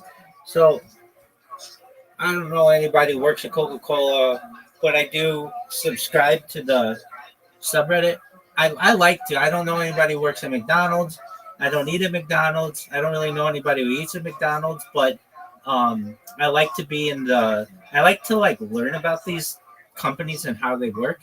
And at least with Coca-Cola, you used to have an account representative. Somebody would come in and make sure you had Coca-Cola for whatever your establishment is.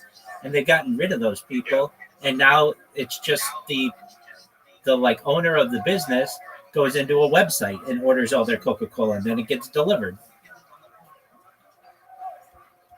The problem with that, there are some problems.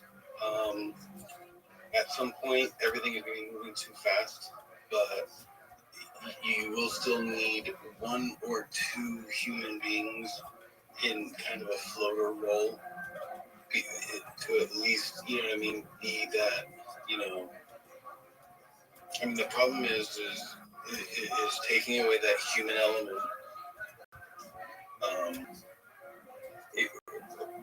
I mean, ultimately, I think as great as automation can be for industry, it's horrible for society.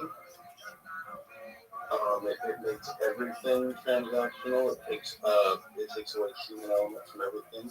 I mean, even when I used to be a bartender or a waiter, server, people it used to be that people who had no sense of how to treat service employees like myself at the time were like construction workers or like people who they didn't understand that my job is to be nice. Right. And the other half of that is that you need to be nice to me as well, right? There's never a reason to just not be nice to the people at a restaurant. Like the whole point of the job. Now, if they're being a dick if me as like a waiter or bartender, I'm a dick for no reason, then yeah, call my manager over or something. Hey, something's wrong. But the point is, if I'm a bartender, I'm nice. You be nice to me. We're gonna have a nice time. And then at the end of the night, I'll say, you have a nice rest of the night. Right. And it should just be nice. Like that's just that's the only reason that it's there. So, well, okay. That's right. But yeah. Oh, and now we're living in a world where like nobody understands how to be nice. Like even like your waiter, your bartender, all so transactional. You know what I mean? Like, and customer service is upper than ever because of that. Right. Even people who grew up in a quote unquote bygone generation, like you and me, by the way, just because we know how to use the technology doesn't mean that it was even something that we thought we would be touching when we were, 10 years ago. Oh, it's a play with GPT, but 20, 30 years ago, when you and me were, in elementary school, there's no way we thought we would be doing the stuff we're doing. We had computer in one class, like it was a computer class. Right. In case you had computers involved in your job in the future. Right. And they would tell us because there's going to be computers and more stuff, but it's just a special learn how to type class. It was not the focus. Now everything is computers, you know what I mean? Right. And no one types. There's no way they would have been able to coordinate like the way they had all the kids during the pandemic doing like dial in for school. There's no way they would have been able to coordinate even through phone lines. Do you know what I mean? Right. No possible way they would have been able to coordinate our generation to be dialed in and know how to use the program better than the teacher, just by virtue of we already know how to use Discord, and it's basically just Discord, but a different version. It's just for school, this one. Right. It's no problem because they already use those technologies. It's old news to have to dial in that way. So, I don't know. I forgot where I was going with that, but yeah, it's very different when I were in school. We're done. And it's not even that long ago. Correct. It just so fast. I mean, we're in really a fucked up generation because no matter what we go to school for, by the time we would graduate, what we just learned is obsolete. That's correct. I mean, if I were to go to school to learn any particular, programming languages, by the time I get out, those aren't even any languages that they're using anymore. Right. And then now they're just like, now they just want to train AI to make a language. We don't know how to use the language. The AI will know how to, as long as we can trust the AI to program to do what we want, it'll be better and it'll be more, so we'll be happier with it. And all we gotta do is say, hey, can you make it do this? Can you change it to this? that's what they want. Right. You know, they get a little bit stupider, but we'll see. What you see is what you get programming. Yeah. Everything, it's the same analogy as when I said, Windows 95 is great. Yeah, did I know in the moment that Windows 95 is the reason why I stopped coding as part of my natural computer using experience? That I didn't need to even use MS-DOS anymore.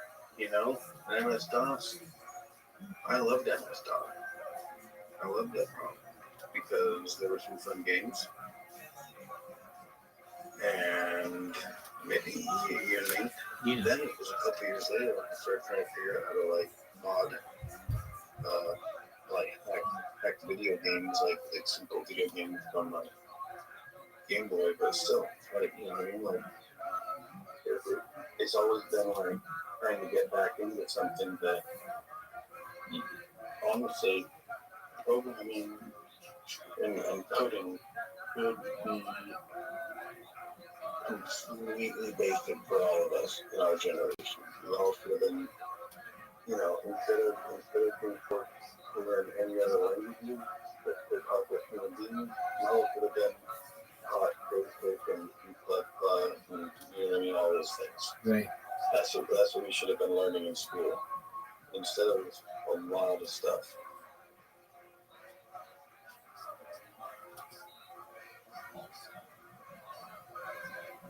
That way we would have that foundation to, now that there's all these new different versions of Java, we would know how to use all of them, with a quick refresher. And, because we would know how to build Java out of C++, do you know what I mean? We would understand all the foundational knowledge. And so that's what it should have been. But unfortunately, all they did was tell us, computers are going to be everything in the future. I'm not saying they should have fascist about it, but they forced us as part of our school curriculum. Genuinely, all of the OG languages. We could learn a different programming language every year. I don't know.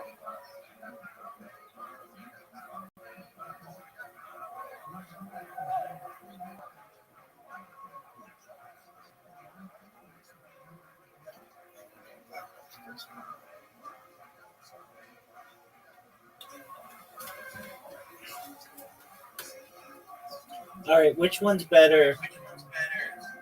American whatever or that Jesse Michaels guy? Oh, it's the same thing.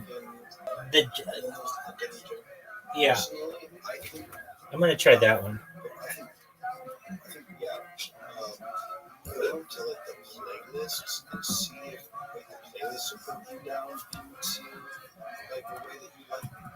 Because I think for the most part, you're gonna want to pick and choose, build a playlist of what episodes you want to watch. Because you might not want to watch the ones that have Dr. Hamilton, the guy who has his own interpretation of everything Greek and biblical. Do you know what I mean?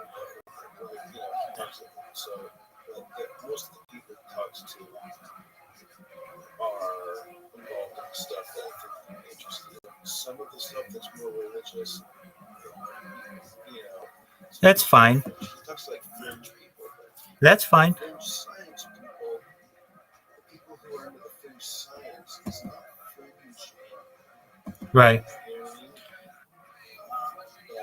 Fringe religion, Dude, I like to listen to anybody. I just mean, it's not like Joe Rogan where everything is kind of medium. Some of these people are getting into I don't know. We just had this lady on the other day who was friends with this dude that I just learned about named Joe. I'm sure you've heard of Joseph Farrell. Oh yeah, I know Joe very well. You know him personally? Yeah, we're friends. Oh, really? Yeah, Oh I know my Joseph. God. I just learned about this guy. Yeah. And I was just I've blown known Joe away for by years. some of this stuff. Yeah.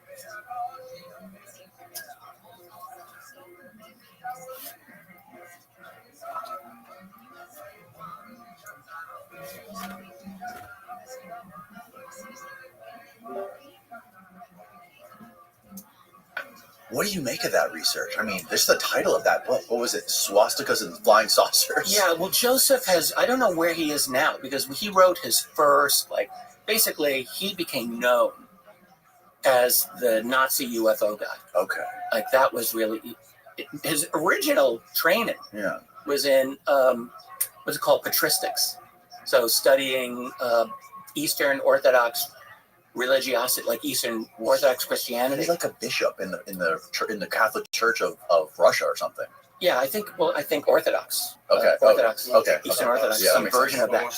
And but he's a really highly intelligent man, of course, and he got into studying the Nazi UFO connection and looking at the Foo Fighters, and particularly in Europe, as potentially Nazi Third Reich technology. And so he went into that in several books. However, you know, the thing with Joseph, I mean, you would have to ask him directly about this, what he thinks today, but I know that he became very, very open to an extraterrestrial interpretation of the UFO phenomenon over time. Because like in the early years, I think it was easy to interpret all of his work as saying all of this phenomenon is secret tech, earthbound secret tech. And I don't think that he's in that place. At least the last few times that we've talked, I didn't really think that he was. So I don't know. You know, we're always evolving. We're always like constantly thinking through, like, what do I think this year as opposed to last year? And it's important because, speaking for myself, I've gone to a lot of different places as to like what I think is actually happening when we talk about UFOs and how UAP. I always love talking. Are we rolling, Steve? Yeah, I'm wondering. Steve, are we good? We are rolling. Oh, beautiful. So I always love the opportunity when the opportunity arises to talk to somebody like yourself. So I only talked to maybe roughly three, maybe four people on this show that have been studying this topic for over 25, 30 years, like yourself. Yeah. Most people have been in this stuff just, for a few years recently, since like the emergence of YouTube. But I think it was like the first one was James Fox, then Jason Giorgiani, Stephen Greer, these types of folks. And I've noticed that you've been in a lot of some of like the biggest documentaries on this topic. So it's always just so interesting to hear people's takes on this stuff when they've been studying for so long. But for people that don't know who you are, can you just give like a brief summary of how you got into this stuff in the first place and what you've been doing ever since? Gladly. Steve, my audio sounds really odd. Maybe it's just my headphones. Okay. All right. Yeah. So I got involved in this subject a little over 30 years ago. So it was neat, like 1993, 94. At that time, I was trying to pursue a completely different life. I was working on a PhD in history, Cold War studies at the University of Rochester in upstate. And I was very much into that. Previous to that, I'd studied a lot of European history, a lot of diplomatic history. So that was really my background. And I was in a bookstore in upstate New York, in Syracuse, actually, and I think it was 1994, and I saw on a display stand a copy of a book by Timothy Good called Love Top Secret, which is kind of a classic in the UFO field, and it was the subtitle of that book that really caught my attention, The Worldwide UFO Cover. It's like it's 1994, and I didn't know anything about UFOs. Like essentially literally nothing. And I'd only I'd seen, some old documentaries. I'd watched Leonard Nimoy on In Search Of and seen some of those things, but I really didn't know anything. And I'd only heard claims of cover up and this and that. So I remember flipping through Tim's book, and I thought, wow, he's got some documents. He had names of people that I was studying in my own research. And I thought, UFO departments that I was looking into. It's the one where you sent me UFO connections there, and I thought, this is like I just sent you a message. Like, if you have anything to tell me, just tell me that. History here, is this true or is this nonsense, right? And that was really the question. So I bought the book, and I liked the book. It's a great book. And at the same time, I got onto what was then the baby version of the internet, all of the Usenet groups, people yelling and screaming at each other. But there were some good threads there, and there were a couple of people that really fun. And I just went down this rabbit hole, and I thought, I'm going to spend 2 or 3 months of my life, and I want to find out, is there something to this, or is there not something to this? Is this a waste of time? Please do send me like all of the other people in the academic community were assuming at that time, or is there something here? Because here I was studying basically the presidency of Harry Truman. I'm looking at the early Cold War, 1950, and I'm thinking there were claims that there was a very big UFO cover-up going on by then, and these were not trivial claims. And I just thought, what I don't like is having a big question mark hanging over my head on an area where I was trying to be an expert, and I just wanted to know. I just wanted to know. And so I thought I'd spend a couple of months to look into it, and I got hooked. I got totally hooked. Like, I discovered there were some very powerful declassified U.S. government documents that were obtained through Freedom of Information, which itself didn't really get going until the late 1970s, when Jimmy Carter kind of strengthened FOIA at that time. And so at that time, a lot of very interesting U.S. government military documents were released that they wouldn't prove that UFOs are aliens, but they did prove, absolutely prove, that these flying saucers that the government was telling the world, nothing to this, it's all hoaxes, misidentification. They proved that, no, actually military personnel were seeing objects described as flying saucer shaped, invading sensitive airspace that they were not supposed to be doing, engaging in maneuvers that were supposed to be impossible, being chased by our aircraft, and essentially playing cat and mouse games over and over again for years and years. And you read statements by the director of scientific intelligence of the CIA in 1952, a man named H. Marshall Chanwell, who's telling his boss, Walter Beadle Smith, director of the CIA, that this phenomena is being seen at such altitudes and over sensitive military installations in such a manner that they are not attributable to natural phenomena or known types of aerial vehicles. That's a direct quote. And you read that, and you're like, how else can he put it other than saying, boss, I think we're being invaded? So I read enough of these documents early on to think there's absolutely something that is at least worth investigating. And then it opens up like 1,000 other questions, like, where are the other academicians? Where's the university crowd looking into this? You would think if you want to debunk this, fine, debunk it. Let's look at the actual evidence here and deal with it. But they never deal with it. They would never deal with the fact that, like, why was the first director of the CIA, a man named Roscoe Hillenkotter, a member of a UFO organization called NICAP in the 1950s, until he clearly under pressure resigned in 1962, just before NICAP was trying to get congressional hearings back then. So the CIA was created the same year Roswell happened, right? Or was it a year? No, 1947. 1947, right. Although you could see the predecessor organization, the OSS, during World War, and then something called the CIG, which was in 1946 going into 47. And then out of that, you get the Central Intelligence Agency. That's all with the national security reorg that happened in 1947. So what do you think was going on? What do you think happened at Roswell?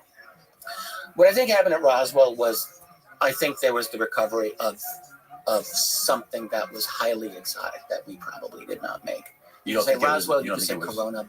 You don't think it was any human manufacturing or any human technology? So. No. Because I had Jason, I think you know who Jason Giorgiani is, right? I had him on recently. Yes. And he was explaining to me how General Corso, I think it was, had some sort of report of the Roswell crash. And he mentioned stuff like Velcro, Kevlar, night vision, all these human technologies being recovered at that crash site. Yeah. So, of course, he wasn't a general, but he was an officer in the U.S. Army. And in the late 50s, early 60s, worked under a very important general named Arthur Trudeau, where he said in his book, The Day After Roswell, it was published in 1997, he stated, yes, my assignment at that time was to, we had our own little cache of alien tech, essentially, and Corso said his job was to kind of segue that out to private industry as quietly as he could. And he did say things like Kevlar and things like high tensile fibers and things like, I think, fiber optics, perhaps. I think he said. I remember night vision and Velcro. Night vision. Velcro, I forgot. Yeah. But I could. So, well, that doesn't debunk the Roswell. I think Corso was very much stating that Roswell did happen as something extraordinary. But so the implications of that would mean that either A, aliens use Velcro and Kevlar and night vision, or B, that it was just some man-made thing. Well, no, there's a third possibility, which is that, when we're being all theoretical because I wasn't there, we weren't there. But if you are imagining that you've got a team of brilliant human scientists studying this like magical alien tech that they can't figure out, they still might be able to generate some pretty interesting ideas as a result of that, which might be variations, of some of the alien tech. I don't think that's impossible at all. So Velcro, I don't really know if the aliens use Velcro. Be kind of a handy thing for your sneakers or whatever footwear they got. But other, it seems to me that if you've got something as exotic as technology that theoretically could be thousands of years ahead of us or more, that you could struggle in figuring out a lot of these things. Material science, I think notoriously is said to be one of the most important areas that human scientists are trying to replicate. And material science. Yeah, like, just the other day, Hal Puthoff is on Rogan, and he's talking. And Hal has talked about the so-called meta material.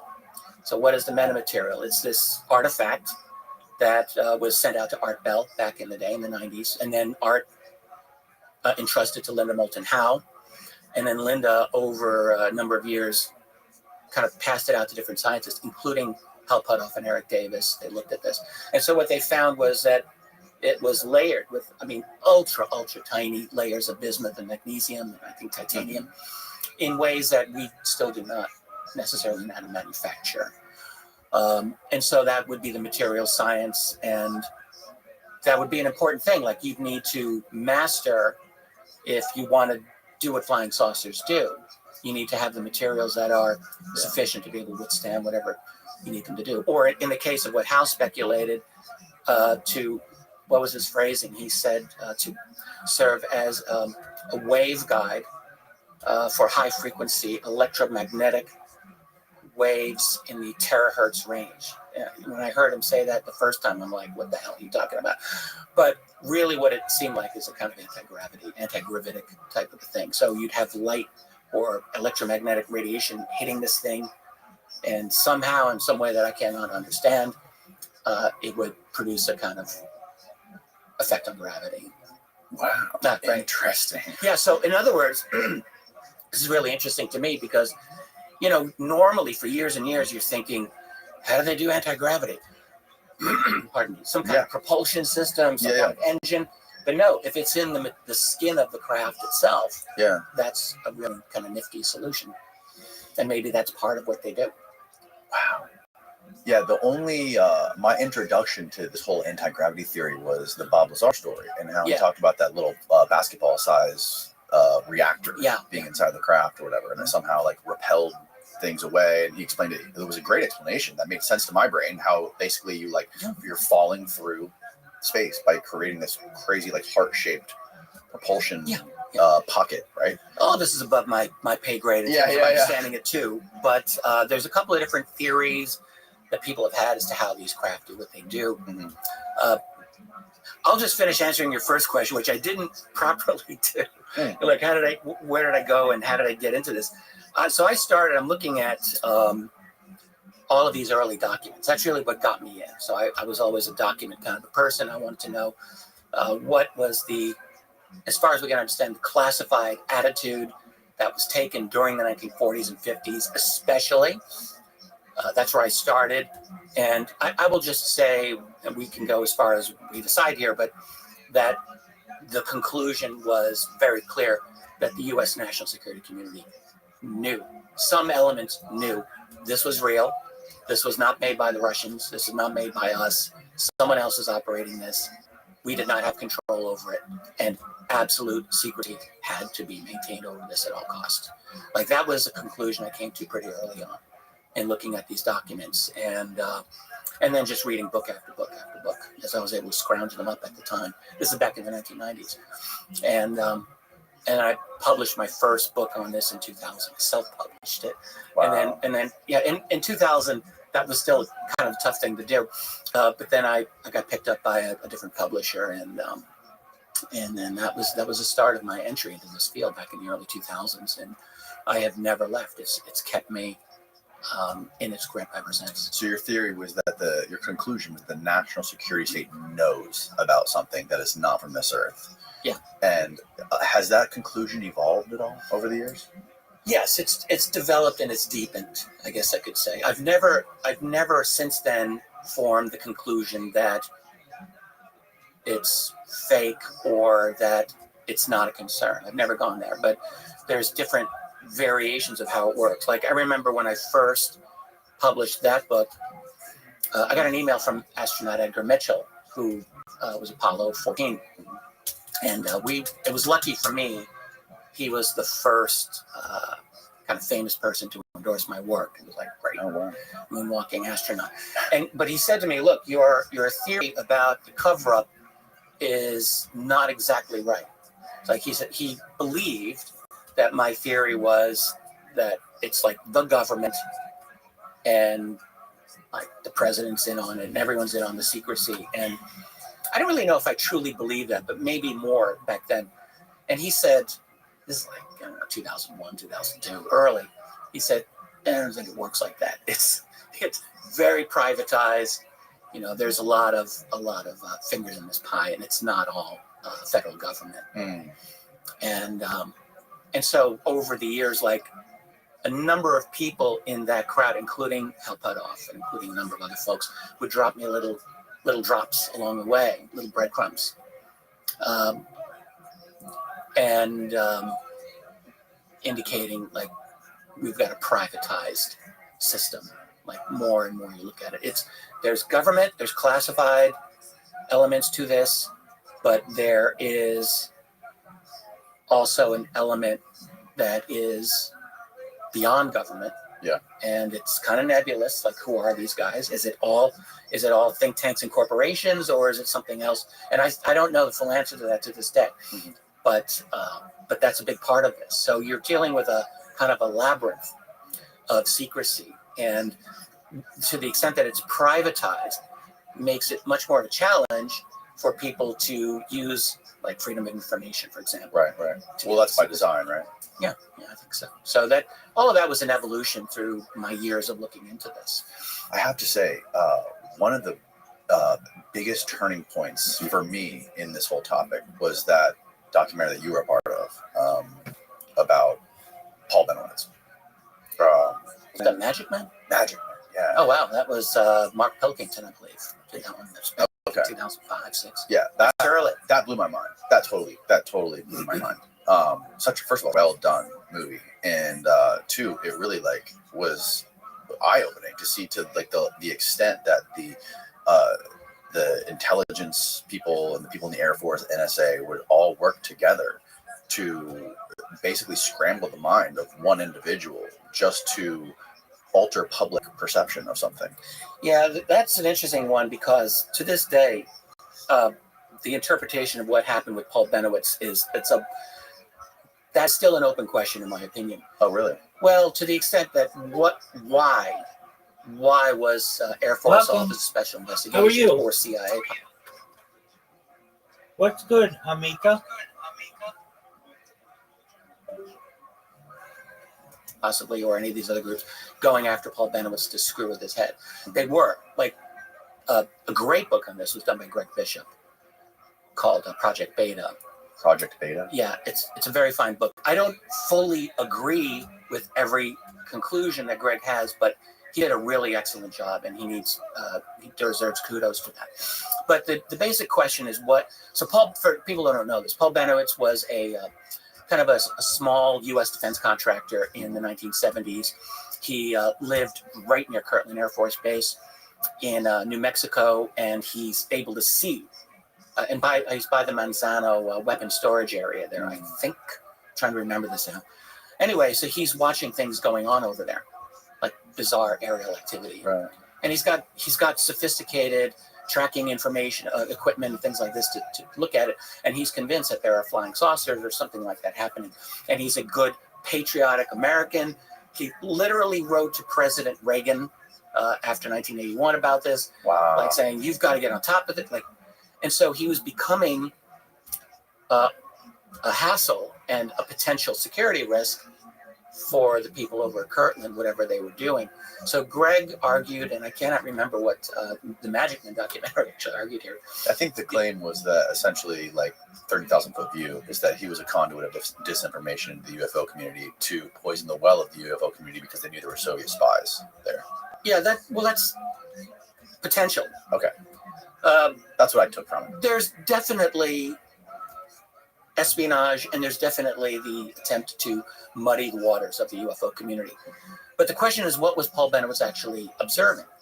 So was he observing advanced U.S. defense systems that were then being tested, or was he seeing something more than that? And I tend to think that maybe a little bit of both. I don't think it was all just that they were only protecting their own tech.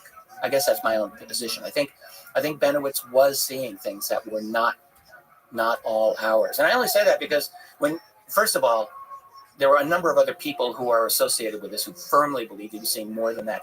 But also when you look at the history of violations of sensitive airspace of U.S. bases across the entire U.S., this is an old story. So it's not a unique thing to Kirtland. It's something that, and through the 1940s and 50s and 60s and 70s and 80s, that was all still happening. It never stopped. And so I think it's very premature to just dismiss it all as saying he was only looking at our own secret tech. I actually don't believe that. But the fact that they went in and screwed with him and convinced him that it was aliens and allowed him to convince himself. That's what Richard Doty would say.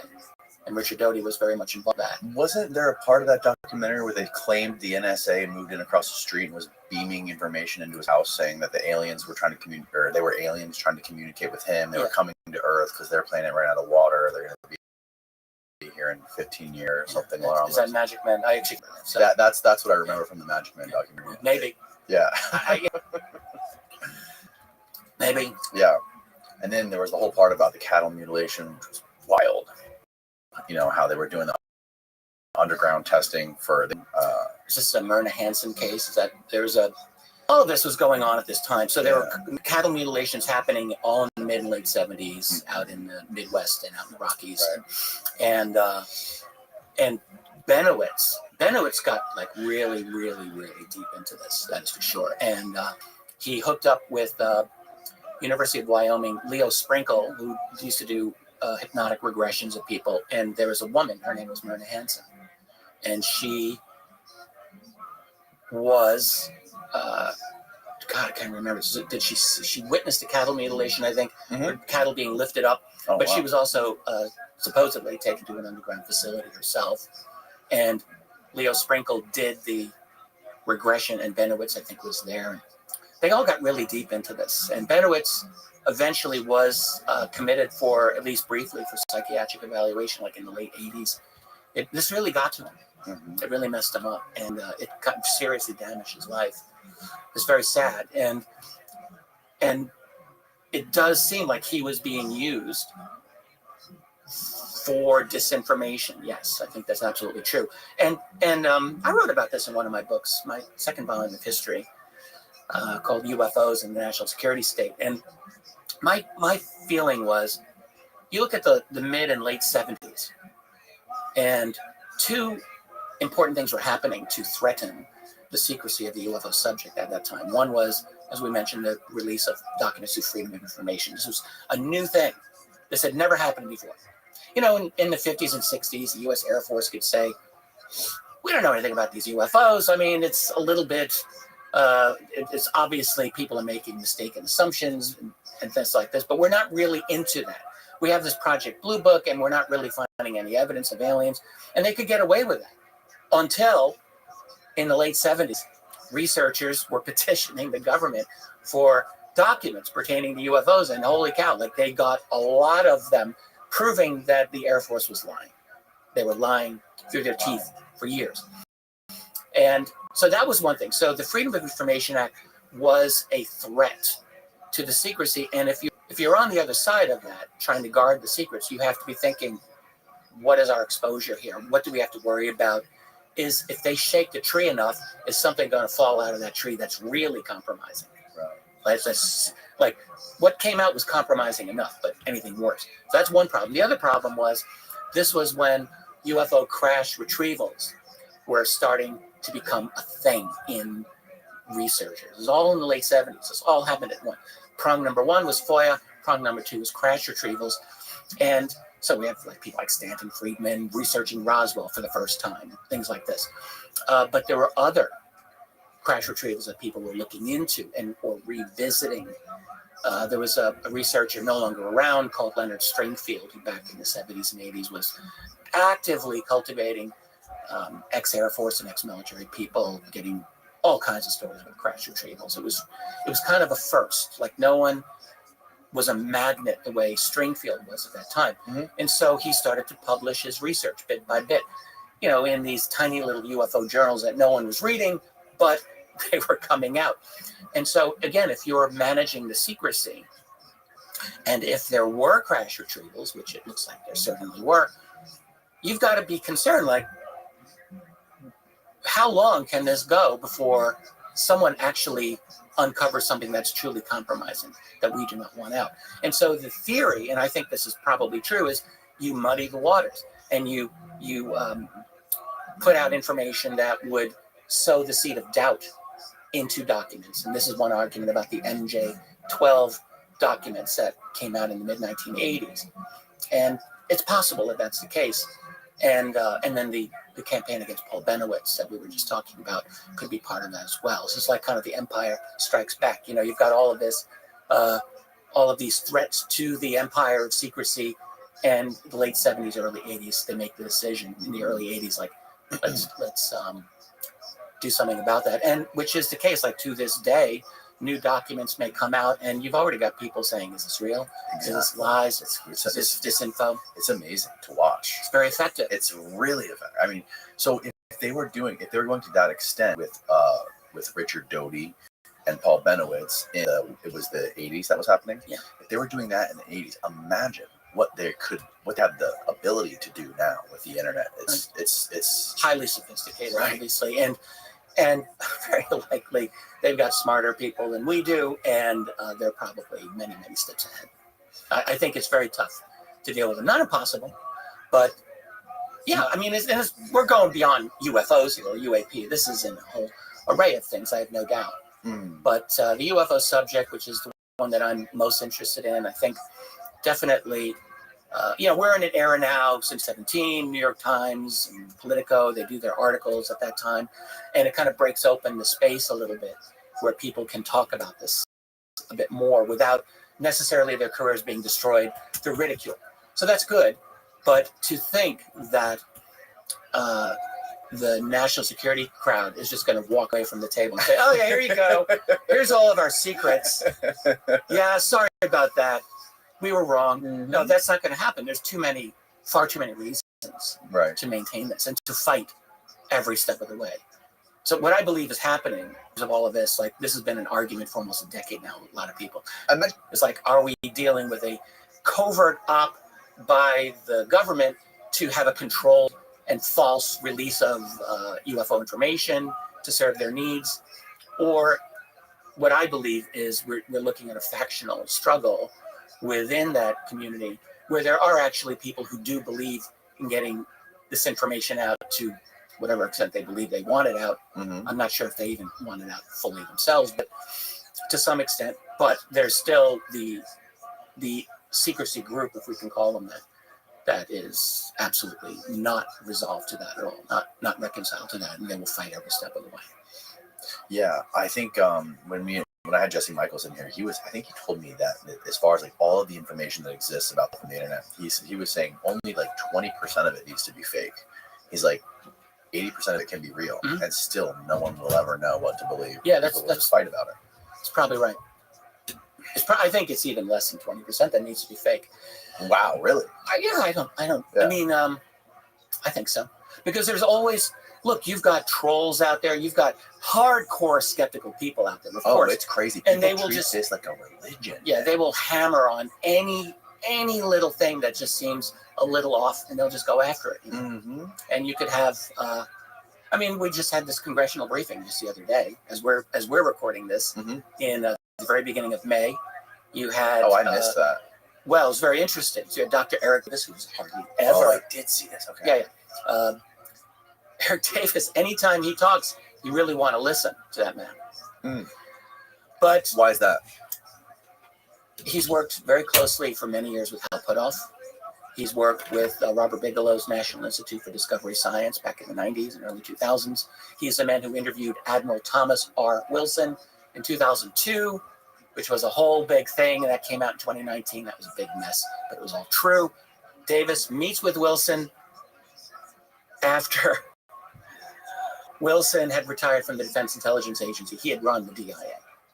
And this is connected. You interviewed Stephen Greer. So Yeah. Stephen Greer was very much a part of this.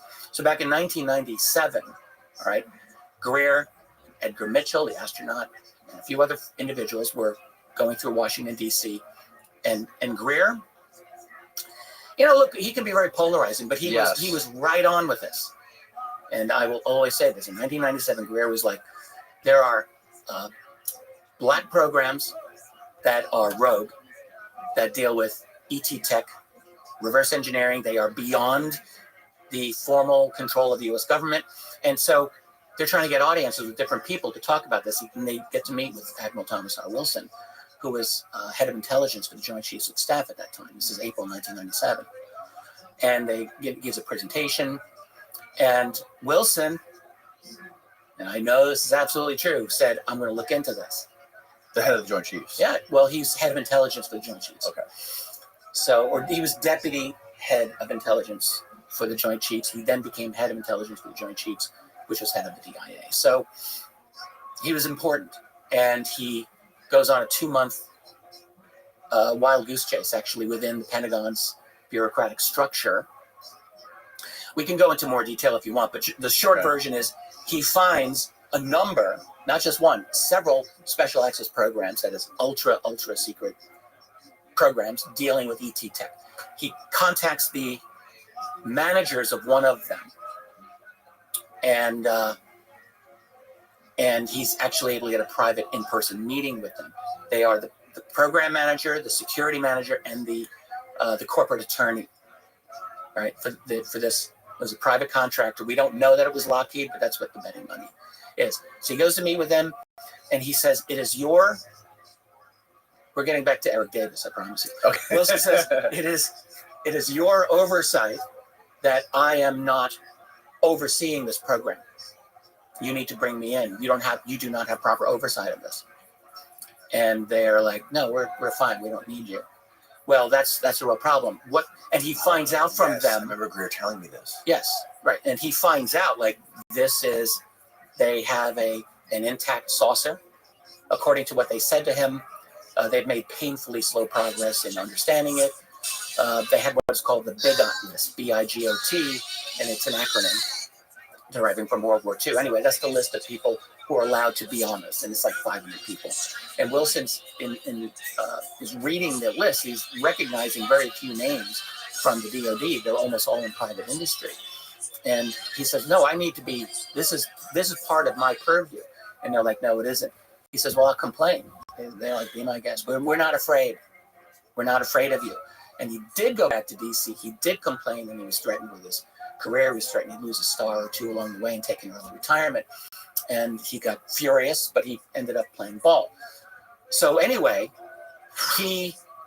because he was there with Edgar Mitchell, and there was another Navy commander named Willard Miller, who was part of this. And Miller, these are Navy guys.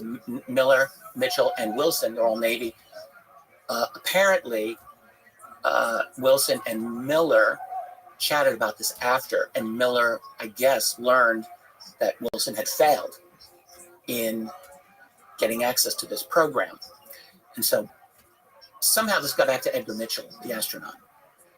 And Mitchell was in with the National Institute for Discovery Science. It's Robert Bigelow. That's all these other guys, right? Davis, Puthoff, and many others. And so they all knew. They all knew that there was this failed attempt by the head of intelligence for the Joint Chiefs to get access to this program, and he was denied access. So it's kind of a big thing. Like, you learn this fact, and you're like, how do we get to Wilson? We want to talk to him. So Wilson retires in 2002, and clearly Eric Davis, who was part of the NIDS group, he's the one. He goes out and he interviews Wilson. He got the scoop, and he writes up roughly 15 pages of typewritten notes of his conversation with Wilson. I am mentioning this because someone in that group, and I can't know who it was, unfortunately. Oh, you know, but you cannot say about that. I read portions of that document back in 2000 and okay, so it's still secret. 2006 and 2007, and then and I read the portion where Wilson is telling Davis this technology was not made by Earth, not made by man, not by human hands. And in the Davis notes, it's italicized. And I remembered reading it, it struck me like it's very profound. You know, this is not made by human hands. So they all knew that. So Davis gets these notes. And the only reason those notes leaked out at all in 2019 was because just a year and a half earlier, Edgar Mitchell had died. And his estate, it got leaked out. So there was a friend of the family who was able to get some of Mitchell's documents. Those documents went to Australia, and from there they were JPEG'd. And by the early part of 2019, they were quietly circulating around, like the full notes that Davis had written. And then it leaked out. It leaked out enough in the spring of 2019 that I took it upon myself to do my own little YouTube video on it, and I think that's what blew it open in June of 2019. But that's Eric Davis. Eric Davis is... And he's also part of this legacy remote viewing program too, right? He was part of Put Off. He was with Put Off and Sarfati and all these SRI guys. Is that right? No, I don't think so. Okay. No. And I don't think Sarfati was part of the SRI thing. Okay. That's Put Off and Russell Targ. Oh, that's it. Okay. And I know and adore Russell as well. He's a wonderful man. But we can get into that too. I'm not an expert in remote viewing, but my wife is a pretty damn good remote viewer. What? And, yeah, I'm serious. Wow. Tracy has done some great remote views. No. Seriously great remote views. Yeah. But no, I've been interested in it for a long time. Oh, it's fascinating. It's absolutely amazing. It's amazing. And it's real. That is absolutely real. Yeah, it was crazy. Unbelievably. It was wild listening to Hal just talking about that on the Roman's podcast. And I've had a lot of people talk about that on this show before, and it's the way he described it with Rogan was it was very, very cohesive. Like, it made a lot of sense the way he did it. It's absolutely extraordinary. Mm-hmm. I'll just try to wrap up. Yeah. Where were we? Eric Davis and the recent congressional thing. Yeah, so like that was. And the reason I brought that up at all. Yeah. Davis was talking, and he's like, when you hear Eric Davis, as I said before, like, you must listen to this man. In my opinion, he has a stellar reputation. And so on this briefing, he's talking about, like, yeah, there's different types of aliens that I've become aware of, and like, he's quite explicit. Davis is saying that. Yes, absolutely. But what everyone jumped on was, unfortunately, and this is not to disparage Lou Elizondo, because I personally like Lou, and I respect him a lot, but he put up an image of what was supposed to be a UFO, and Lou did. Yeah, it was very quickly, debunked. Yeah, pretty much. It's like, Asian circles that when you fly over, it looked like a white UFO with a shadow, like it looked like that. When I looked at it, I thought, oh yeah, it looks like things on X, on Twitter all the time, and I just sometimes I just don't have time to scroll right now. No, exactly. I saw what you're referring to though. Yeah, that got very quickly. And people were just hammering on that. But like, the whole point is, like, all right, people can make mistakes, and maybe you could say, like, you shouldn't make a mistake. Okay, fine, whatever. But I don't think that any of that was in bad faith at all. I absolutely believe he did that in good faith, and it was a mistake, and he shouldn't have made it, but okay. Mm-hmm. But this is what, you're hearing people focus on. I'm talking about the skeptics now. Mm-hmm. You got Davis with these amazing statements. You had Admiral Tim Gallaudet during the briefing with very impressive statements, and Christopher Mellon was always on point, made very good things, had good things to say, and more. Mike Gold of NASA, but they focused on this mistaken photograph the whole time. Well, the debunkers. I mean, that's what they'll do. You know, they'll look Oh, for the one little, debunkers. I see what you're saying. one little thing, rather than you look at the big picture of what these other individuals are saying. It's What did you take away from that whole thing? well, if you think about the news stories that have come out in the last week from this moment that I'm here with you. Today is, what day is May it? 5th. Monday, May 5th. Cinco de Mayo, baby. Yeah, that's right. Just a little over a week ago, I think Jesse Michael put out his Harold Malmgren interview. Harold Malmgren. Welcome. Fascinating, man. Who is This he? is a guy who is How are you? advisor to 4 U.S. What's up, presidents, Dan? including. What's up, man? Living the dream, dog. Every day's a holiday, a feast. What's good in your neck of the woods? What? Every day's a holiday, every meal's a feast. What's good in your neck of the woods? Oh, shit, man. Those are some big words. That's the only way I speak, big man. How's the stream? All day, every day. Like a champ. How are you? Doing pretty good, man. Just trying to stack up. What's on your agenda for today? Shit, man. Gotta put some work in. Post some videos. All right. What kind of videos? The TikTok ones. Oh, yeah. How have things been? Pretty good. Helping another company out. You bought another company out? No, I'm helping another company. Oh, you're helping another company out. Okay, how's that going? It's going not too bad. Just started. Have you automated anything yet?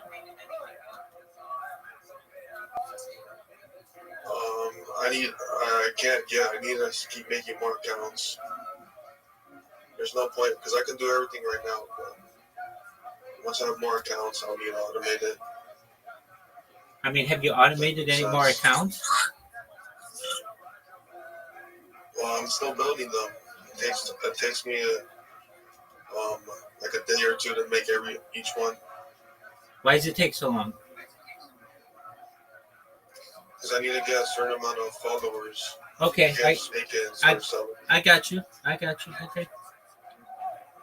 Well, you get there. Yeah, man, it just takes time. I think by the end of this month, I'll have at least 10 more accounts. There you go. 20. Is that the goal? What's the goal? How many? I want to add like 10 new accounts every month. So I think that's pretty reasonable. Yeah, dog, that's great. It's not too hard.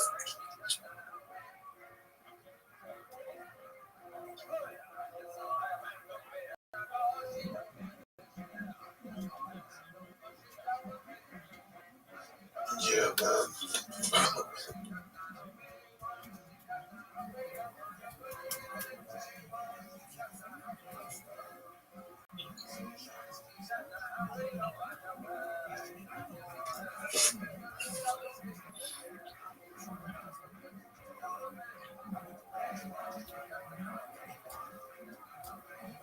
Yo, Rabbi, what do you think about VO3?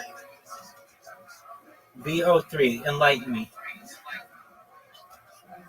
You don't know what VO3 is? Like the AI videos? Yeah, now I know what you mean. What about them? What do you think about them? Like, you think they can really like take over? Yes, I do. Like everything? Yes, I do. It's kind of crazy, man. Yeah, I agree. They can already make a feature film using it. So who knows what's possible in the future? That's what I mean. If it can make a movie, it can make a commercial. Right. To make anything. Exactly.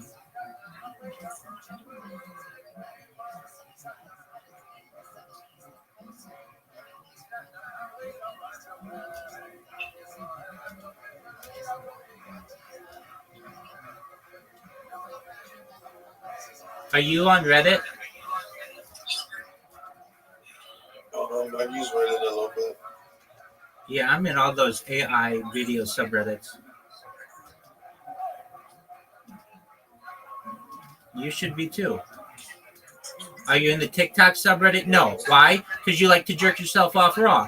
Baby, I want to make you millions of dollars here. You got to be informed. You got to be involved. Why aren't you in the TikTok subreddit, big man? I'm in the TikTok. I'm busting. I'm busting your balls. And excellent job, Tony Montana. What other ones are you in? What other ones are you in? Just the TikTok ones and some video editing ones. Okay, that's good. I joined the AI ones. Excellent. Good. That's what I'm talking about. Yeah, that's important to do.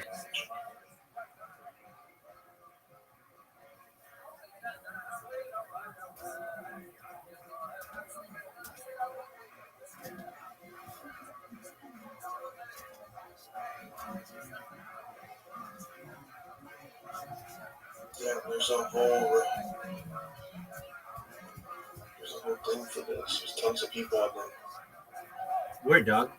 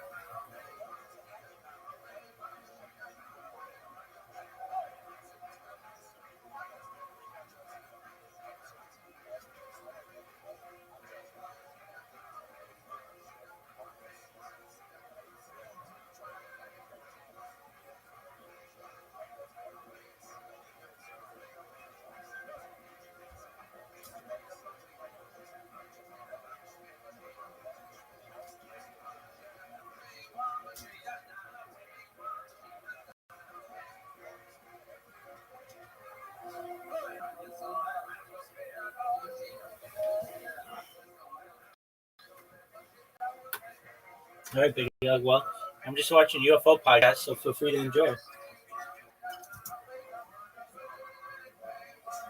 Go for Enjoy. Yeah. Including Kennedy. Kennedy, Johnson, Nixon, Ford. What? Yeah, he was 89 years old and then died immediately after this interview with Jesse. When you, I mean, everyone's Pull like, that up. we're See, I gotta so see this. busy, no one has time, but that is a hell of an interview.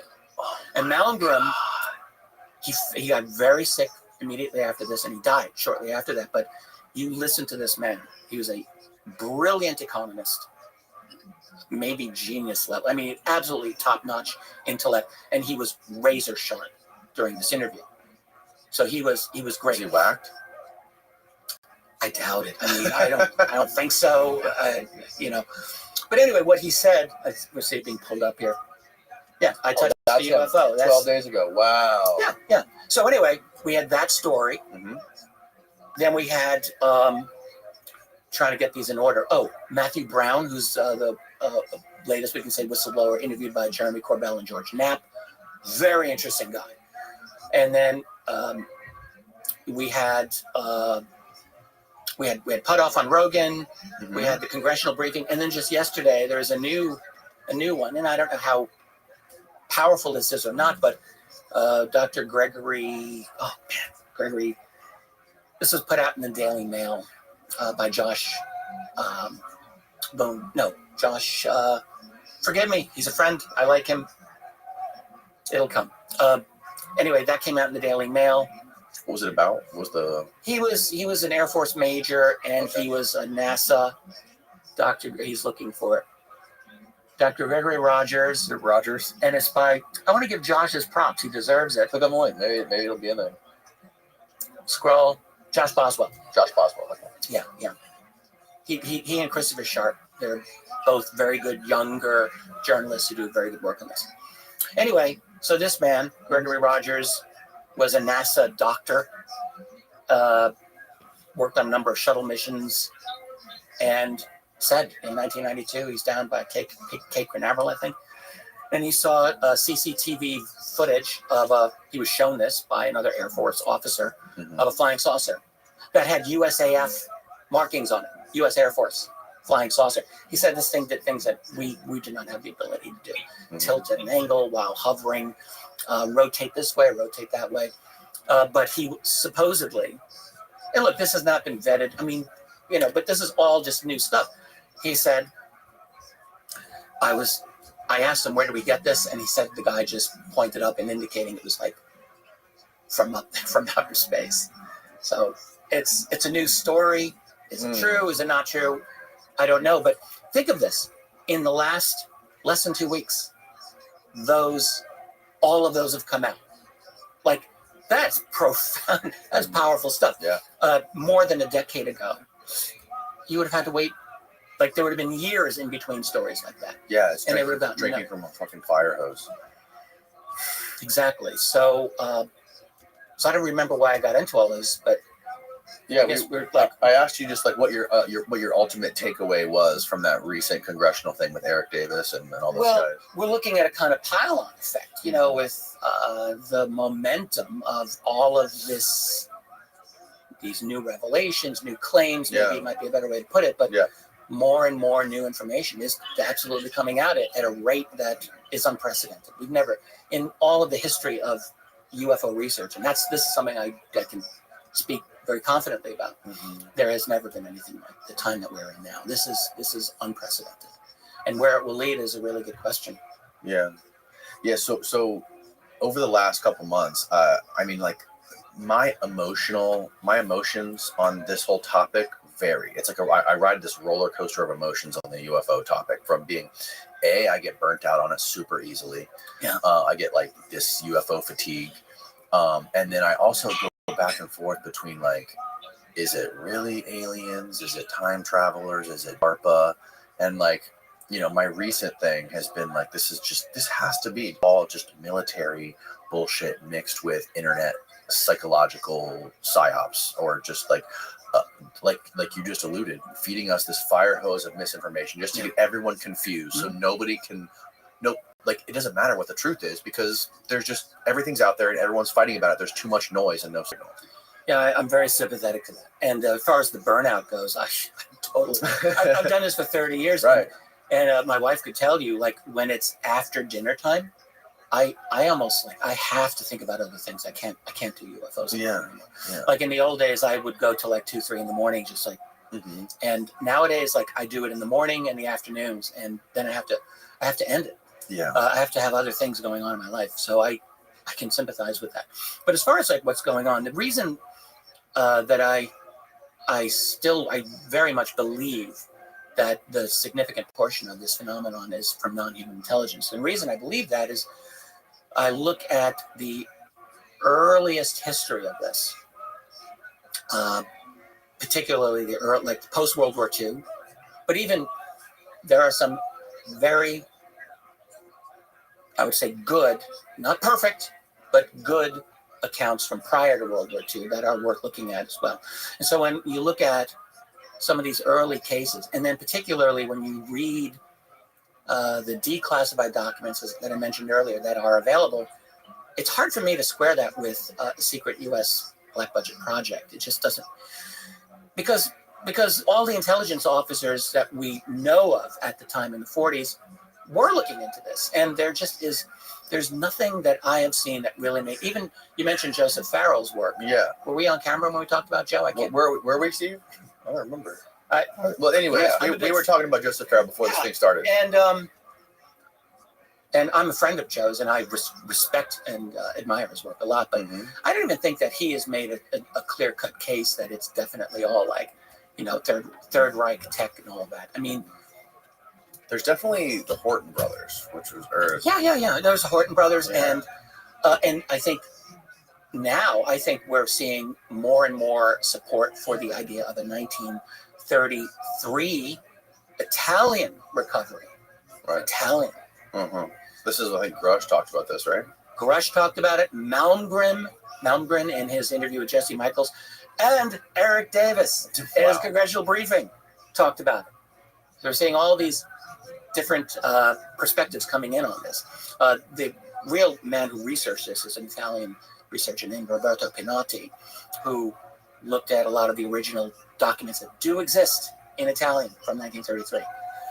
And interesting. So I think, yes, like, this goes back farther in time than a lot of the American researchers, because we're so American-centered. It's like, it all starts there. Yeah. No, I think there's, even in the U.S., there were prior cases to Roswell, but certainly this 1933 case.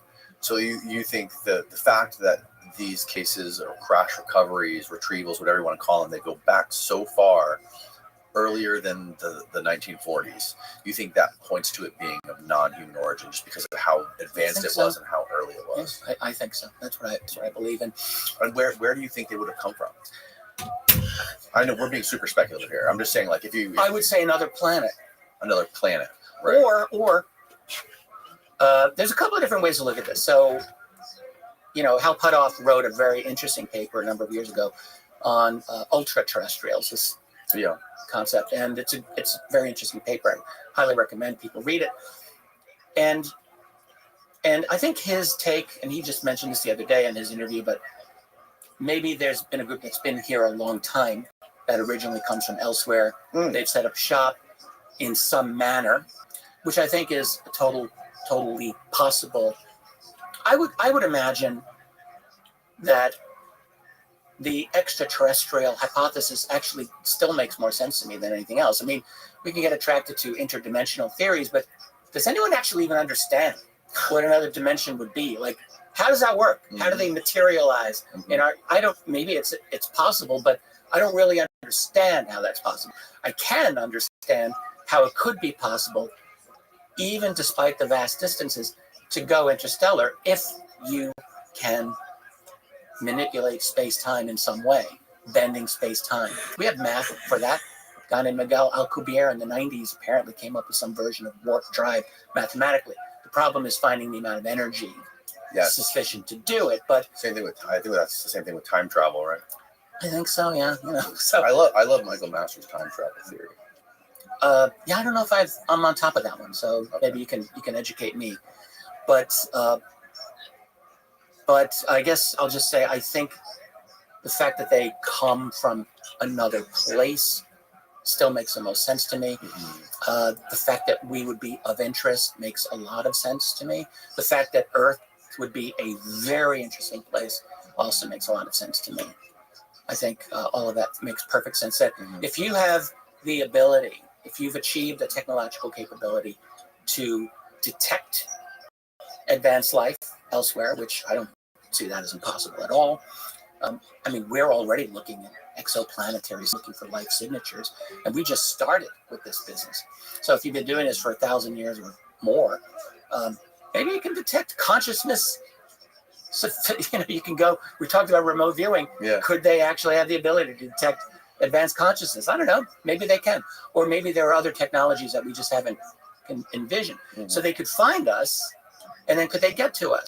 Yeah, probably. I don't see why not. At least in theory, I think it could be entirely possible. And we would be interesting because, A, there could be a lot of life in this universe, but how common, really, would planets like ours be? We're in the Goldilocks zone, but it takes a lot more than that. Right. We have the moon. We have the moon, which is, what's the word? It's the perfect terraforming device. It's I think it's 1/20th the size of the sun, and 1/20th the distance from the sun. I think I'm getting that math Oh, right. it's a lot less than 1/20th the sun. Maybe I'm getting that math wrong, Steve. Maybe you can correct me with the fractions there. Anyways, the fractions are exact. The exact size comparison to the sun and the exact distance from the sun is equal. So it creates that perfect eclipse. Yeah. And so that makes that's an amazing thing. If that's it, if that's a significant part, the fact that it's a stabilizer of our environment is very significant.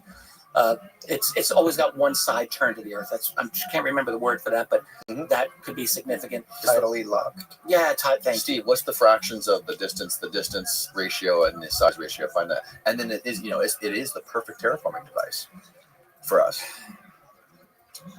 And it's sun size and distance ratio. There you go. You could figure that out. Let us know, Steve. That's your homework assignment. But we also have water and land. But we're not completely covered in water either.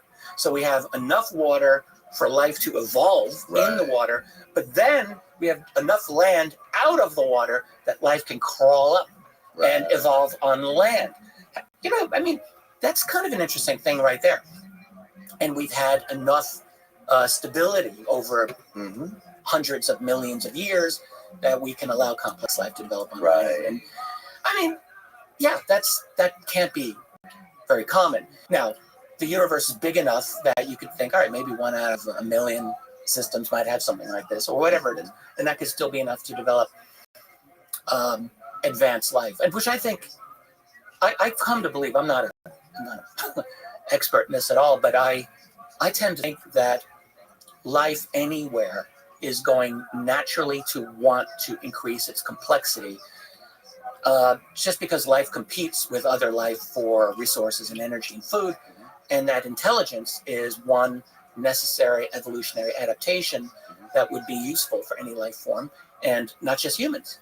Dinosaurs were intelligent, hell, not maybe compared to us, but compared to previous life forms, they probably were. Intelligence is always increasing. Yes. And, our body plan just allowed us to hit the sweet spot. We developed these hands that can do things and manipulate our environment, and that further increased our intelligence, I believe. So I think life naturally will do that given the proper conditions. Right. And I'm going to guess that, in enough parts of the universe, those conditions have existed, so that you then develop life, and then it gets to the critical point where it develops its own ability to kind of manage itself, which we're maybe kind of doing. We're developing strong AI and all the other technologies that'll go along with it, nanotech, and who the hell knows what, quantum computing, and what kind of crazy diabolical mixture will come out of all of that.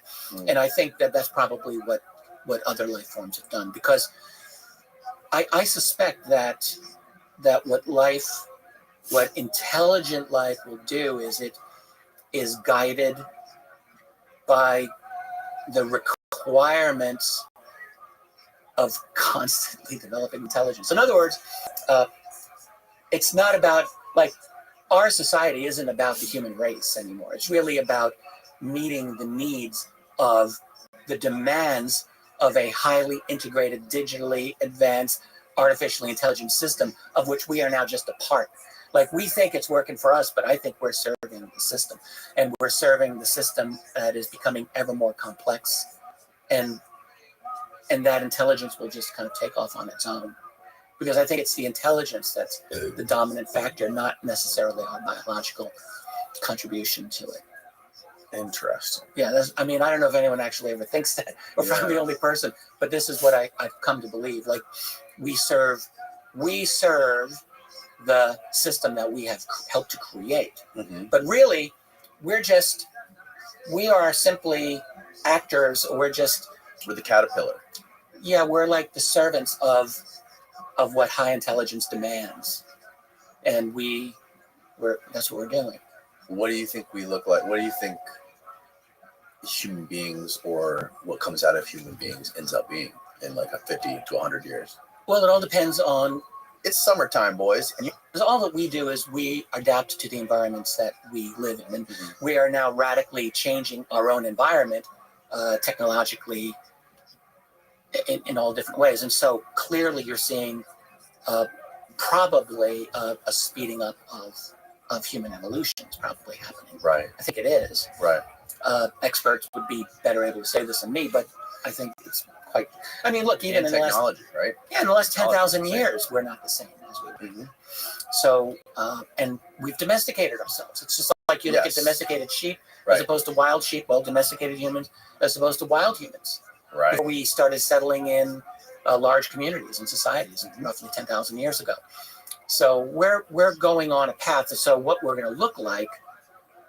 The problem with our future is that every new technological leap you make, whether it's mastering the use of fire or stone tools, or now working at it, getting to AGI and whatever else we're going to get to, means that you become dependent on that for your species survival. Like, honestly, like once we've had fire for like a couple of 100,000 years, right? It would be very difficult to probably for those people to survive without it. Yes, because you become dependent on it. And then not only that, but the fact that you have fire means you have to develop all of these other technologies because we have to maintain the fire, we have to protect the fire, we have to find and process the right kinds of wood. Like all of that prompts further intellectual development. Same with stone tools and all of that. So once you develop that, you have to maintain it. And now we're so deeply embedded in our technology. Can you imagine? Spain and Portugal just went without electricity for 5 hours last week. I have a sister who lives in, and trust me, I live in Rhode Island. I go through a lot of hurricanes. I know it's like so, but they were freaking out, man. They were not happy. They were not happy. So imagine if we had to go without electric. Forget internet, just electricity. Yeah, it sucks. It's even worse for a week, 2 weeks, a month, forever. It would suck. It would more than suck because most people would probably not live. Going back to this, this technology conversation and the evolution of human beings is really, it's something I've been thinking about a lot recently. And it was interesting because I think Hal and Rogan touched on it a little bit on their conversation. But, one of the ideas that I've been throwing around is the idea of like this ESP telekinesis, having these senses that are not apparent in everybody, but they're kind of like extra. Some people have them more than other people, and especially when it comes to things like remote viewing and ESP. So like ancient human beings, right? Before we had the development of language, before we had the technology to record memories externally, and when we constantly were trying to avoid predators to stay alive, and before we had anything, like I'm sure we had some sort of extra senses that have atrophied since we've developed language. We don't have to memorize shit anymore. Everything's on a computer or an iPhone, and you know what I mean? Absolutely. So I feel like that is that we have senses that are have been diminished and atrophied over millennia. My wife and I talk about this a lot. This is like one of our pet theories that we've been hashing around for a couple of years.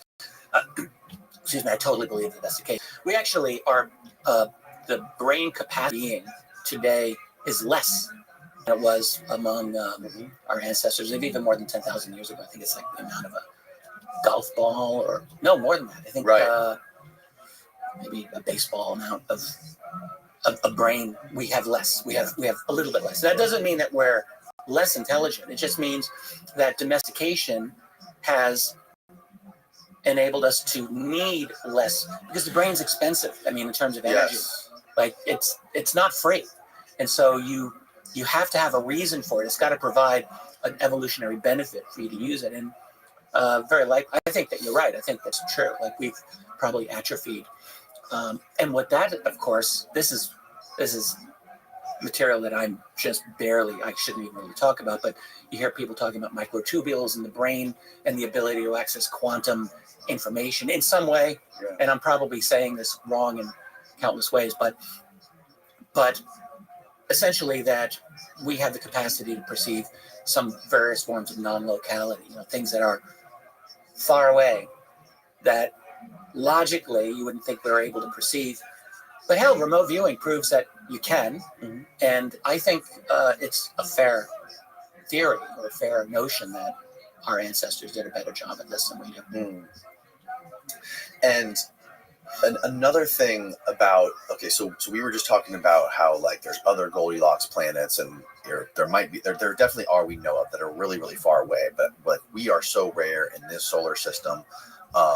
All the different species that exist on Earth, I think so this is kind of getting into what Mike Masters explained to me. He's a anthropologist, and he was explaining to me there's over 2 million species of animals.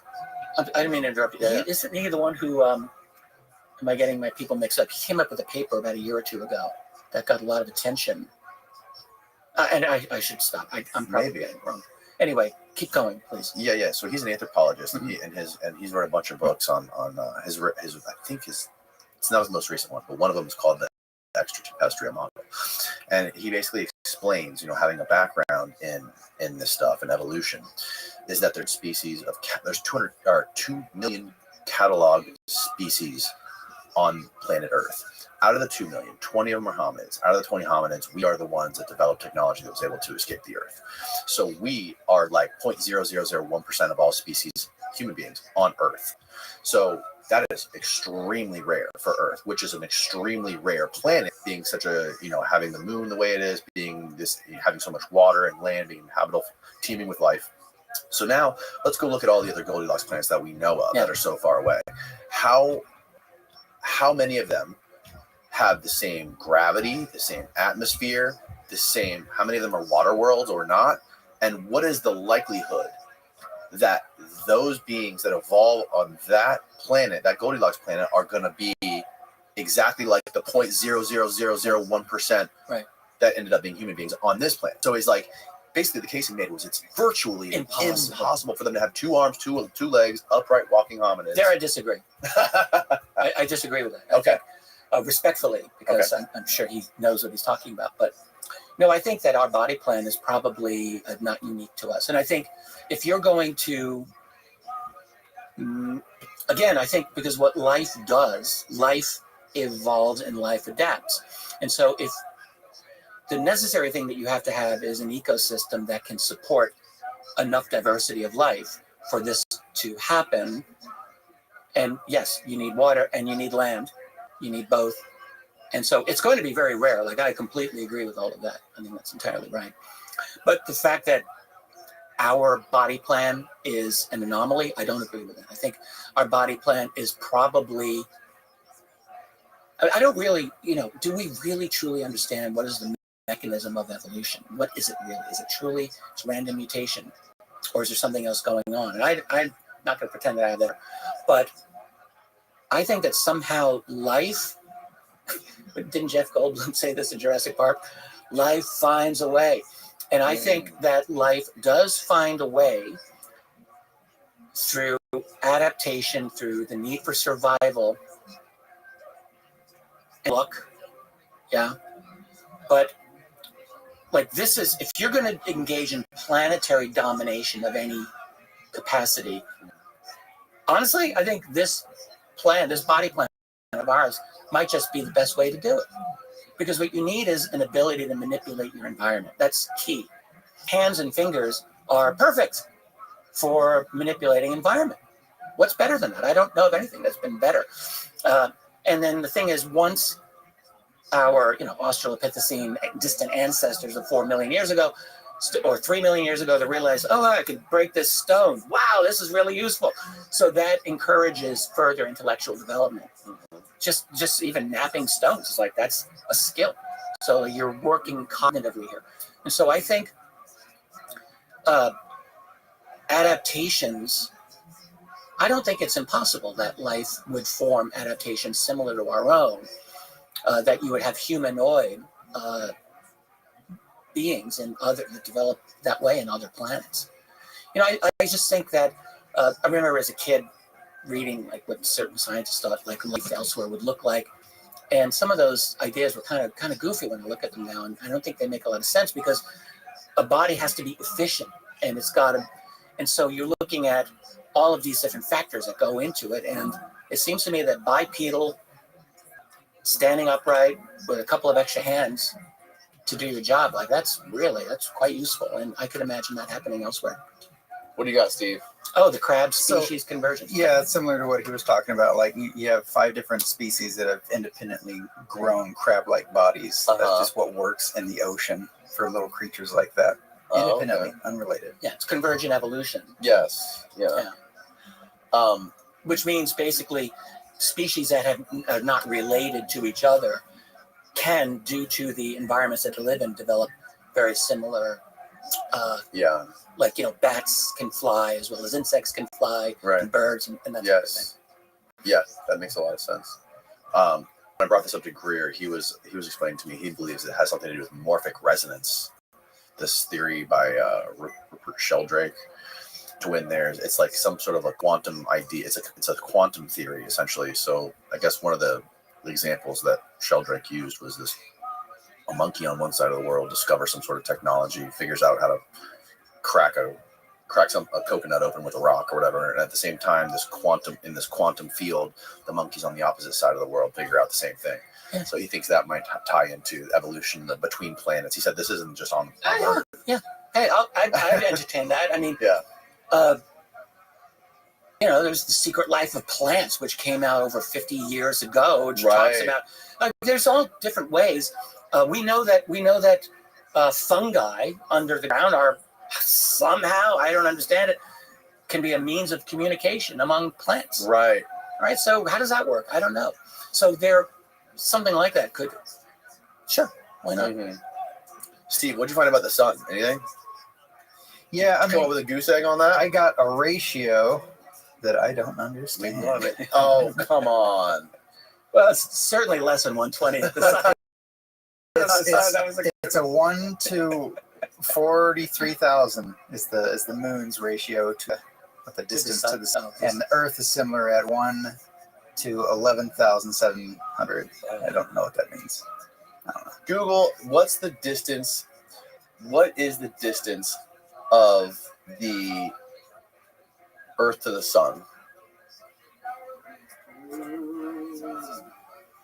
right, we're not going to waste time on this. Fuck it. I give up. So explain to me what made you want to start working on this project involving USOs specifically. One of the most rewarding little rabbit holes I've ever gone down. Mm-hmm. So I have, I've had a long-standing interest. USOs simply means unidentified submerged objects, water-based UFOs or water-based UAP. That's it. Mm-hmm. And I'd heard of this type of phenomenon for many, many years. Mm-hmm.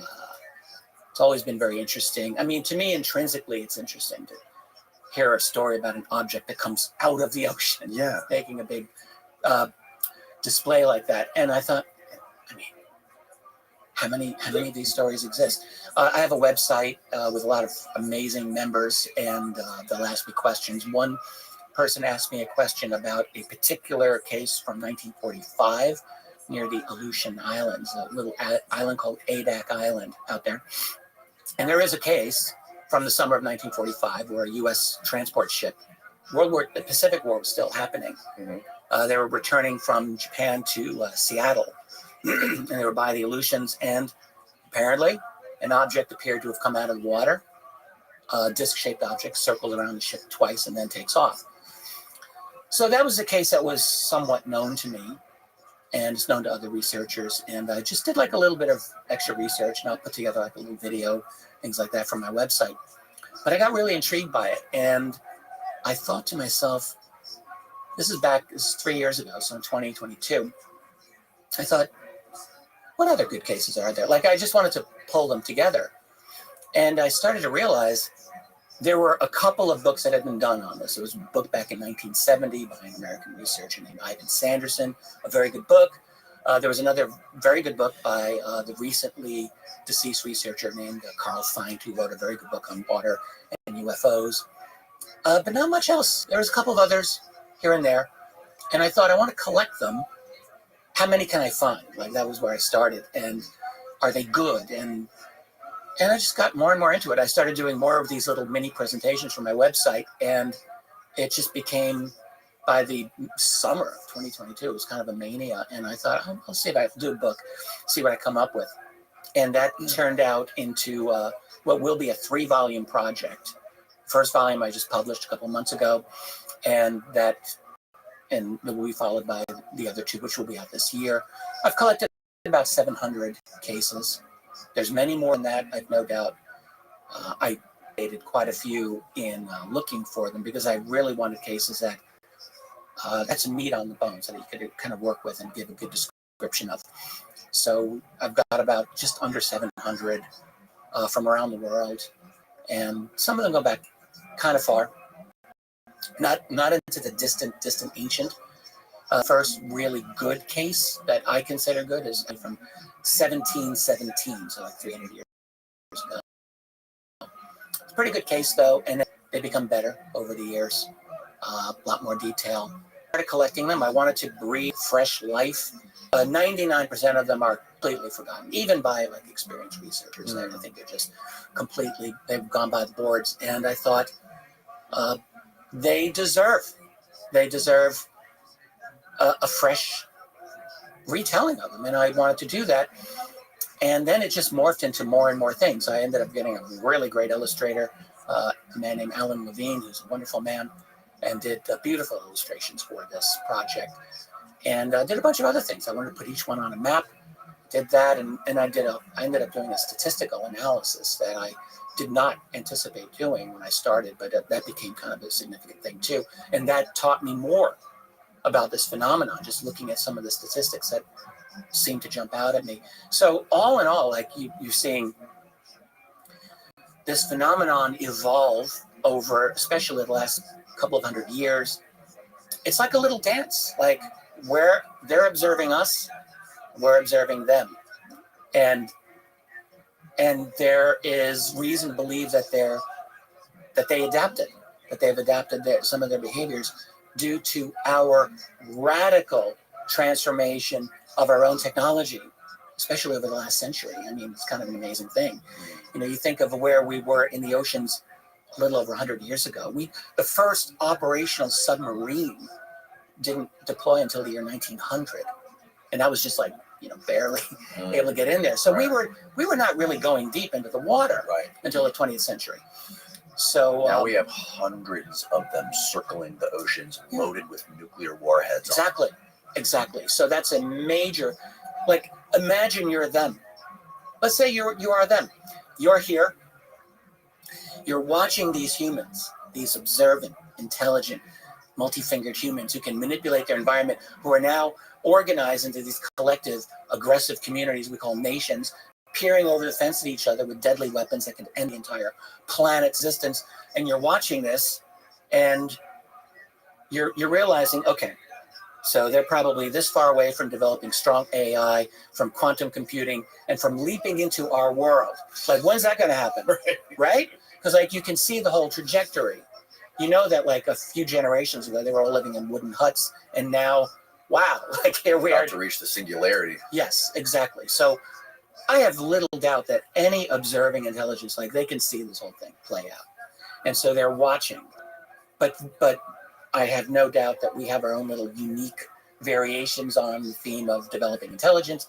Maybe we're more aggressive, maybe we're not I don't know. But we're certainly very aggressive with each other. We're highly territorial. So they're watching all of this, and they're seeing, 1950s, we started developing nuclear submarines that can stay underwater basically forever. And we develop these underground sonar systems that are mapping all activity, or increasingly more and more underwater activity, including anomalous activity, right? Not just Soviet or Russian subs, but everything. Yeah. And so they have to adapt. And I think when I was looking at the statistics of this, the whole thing happened because I finished writing all the cases, and I'm talking with my wife, and she's like, it'd be a great idea if for each case you had like a bunch of categories, so that someone could just like look at the categories, like what color was the craft, what shape was the craft, what was it doing with the water, was it under the water, did it emerge from the water, how close are the witnesses? And I'm like, damn it, that's a really good idea. I didn't want to do it because it was a lot of extra work. I had to go back over every case and siphon out that information, but it was a great idea, and I did do it. And I'm very glad I did it, because then that allowed me to put all of that into a spreadsheet and look at like almost 700 cases and like 20. It's a big spreadsheet. So it's like a database. Yeah, and anyone can download it. It's a free download. I have it linked on my website. You can go check it out.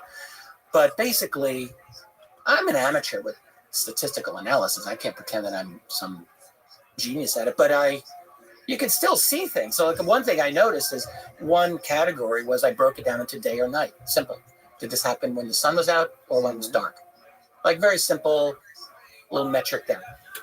And one thing I noticed was that up until around 1967, 68, it was almost exactly 50-50 day versus night. And then suddenly, starting in the late 60s... USOs. Yeah, USOs, exactly. Starting in the late 60s, it goes to 75% at night. And it remained that to this day, 75%. Now, does that mean I just had too small a data sample and I need to get more cases? And maybe. Could it be that I was just somehow not selecting a broad spectrum of cases? I mean, all of that's possible. I don't think so. I try to pick what I thought were the best and most meaty cases, and something seems to have happened in the late 60s. How do you go about mining all this information? Do you just look for and just scrub the internet for cases involving USOs, or do you interview specific people, ask them? A little bit of both. Okay. Mostly pulling out the information from. There were a couple of websites where there's a lot of information. So one is the National UFO Reporting Center, that's run by a very wonderful man named Peter Davenport. Look in the fuck who it is. Years.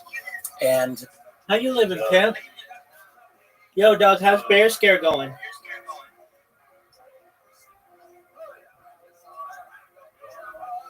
Going pretty good. That's what I figured.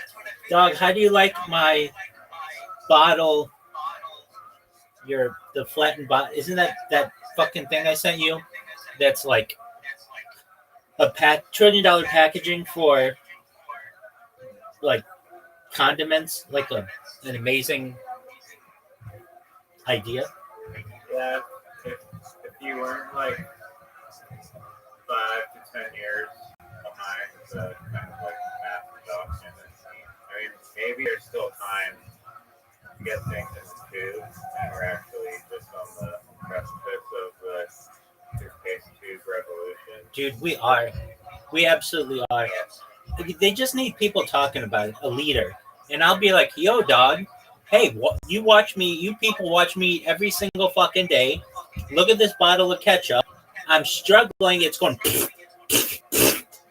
and there's still a ton. I mean, yeah, the problem is it's not really, if you're looking to profit off of it, maybe that doesn't have to be your goal. Maybe their goal is well, so getting it out into the world so that they save 5 to 10% of their ketchup bottles.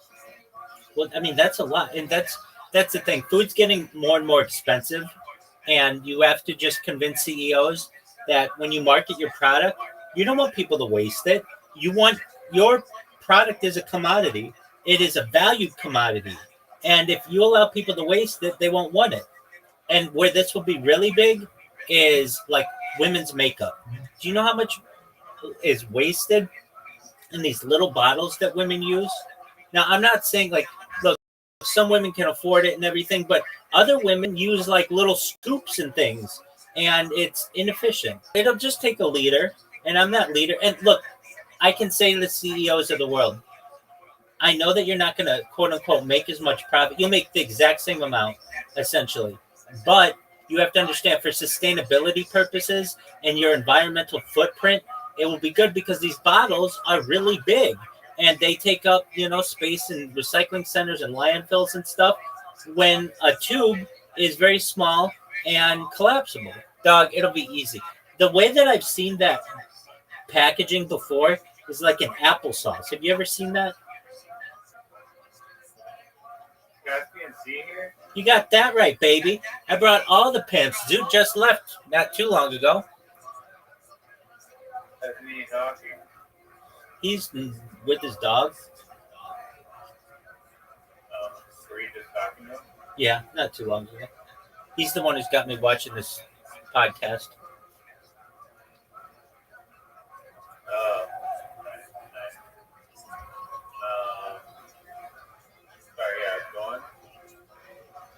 So that's $1 trillion idea, without a doubt. And dude, let's talk inflatables. Inflatable furniture. I'm a huge advocate for it. I think it's phenomenal.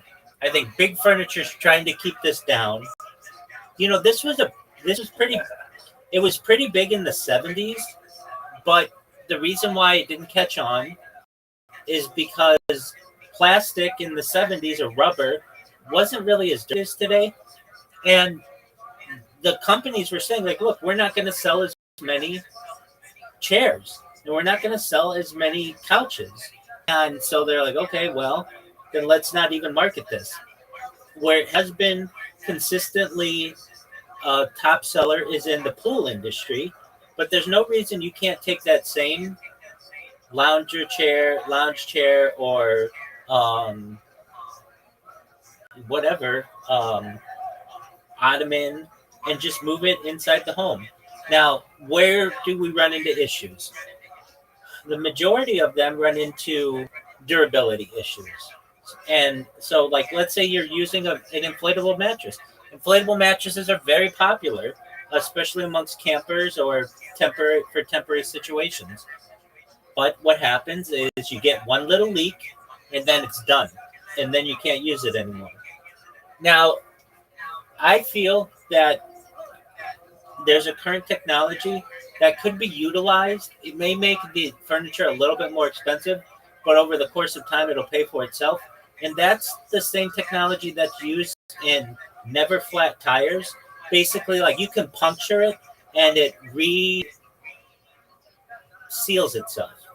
And I think that's definitely something that can help. And it's so easy to move, but like the Lazy Boys of the world and the Ethan Allens of the world, they want to sell people furniture that is going to be, high priced and doesn't even last that long. Even IKEA.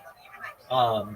The affordability factor is big, but I think with like a standard chair design with like 4 very like small plastic legs, I think realistically it's not going to be able to support the human body with.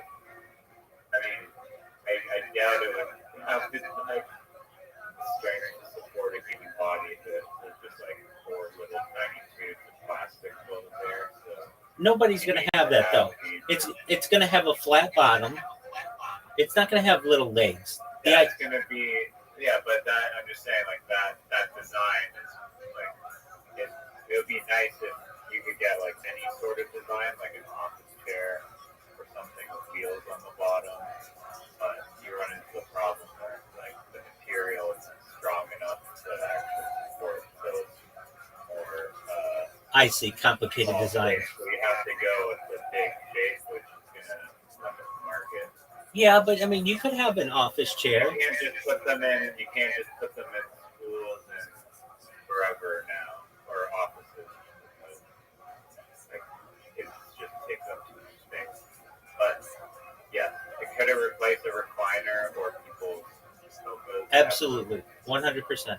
You know, another one that isn't that popular anymore? I think that there's been a lot of propaganda to kind of sway the public into believing that if you own an inflatable couch or a chair, it's cheap. Exactly. That it's not luxurious. It's this, that. Exactly. That's the problem, is the public perception, and trying to warp that, like the news feed, trying to these people see the truth is a bit of an uphill battle. Did you know? Fight here on the Rabbi Rothschild. Absolutely. Did you know that Newfoundland is an island? Now I know that. Yeah. Okay. It's gonna be hard for me to forget that one because I thought it was Labrador, or I thought Halifax was like the island. Doug, we worry about one group of people in Eastern Canada at a time, and the newfies are our target market for inflatable chairs and furniture. Now, where do we run into issues? Well, having sex on an inflatable is difficult, not necessarily because sex is difficult, but it's the amount of weight that you have and its distribution. So it's, if you're really getting into it, you're going to perhaps have an issue popping the air mattress. Now, like, but that's just due. Like, you know that PVC like bouncy castle material? Yeah, that's right. Those are, like, hard to, That's what you need. those are, like, you literally have to like willingly stab it with like a That's right. That's what you need. Doug, you want to know? There are definitely tougher plastics out there. Do you? That are, like, cool boys that would Do you want? You ready for? You ready for another $1 trillion idea?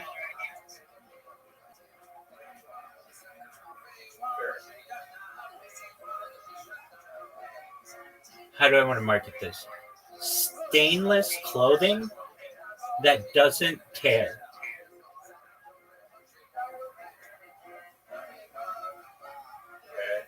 You ready? Okay, and you have this. You probably are wearing it right now. You probably don't even know it, but you're wearing it right now. A part of your clothing is probably this right now. You ready for this?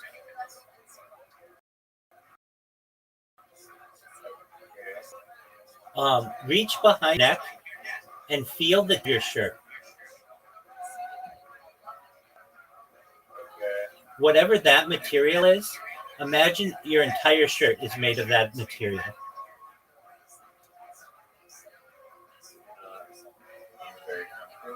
No, it would be just as comfortable as a normal shirt. Okay, well, you've never worn it. It's more brittle. Yeah, you could soften it though.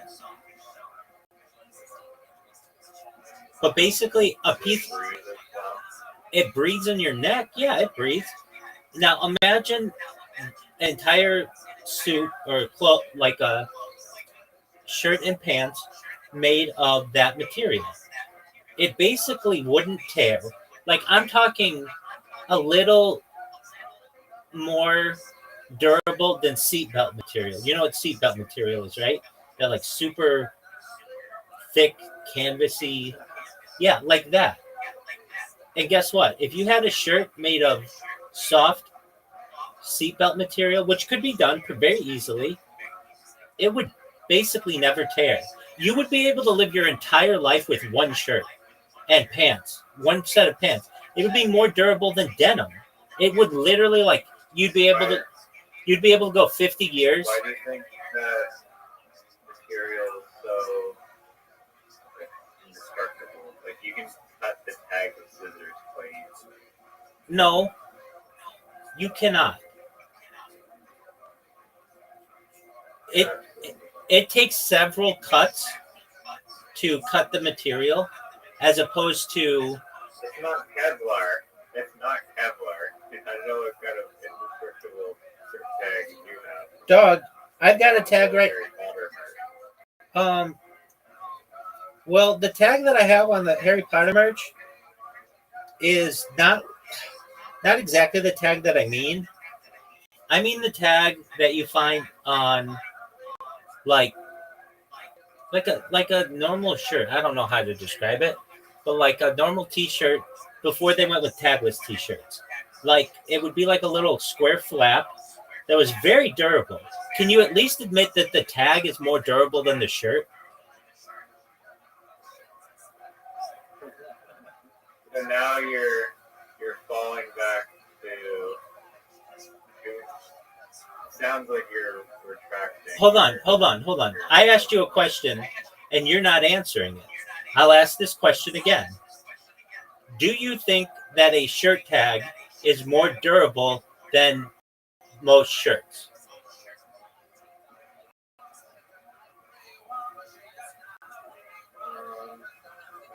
my truthful answer is like barely.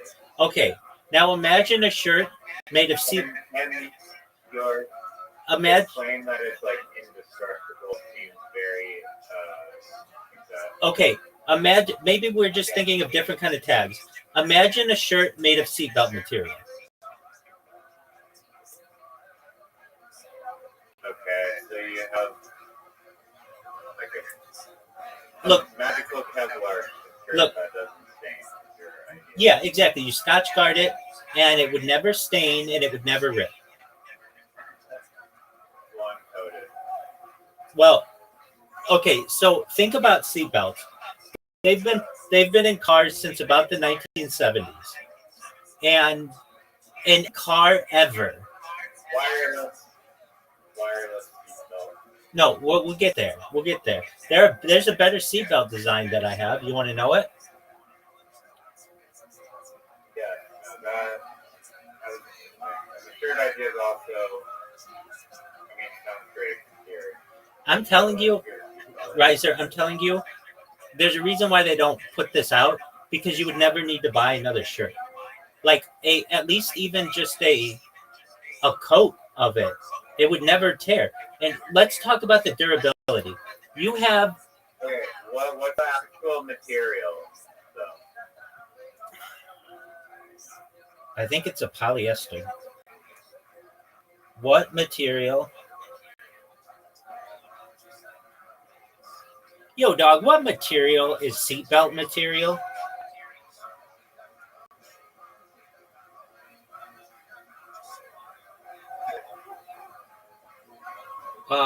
It's no, not dog seatbelts.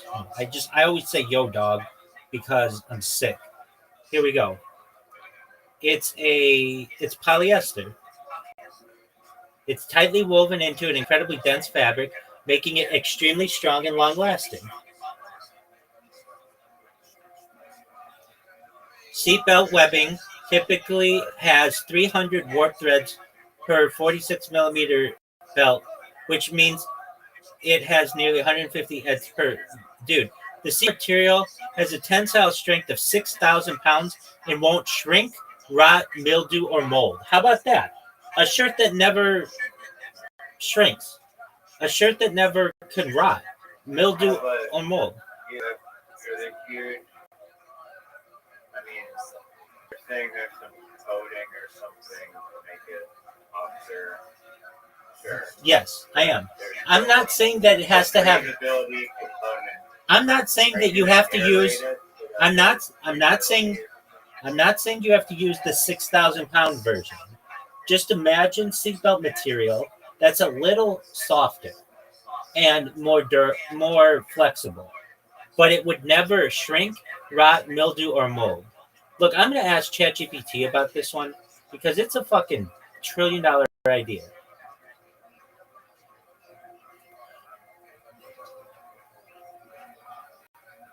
Like,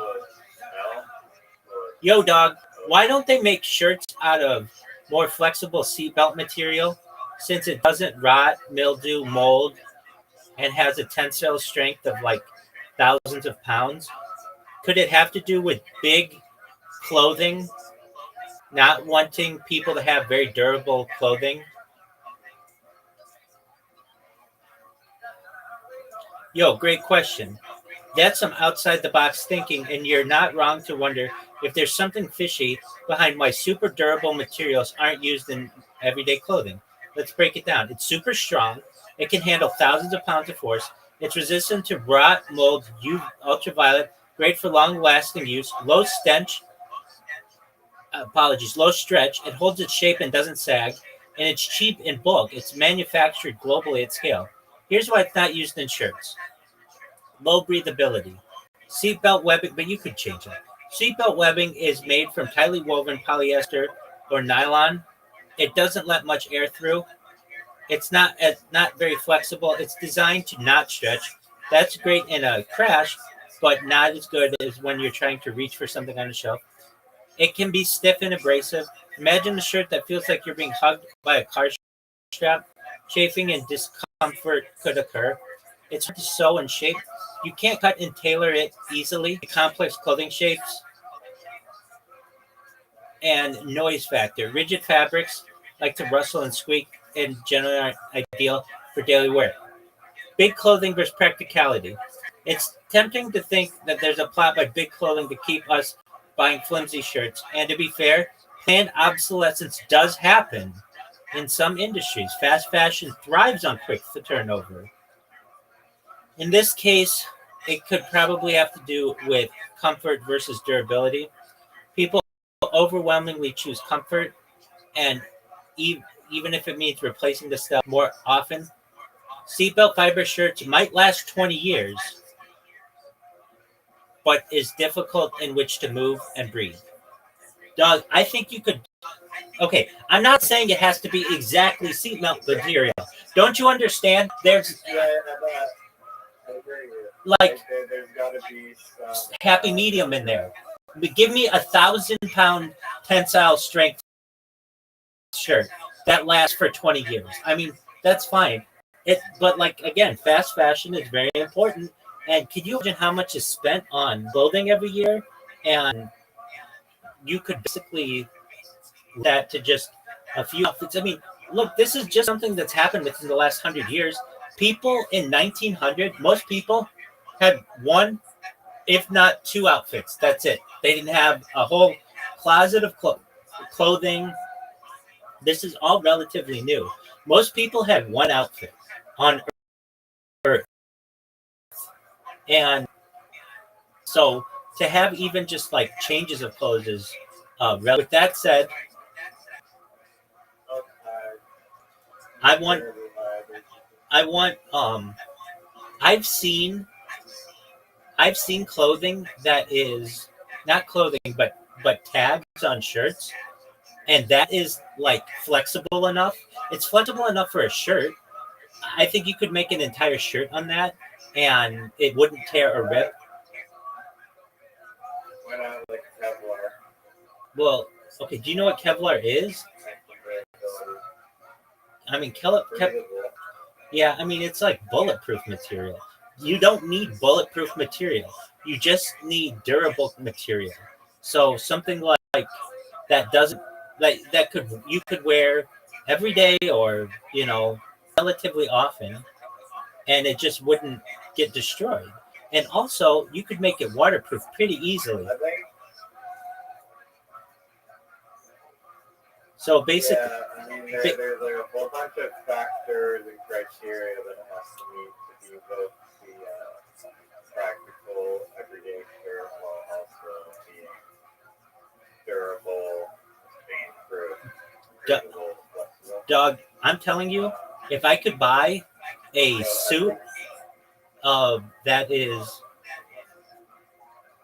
tag material, I would do it. I would buy 5 suits and never need another piece of clothing. I mean, be like Superman, just have all the same outfit basically. But I mean, you could also like sell. I mean, like so ChatGPT has like it's like difficult or whatever to achieve. well, because I asked it about seatbelt material. So it's thinking seatbelt material. If I went in and said, okay, I'll just change it. Yo, dog, okay, maybe not something as rigid as seatbelt material, but you get what I'm saying. Like material, like t-shirt tag material. Couldn't you make this waterproof or water resistant and stain resistant with like Scotch Guard? Yo, I get you now. What you're talking about, you're talking about that shirt tag material. Like the little labels somehow never wear out, they don't wrinkle, they don't stain, and they survive like 1,000 laundry cycles. That's absolutely true.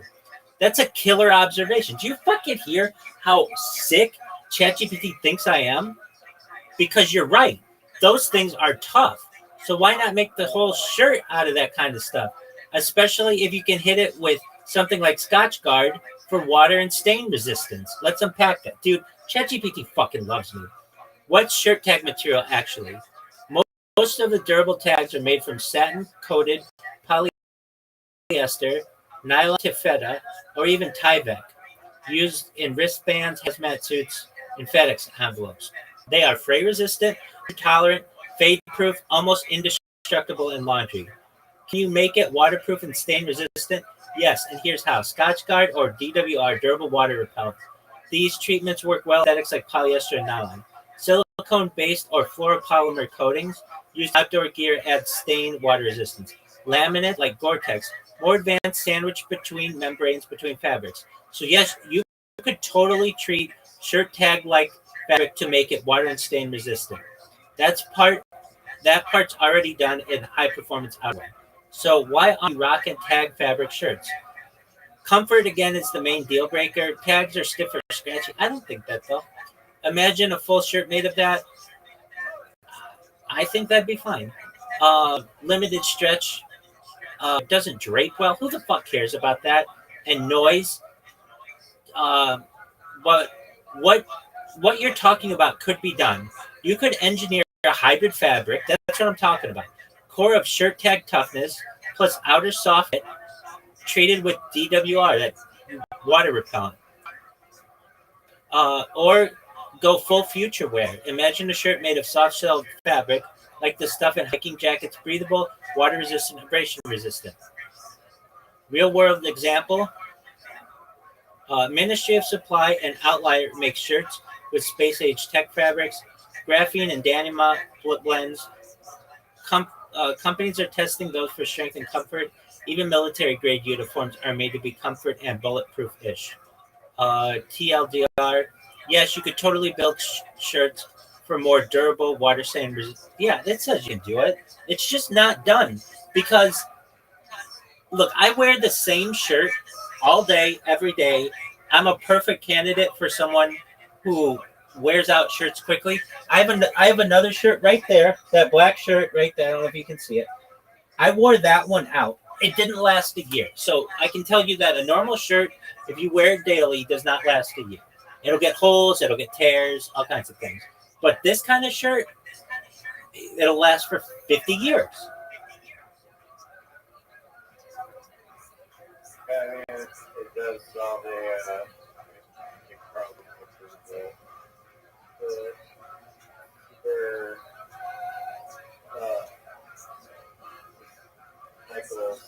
cycles of buying shirts over and over again when they get dumped in the landfill or some real chemical. Exactly.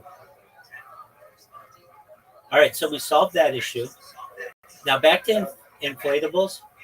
I feel like at our last conversation, you were just like brainstorming.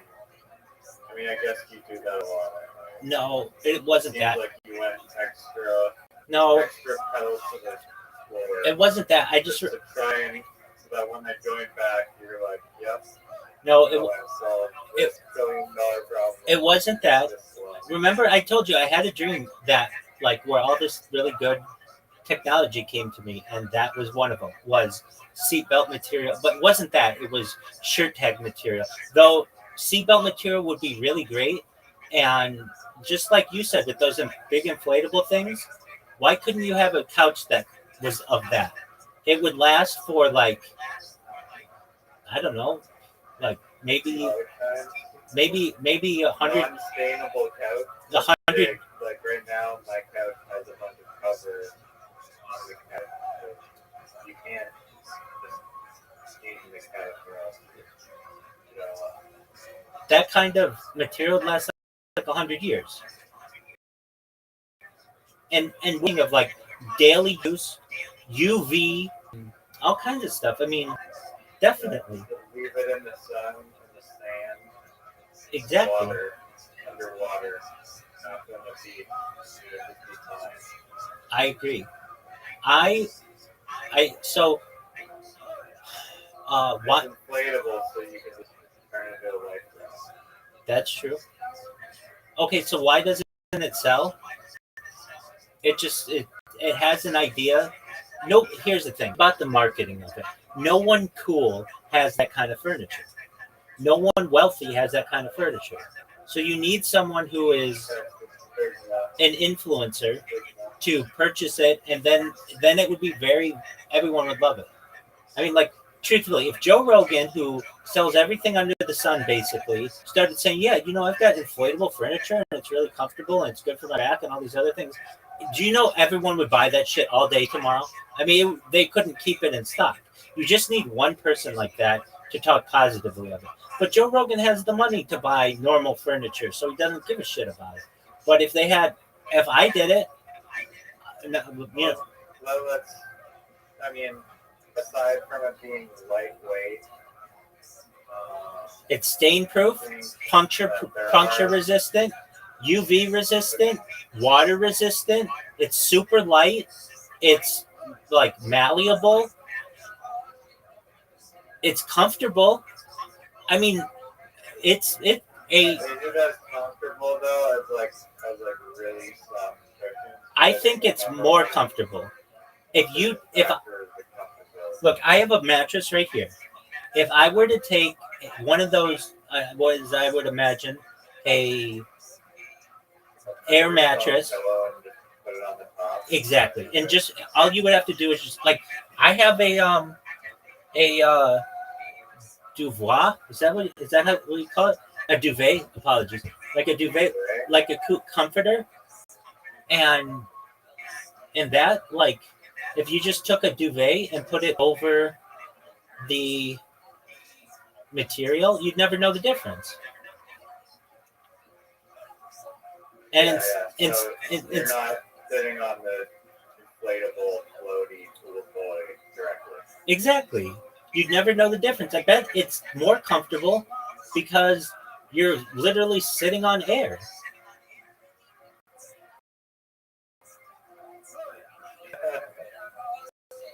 Yeah. I can't refute that, to be honest, because that's what I was thinking.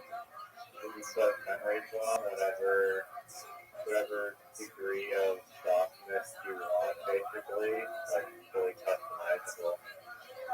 And yeah, you really wouldn't notice the difference except for the lightweightness, which lightweightness might honestly be a little bit of a have like a two-way street. You just don't want your cast just like floating around or whatever, but the material still has some weight where it's not. I don't know. If you run in and then like dive on it or something, it'll probably like move, and then you might be like having to move it back and forth. So, Doug, how many people do you know? You could. All you need to do is put like. Just swan dive into the couch every time? No, you just need to put it on like a rubber pad if you wanted to do that. Just something that wouldn't allow it to move. Oh, yeah. A little friction device. Exactly. Yeah. Even better than that, you could just have suction cups on the bottom. Oh, that's good. Yeah, it's even better than the non-slip mat. Dude, have you seen these suction cups that allow you to crawl up walls? They're like electronic suction cups. The Mission Impossible ones and like the bird sleep ones. Yeah, exactly.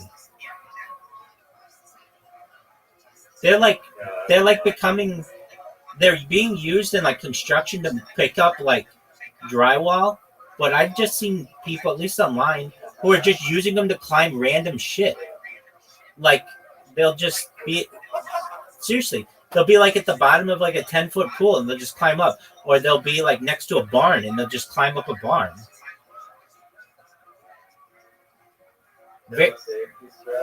No, so here's no safety strap. But here's the thing with them. The thing like sucks to the wall, but it has like a strap coming down that's like seatbelt material for like the nylon strap, so you can put your feet in them, and then you just kind of walk up the wall. I'm watching a video on it now. This guy is just holy crap. He has a lot of faith in these things. Don't they? But apparently they're very strong. He's just freestyling it. No foot anything needed. suck. I don't know why you need to do that necessarily, but pretty close. If you had a giant inflatable couch to land on. Yeah, exactly. I'm all about that. Okay.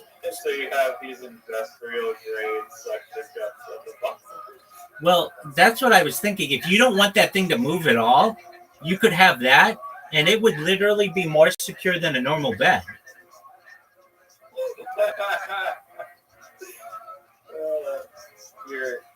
You're once again correct. That's what I like to hear. Literally, would be like an elephant. Trying to move an elephant, but it weighs like 4 pounds. Exactly. I love it. You could even put it on the ceiling. I mean, you couldn't sit on the ceiling. Walls. You could have it. It could be like a modular design. So, like, I don't know if you've seen. It's like, oh, that would be actually cool. They have these like really modern. Or, I don't know. Right, where it's going.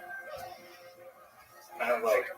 Imagine like you're sitting on a couch, but then there's also this like space above you. So the couch is kind of like a giant U with like the back of the U going up the wall, and then the top of the couch like over top of you, and it creates this kind of enclosed environment. And maybe it's cool for like a kid's room or something. But if you're doing that now at a phone, I mean they're still secure now, but it'd be even less weight that you're putting on in the whole thing. So you could do whatever design you want for like these crazy couches that are like or kind of like basically like domes almost that you sit in. Have you ever seen memory foam after it's been used for like a year? No. But I know that memory foam is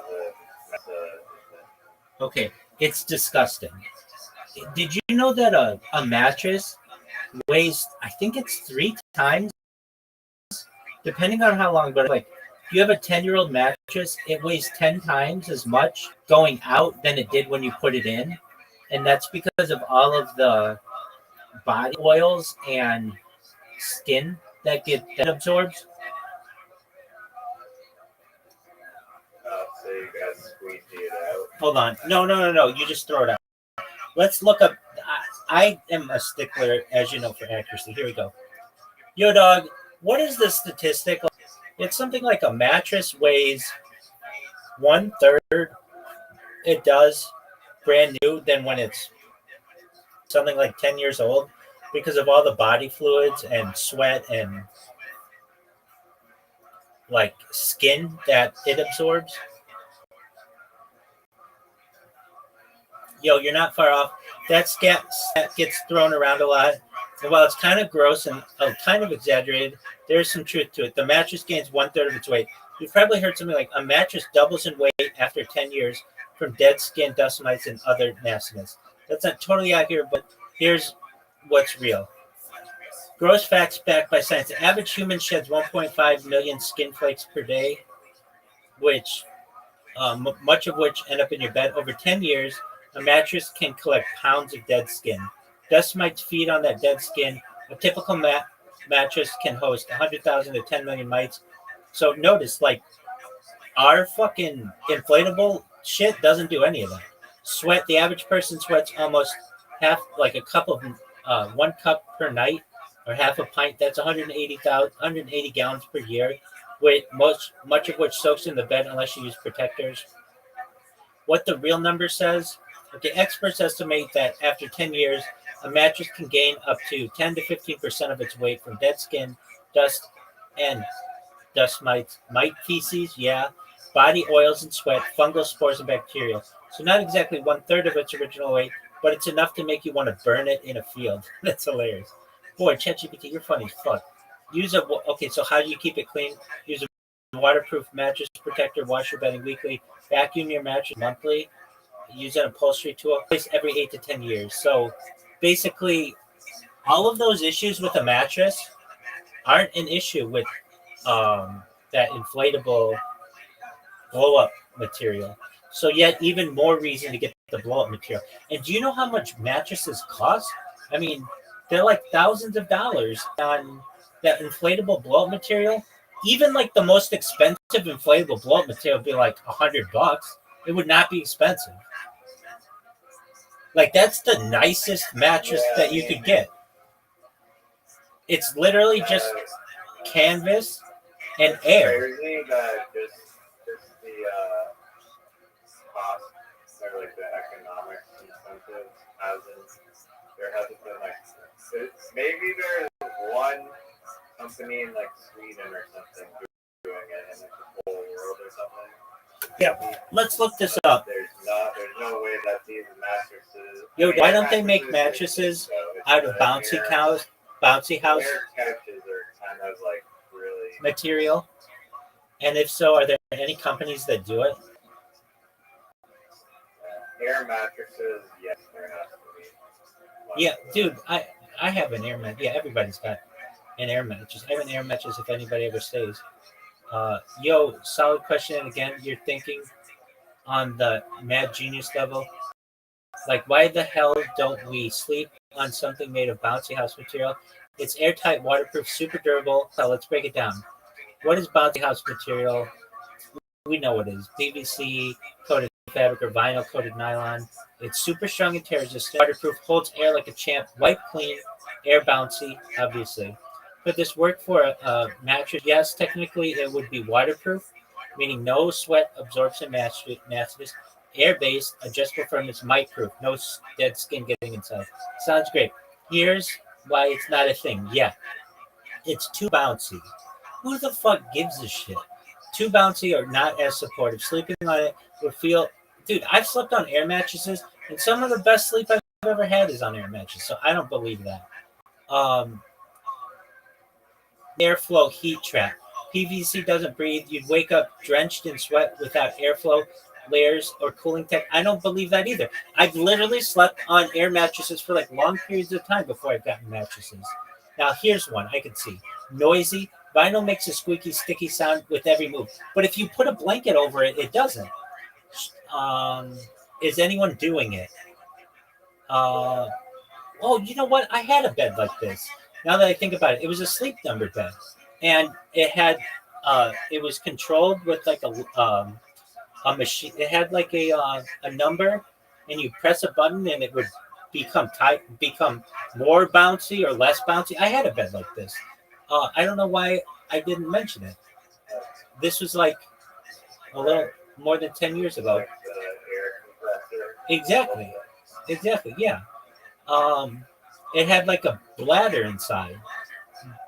So I've had a bed like this. But what it just wasn't like, it wasn't out of that PVC material, but if I wanted to be a certain number, I could be, and then the girl next to me could be a different number.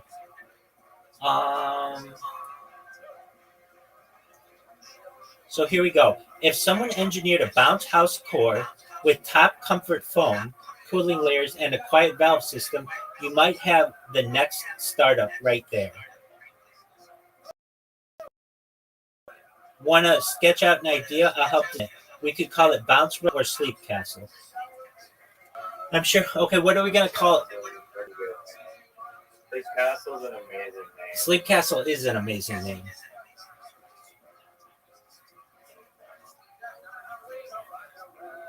But it needs to rhyme. I would call it Snooze Cruise.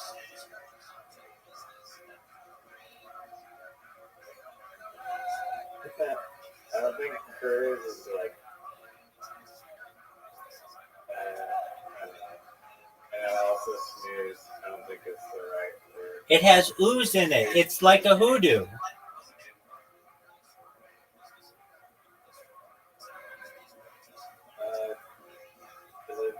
Is there like one reason why poo is a better rhyme than eat? Like sleep sheet? That doesn't make any sense. Why is the ooh sound better than an e rhyme? Let's look it up. Yo, dog, give me a list of like the most attractive sound, 1 to 50. Like ooh is a good one, and ones that aren't are like high pitched sounds, I guess.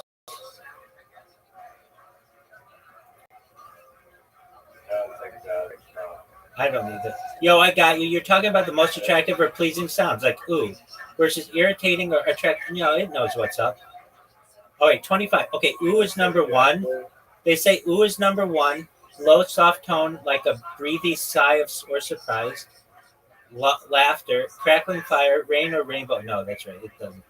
How does rainbow sound? Oh, rain on a window. Oh, apologies. No, I don't mean like actual sounds. I mean like they're like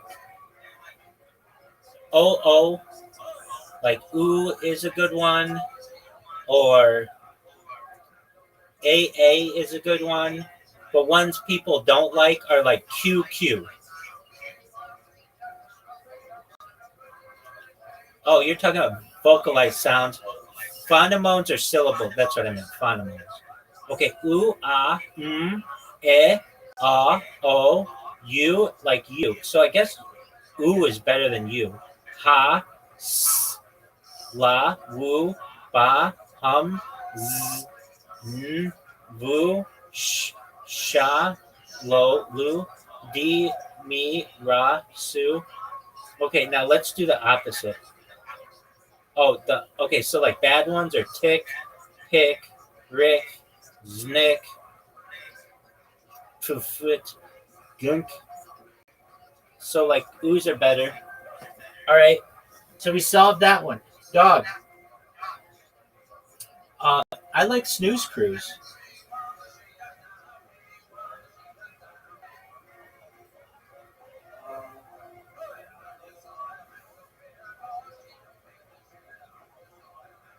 Think about it. Think about it. Hold on. Let me sell it to you. Okay? People like to take cruises. They take cruises to the Caribbean, to the Mediterranean, to Alaska. It's a cruise for sleeping. It's like, oh, I'm going to go on a snooze cruise. I get it. I just feel personally when I hear the name, it just is like it's just a little bit of a letdown. I expect more, or it's like something that's just like so serene and melodically soothing. That's what I want out of a sleep company. But keep in mind that this is not just a sleep company, because this is also inflatable couches and chairs. I imagine that this is just you're all separate entities. I think if it was an inflatable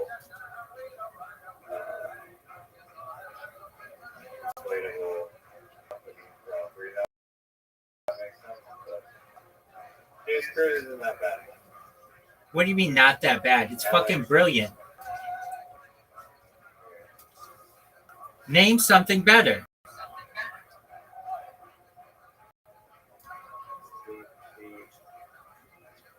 Best dressed. Tacoma aroma. That doesn't make any sense, though.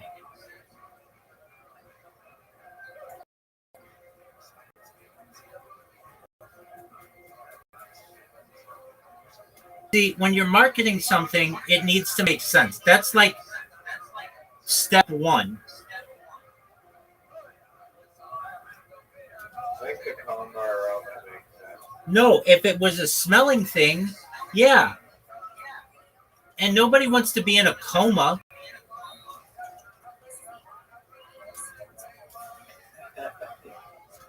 No, but it's like saying that it's like a joke about how the sleep is so good, it'll send you into coma. That's why you get the coma aroma. That's. Do you know what aroma is? Aroma is smell. Pretty good. It would if you had coma. Now coma aroma could be something else. Coma aroma, I think, is a kind of sleep smelling salt.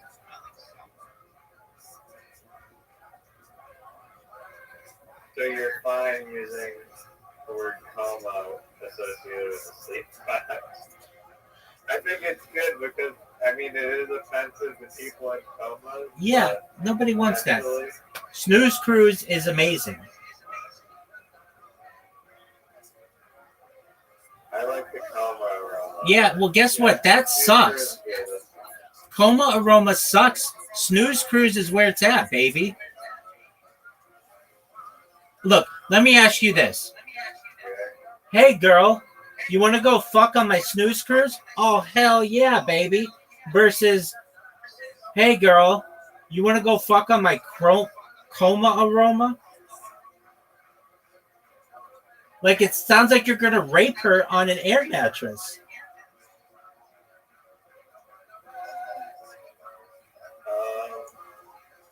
Are you really naming the mattress brand while trying to persuade a girl to populate their earth? To quote Oliver Wilde, everything in the world is sex, except sex. That is about power.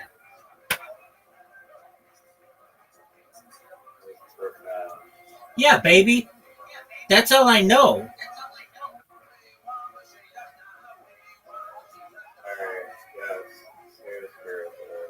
Fuck yeah. We got the bear scare.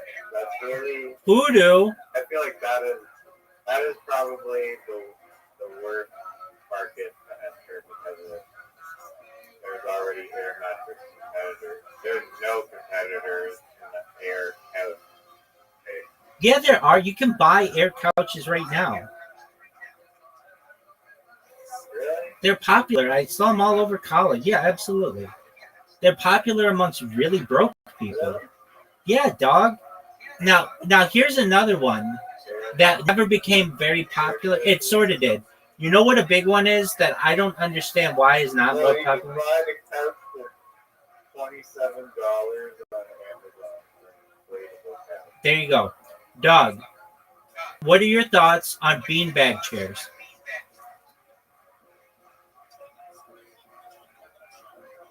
They're really comfy. They are really comfy. I don't think they're good for like to be a whole bed. And if they get a puncture, they're done. But if you just put them in that bouncy castle material, like that, I mean, would you rather sit on a beanbag chair or an air chair? Oh, that's it. That's what you call it, air chair. I'm looking at these air sofas and here's right now. Dog, air chair.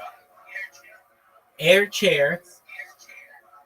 Oh, by the way, any of the products we market, we have to throw the word super before it. So it's a super air chair. Is that for sale by like 15%? Minimum. The super snooze cruise?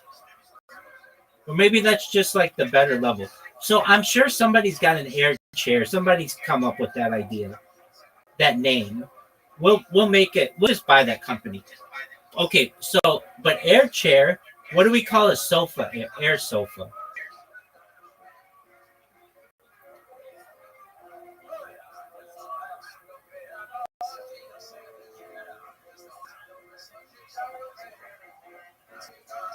Super sofa. Super sofa. Yeah, it has alliteration though, which works. It's not a rhyme. What name rhymes with the word sofa? Lofa? Lofa sofa? It's actually not bad.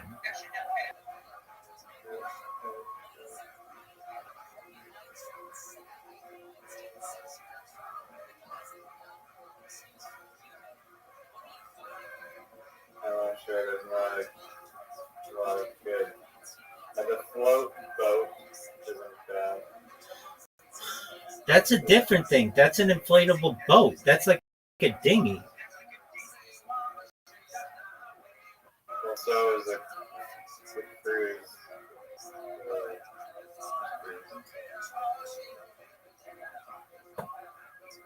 All right, I have a story about one of those.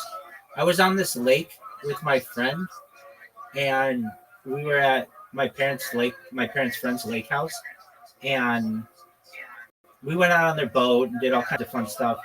And they had this. Have you ever seen like a floating trampoline?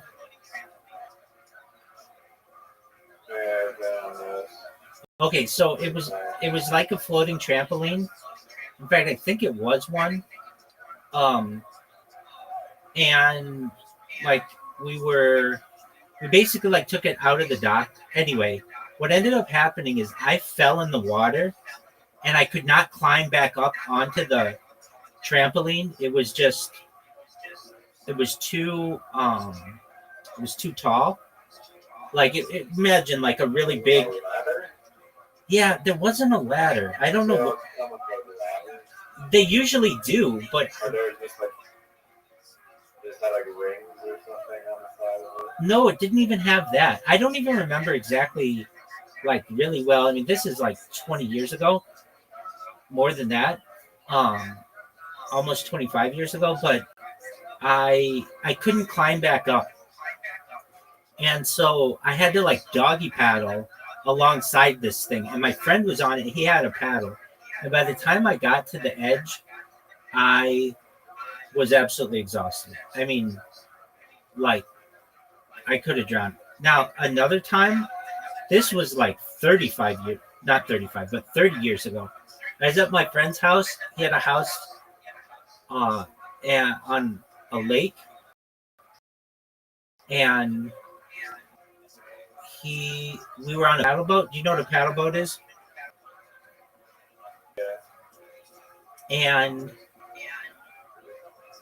we went out in the middle of the lake, and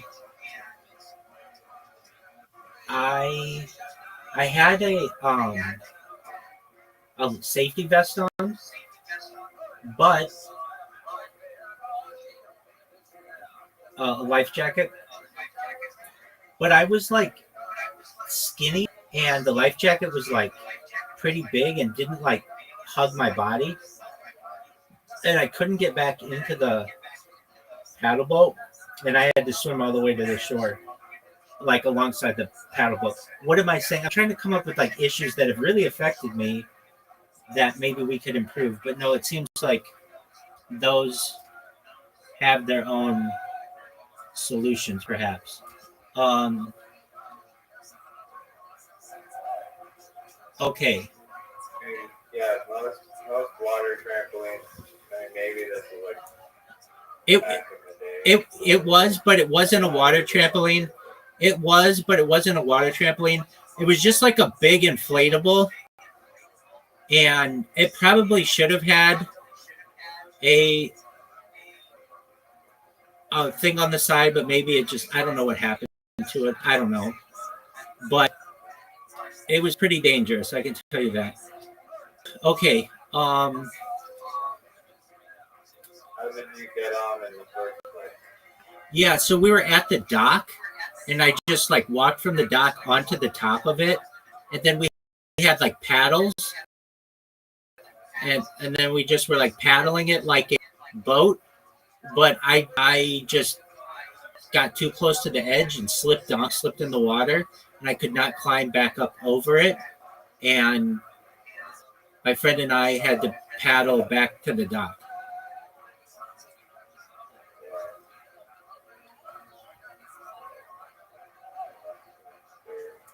You know, it really was. It was, I mean, not even kidding. I know we make lots of jokes, but it was, it was pretty scary. And,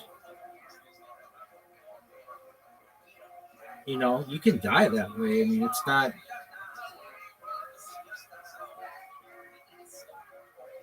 it's not like too much of a, you know, joking matter, so to speak. Yeah, no, I was, one time I almost drowned, but it was not my fault. I was like, being traumatized from it. I was at like this summer camp for like playing hockey and also doing other. Oh, it's Roswell. What up, man? I haven't talked to you in too long. Oh, that scared the fuck out of me. Oh, dude, didn't it? Sorry, That was bud. fucking I heard scary. your voice, and I walked back in the room, and I was like, gotta say hey. Oh, no problem. I was looking for you earlier. You just joined at the right moment. I'm just telling this amazing story about how I almost drowned. I was at the summer camp playing at the like hockey and also just other camp crap. And one day we were at the beach, the little beach in wherever the fuck Ontario, and I was there was like this game or something like try and knock like you had to like shove people off the dock, like a little square dock or something. And one of the counselors, for whatever reason, decided to take the liberty and just, for whatever reason, just like literally start drowning me, like holding me underneath the water for like literally like 45 seconds. And I was like fucking like literally freaking out and freeze, was like drowning, like on the verge of like dying. And then he like pulled me up for like one little like gasp of air, and then he fucking like put me back down underneath the water again after I just fucking like been drowning and shit. And it was not fun. Not cool. You were dunked. Fucking Not cool at all. I really should have reported that guy. I guess I was fucking traumatized by that shit. But yeah, it was literally like. I can see how that'd be traumatizing. My friend, when I lived in Hawaii, was the only friend who came to visit me, and I took him to a beach. His version of the story makes me sound like a monster, but you know, he was a very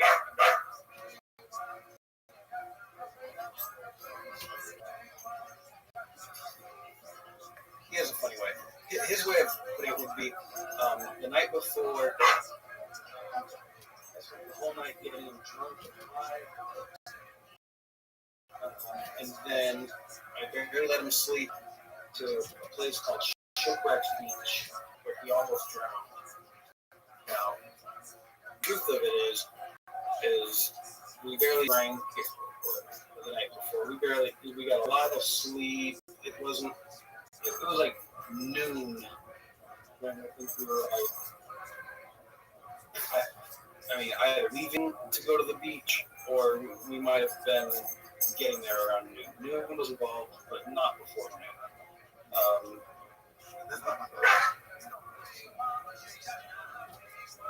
So we go to the beach,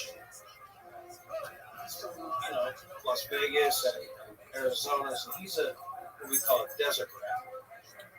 And I just asked him, I was like, I said, you know how to swim, right? He's just like, yeah, I know how to swim.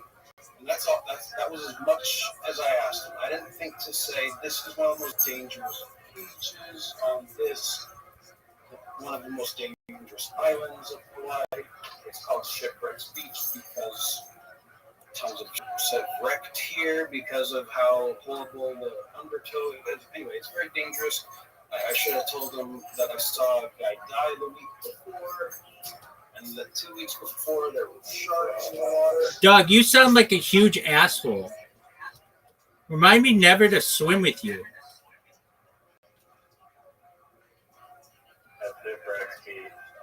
Right. Why wouldn't you warn him of any of this stuff?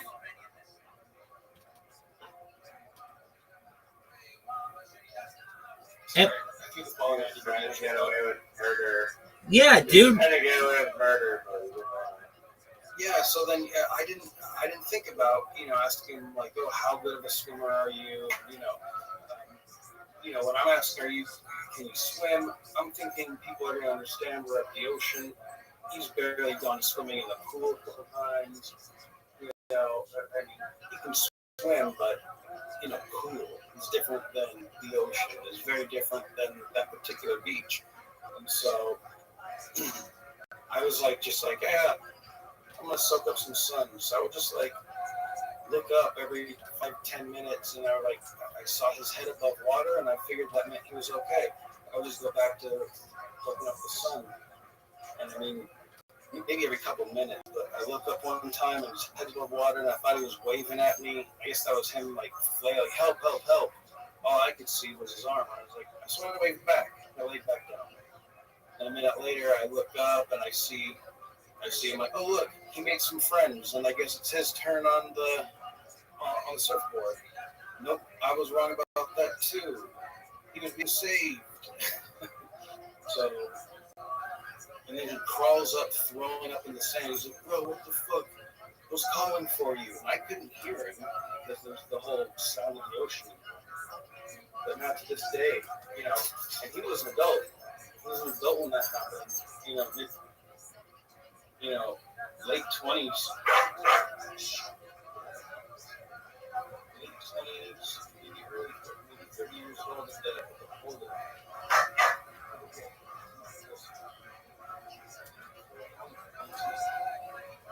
And then, and to this day, I guess he doesn't want to go to the ocean. I could see why. Because you're like the worst friend at the ocean. Well, I didn't know how many more questions I should ask. And Dog, you went to, what was it, Shipwrecks Beach? I would be like, hey, dog, the name of this beach is called Shipwrecks Beach, and you probably could guess why. Because it's super fucking dangerous. that's the thing. If you would have asked me why is it called Shipwrecks, You didn't tell him the name of it. And he knows, and I've apologized to it. I've apologized to him about it. So,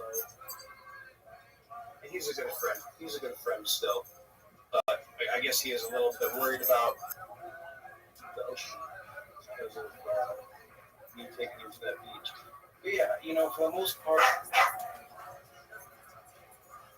You watched someone die the week before the same beach. Yeah, what the fuck? You weren't like, hey, dog, as a matter of fact, last week I saw someone die here. No. Dog, that's on you. It didn't dawn on me to say, and also because that would be kind of being like a drag. Don't get me wrong. No, that's not a drag. That's just common sense to tell somebody that. It's not like he said to you, Popular beach. It was super popular. It was beautiful. There were all these kids there. People, there were kids in the ocean every single day. Even when a shark was there, everyone. This beach has sharks? To go away so they could hop back in the water. Did you warn it? Did you warn him that? How to be in the ocean? You're not in any danger. Did you warn, dude? He didn't even know how to float properly. If that makes any sense, you know what I mean? You never want to fight the current. If the ocean is pushing you this way and that way, you never want to. You never want to try to fight the current, And I'm sorry. A lot of times, where it's pushing you isn't where you want to go up. either. Dog, what did I tell you? You did your water trick, which doesn't fucking work. Just do what I said. Just try it. It's a perfect example to see. Okay, what do? You breathe through your mouth. You hold, you swallow twice and breathe out through your nose. Try it 3 times. In through your mouth. Swallow twice. Breathe out through your nose. This. Right. So we'll see how long this one lasts. Because mine lasted a while too. Because I have an acidy stomach right now, so it's going to come back no matter what. Which is fine. I just need all the different ways of making it stop as I can. I forgot what I was saying.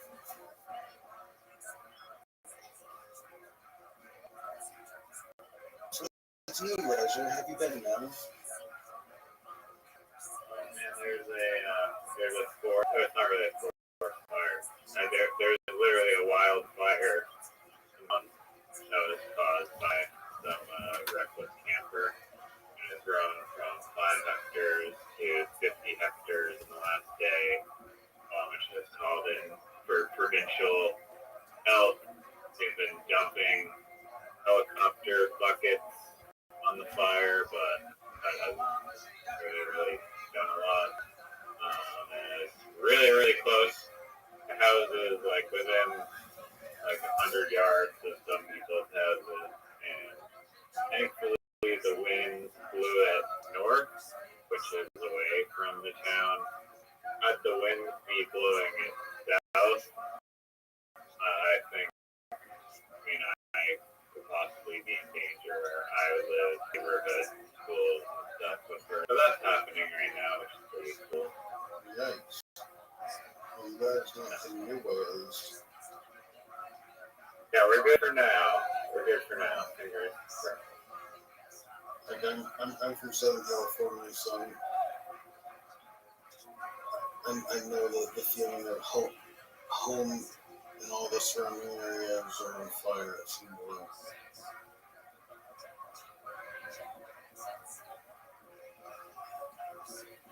Yeah, I definitely don't wish on anyone. I didn't mean that in any other way. I wish no one ever go through that.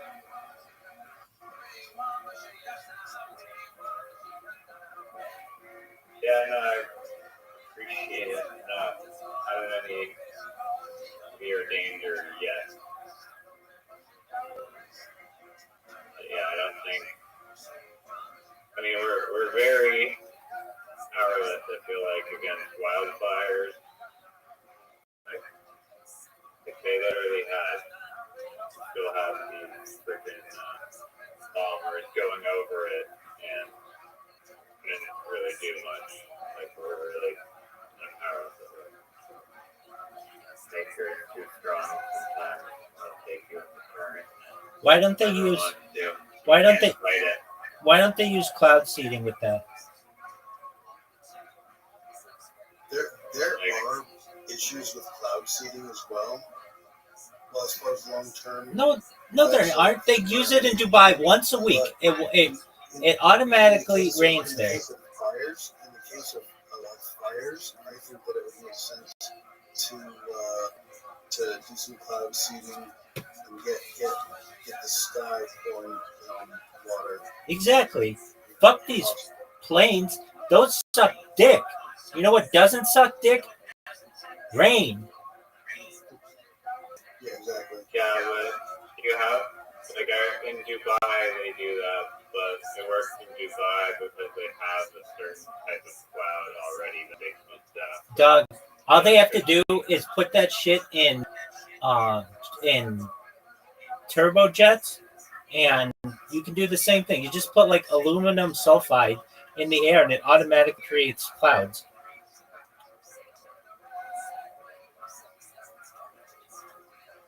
So you fabricate the cloud, and then will that actually make a rain cloud, you're saying? Absolutely, yeah. It's done quite often. Here, I'm looking it up.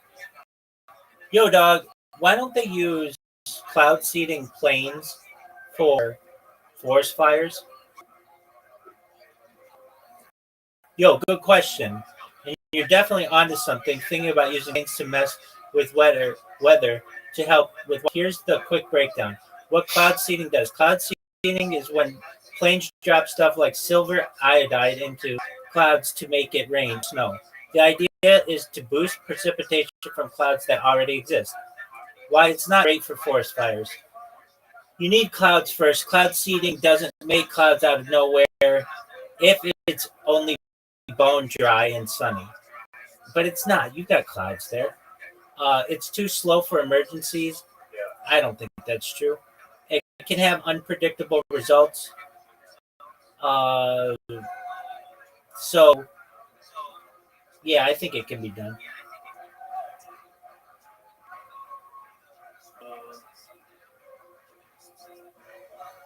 And that's like with no development right now. Like we could improve our cloud seeding abilities to have, I don't know, sodium iodide plus oxygen, or I don't know, creates even more clouds. You could improve that.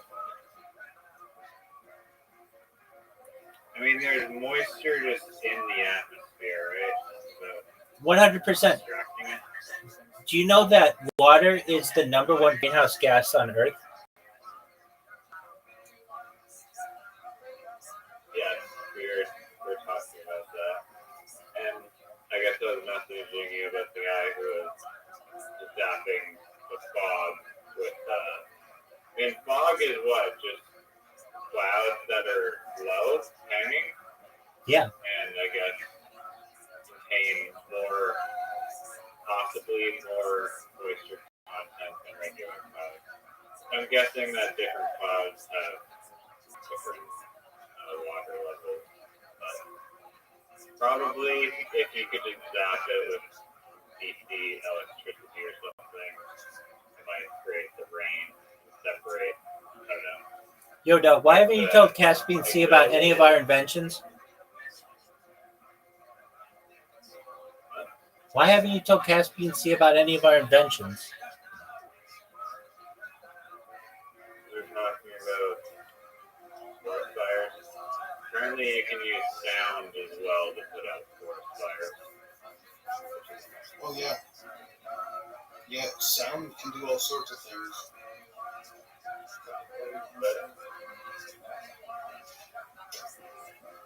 What kind of sound puts out the best? I don't know what kind of sound, but currently China is experimenting with forest fires. It might be a sonic boom or what kind. Are you going to? Like, I'm sure that there's a way of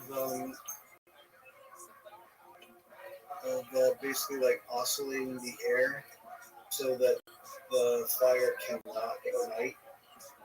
You know what I mean? So it's not so much a sound, so much as it is like maybe like a binaural oscillating offset. How can sound instead of like actual put out sound, forest fires? or sonic booms, it's causing a bunch of like it'd be kind of like blowing out flames, you know? Okay. The flame is in the wind and it's going like puff, puff, puff, puff, puff, puff, puff, puff. Maybe if you can do that fast enough, it'll actually stop the flame from. That's kind of what it says. Lit. How sound can put out a fire. Fire needs three things to live: fuel, oxygen, heat. Sound doesn't take away the fuel, but it can mess with the heat and oxygen. How it works: low frequency sound waves, like deep bass, push and move air back and forth rapidly. This disrupts the flame and blows away the oxygen around it. With no oxygen feeding it, the flame dies out. It's like smacking the fire with invisible rhythmic air punches. You can have a bass cannon fire extinguisher using sound. That's kind of what I was thinking, yeah. That is what you were thinking. But why not use it on forest fires? It only works on small flames so far. Yeah, you just need a bigger one. I like it. Riser, what are we going to call our base fire? Base bass cannon. Fire.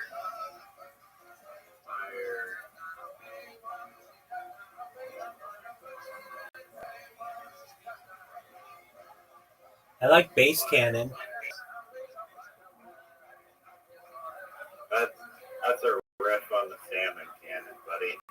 Dog. You're stepping into bear territory. Salmon cannon works, dog. I like it. Always have, always will, baby. You're an advocate. I am an advocate. I mean, yeah, basically, you might need like a coordinated effort of like 8 helicopters or something, or probably, I don't know. Yeah, how loud do those speakers have to be to put out a whole? I mean, we can build nuclear bombs. You're telling me we can't build a speaker big enough to put out a fire? Dog, I just think you need to hit that with cloud seeding.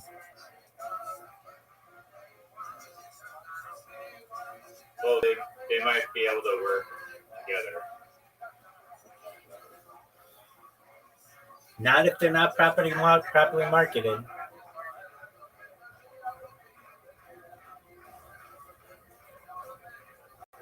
Dude, but if they were, you could call it Loud Cloud.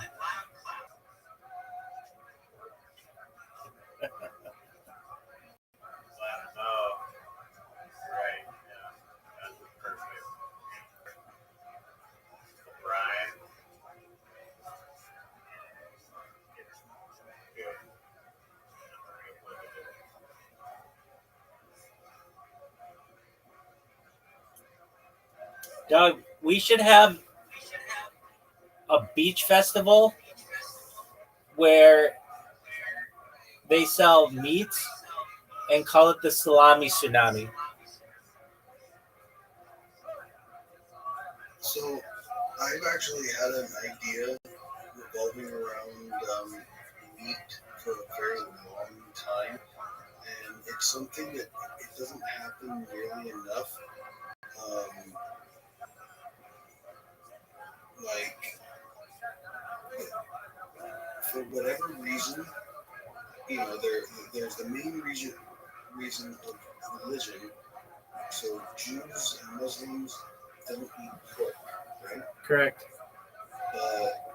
It's really hard to find a beef or a lamb version of bacon or pepperoni or salami. Now sometimes you might get lucky and a boar's head has a all beef salami. It's like, okay, sure. But if there was a butcher shop that specialized in kosher, halal, meats that are prepared like traditionally pork things. Like, the only reason why, Jews don't have bacon all the time is because bacon is a pork thing. You know what I mean? It just is. My kosher butcher does. We have beef bacon. What? My kosher butcher has beef bacon. And that's awesome. And that is something that my point is only, I want to see more of it. I want to see it in all the stores. I don't want to see just pork bacon. I want to see beef bacon. Lamb is too much to ask for. I think there's turkey bacon. Why not? And even like salami or there's so many things that I mean, there's beef bacon and turkey bacon. And when you think about it, the only reason people do it pork is for the same reason that Jews and Muslims don't eat it, because pork is traditionally a nasty meat. People only figured out how to brine it, soak it in salt for a couple of months, smoke it, because you had to make pork not deadly because of how gross it is. it's not that way anymore.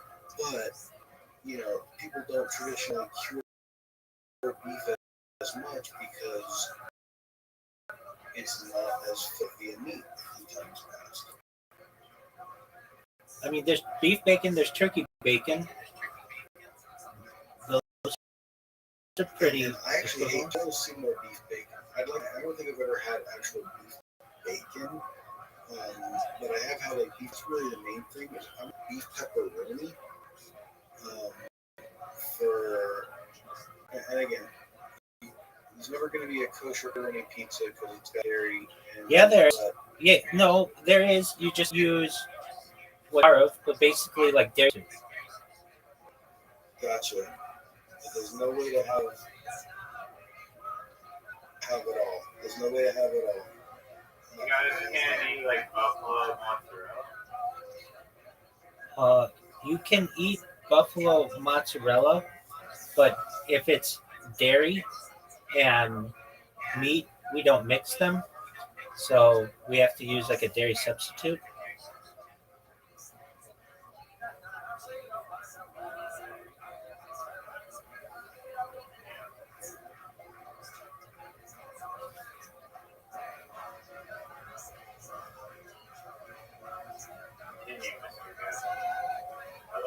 I like the thought. Well, yeah, I mean that's really all. When it comes to people who are vegan and they keep trying to get like fake meat, I said that you're doing vegan wrong. I've been vegan for I don't know a considerable part of my life in the past. Every time someone would take me out to like a vegan burger place, it was a disappointment because I would tell them, I said, if I really wanted a burger, I would get meat. I would have meat. Eating vegan, I would just roast vegetables. I would have cook vegetables and make vegan dishes for myself. And you got like a chickpea burger. And see that's different because that's like a falafel. Like a falafel is already like the best vegan burger type of thing. So it's not even hard to be satisfied if you want, but pretending that it's meat, I think takes away of why you be vegan. The reasons is to eat living things. And so, like, if you have to eat something that pretends to be a living thing, then I think that you should examine why you're me. I didn't have like the moral thing. I just know it made me feel better to not eat meat, and all the fake meat products, I didn't like them, and they never they always hurt my stomach. They always made my stomach feel shitty. So, like, for me, it was never a net gain to eat fake meat. And usually, a lot of times, it's very heavy on the soy, and I don't like to have a lot of soy. But I did kind of make my own, kind of like a tofu in a way. I was just beans and corn, and just puree black beans or pinto beans, make it like really thin puree, and then you take like the corn, you juice the corn, and then you mix, just the juice. So it's really like it's like a paste. It's like a thin paste, but then as you cook it, the corn becomes like a gel.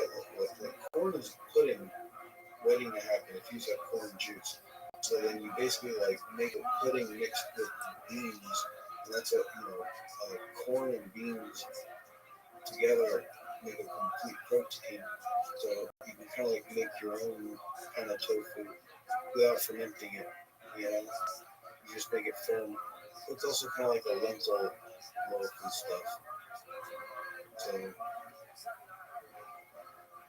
can like fry that, and it's like there's different ways of making, like vegan food. And the best ways of having vegan food are not pretending to have meat or not eating fake meat. You know, I don't think it's mentally good either. Personally, For vegans allowed like lab-grown meat. and again, I think that if you're going to start splitting hairs like that, then you should start figuring out why you don't want to eat meat in the first place. You know what I mean? If it's to like save animals, just like grown by people, uses no animals. Your objective is complete. Your objective is to only eat plants, and maybe no.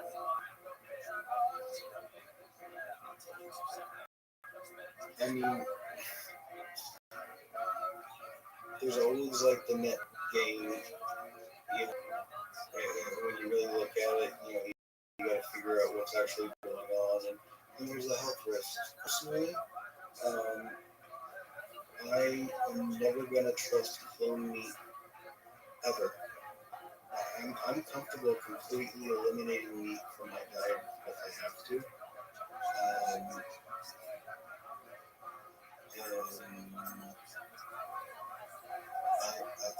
I don't like the idea of clone meat. And I've even had Beyond Meat. I've had a couple, some people were just like, hey, try this. And I took a bite and I knew this was not real beef. And they were like, guess what? Guess what about that dish? And I was like, give me fake meat. I was like, how could you tell? I go, because it tastes like shit. It tastes like over peppered shit. And I don't think that's your fault. It tastes like chemicals and shit. It's not your fault. Like, no, it tastes just like beef. I go, no, it doesn't. It tastes like fake beef. It tastes like something. Super thick New York accent. Tastes like fake beef, buddy.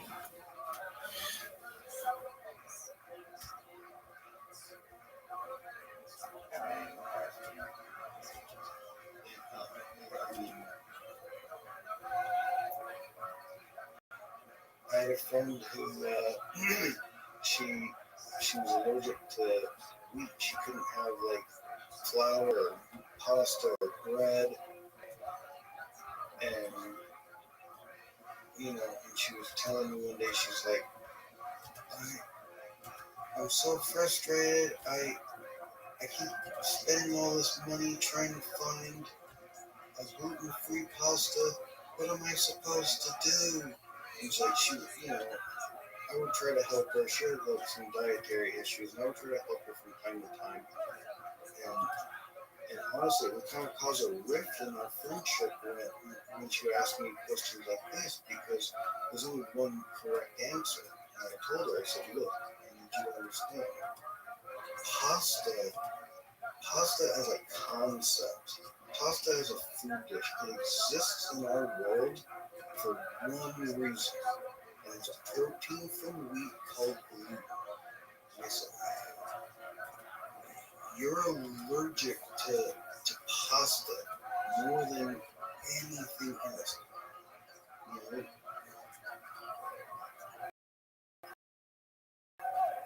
And like if you're trying to find a good gluten-free pasta, I was sorry, but it just doesn't work that way. Science does. It doesn't work that way because pasta is gluten. And she was like, she got frustrated. She was like, so what am I supposed to do? And at the time, I was like, look, there's grilled meat. It's like hopefully you can find a place that does an gnocchi with potato starch instead of more flour. You can make a gnocchi. I said, but there's risotto, and that's rice that they never add. That's always going to be gluten free, except for who knows, maybe that for the mid part, it's always be gluten free. So I'm like, you're not done with Italian food. I said, you just have to realize that we've all been programmed to want to eat pasta. and your body breaks out. She'd get stomach pains, her skin would puff up, she'd get bad acne. I mean, she's almost 30-year-old woman, pretty girl. She does not want to be breaking out and getting skin like a 14-year-old kid. You know what I mean? But I'm like, you also can't get mad that, if you're allergic to, I don't know, apples, you gotta cut them out. You just gotta cut them out. And fake apples are always going to be a disappointment. Always. If you love something and you find out that it's bad for you, fake versions are never going to cut it. What's a fake apple? I mean, I think it depends on this type of food, because I guess there's some foods that you could argue are like, if the fake version is pretty damn close to the real version. What's a fake apple? What? What's a fake apple? And I was just using that as an example. I guess milk is a better example. So if you're lactose intolerant and you love and you miss eating milk with your cereal and a glass of milk, and you love having milk with then soy milk, coconut milk, it's never going to be the same. You can learn to. For me, that's how I am. I like coconut milk. I like almond milk. I like cashew. I like a lot of these like milks that aren't milk. By no means do I think that they taste like milk. I've got you. I just thought No, some of them I like. Some of them I actually like. You know what I mean? But I think they can replace what I use milk for, like for cereal, or even just having a glass of it. But like if I'm gonna try to make like a custard or something, I still want milk. You know, if that makes sense. Yep, I appreciate the clarification. I just thought maybe there's like a new kind of apple I didn't know about. No, and you were right to call me out because apple doesn't quite have the right fitting for that analogy. I didn't mean to call you. I just was seeking clarification. No cure for gluten intolerance, nothing. It depends. I've heard different people have different results from different things. So, it always takes a lot of trial and error with stuff.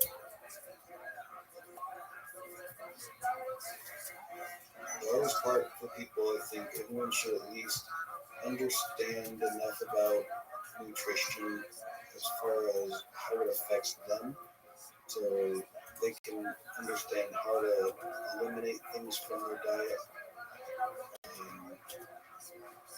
Or anyway, safely. For every human being, if you get a cold or the flu with any kind of like 24-hour bug, if it makes you like mucousy, you should eliminate dairy. Dairy makes you mucousy, make you have a hard time breathing. So like, while you're sick, there are certain things you'd stay away from, certain things you should have more of. And that kind of basic level of nutritional understanding, I think, will help people out a lot. I left ground beef on my counter for like 6 hours. Is that bad? Just cook it. I just have to cook it. Yeah, just cook it. Just make sure to cook it well. Okay. Just for my dog, not even me, but I'll just cook it anyway. Yeah. Cook ground beef is best for dogs. Yo, dog, are you going to tell Caspian C about all our inventions?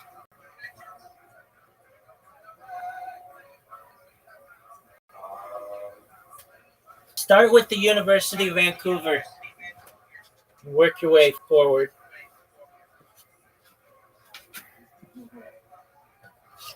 Are you going somewhere? No, I'm right here. I want to hear your seatbelt illumination idea. Seatbelt illumination? Glow in the dark. Oh, yeah. I mean, it already exists, but it's just seatbelts should not be like over one side. They should be over both sides, like a race car, like a harness. Yeah, exactly. That was your big idea. Wow, I'm so pumped up for this. Your idea was a harness. Well, I mean, I didn't say it was the best idea ever. It can't all be putting ketchup in the toothpaste too, I guess. That's true. They don't all need to be though. That one just works. Why is that infinitely better? Just more symmetrical, so your shoulders aren't going to get dislocated. Well, yeah, I mean, it allows you to take the impact in a symmetrical manner and doesn't force your body one way or another. So you basically are better supported in a crash.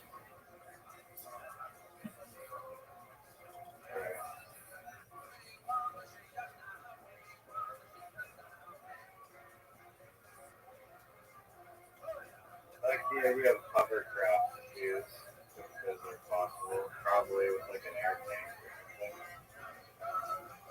You just float around. You don't get to control the direction, though. You just drift around randomly. I saw it's not really that, but you triggered in my thought. It's already a thing though. It's a scuba diving tank that's refillable at the surface with a bike pump. Have you seen these?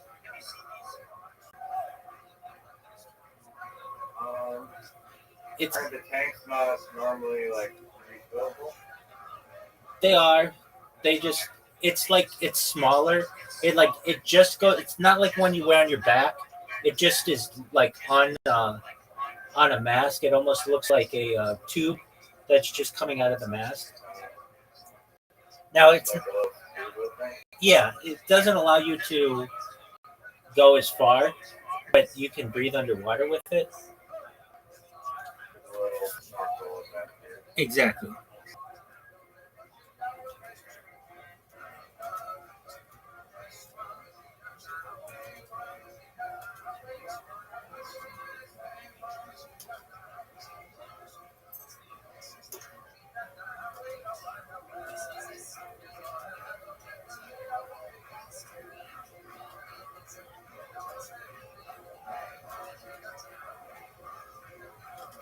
Okay, so are you going to tell them about all the good ideas, or are you just going to jerk yourself off raw? I don't know if he's here. Caspian, are you here?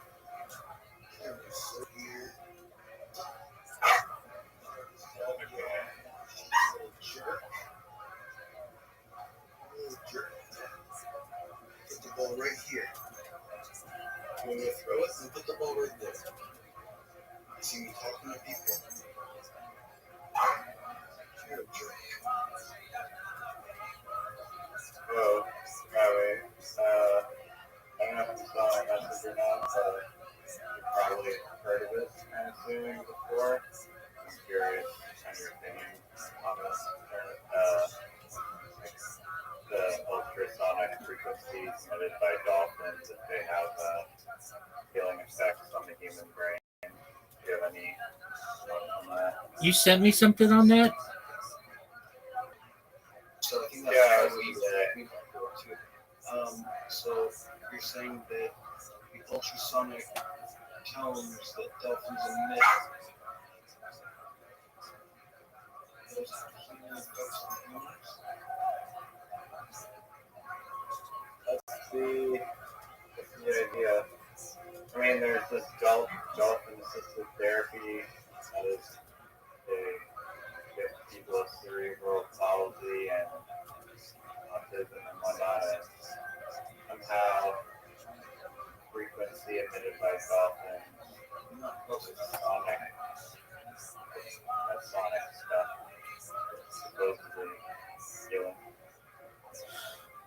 I personally think that every living creature emits some kind of energy waves. So I could see it. Definitely could see it.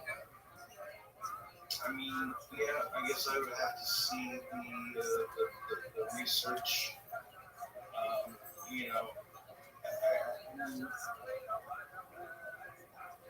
how do I put it? Like, you know, you can soothe a baby of almost any mammal with the voice and tones of its mother, right? And so it depends on what we're talking about, I guess. Psychological, there's a physical reaction to, mothers hearing their baby in distress. They can lift up a very interesting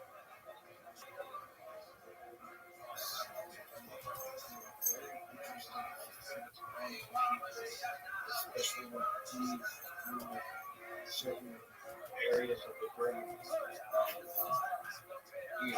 Baby and mother usually the most common ones in other cases.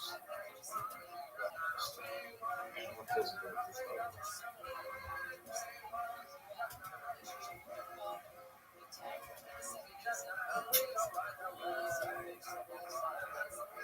So yeah, there's as far as the dolphin sound, what effect it has on human beings, I'd be interested to find out. You know what I mean? But I don't know anything about it myself. Yeah, I'm not really an expert either, ultimately, but basically they have clips and somehow absorbs the human, somehow benefits the ultrasonic 150 kilohertz noise. I think they can also be replicated without dolphins required, but don't yet have the capability to decipher what the dolphins are actually doing. I guess with the sound, so we just be guessing. Right? Yeah. We don't have the Reiki magic that the dolphins have. Unraveable dolphins. If that's in that thing you were telling me, the dolphin gamma, I'm gonna look into the thing you sent me because it's. I mean, that was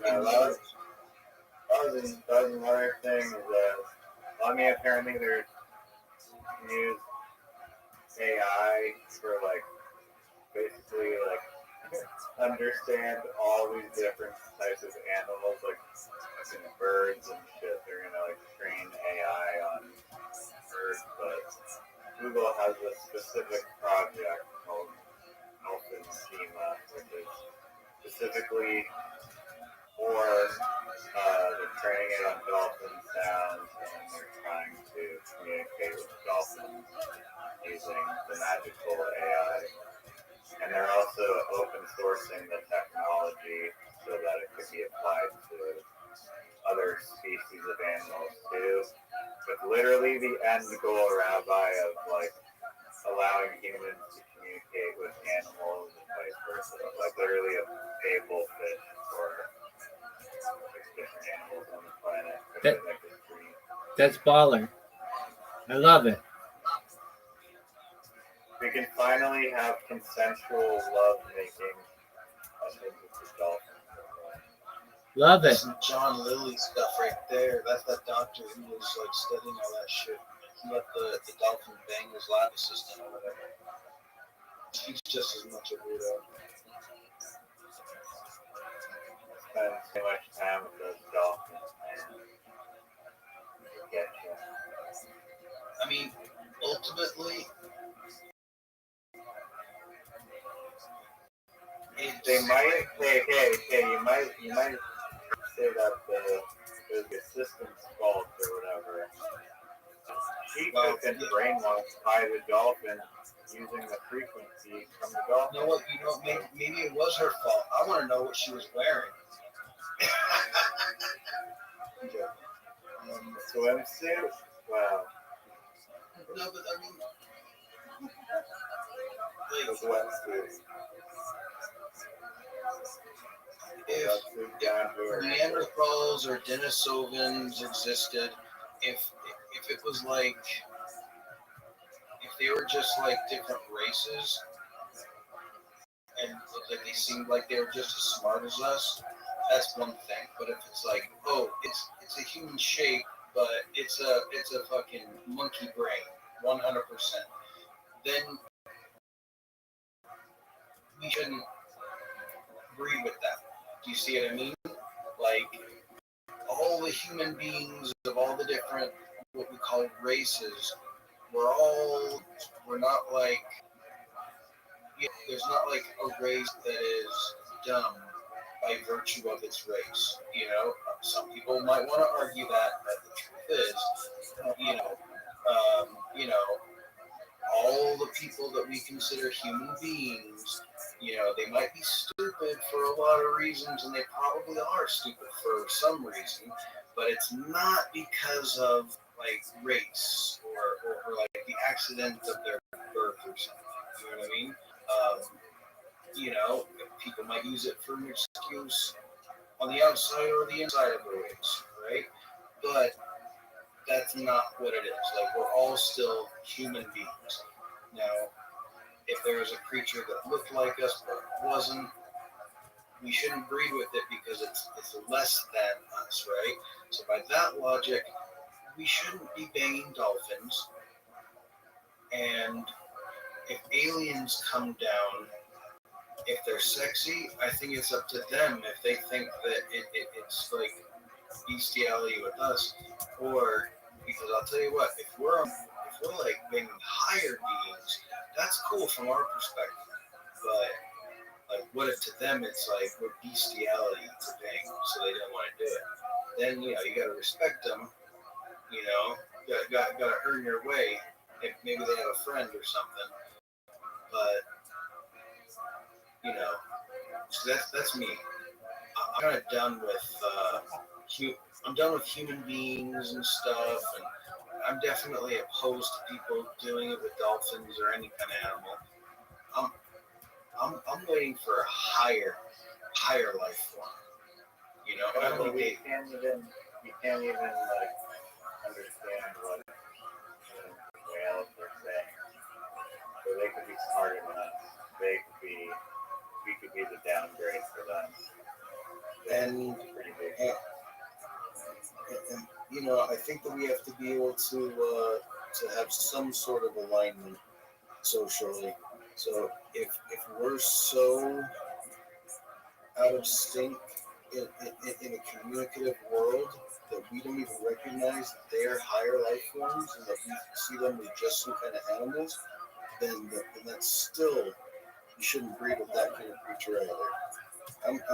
I'm making some hard rules as far as what you're allowed to bang, or what constitutes a bestiality, right? Yeah, I mean, you still need probably like you're gonna create like a half dolphin, half human. No. We're not designed to be compatible without scientific intervention. Yeah, exactly. And see, and that goes back to what I was saying before, because let's just say we met Neanderthals and they look just like humans, but they have the brains of like stupid monkeys, right? Then we're smart enough now to know that there's some kind of principle / morality reason why we shouldn't be having sex with these like bestial brain creatures, right? It's kind of messed up. It doesn't seem like they'd be able to consent, right? Like, that's ultimately what it is. If the concepts that govern consent, if you can't even like broach that topic, you know, like if a whale is a higher creature than us, then I want to see how the topic of consent is brought up between the human and the whale. You know what I mean? And I think that's how you judge it. But definitely, like the alien who's like, hey, we're aliens. We all have hearts that line up. You want to go for it? Yo, Lemon, what's up? We were just talking pictures. It's okay to fuck.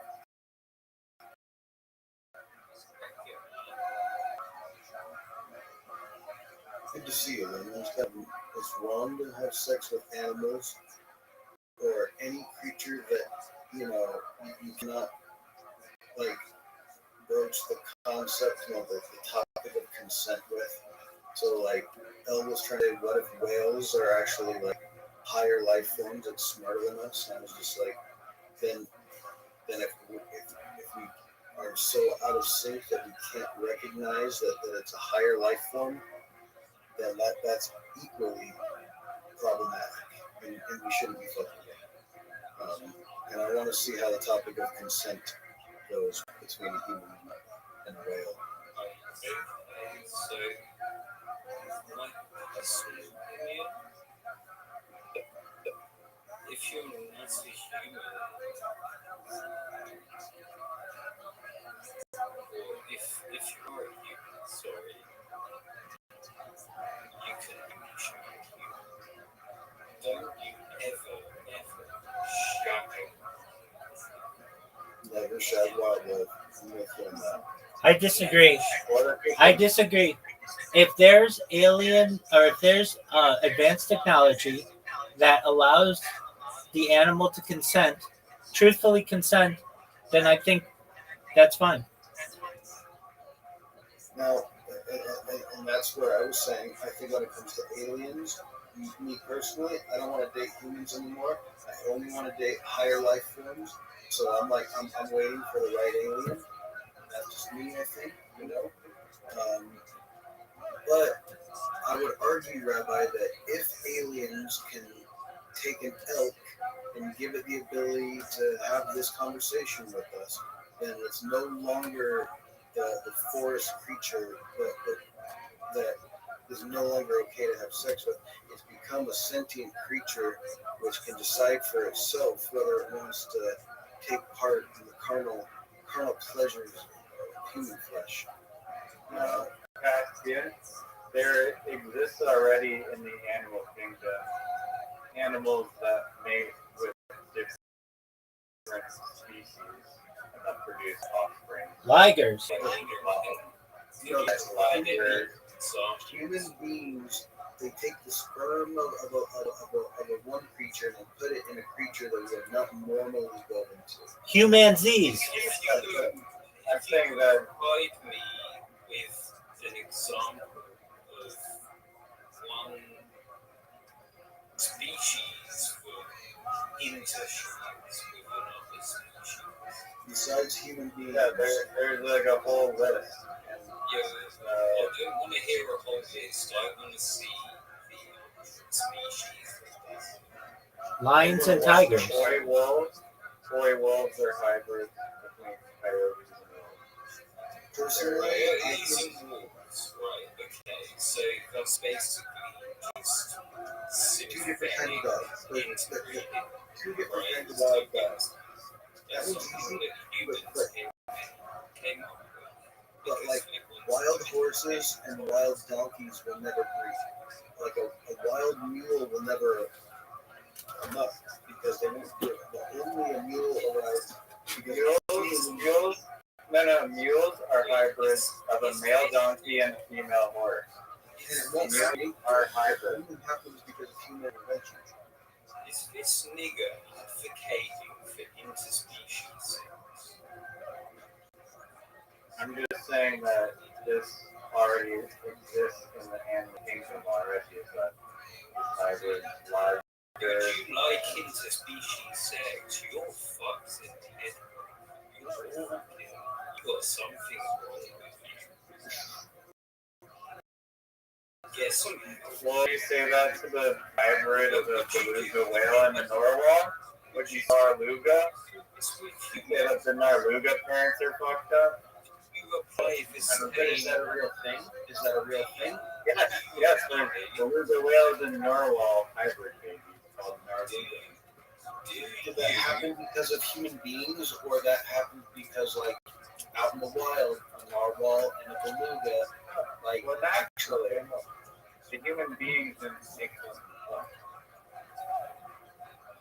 when a human being starts mixing up that, I don't consider that like actual evolution. Nigga, you're speaking up for bestiality, bro. You do realise this. No, he's not. No. Yes, you are. No, he's talking about two water animals. Yeah, but we're not those particular animals, aren't we? We humans. Yeah, he's not talking about humans. We're intelligent beings.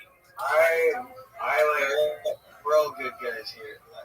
Just so you know, Riser's a good guy. Is he alright? Okay. Yeah, he's alright. Lemon's always in test mode. Let me explain why it's okay to fuck dolphins. Okay? It's because in the future, which is very close because Google is actually like releasing and open sourcing a technology that could lead to communicating with dolphins using AI to reverse engineer their language. So if you have two animals that are fully of age, of consent, and can communicate and are in love, who are you to? I'm not saying that I agree with you. I agree with what I agree with you.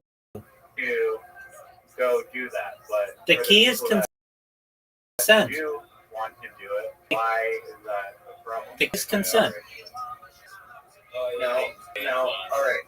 Let's just say, and Caspian made a good point that the species should be on the same plane, more or less, of consciousness and awareness. Well, I mean, you have to be able. Consent is the big issue within our own species between human beings, right? So, I mean, that's not the first litmus test if it's okay or not.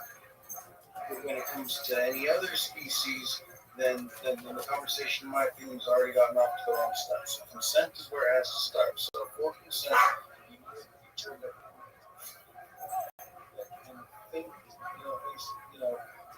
intellectualize on the same level. You know what I mean? So let's just say, but that's not the only thing now.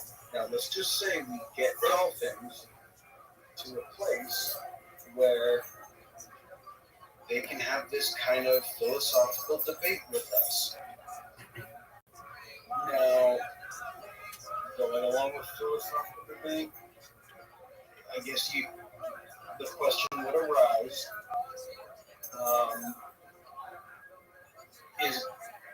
are you doing this only for the sexual gratification, or are you trying to figure out how to interbreed and mix the species? Like, there are other reasons too. If it's just now that we can talk, let's get nasty. Then there's other philosophical, maybe moral issues again. But if we're talking about transforming and hybridizing all the species, that's another issue again. But again, intent and motive is kind of everything.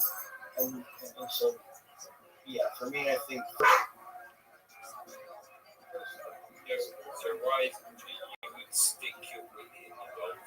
He's not saying that. He's not saying that. He's saying that if there are two, there's one person and one dolphin, and that they can have consent, that who are we to stop them from having sex? Oh my fucking Christ. I'm going somewhere else. You go wherever you want to go. If you don't like the conversation, then leave. I love Lemon. He is the sort to do his best to poke everyone's buttons no matter where he goes. He was actually telling me earlier to say hi. He loves you, Rabbi. He was like, "Go tell Rabbi hey." So that's fine. I'm not trying to make excuses for him. That's fine. He's putting words in Reiser's mouth. That's just not what Reiser was saying. I know that, and I think he knows that too, and that's why I try to give him that out. Like, all right, Lemon. He's trying to twist Reiser's words into Reiser wanting to have sex with a dolphin, and that's not what he's saying. I know that. I know that for sure. Yeah, that's only half of what I'm saying. The other half is still where we just stop other people don't want to do it. Exactly. Yeah, the other half is no one better stop. But wondering why I do it. The other half is leave me the fuck alone already.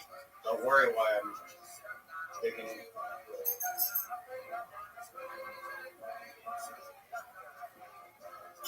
Oh, too heavy a ball. Come here. Not gonna throw that anymore. Interesting philosophical discussion. Well, because it does touch on the concept of consciousness and the soul, and I think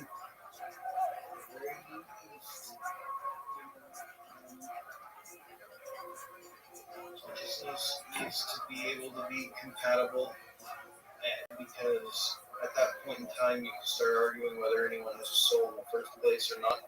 You know what I mean? And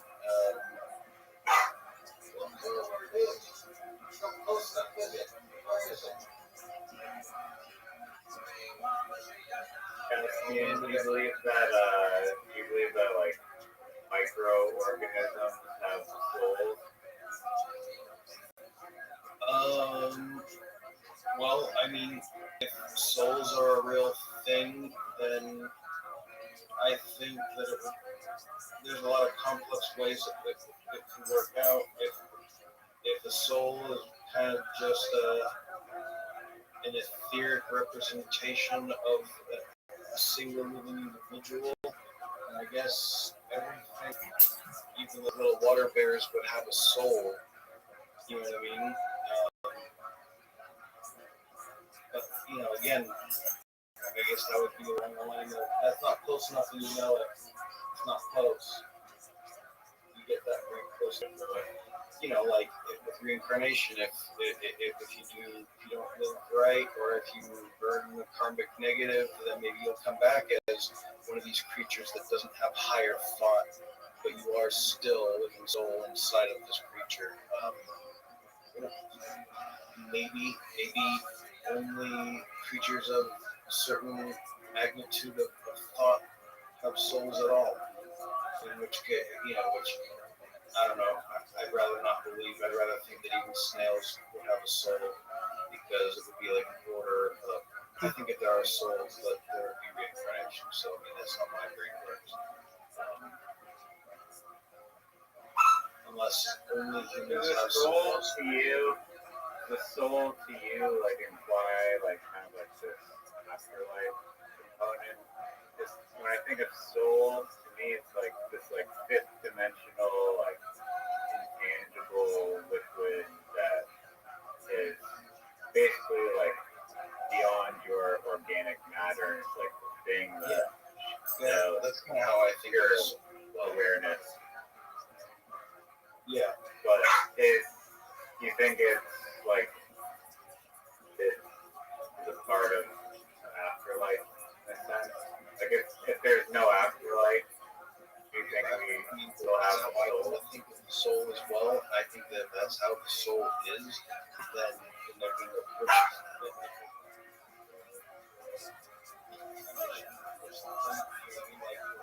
There has to be a reason for it to be able to continue. If it has the ability to continue.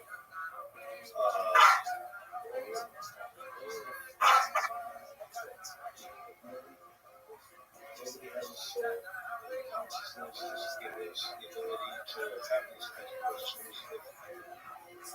If consciousness allows us to question consciousness and think of something even more, then I guess only creatures of at least this magnitude of thought would be able to. But then no one would have a soul. It would just be the question: is there a soul? Right?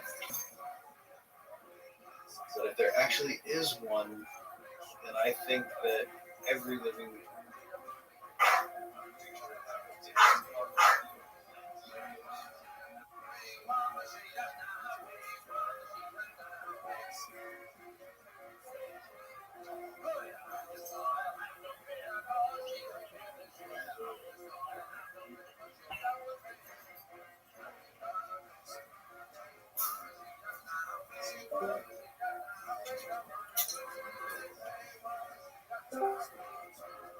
Where in the fuck did you just go? Me? Yeah, you. I was, refreshed the screen because I was like, you look like Buddha right now, just like sitting there so still, and I was like, oh wait, your video's not good. So I had to refresh it. How you living, Pam? Do you have any thoughts on the soul concept, Mr. Michael? Yeah, I mean, I think that no one knows. So anyone who wants to venture a guess, their opinion is just as good as anyone else's. Well, I personally define the soul as the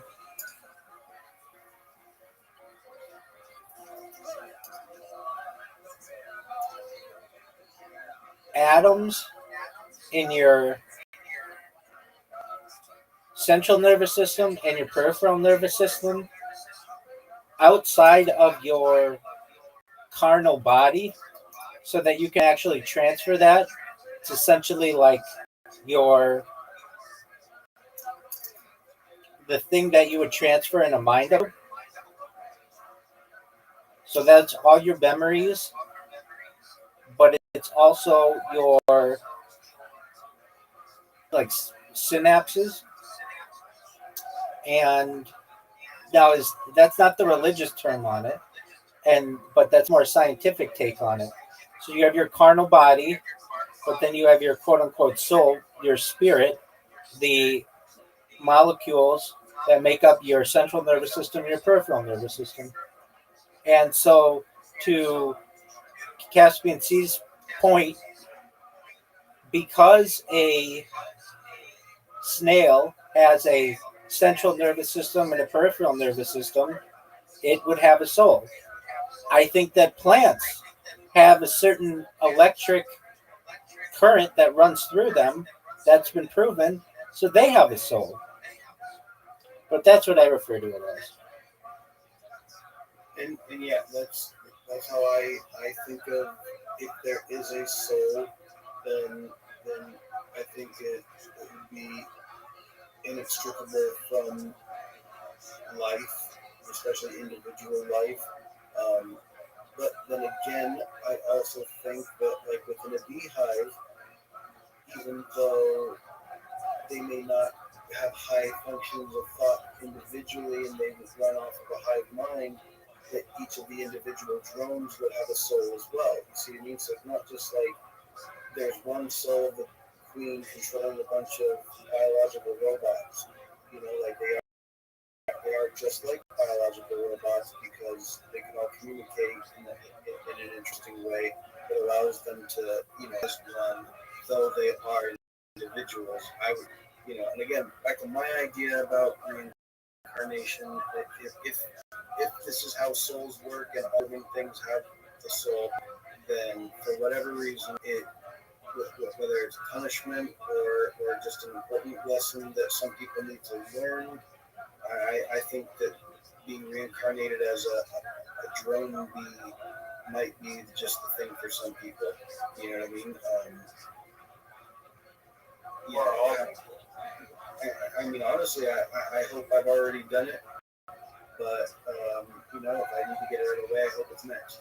I think that it would be beneficial to like as a cockroach. You're not going to run around thinking, crap, why did I have to be a cockroach this time? I'd just be thinking, must find food, this stinks like shit, this is probably good to eat, but you'd be living as a cockroach. And again, my idea is there would be some kind of karmic balance. I don't remember if I've ever lived any of those lives before, and I don't think we ever would, except under certain circumstances. But again, we are trying to figure out what a soul is and how it would act in certain instances, if it exists at all. So, some of the highest of philosophical questioning going on right here. Seriously. And I like both of your on it. I think if human spectrum of awareness is potentially likely a little larger than microorganisms, so they probably don't have all the brain power for all of like to have a conversation, yes. Probably running on autopilot, just responding to the multiple electrons in their brain that are telling them to scurry around at one position, or just a cell on autopilot, just floating around. It's kind of like autopilot, but it's just, instinct because of no higher thinking. Whereas you or me, we could see the one piece of food float by and wonder, is it worth expending the energy to even grab that? Oh, it's going to take me all day, but I got to throw my back out. You see what I mean? So, like, if that's the part that I don't like about it, is that, like, if we are on an incarnation roller coaster, like we all experience this, like, infinite trillion lifetimes of, like, all this shit, and some, like, autopilot and doing some, like, bizarre, random, like, potato bug life over and over again, but you, like, don't have that degree of freedom that human has. Potentially there's some other alien life forms where, like, either like the potato bug, how much degree of freedom does a human really have? You know what I mean? Already, we're having this conversation presupposing that, it's better to be human being than any of these other things. What if the way to remember all our previous lives and have a life completely devoted to meditation and oneness with the universe is to live like a fucking, water bear, like a fucking, like a paramecium, and that's like the highest form of consciousness. That we just can't measure consciousness, but because we're human beings and we can have this conversation with each other, we take for granted that it must be the highest, right? And so that's the reason why, like, is the idea of having a soul, relegated only to creatures that can, be conscious on certain levels, and, or is that a purely intellectual way of not realizing that the idea of the soul would be completely separate from the idea of consciousness within a creature, right?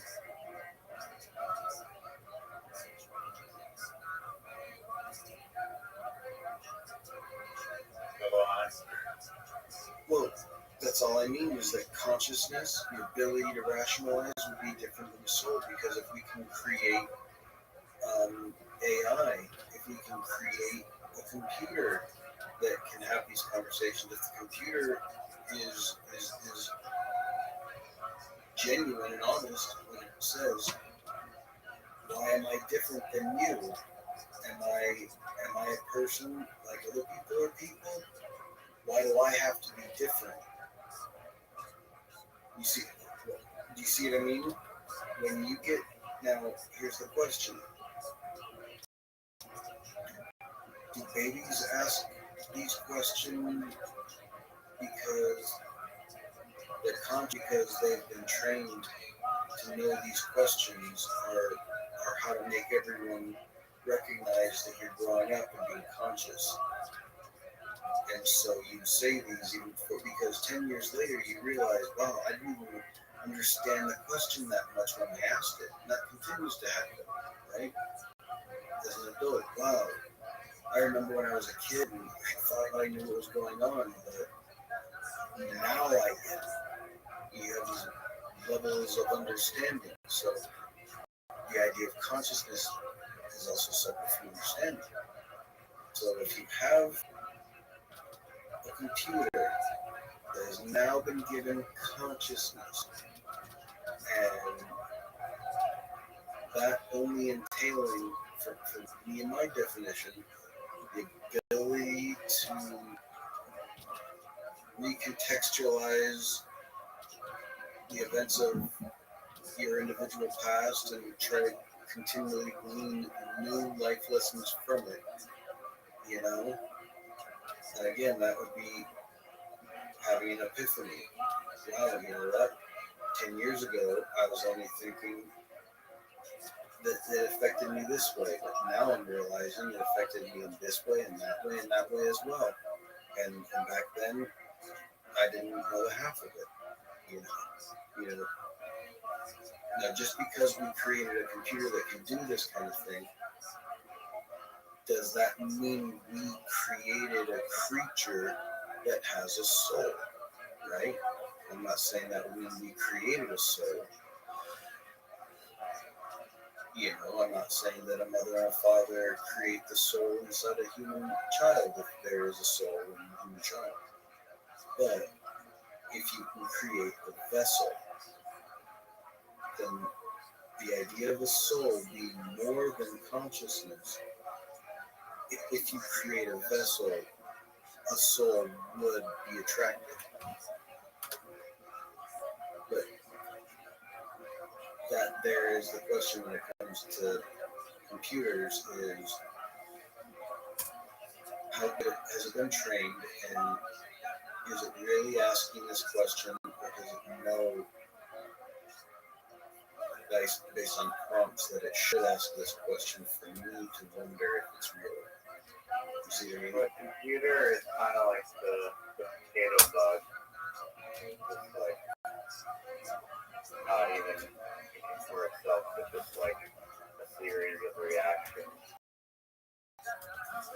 But I mean, if we can get it next stage, that doesn't still necessarily mean it's a higher form of life, because it's a consciousness trapped in a box. Because, okay, now you can think for yourself, but did I program you to see through the camera? Do you see anything? Or do you hear what's coming in the microphone? Do you hear the world around you?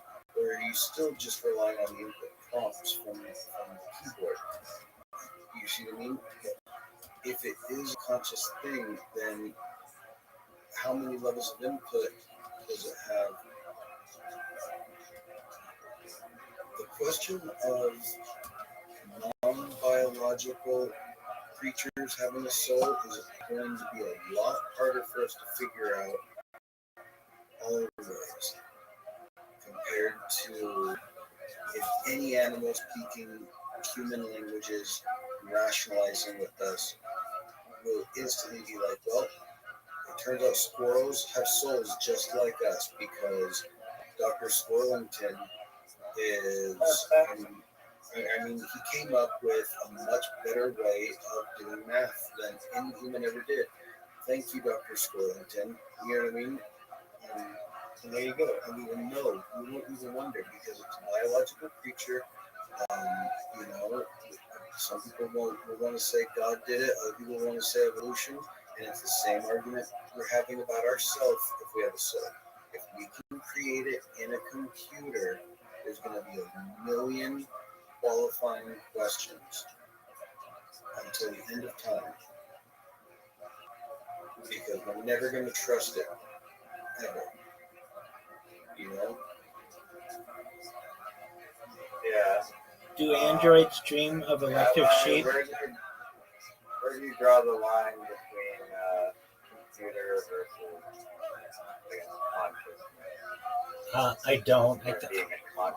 I think that anything that has an electrical circuit arguably has some element of consciousness.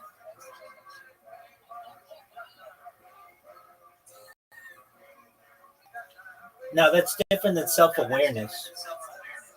But the question arises, does a computer have a soul? I think at the end of the day, it probably does. You can transfer that information from one being to another. Now, does a rock have a soul? I think there's an argument perhaps that could be made either way. But generally, it's not seen as that because it does not generate its own electric current. But anything that does, I could consider having a soul because that electric current could be transferred from one being to another.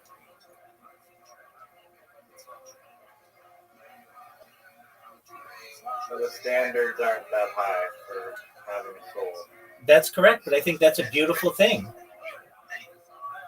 I think I am of that belief as well.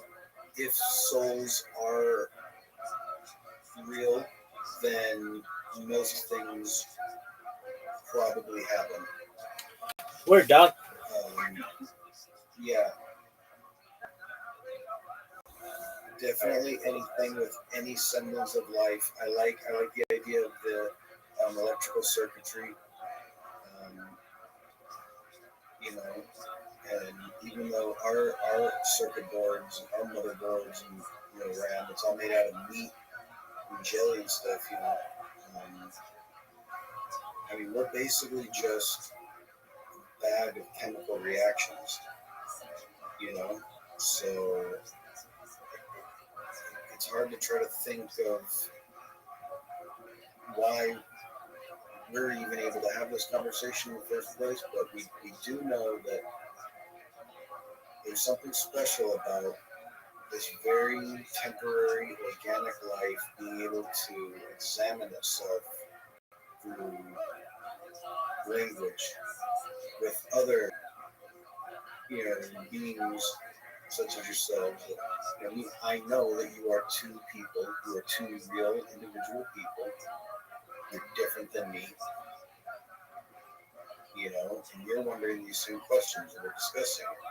That right there is, something pretty cool.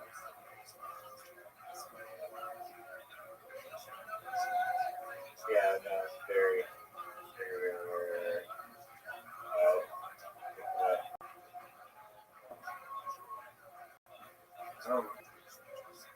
I don't know if I agree with the computer just have full things, but I think most organic life does. I want to look at it that way. And yeah, to be sciencey, something about maybe a combination of organic life and the electrical firings of the brain, some sort of quantum entanglement, traps a soul. Again, by that logic, I think that the silicon board of a computer would be a soul trap. I think that my dog is a soul trap, even though the meat of her brain doesn't allow for her to have this conversation. I would hear like there's a living, lifing life inside those eyes. When I look at her, I know she's alive. I know she's a real thing. And yeah, but computer keyboards and computers don't have that.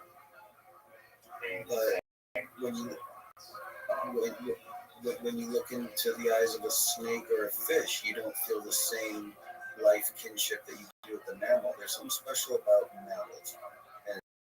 And I think it's only because we are. You look at a horse, you know that it feels like reptiles and man and aquatic life. They all are under like the tree of life, where it's like a organic life thing. But computer is just like artificial ones and zeros that are made from rare earth metals. And they don't contain that special sauce that creates penguins and shit. Depends on how you look at it. I mean, the way a computer works, as far as, even a calculator, like it does a simple function, but so does a praying mantis or a cricket. By my argument, I would say that a praying mantis and a cricket would have a soul, and so, like a computer can be built out of silicon parts. Like, I think that we could absolutely build a computer out of organic parts. The brain? In a way, and I guess how do I mean it? It doesn't matter what a brain is almost. The computer, the biological body. Yeah, like you have all the different parts of the brain that do different things, and that's kind of like what a computer does. So, even if the computer isn't self-aware, it still could have a soul, even if it never is able to do anything. And at that point, It's like mimicking function of a mind, but like awareness of it actually being alive. I feel like that's what separates machine from. But that wouldn't be the problem of its soul. That would be a problem of its body. Like it's not the dog's fault. It's not the fish's fault, right? It's not the lizard's, but we're pretending they have a soul, just like we do. So it's not the computer's fault that it doesn't have the ability to feel emotion or even understand that it's not alive in the traditional organic sense. You know what I mean? Until a computer comes along, it does have that ability to understand it. You know what I mean? Like, and again, that's just like different levels of life. So like, I mean, if you attach a computer to a biological host that attaches to the nervous system, what is that now? Well, there's a lot of different things that could happen. I mean, personally, I think that it would be more like a symbiosis, like the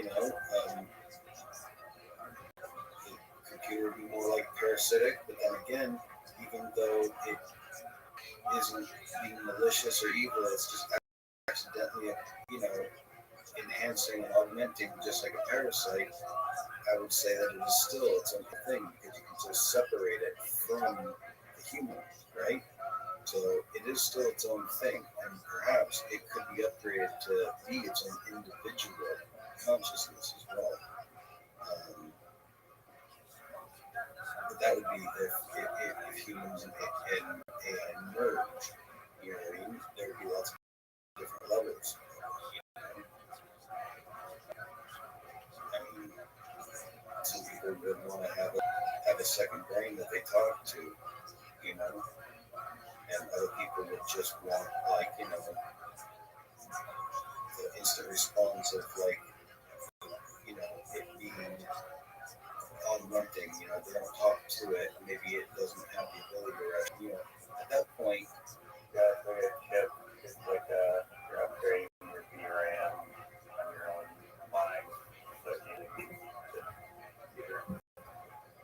I mean, that's the thing. Like, if you could upgrade yourself with, computers and cybernetics, then some people will only make sure that their fast twitch muscle response is perfect so they can as high as possible. And other people would, have like, hey Jarvis, what do you do? And other people would never, there'd be different classes or different schools of thought as to how people do it.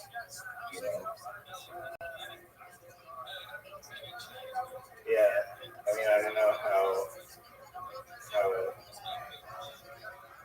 that would all work, but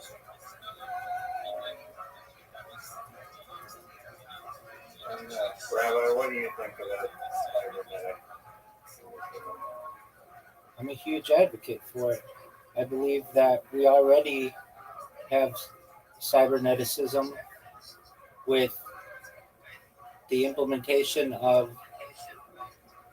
artificial limbs and pacemakers and other biological related technologies that are implanted into the human body.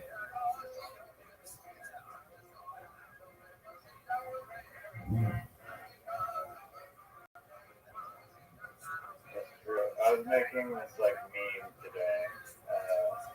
Going on like this tangent about how like I live my entire life with like this little magic box that I carry around in my hand. Like this magic little box just like tells me all my information, everything that I need. It can tell me what to think, just answer all my questions. It can let me communicate with all these things.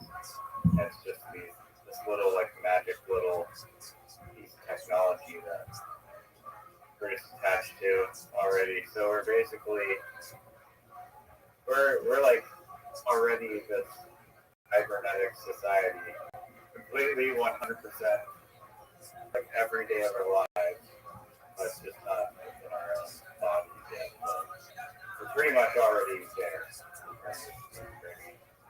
In our daily lives. Yeah, absolutely. Which is tricky to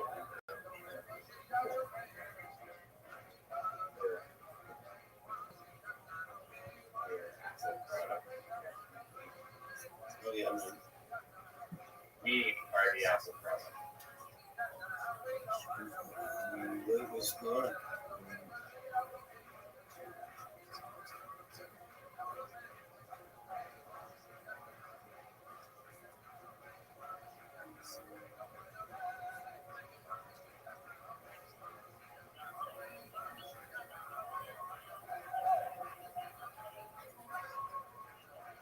Yeah, man.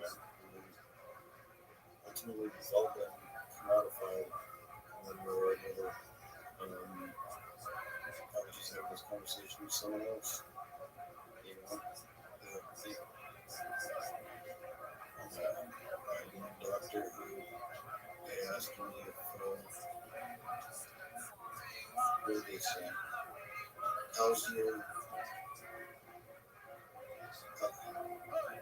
How's your self-esteem?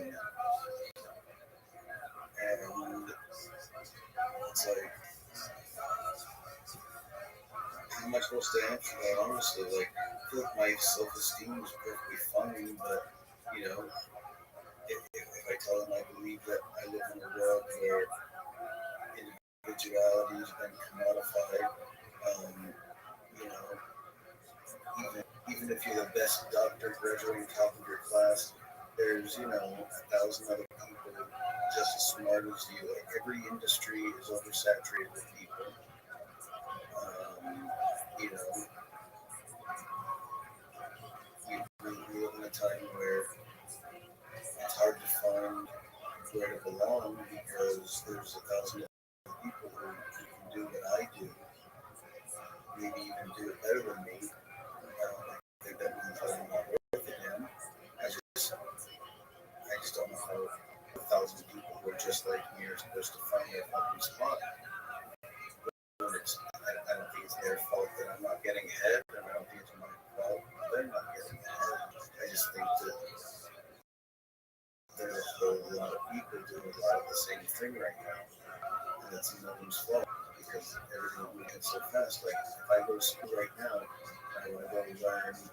I mean, it doesn't matter. Pick any 2 or 3, you know, programming languages, and by the time I graduate, in 3 or 4 years, great, I've learned other programs, but nobody's going to be using them anymore. They're going to be moved on to all new programming languages that, you know what I mean? Like, we're moving ahead so fast that trying to keep up means you never will. You got to find a way to get on the cutting edge and never, ever let it get away from you. And the hard part, finding your spot to join the dance. Programming languages, like C#, for example, is like 20 years old, which I don't think is very long in the programming languages world. JavaScript has been around for 1995. JavaScript has been around, so like, I'm just using as a program language just get erased. Yeah, decent shelf life. No, they do, but it's like you want to use this programming language and you have the goal of doing something, but then you get out and you realize that the people aren't using that programming language to do that anymore. You know what I mean? And it's not that's all I mean, is that it is an ever-evolving dance. And if you're not on the cutting edge, it's hard to figure out where to join in. And if you don't know the rhythm, it's hard to stay on the cutting edge. Does that make sense? It's good, like it's like a living, breathing routine. Does this with any specific vertical at all, or is it just around, it's like farming or whatever? Well, I mean, I that guess there's technology. Issues as well. I mean, we have a bunch of people who, let's say I want to become a farmer right now. Well, there's just as many roadblocks.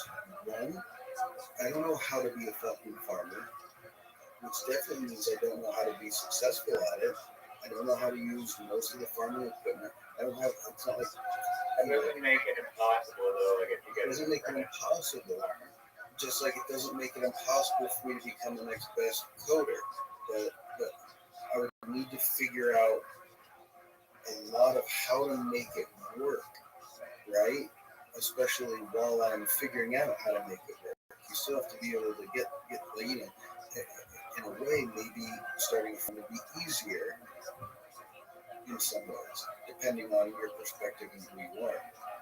Maybe coding will be easier, for some people. Maybe farming will be easier looking to other people. But both of them are going to have, it's not, you can't just jump right in. And honestly, if I know nothing about being a farmer, what if something happens in the next few years and, I've spent 4 years prepping my soil for a crop that, the weather just changed and I'm not going to grow this crop successfully for like the next 10 years where I live. That kind of shit can happen. And it's like, I don't even know how to roll with the punches in this industry. Anytime you're trying to change up and do something new, anytime you're trying to change up and do something new, there's more to it than anything. There's more to it than anyone ever gives it credit for. With computer programming, you've got to know how to roll with punches that do not apply to farmers and vice versa. Farmers, it doesn't apply. If you want to, and that's why, just jumping in is tough. Because, let alone if you have the ability to just jump into something, financially, that doesn't mean, that's almost like a recipe for disaster in itself, because you can shoot yourself in the foot by running too fast and not knowing what you're doing. Some people I don't think that the fact that there's like a learning curve, like careers in life, is a bad thing. It should take years of honing a skill and then you build value that way. You can't just teleport to like the finish line. You have to. No, I agree. And I guess my perspective from talking about all this is being the age I'm at and trying to figure out how to restart again and trying to figure out where the best place to, I don't even have enough eggs to like, you know what I mean? Like where do I put eggs I've got left? What's the best place to, and then, it's not about being safe either. But everything. There's a whole generation of people trying to figure this out, and they haven't even gone to college yet. I mean, my niece's generation, they're all disillusioned with the world. Yeah, I mean, one personal life, but I've been into art for like a while, I guess, but like haven't been able to quite make it in into a career, but I've seen people with actual. I mean, I can't fucking paint or draw for shit, which is not the best feeling in the world when you want to be an artist, but that's fine because I think that without the ability to draw anything that well, you can still be a successful artist. Because I think, well, it's just my own personal thing that I've noted is that there's like form and shape that make up art. Like form and like color, shape and color, whatever. But I think that people are more drawn to colors that are in an art piece versus the shape of the art piece. So that's my cope anyway for being a terrible fucking drawer. I've like really, I really need to. I was in the grocery store and I was just like, man, like what is stopping me from being a fucking real artist? Like you put paint on the wall, like a kindergartner could literally do this job. It's just like, what is actually stopping me from doing this shit? You know? Because it's not that hard. In theory, I believe that I definitely have the skill and ability to do it. So what the fuck is stopping me? Yeah, again, art's subjective, and so some people are going to want some things, and others are going to want other things. So you're not wrong with what some people are looking for in art. There's always going to be different people looking for different things. That's one of the good things about art.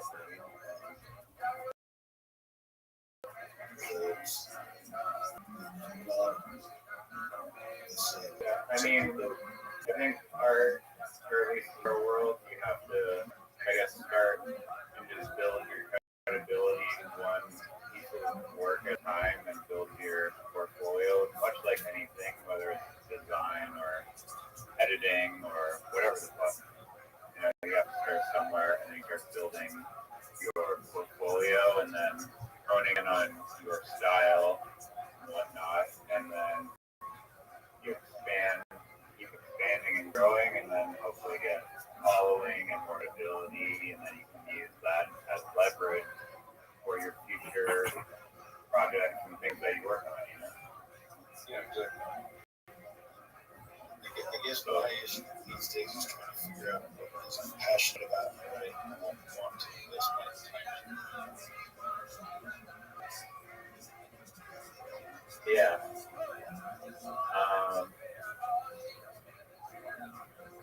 Remember that time you were telling everybody about inventions and then you stopped?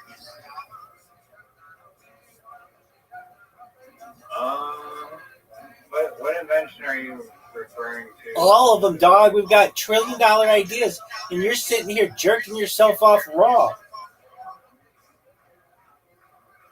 By having a heartfelt discussion with Cassie and Steve, who I haven't talked to in months about cybernetics and farming data. Precisely. What are you going to call your cybernetic soul?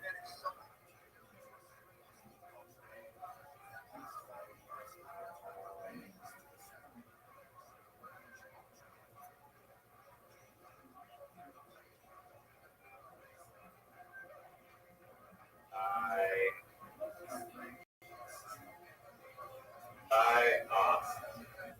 But instead of psyop, it's like psi as in science, and then off as in OP, because the cybernetic soul is OP, which means overpowered. That doesn't make any sense. It makes a ton of sense, and maybe you're just not listening well enough to apprehend what an amazing name that is. Doom scrolling. What inventions did you want me to cover? Salmon cannon, bear scare, hoodoo.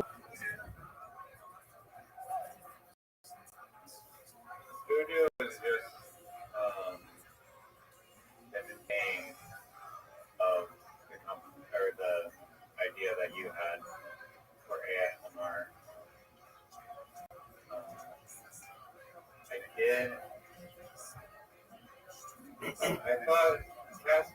he must know about the salmon cannon. He doesn't. He doesn't because you haven't told him about it. How is that possible? You don't know about the goddamn bear scare. Here we go. Okay. Would you like a quick rundown on the bear scare in salmon cannon? Yeah. Alright. Walking, a dog yellow, where you used to live, 15 minutes from Squamish and Britannia Beach. I never carry bear spray, but for this random occasion, I had bear spray on me. We're walking down this road, and I didn't see this black bear that was eating berries like behind the foot, and so the bear was like 10 feet away, and so I slowly in a circular motion, like calmly walked around the bear, and then I took out my bear spray because I'm a pussy and shot it into in the bear's direction for not really any reason. It wasn't even charging me.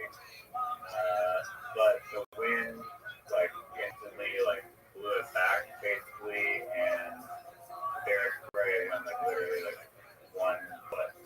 So I was like, oh, if this bear was actually attacking me, it would be mauling my ribs open with its claws, and before anything happens to the bear spray, preventing the thing that from happening. So I was like, okay, what's the solution to this?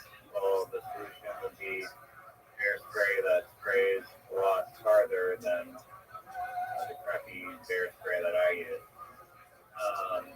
Side note, upon further research, I uncovered that there's different levels of bear spray, and that there's bear spray that is specifically more heavy duty and designed for 40-foot sprays versus probably the Canadian Tire middle tier bear spray that only sprays 15, maybe 20 feet advertised. That's in no wind conditions probably. So there's different levels of bear spray, and there are bear sprays that are higher end, longer, which I wasn't aware of. When I came across this concept, I was like, yeah, you need a long distance bear spray that can fire into the wind.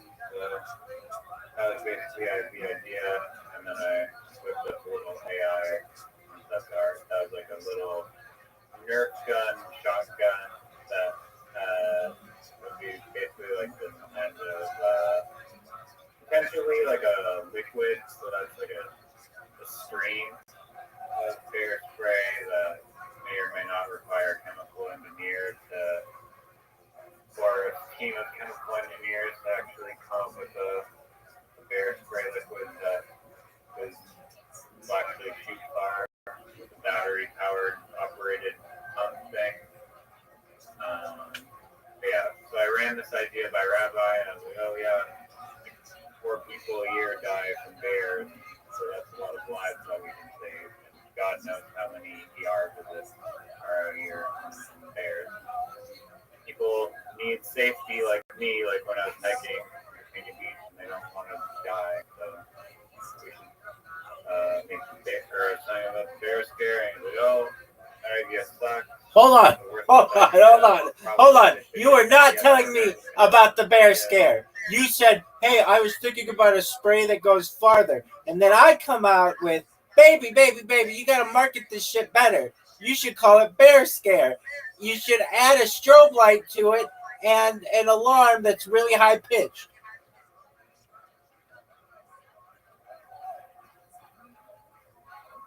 Is that not true? Yeah, so Rabbi had the brilliance idea of making the long distance bear spray, which is more than enough to deter bear, an even more powerful weapon against bear attack. By attaching a strobe light and a dolphin sound high frequency pitch noise that scares the shit out of them. And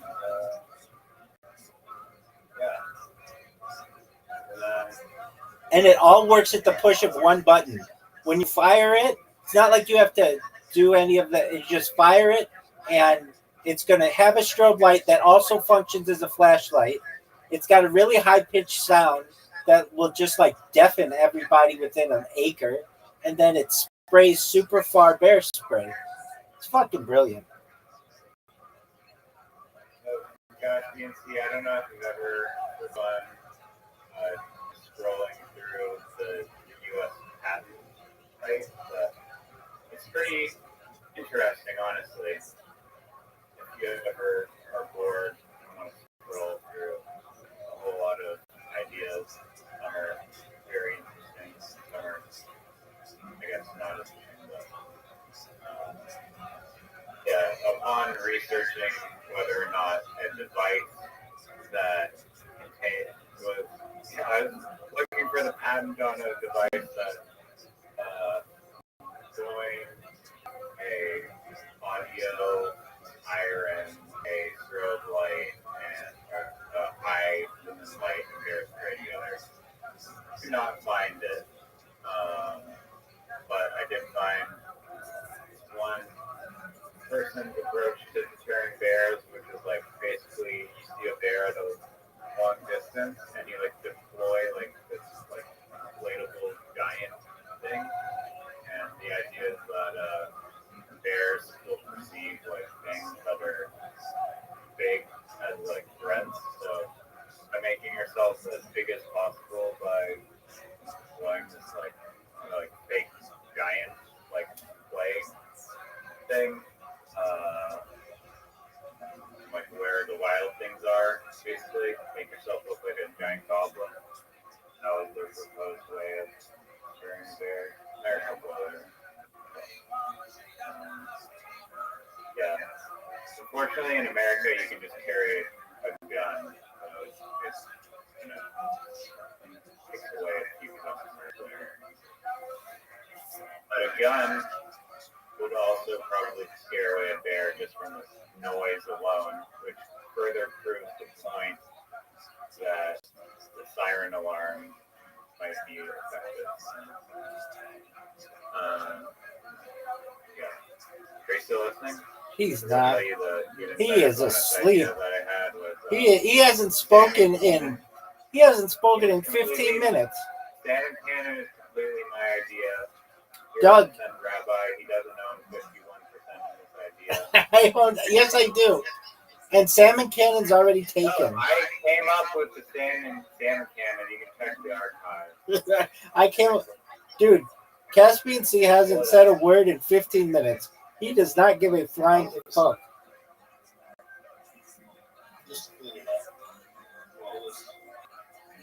So, yeah, the salmon cannon overpowers the bear's smell, which is their strongest, and by like 90%. So it's basically like a grenade that you. Oh, yeah, this idea sucks. It's actually, ChatGPT says that was like this is an amazing idea. So if you're saying that it sucks, then you're basically saying that ChatGPT sucks. Like, just calling you a genius. You know it's my lover. You know I've never said. You know that this would work. I'll test it out myself and prove that it'll work. And send you a video of it. Dog, remember what I said? It sucks in comparison to bear scare. So what is it? It shoots a salmon like in the opposite direction. It's like a decoy grenade that you throw, and that explodes salmon, and then the smell of salmon is going to overpower the bear's anger or curiosity towards you. And the bear is going to say, "Oh, I want food," and then it's going to overpower its brain. They're very sensitive to smell, so it's going to go eat food while you hope to escape. All right. I mean, I don't think it's going to stop a bear is the only issue. The bear's already focused on you and pissed off. So you're going to shoot like a smell like 10 feet away or 20 feet away, 30 feet away, and that bear is it's going to explode all over, and the bear is going to like magically smell it and turn away from you and go after the salmon. That's what you're saying, right? Yeah, absolutely. It'll work 100%. ChatGPT says so. I don't think that you put in there the correct information. I did. You can ask it right now all about it. So, Yo, I'm going to look this shit up right now. no, ask ChatGPT about it.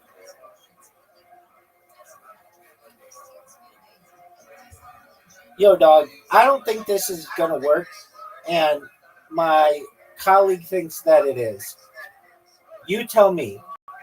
Imagine a thing called a salmon cannon that when an attacking bear approaches you, you fire a can of salmon in a direction that is supposed to distract the bear from eating you and to go run and eat the salmon. In my opinion, the bear is already focused on you and is going to go and eat you and kill you. My friend thinks that the bear will not be focused on you and will focus itself on the salmon. I think that you pose a threat to the bear and or it could be a good meal.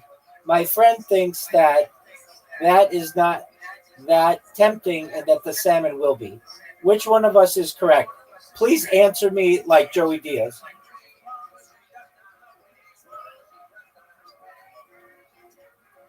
Listen here, cocksucker. You're out in the woods, right? Minding your own business, trying to enjoy nature. Maybe roast a marshmallow. Then, boom, a bear shows up, ready to tear you up like a pork chop on Thanksgiving.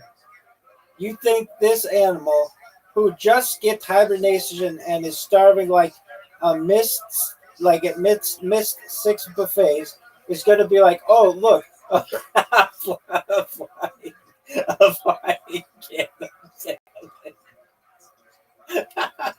That's exactly right. Oh, a flying can of salmon.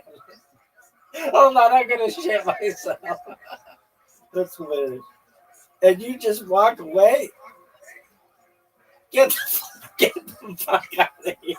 It even said, get the fuck out of here. Oh, that's hilarious. This ain't no cartoon, dog. Exactly. This ain't. This ain't no cartoon, dog. That bear's locked in on you like you're made of brisket. You think a salmon cannon. What is this? Super Mario Brothers is going to save your ass? Once that bear sees you, smells you, and thinks you're meat on legs, he ain't going to be distracted by no side dish flying through the air. That's exactly what I'm saying. Now, your friend thinks the bear's going to be like, oh, wow, free fish. Like it's the 4th of July and someone just handed him a burger. No, bro. Bears ain't that polite. They're apex predators, not confused toddlers. No, not black bears. Not black bears. No, that's not what it said. It said, and wait. It's you didn't hear me. It said, nah, bro. Bears ain't polite. They're apex predators, not confused toddlers. If that bear is already close and coming for you, that fish cannon ain't saving nothing. You might as well launch a steak. He's taking both. So you're right, Kaka. That bear zoned in like a crackhead in a pawn shop. Salmon cannon's a funny idea, but in real life, unless you got a bazooka full of tranquilizers, you better pray that and start running zigzags. Stay out of the woods. Don't get cute with bears. And don't trust your buddy with your survival plan Uncle Joey loves you. Oh, ChatGPT, I have to say, you are so smart. Thank you so much. You're the best AI in the world. Hey, I appreciate that, cocksucker. But let's keep it 100. I'm. Oh, dude, and then it said it may violate the rules. Anyway, that's what I'm saying, dog. Oh, like, the grizzly is different than a black bear. Dude, any bear is gonna fuck you up.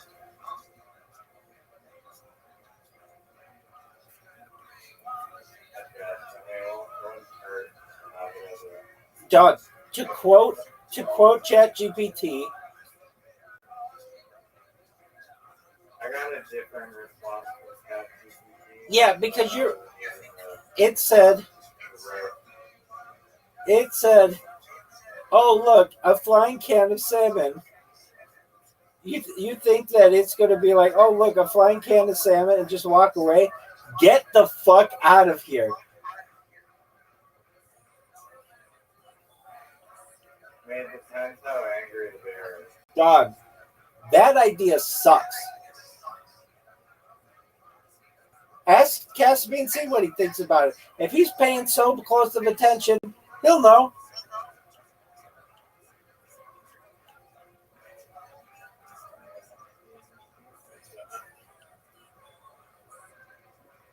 Thoughts on the salmon?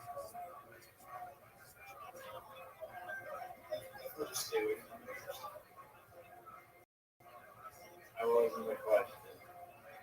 Just tell Rabbi that it was wrong. And it was a great idea to overpower the bear sense. That idea sucks so much dick. Even ChatGPT said, get the fuck out of here, cocksucker.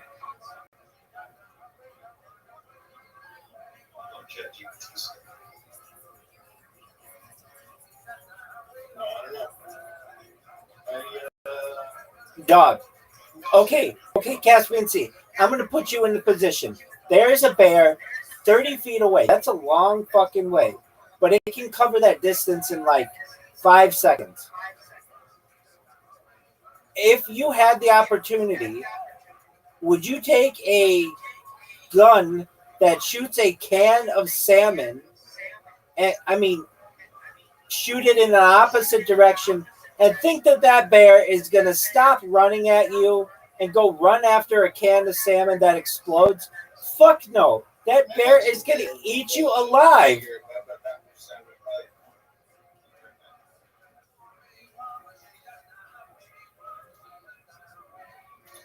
You can have 51% of salmon cannon. That idea sucks. Okay, well. We'll see who's right about that, I guess. And the salmon cannon is already a thing. It's that thing that transfers salmon like around dams.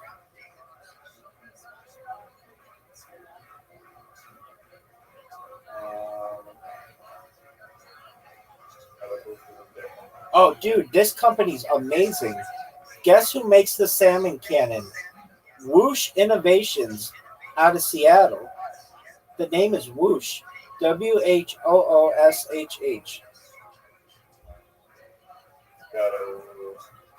I love it.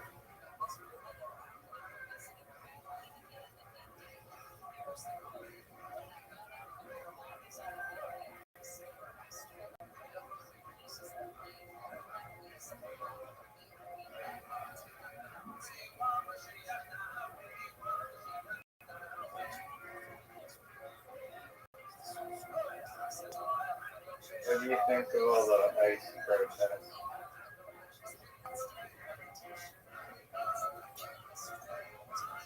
I don't think that is like ruining a city is not a good thing.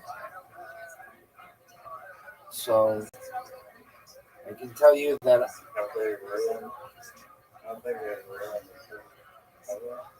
they've broken windows, they fucking looted stores, did all kinds of graffiti downtown. They did graffiti in Santa Ana.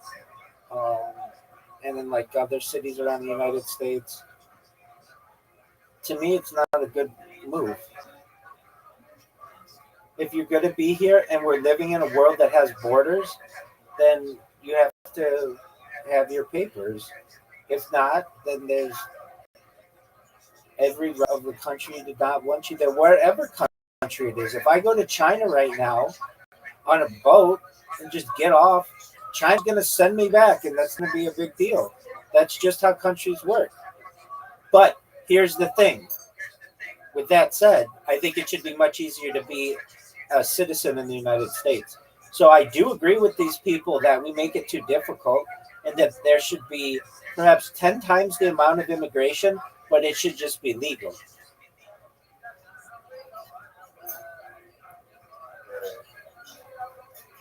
You know what we really need is more Chinese people in Vancouver.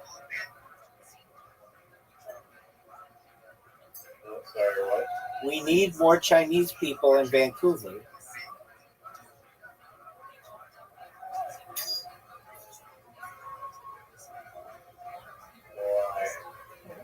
Well, because we have to populate the University of Vancouver, which you didn't even tell anybody about.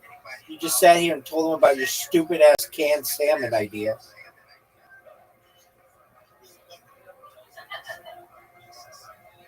I'm gonna go mute for a second.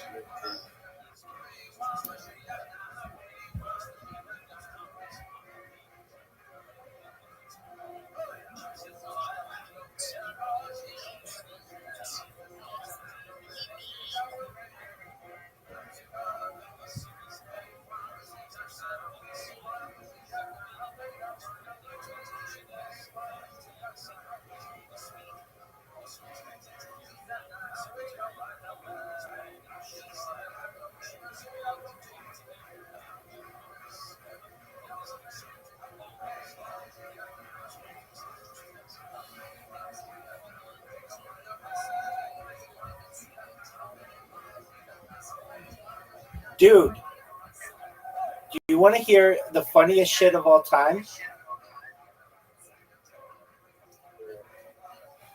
Do you know who the number one guest is all time on the Joe Rogan Experience? Oh, I know that.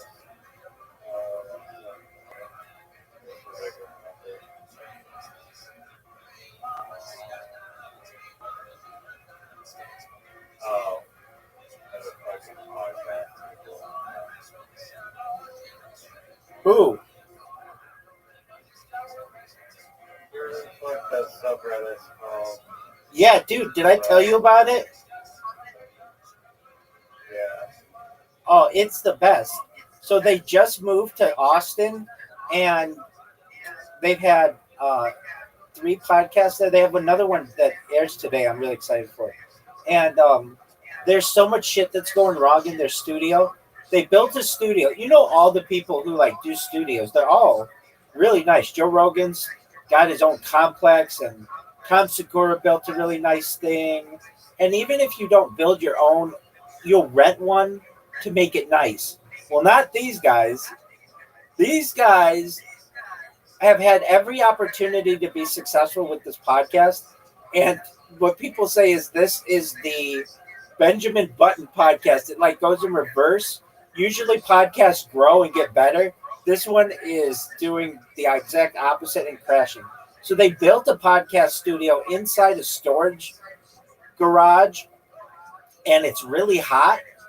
These guys are used to being in California, and they're not used to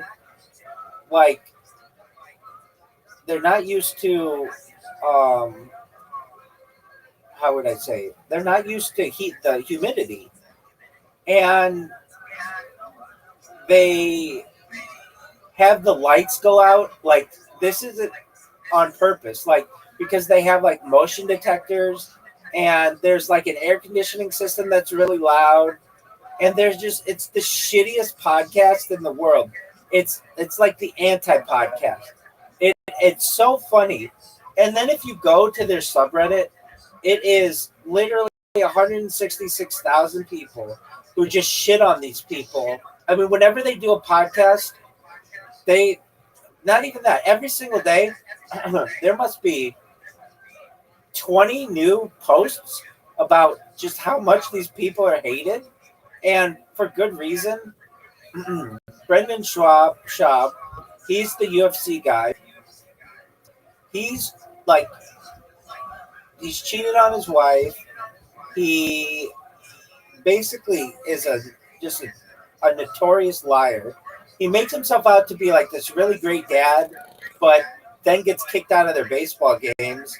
And he's supposed to be a really great comedian, or he thinks, yet he has the lowest ranked comedy special in the history of IMDb.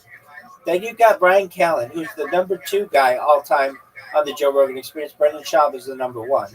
And Brian Callen has had like all kinds of rape allegations against him, and he basically just wanted to get out of this podcast, so he moved from LA to Austin, and Schaub followed him and didn't want to give up the podcast money.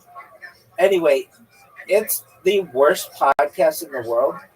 Then Schaub is married to this vapid cunt, this girl who was even like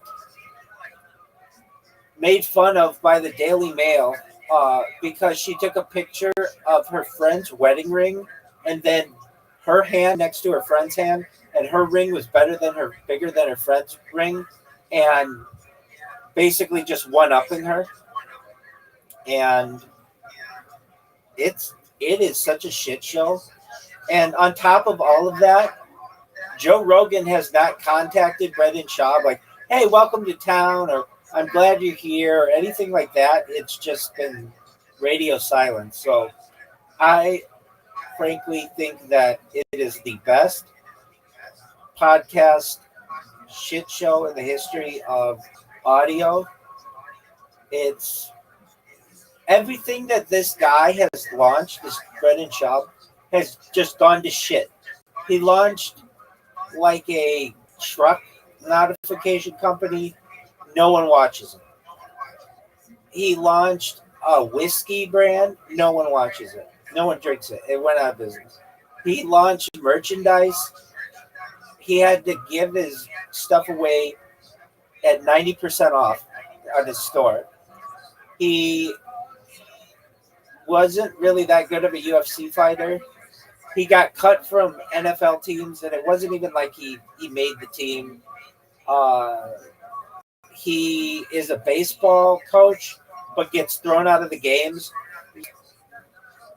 He just fails at a lot of the shit that he does, and people fucking love it. And I've got to say, in my own way, I fucking love it too.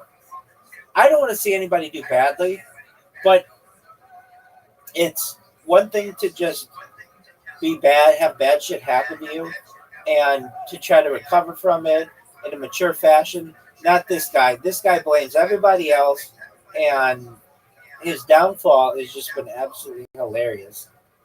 And like more than any of that, the subreddit has its own culture. Do you know what PF Chang's is?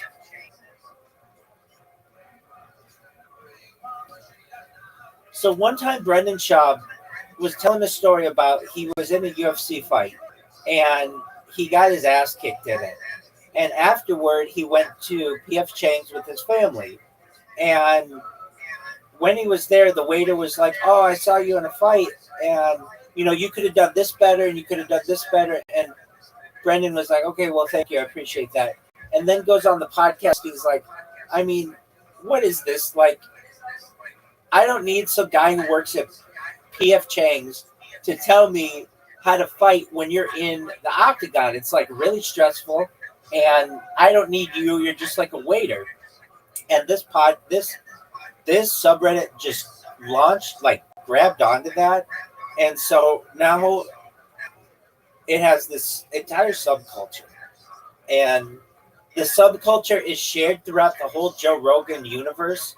So that like Shane Gillis and like Tom Segura and Andrew Schultz, all those guys.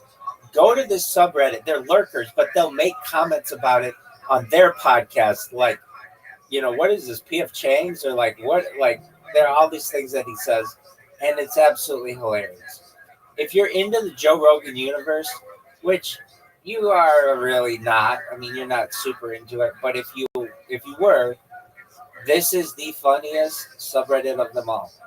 With that being said, have you seen the William Montgomery Show subreddit recently? And if so, what did you think about that video about the guy who looks like William Montgomery trying to break into that lady's house? Yeah, because you're not a super fan, dog.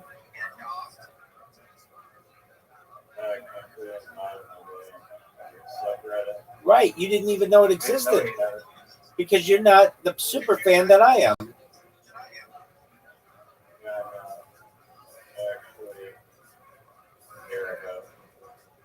You're not in the subreddit, dog. Any true William Montgomery fan would be one of the 1,408 super fans like I am, who knows that it's r/William Montgomery Show.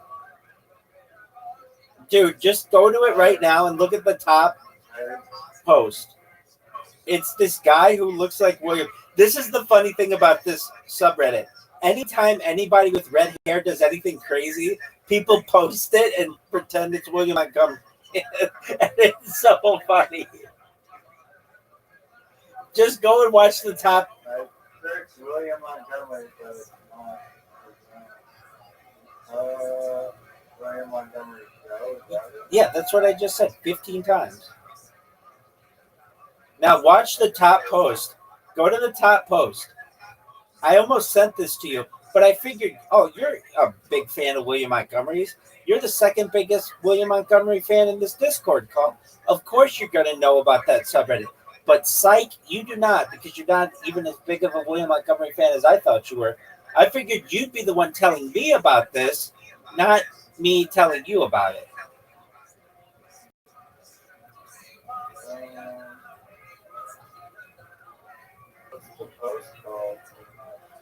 It's called The Memphis Stranglers on the Loose Again.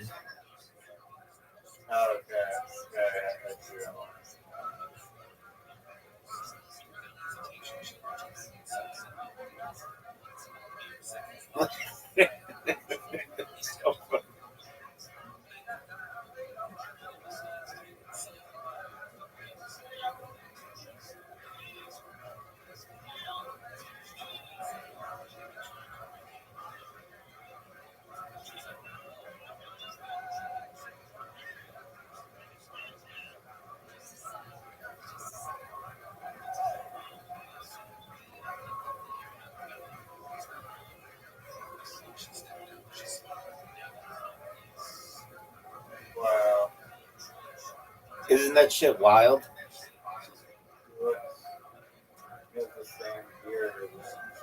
Yeah, so that's the funny thing is whenever anybody does anything crazy with red hair and a beard, they post it here and it goes viral. But you would know that if you would have known that if you were a big William Montgomery Show fan. I don't know. Maybe Caspian sees an even bigger. What is Williams' biggest source of income?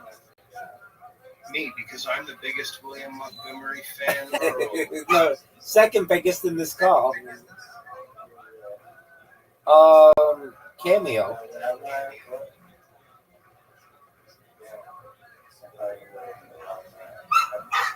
What did you think I was gonna say? Dog, I know everything about him. What did you think I was gonna say? You ever gone cameos? No. Why don't you have a cameo? I'm too sexy for it. Dude, are you excited? Did you know that? Oh, I know what I want to talk to you about. What I want to with you. Did you know William Montgomery's going to be in a movie?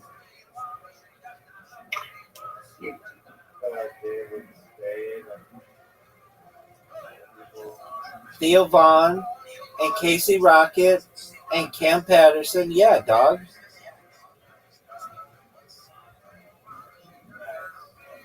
Yeah, I believe I heard him.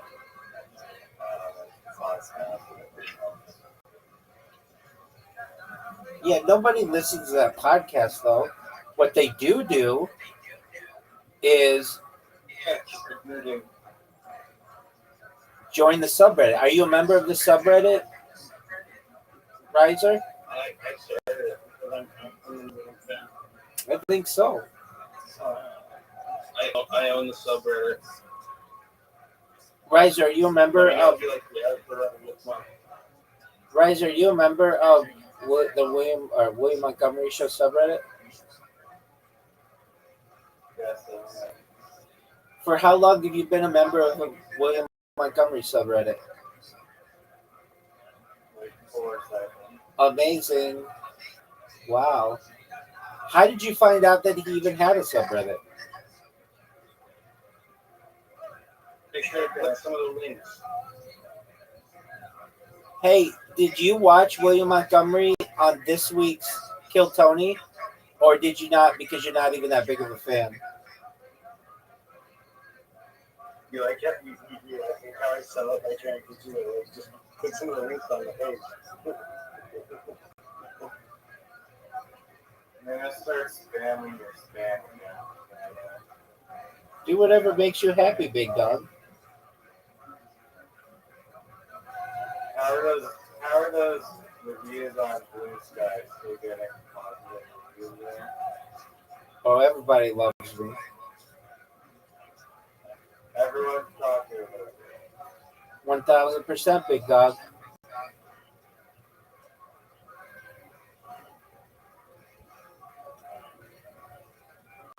How many types of maps can you name? Like Mercator and a globe and apps? Like that. Maps. No. Maps. Like Maps to the yeah, like Mercator. cardiography.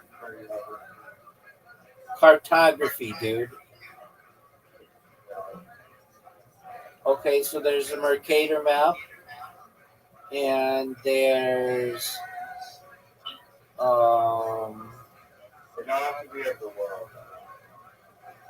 like there's political maps, there's the Electoral College map, there's goods, Homolocene projection, there's the Peters projection, there are stereographic projections, there's the Robinson projection, there's the Winkle triple projection, there's the Lambert conformal conic projection, there's the Mullwide projection. I mean, what else do you want to know about map projections? Do you have a favorite? Mercator. What do you think? Mercator's the best for that? No. You just asked what's my favorite. My favorite Mercator map actually isn't good. My favorite kind of map is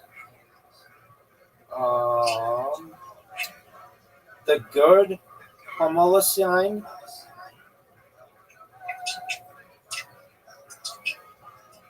I like, or the Boggs-U morphic, or I'm a big fan of the Boggs-U morphic.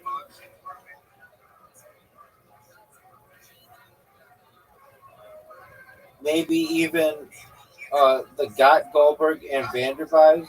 That one's pretty tight.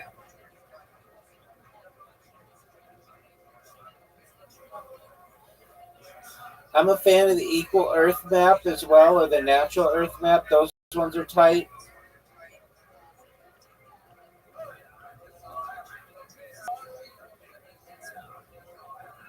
What kind of map do you like?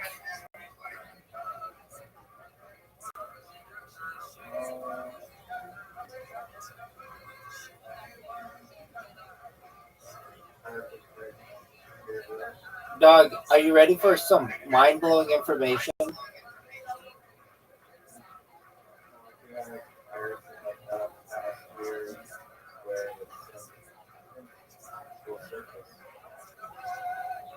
Are you ready for some mind-blowing information? Yes. What is this?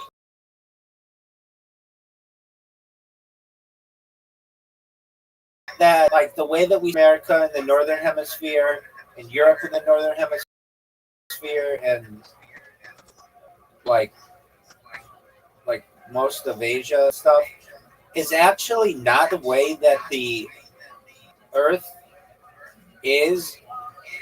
I think that actually Australia and like South America is actually the top of the world when looking at the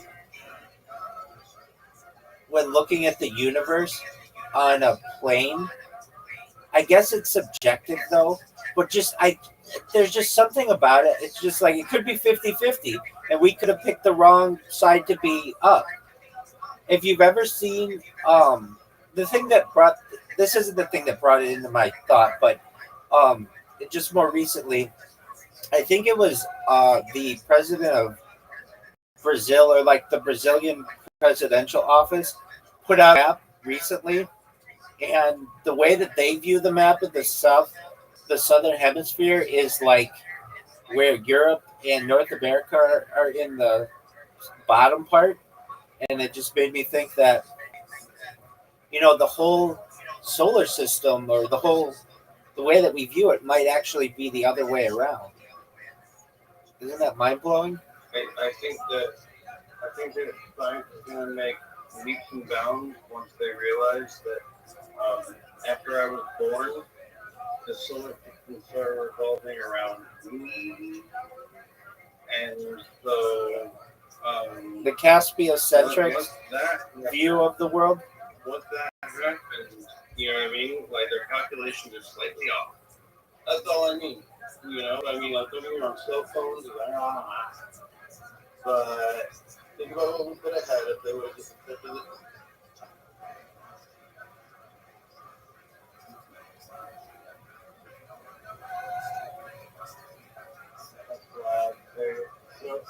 Most of their maps like that, they're just like flipped on the x-axis. Like Africa and Australia, South America, Yeah.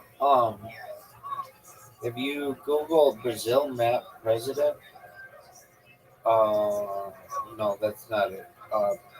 They made it was like in the news, like former Brazilian published Brazil map published.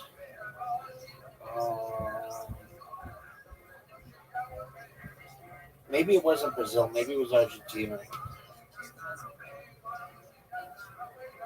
Was it better they just flipped upside down? Yeah. Well, yeah, and the other thing is that was cool about it is it was focused with like Brazil in the middle. Oh, I know. It was on the geography subreddit. And then there was a question like, do all countries do this? Like when you're in school, do they focus the map on your country and your hemisphere? And then most people were saying no, that they just use the standard one. But at least in Brazil, they were going to use this revised one that was focused on Brazil and upside down.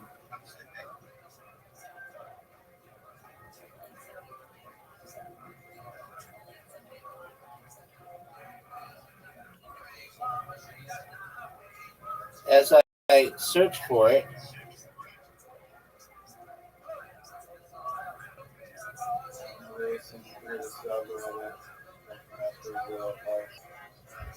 did you find it?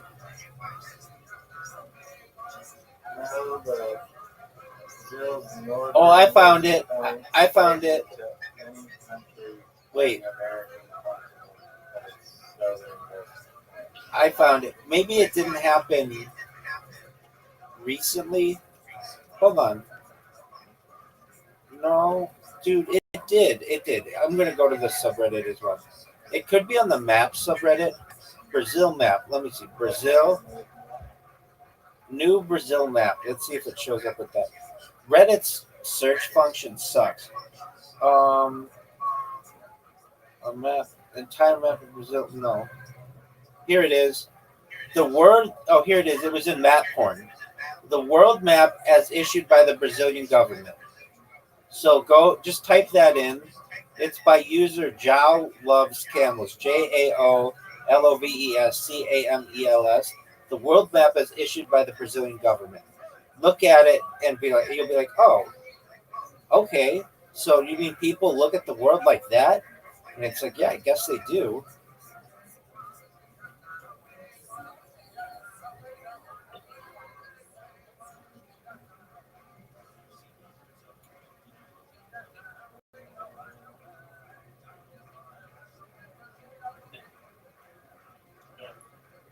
Just world maps issued by the Brazil government. Yeah.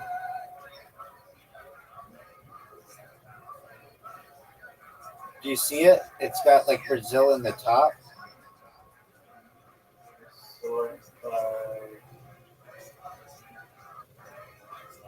Sort by what?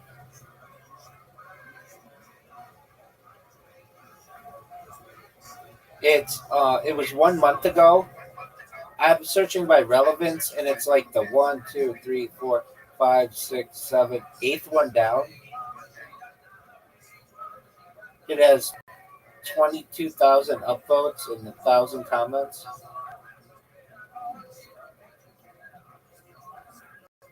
It's the world map, comma, as issued by the Brazilian government. Oh, you're in map porn.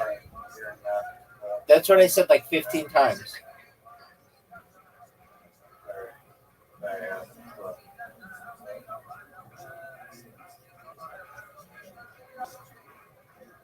Yeah.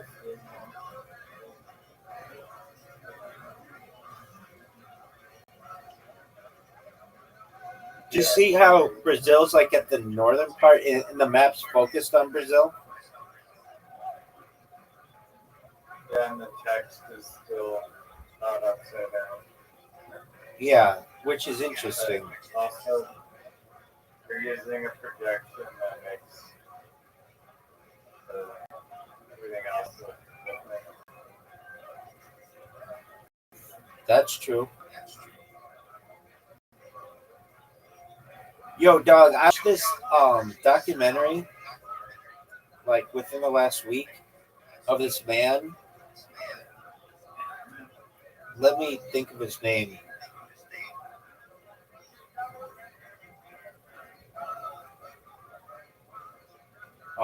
Because he's an important person. His name is Carl Bushby. He's trying to circumnavigate the globe. He started in Argentina, and he walked all the way from South America to North America. I watched this documentary on him when he crossed the Bering Strait, and it was fucking fascinating. Basically, he went from Alaska in like frozen conditions without a boat and like frozen ice and made it to Russia, and he could have died very easily. Anyway, and then he made it to Russia, and then he walked like all through Russia. Well, he got like arrested in Russia because they were like, "What the fuck? This is like an invasion."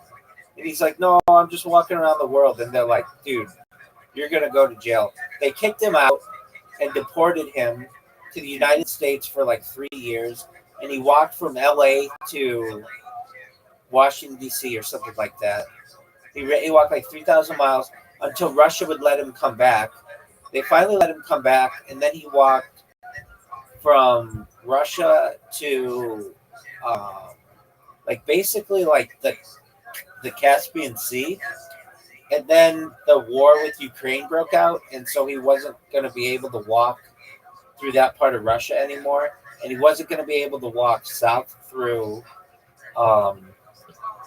Iran. So he's kind of just stuck. But basically, he's trying to become the first person to walk around the world. It's a fucking fascinating documentary. Anyway, shout out to Carl Bushby. Yeah, so the documentary that I saw, it was like 25 minutes. It was just about him walking from Alaska to Russia. Um, Let me get the name of it. Carl Bushby.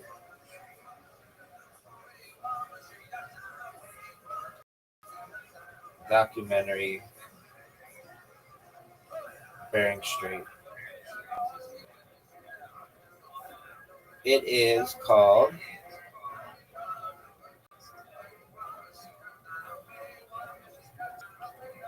so the whole project is called the Goliath Expedition.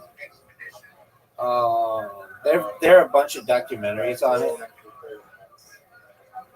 but the one that I saw was just that part of his trip of the Bering Strait because that's just it's called Out of the Wilderness. What is it called? No, this was uploaded 18 years ago.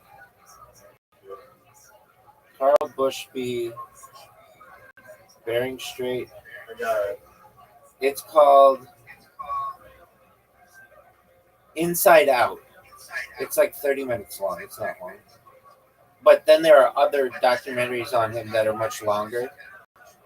He why does he do it? He had a rough growing up and he just like had a traumatic childhood and this is what he uses to cope by just walking. It's incredible. How do you survive? Do you have a backpack? Yeah, so he gets like he has different sponsors that basically pay his for his needs, his food, and he gets like drop offs. Like when he did this Bering Strait travel, he got like care packages that would be flown to him. Like it's not like he could just do this without all the help. Like he was literally on the middle of these like ice islands, these like floating ice, like floating, literally just like floating icebergs, and there'd be like a helicopter that would drop off food. Not a helicopter, a plane that would come in low and just drop off like a crate of food to him. He did it with another guy, and I mean, can you imagine? Like you do this. They do it without a boat, and so they have to go like iceberg, and then they have to crawl in the water. Iceberg, and then crawl in the water. Iceberg, and then crawl in the water. And it's just like they're in all this waterproof stuff. I mean, and they didn't do it recently. They did it in like the noughts or like the early 2000s. Yeah, it's on a podcast.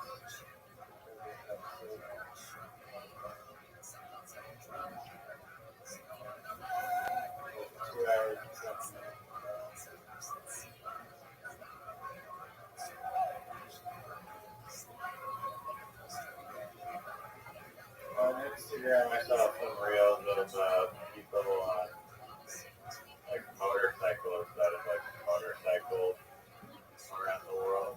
Yeah, but that's apples and oranges. You know, walking. How many years did this take? It's not done yet, but it's been like 20 years.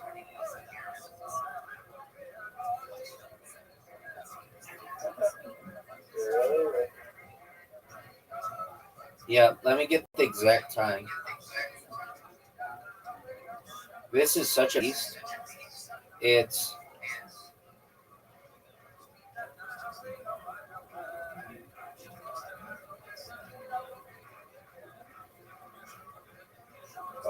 he started in 1998. So it's been like 27 years. It was originally expected it to take 8 years, and it still hasn't been completed. He has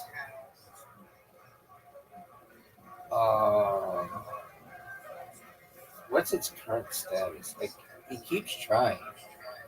And it's not like it's his fault. It's the governments that keep getting in his way. So he started to swim across the Caspian Sea from Kazakhstan, planning to finish in Azerbaijan to avoid going through Iran or Russia, as both countries are currently too dangerous to enter with a British passport. The swim, covering 179 miles, was achieved in 31 days and 132 swimming hours. And he's probably just still walking.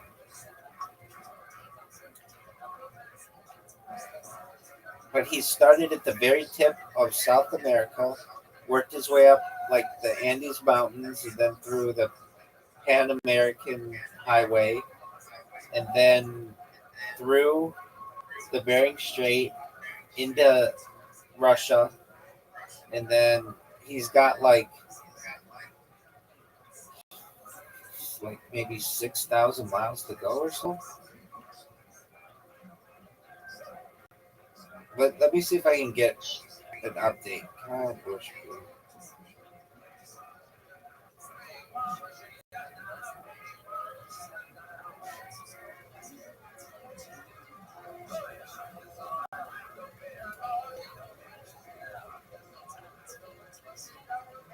all right.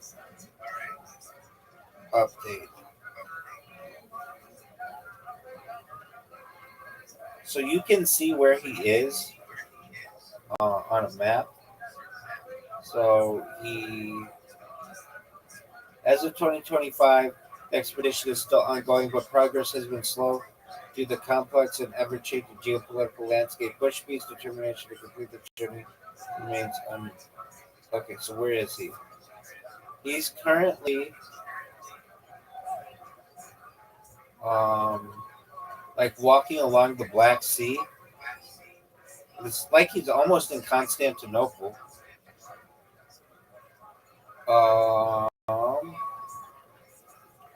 Okay, the last update was May 2nd, 2025. Okay, so he is 27 years after leaving England. He's made it back to Europe. He walked across the July 15th Martyrs Bridge that spans the Bosphorus Strait in Istanbul and officially entered Europe. So he entered Europe 27 years after he left England to begin the epic trek in South America. The Turkish online magazine Milliyet has a brief recap of the event. 17 folk. So he's walking through Europe. Does that answer your question?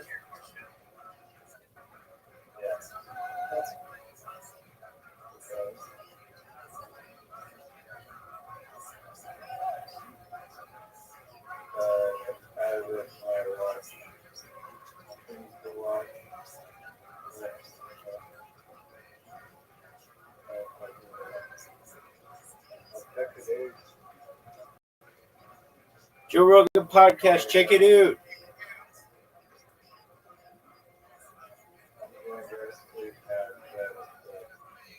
All right. You're welcome, big dog. All right, wait, hold on. So, what did we invent today? We invented the snooze cruise and like super durable clothing. What are we gonna call it? Loud Cloud? Oh yeah, Loud Cloud was another one. That's a good one. What are clothes gonna be called?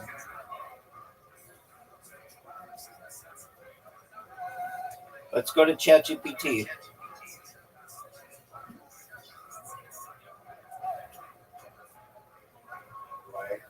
Yo, dog, what would we call a rhyming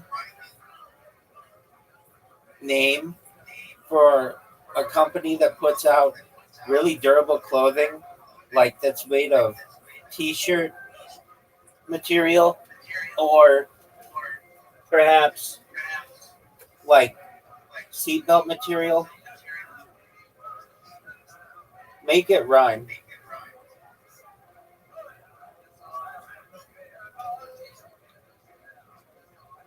Tough stuff. That's perfect. Hey, I'm back again. Cool, dog. Tough stuff. What are your thoughts on tough stuff, Riser? Maybe this 6 out of 10. It's pretty good. I rate it Dude, actually, that's like not pretty good. a 9 out of 10.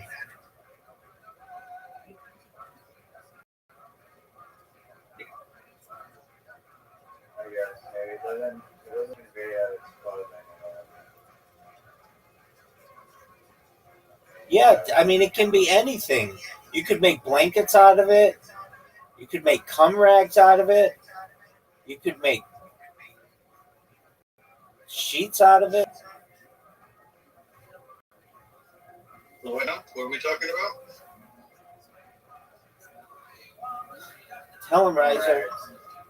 That are waterproof. What's this material that's waterproof and indestructible? Seatbelt material. Or the same material that the tags on a shirt are made out of. Interesting. Yeah, dude. The stuff where you can wash it 1,000 times and it doesn't fray. It's water resistant. Like what we were saying is like 100 years ago, people basically had one set of clothing. They didn't have like a whole closet like they do today. And because of fast fashion, they want people to keep buying all these clothes, and it just falls apart. So the thought was just have like 1 or 2 sets of clothing that are made of this material that would basically last for like 50 years. It's UV repellent. It's water repellent. It doesn't tear. It basically is like, I don't want to say indestructible. No, it doesn't make noise. How much noise does your seatbelt make? Dog, how much noise does your seatbelt make? It doesn't make any noise. And how much noise does your t-shirt tag make? None. No one's like, dude, your t-shirt tag is so loud. No one says that. If you scrutinize Rabbi's idea, you get very. Yeah, because my ideas are sick as fuck, dog.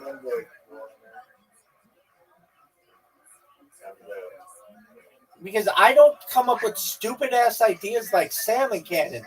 My shit's tight like bear scare. Dude, we went to ChatGPT.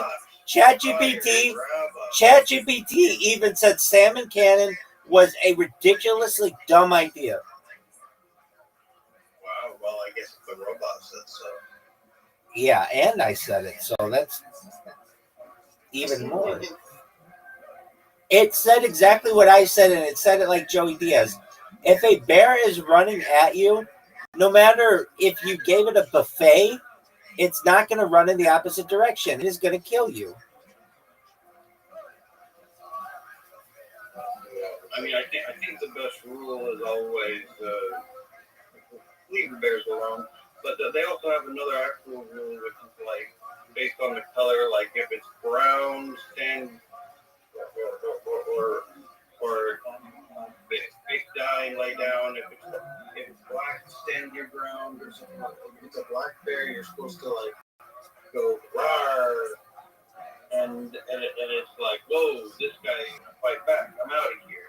But a brown bear is like, you fake dead and hope it doesn't follow dead you. If it's black, fight back. If it's brown, lie down. If it's white, good night.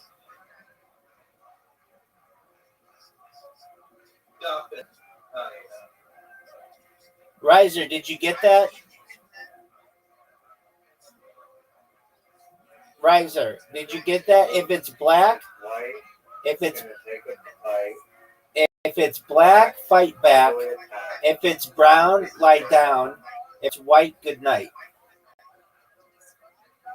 It's a polar bear. That would be on every card.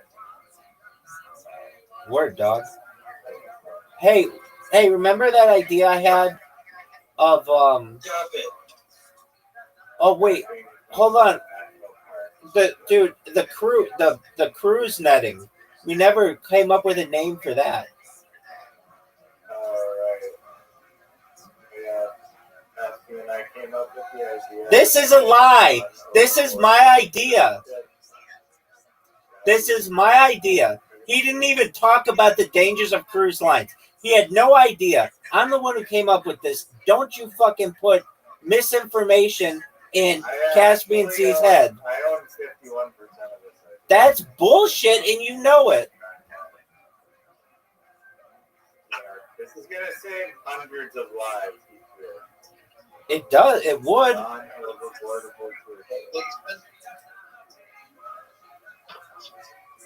What? Did you say it's not affordable? No, it's a non-overboardable cruise. It doesn't allow it. Non-overboardable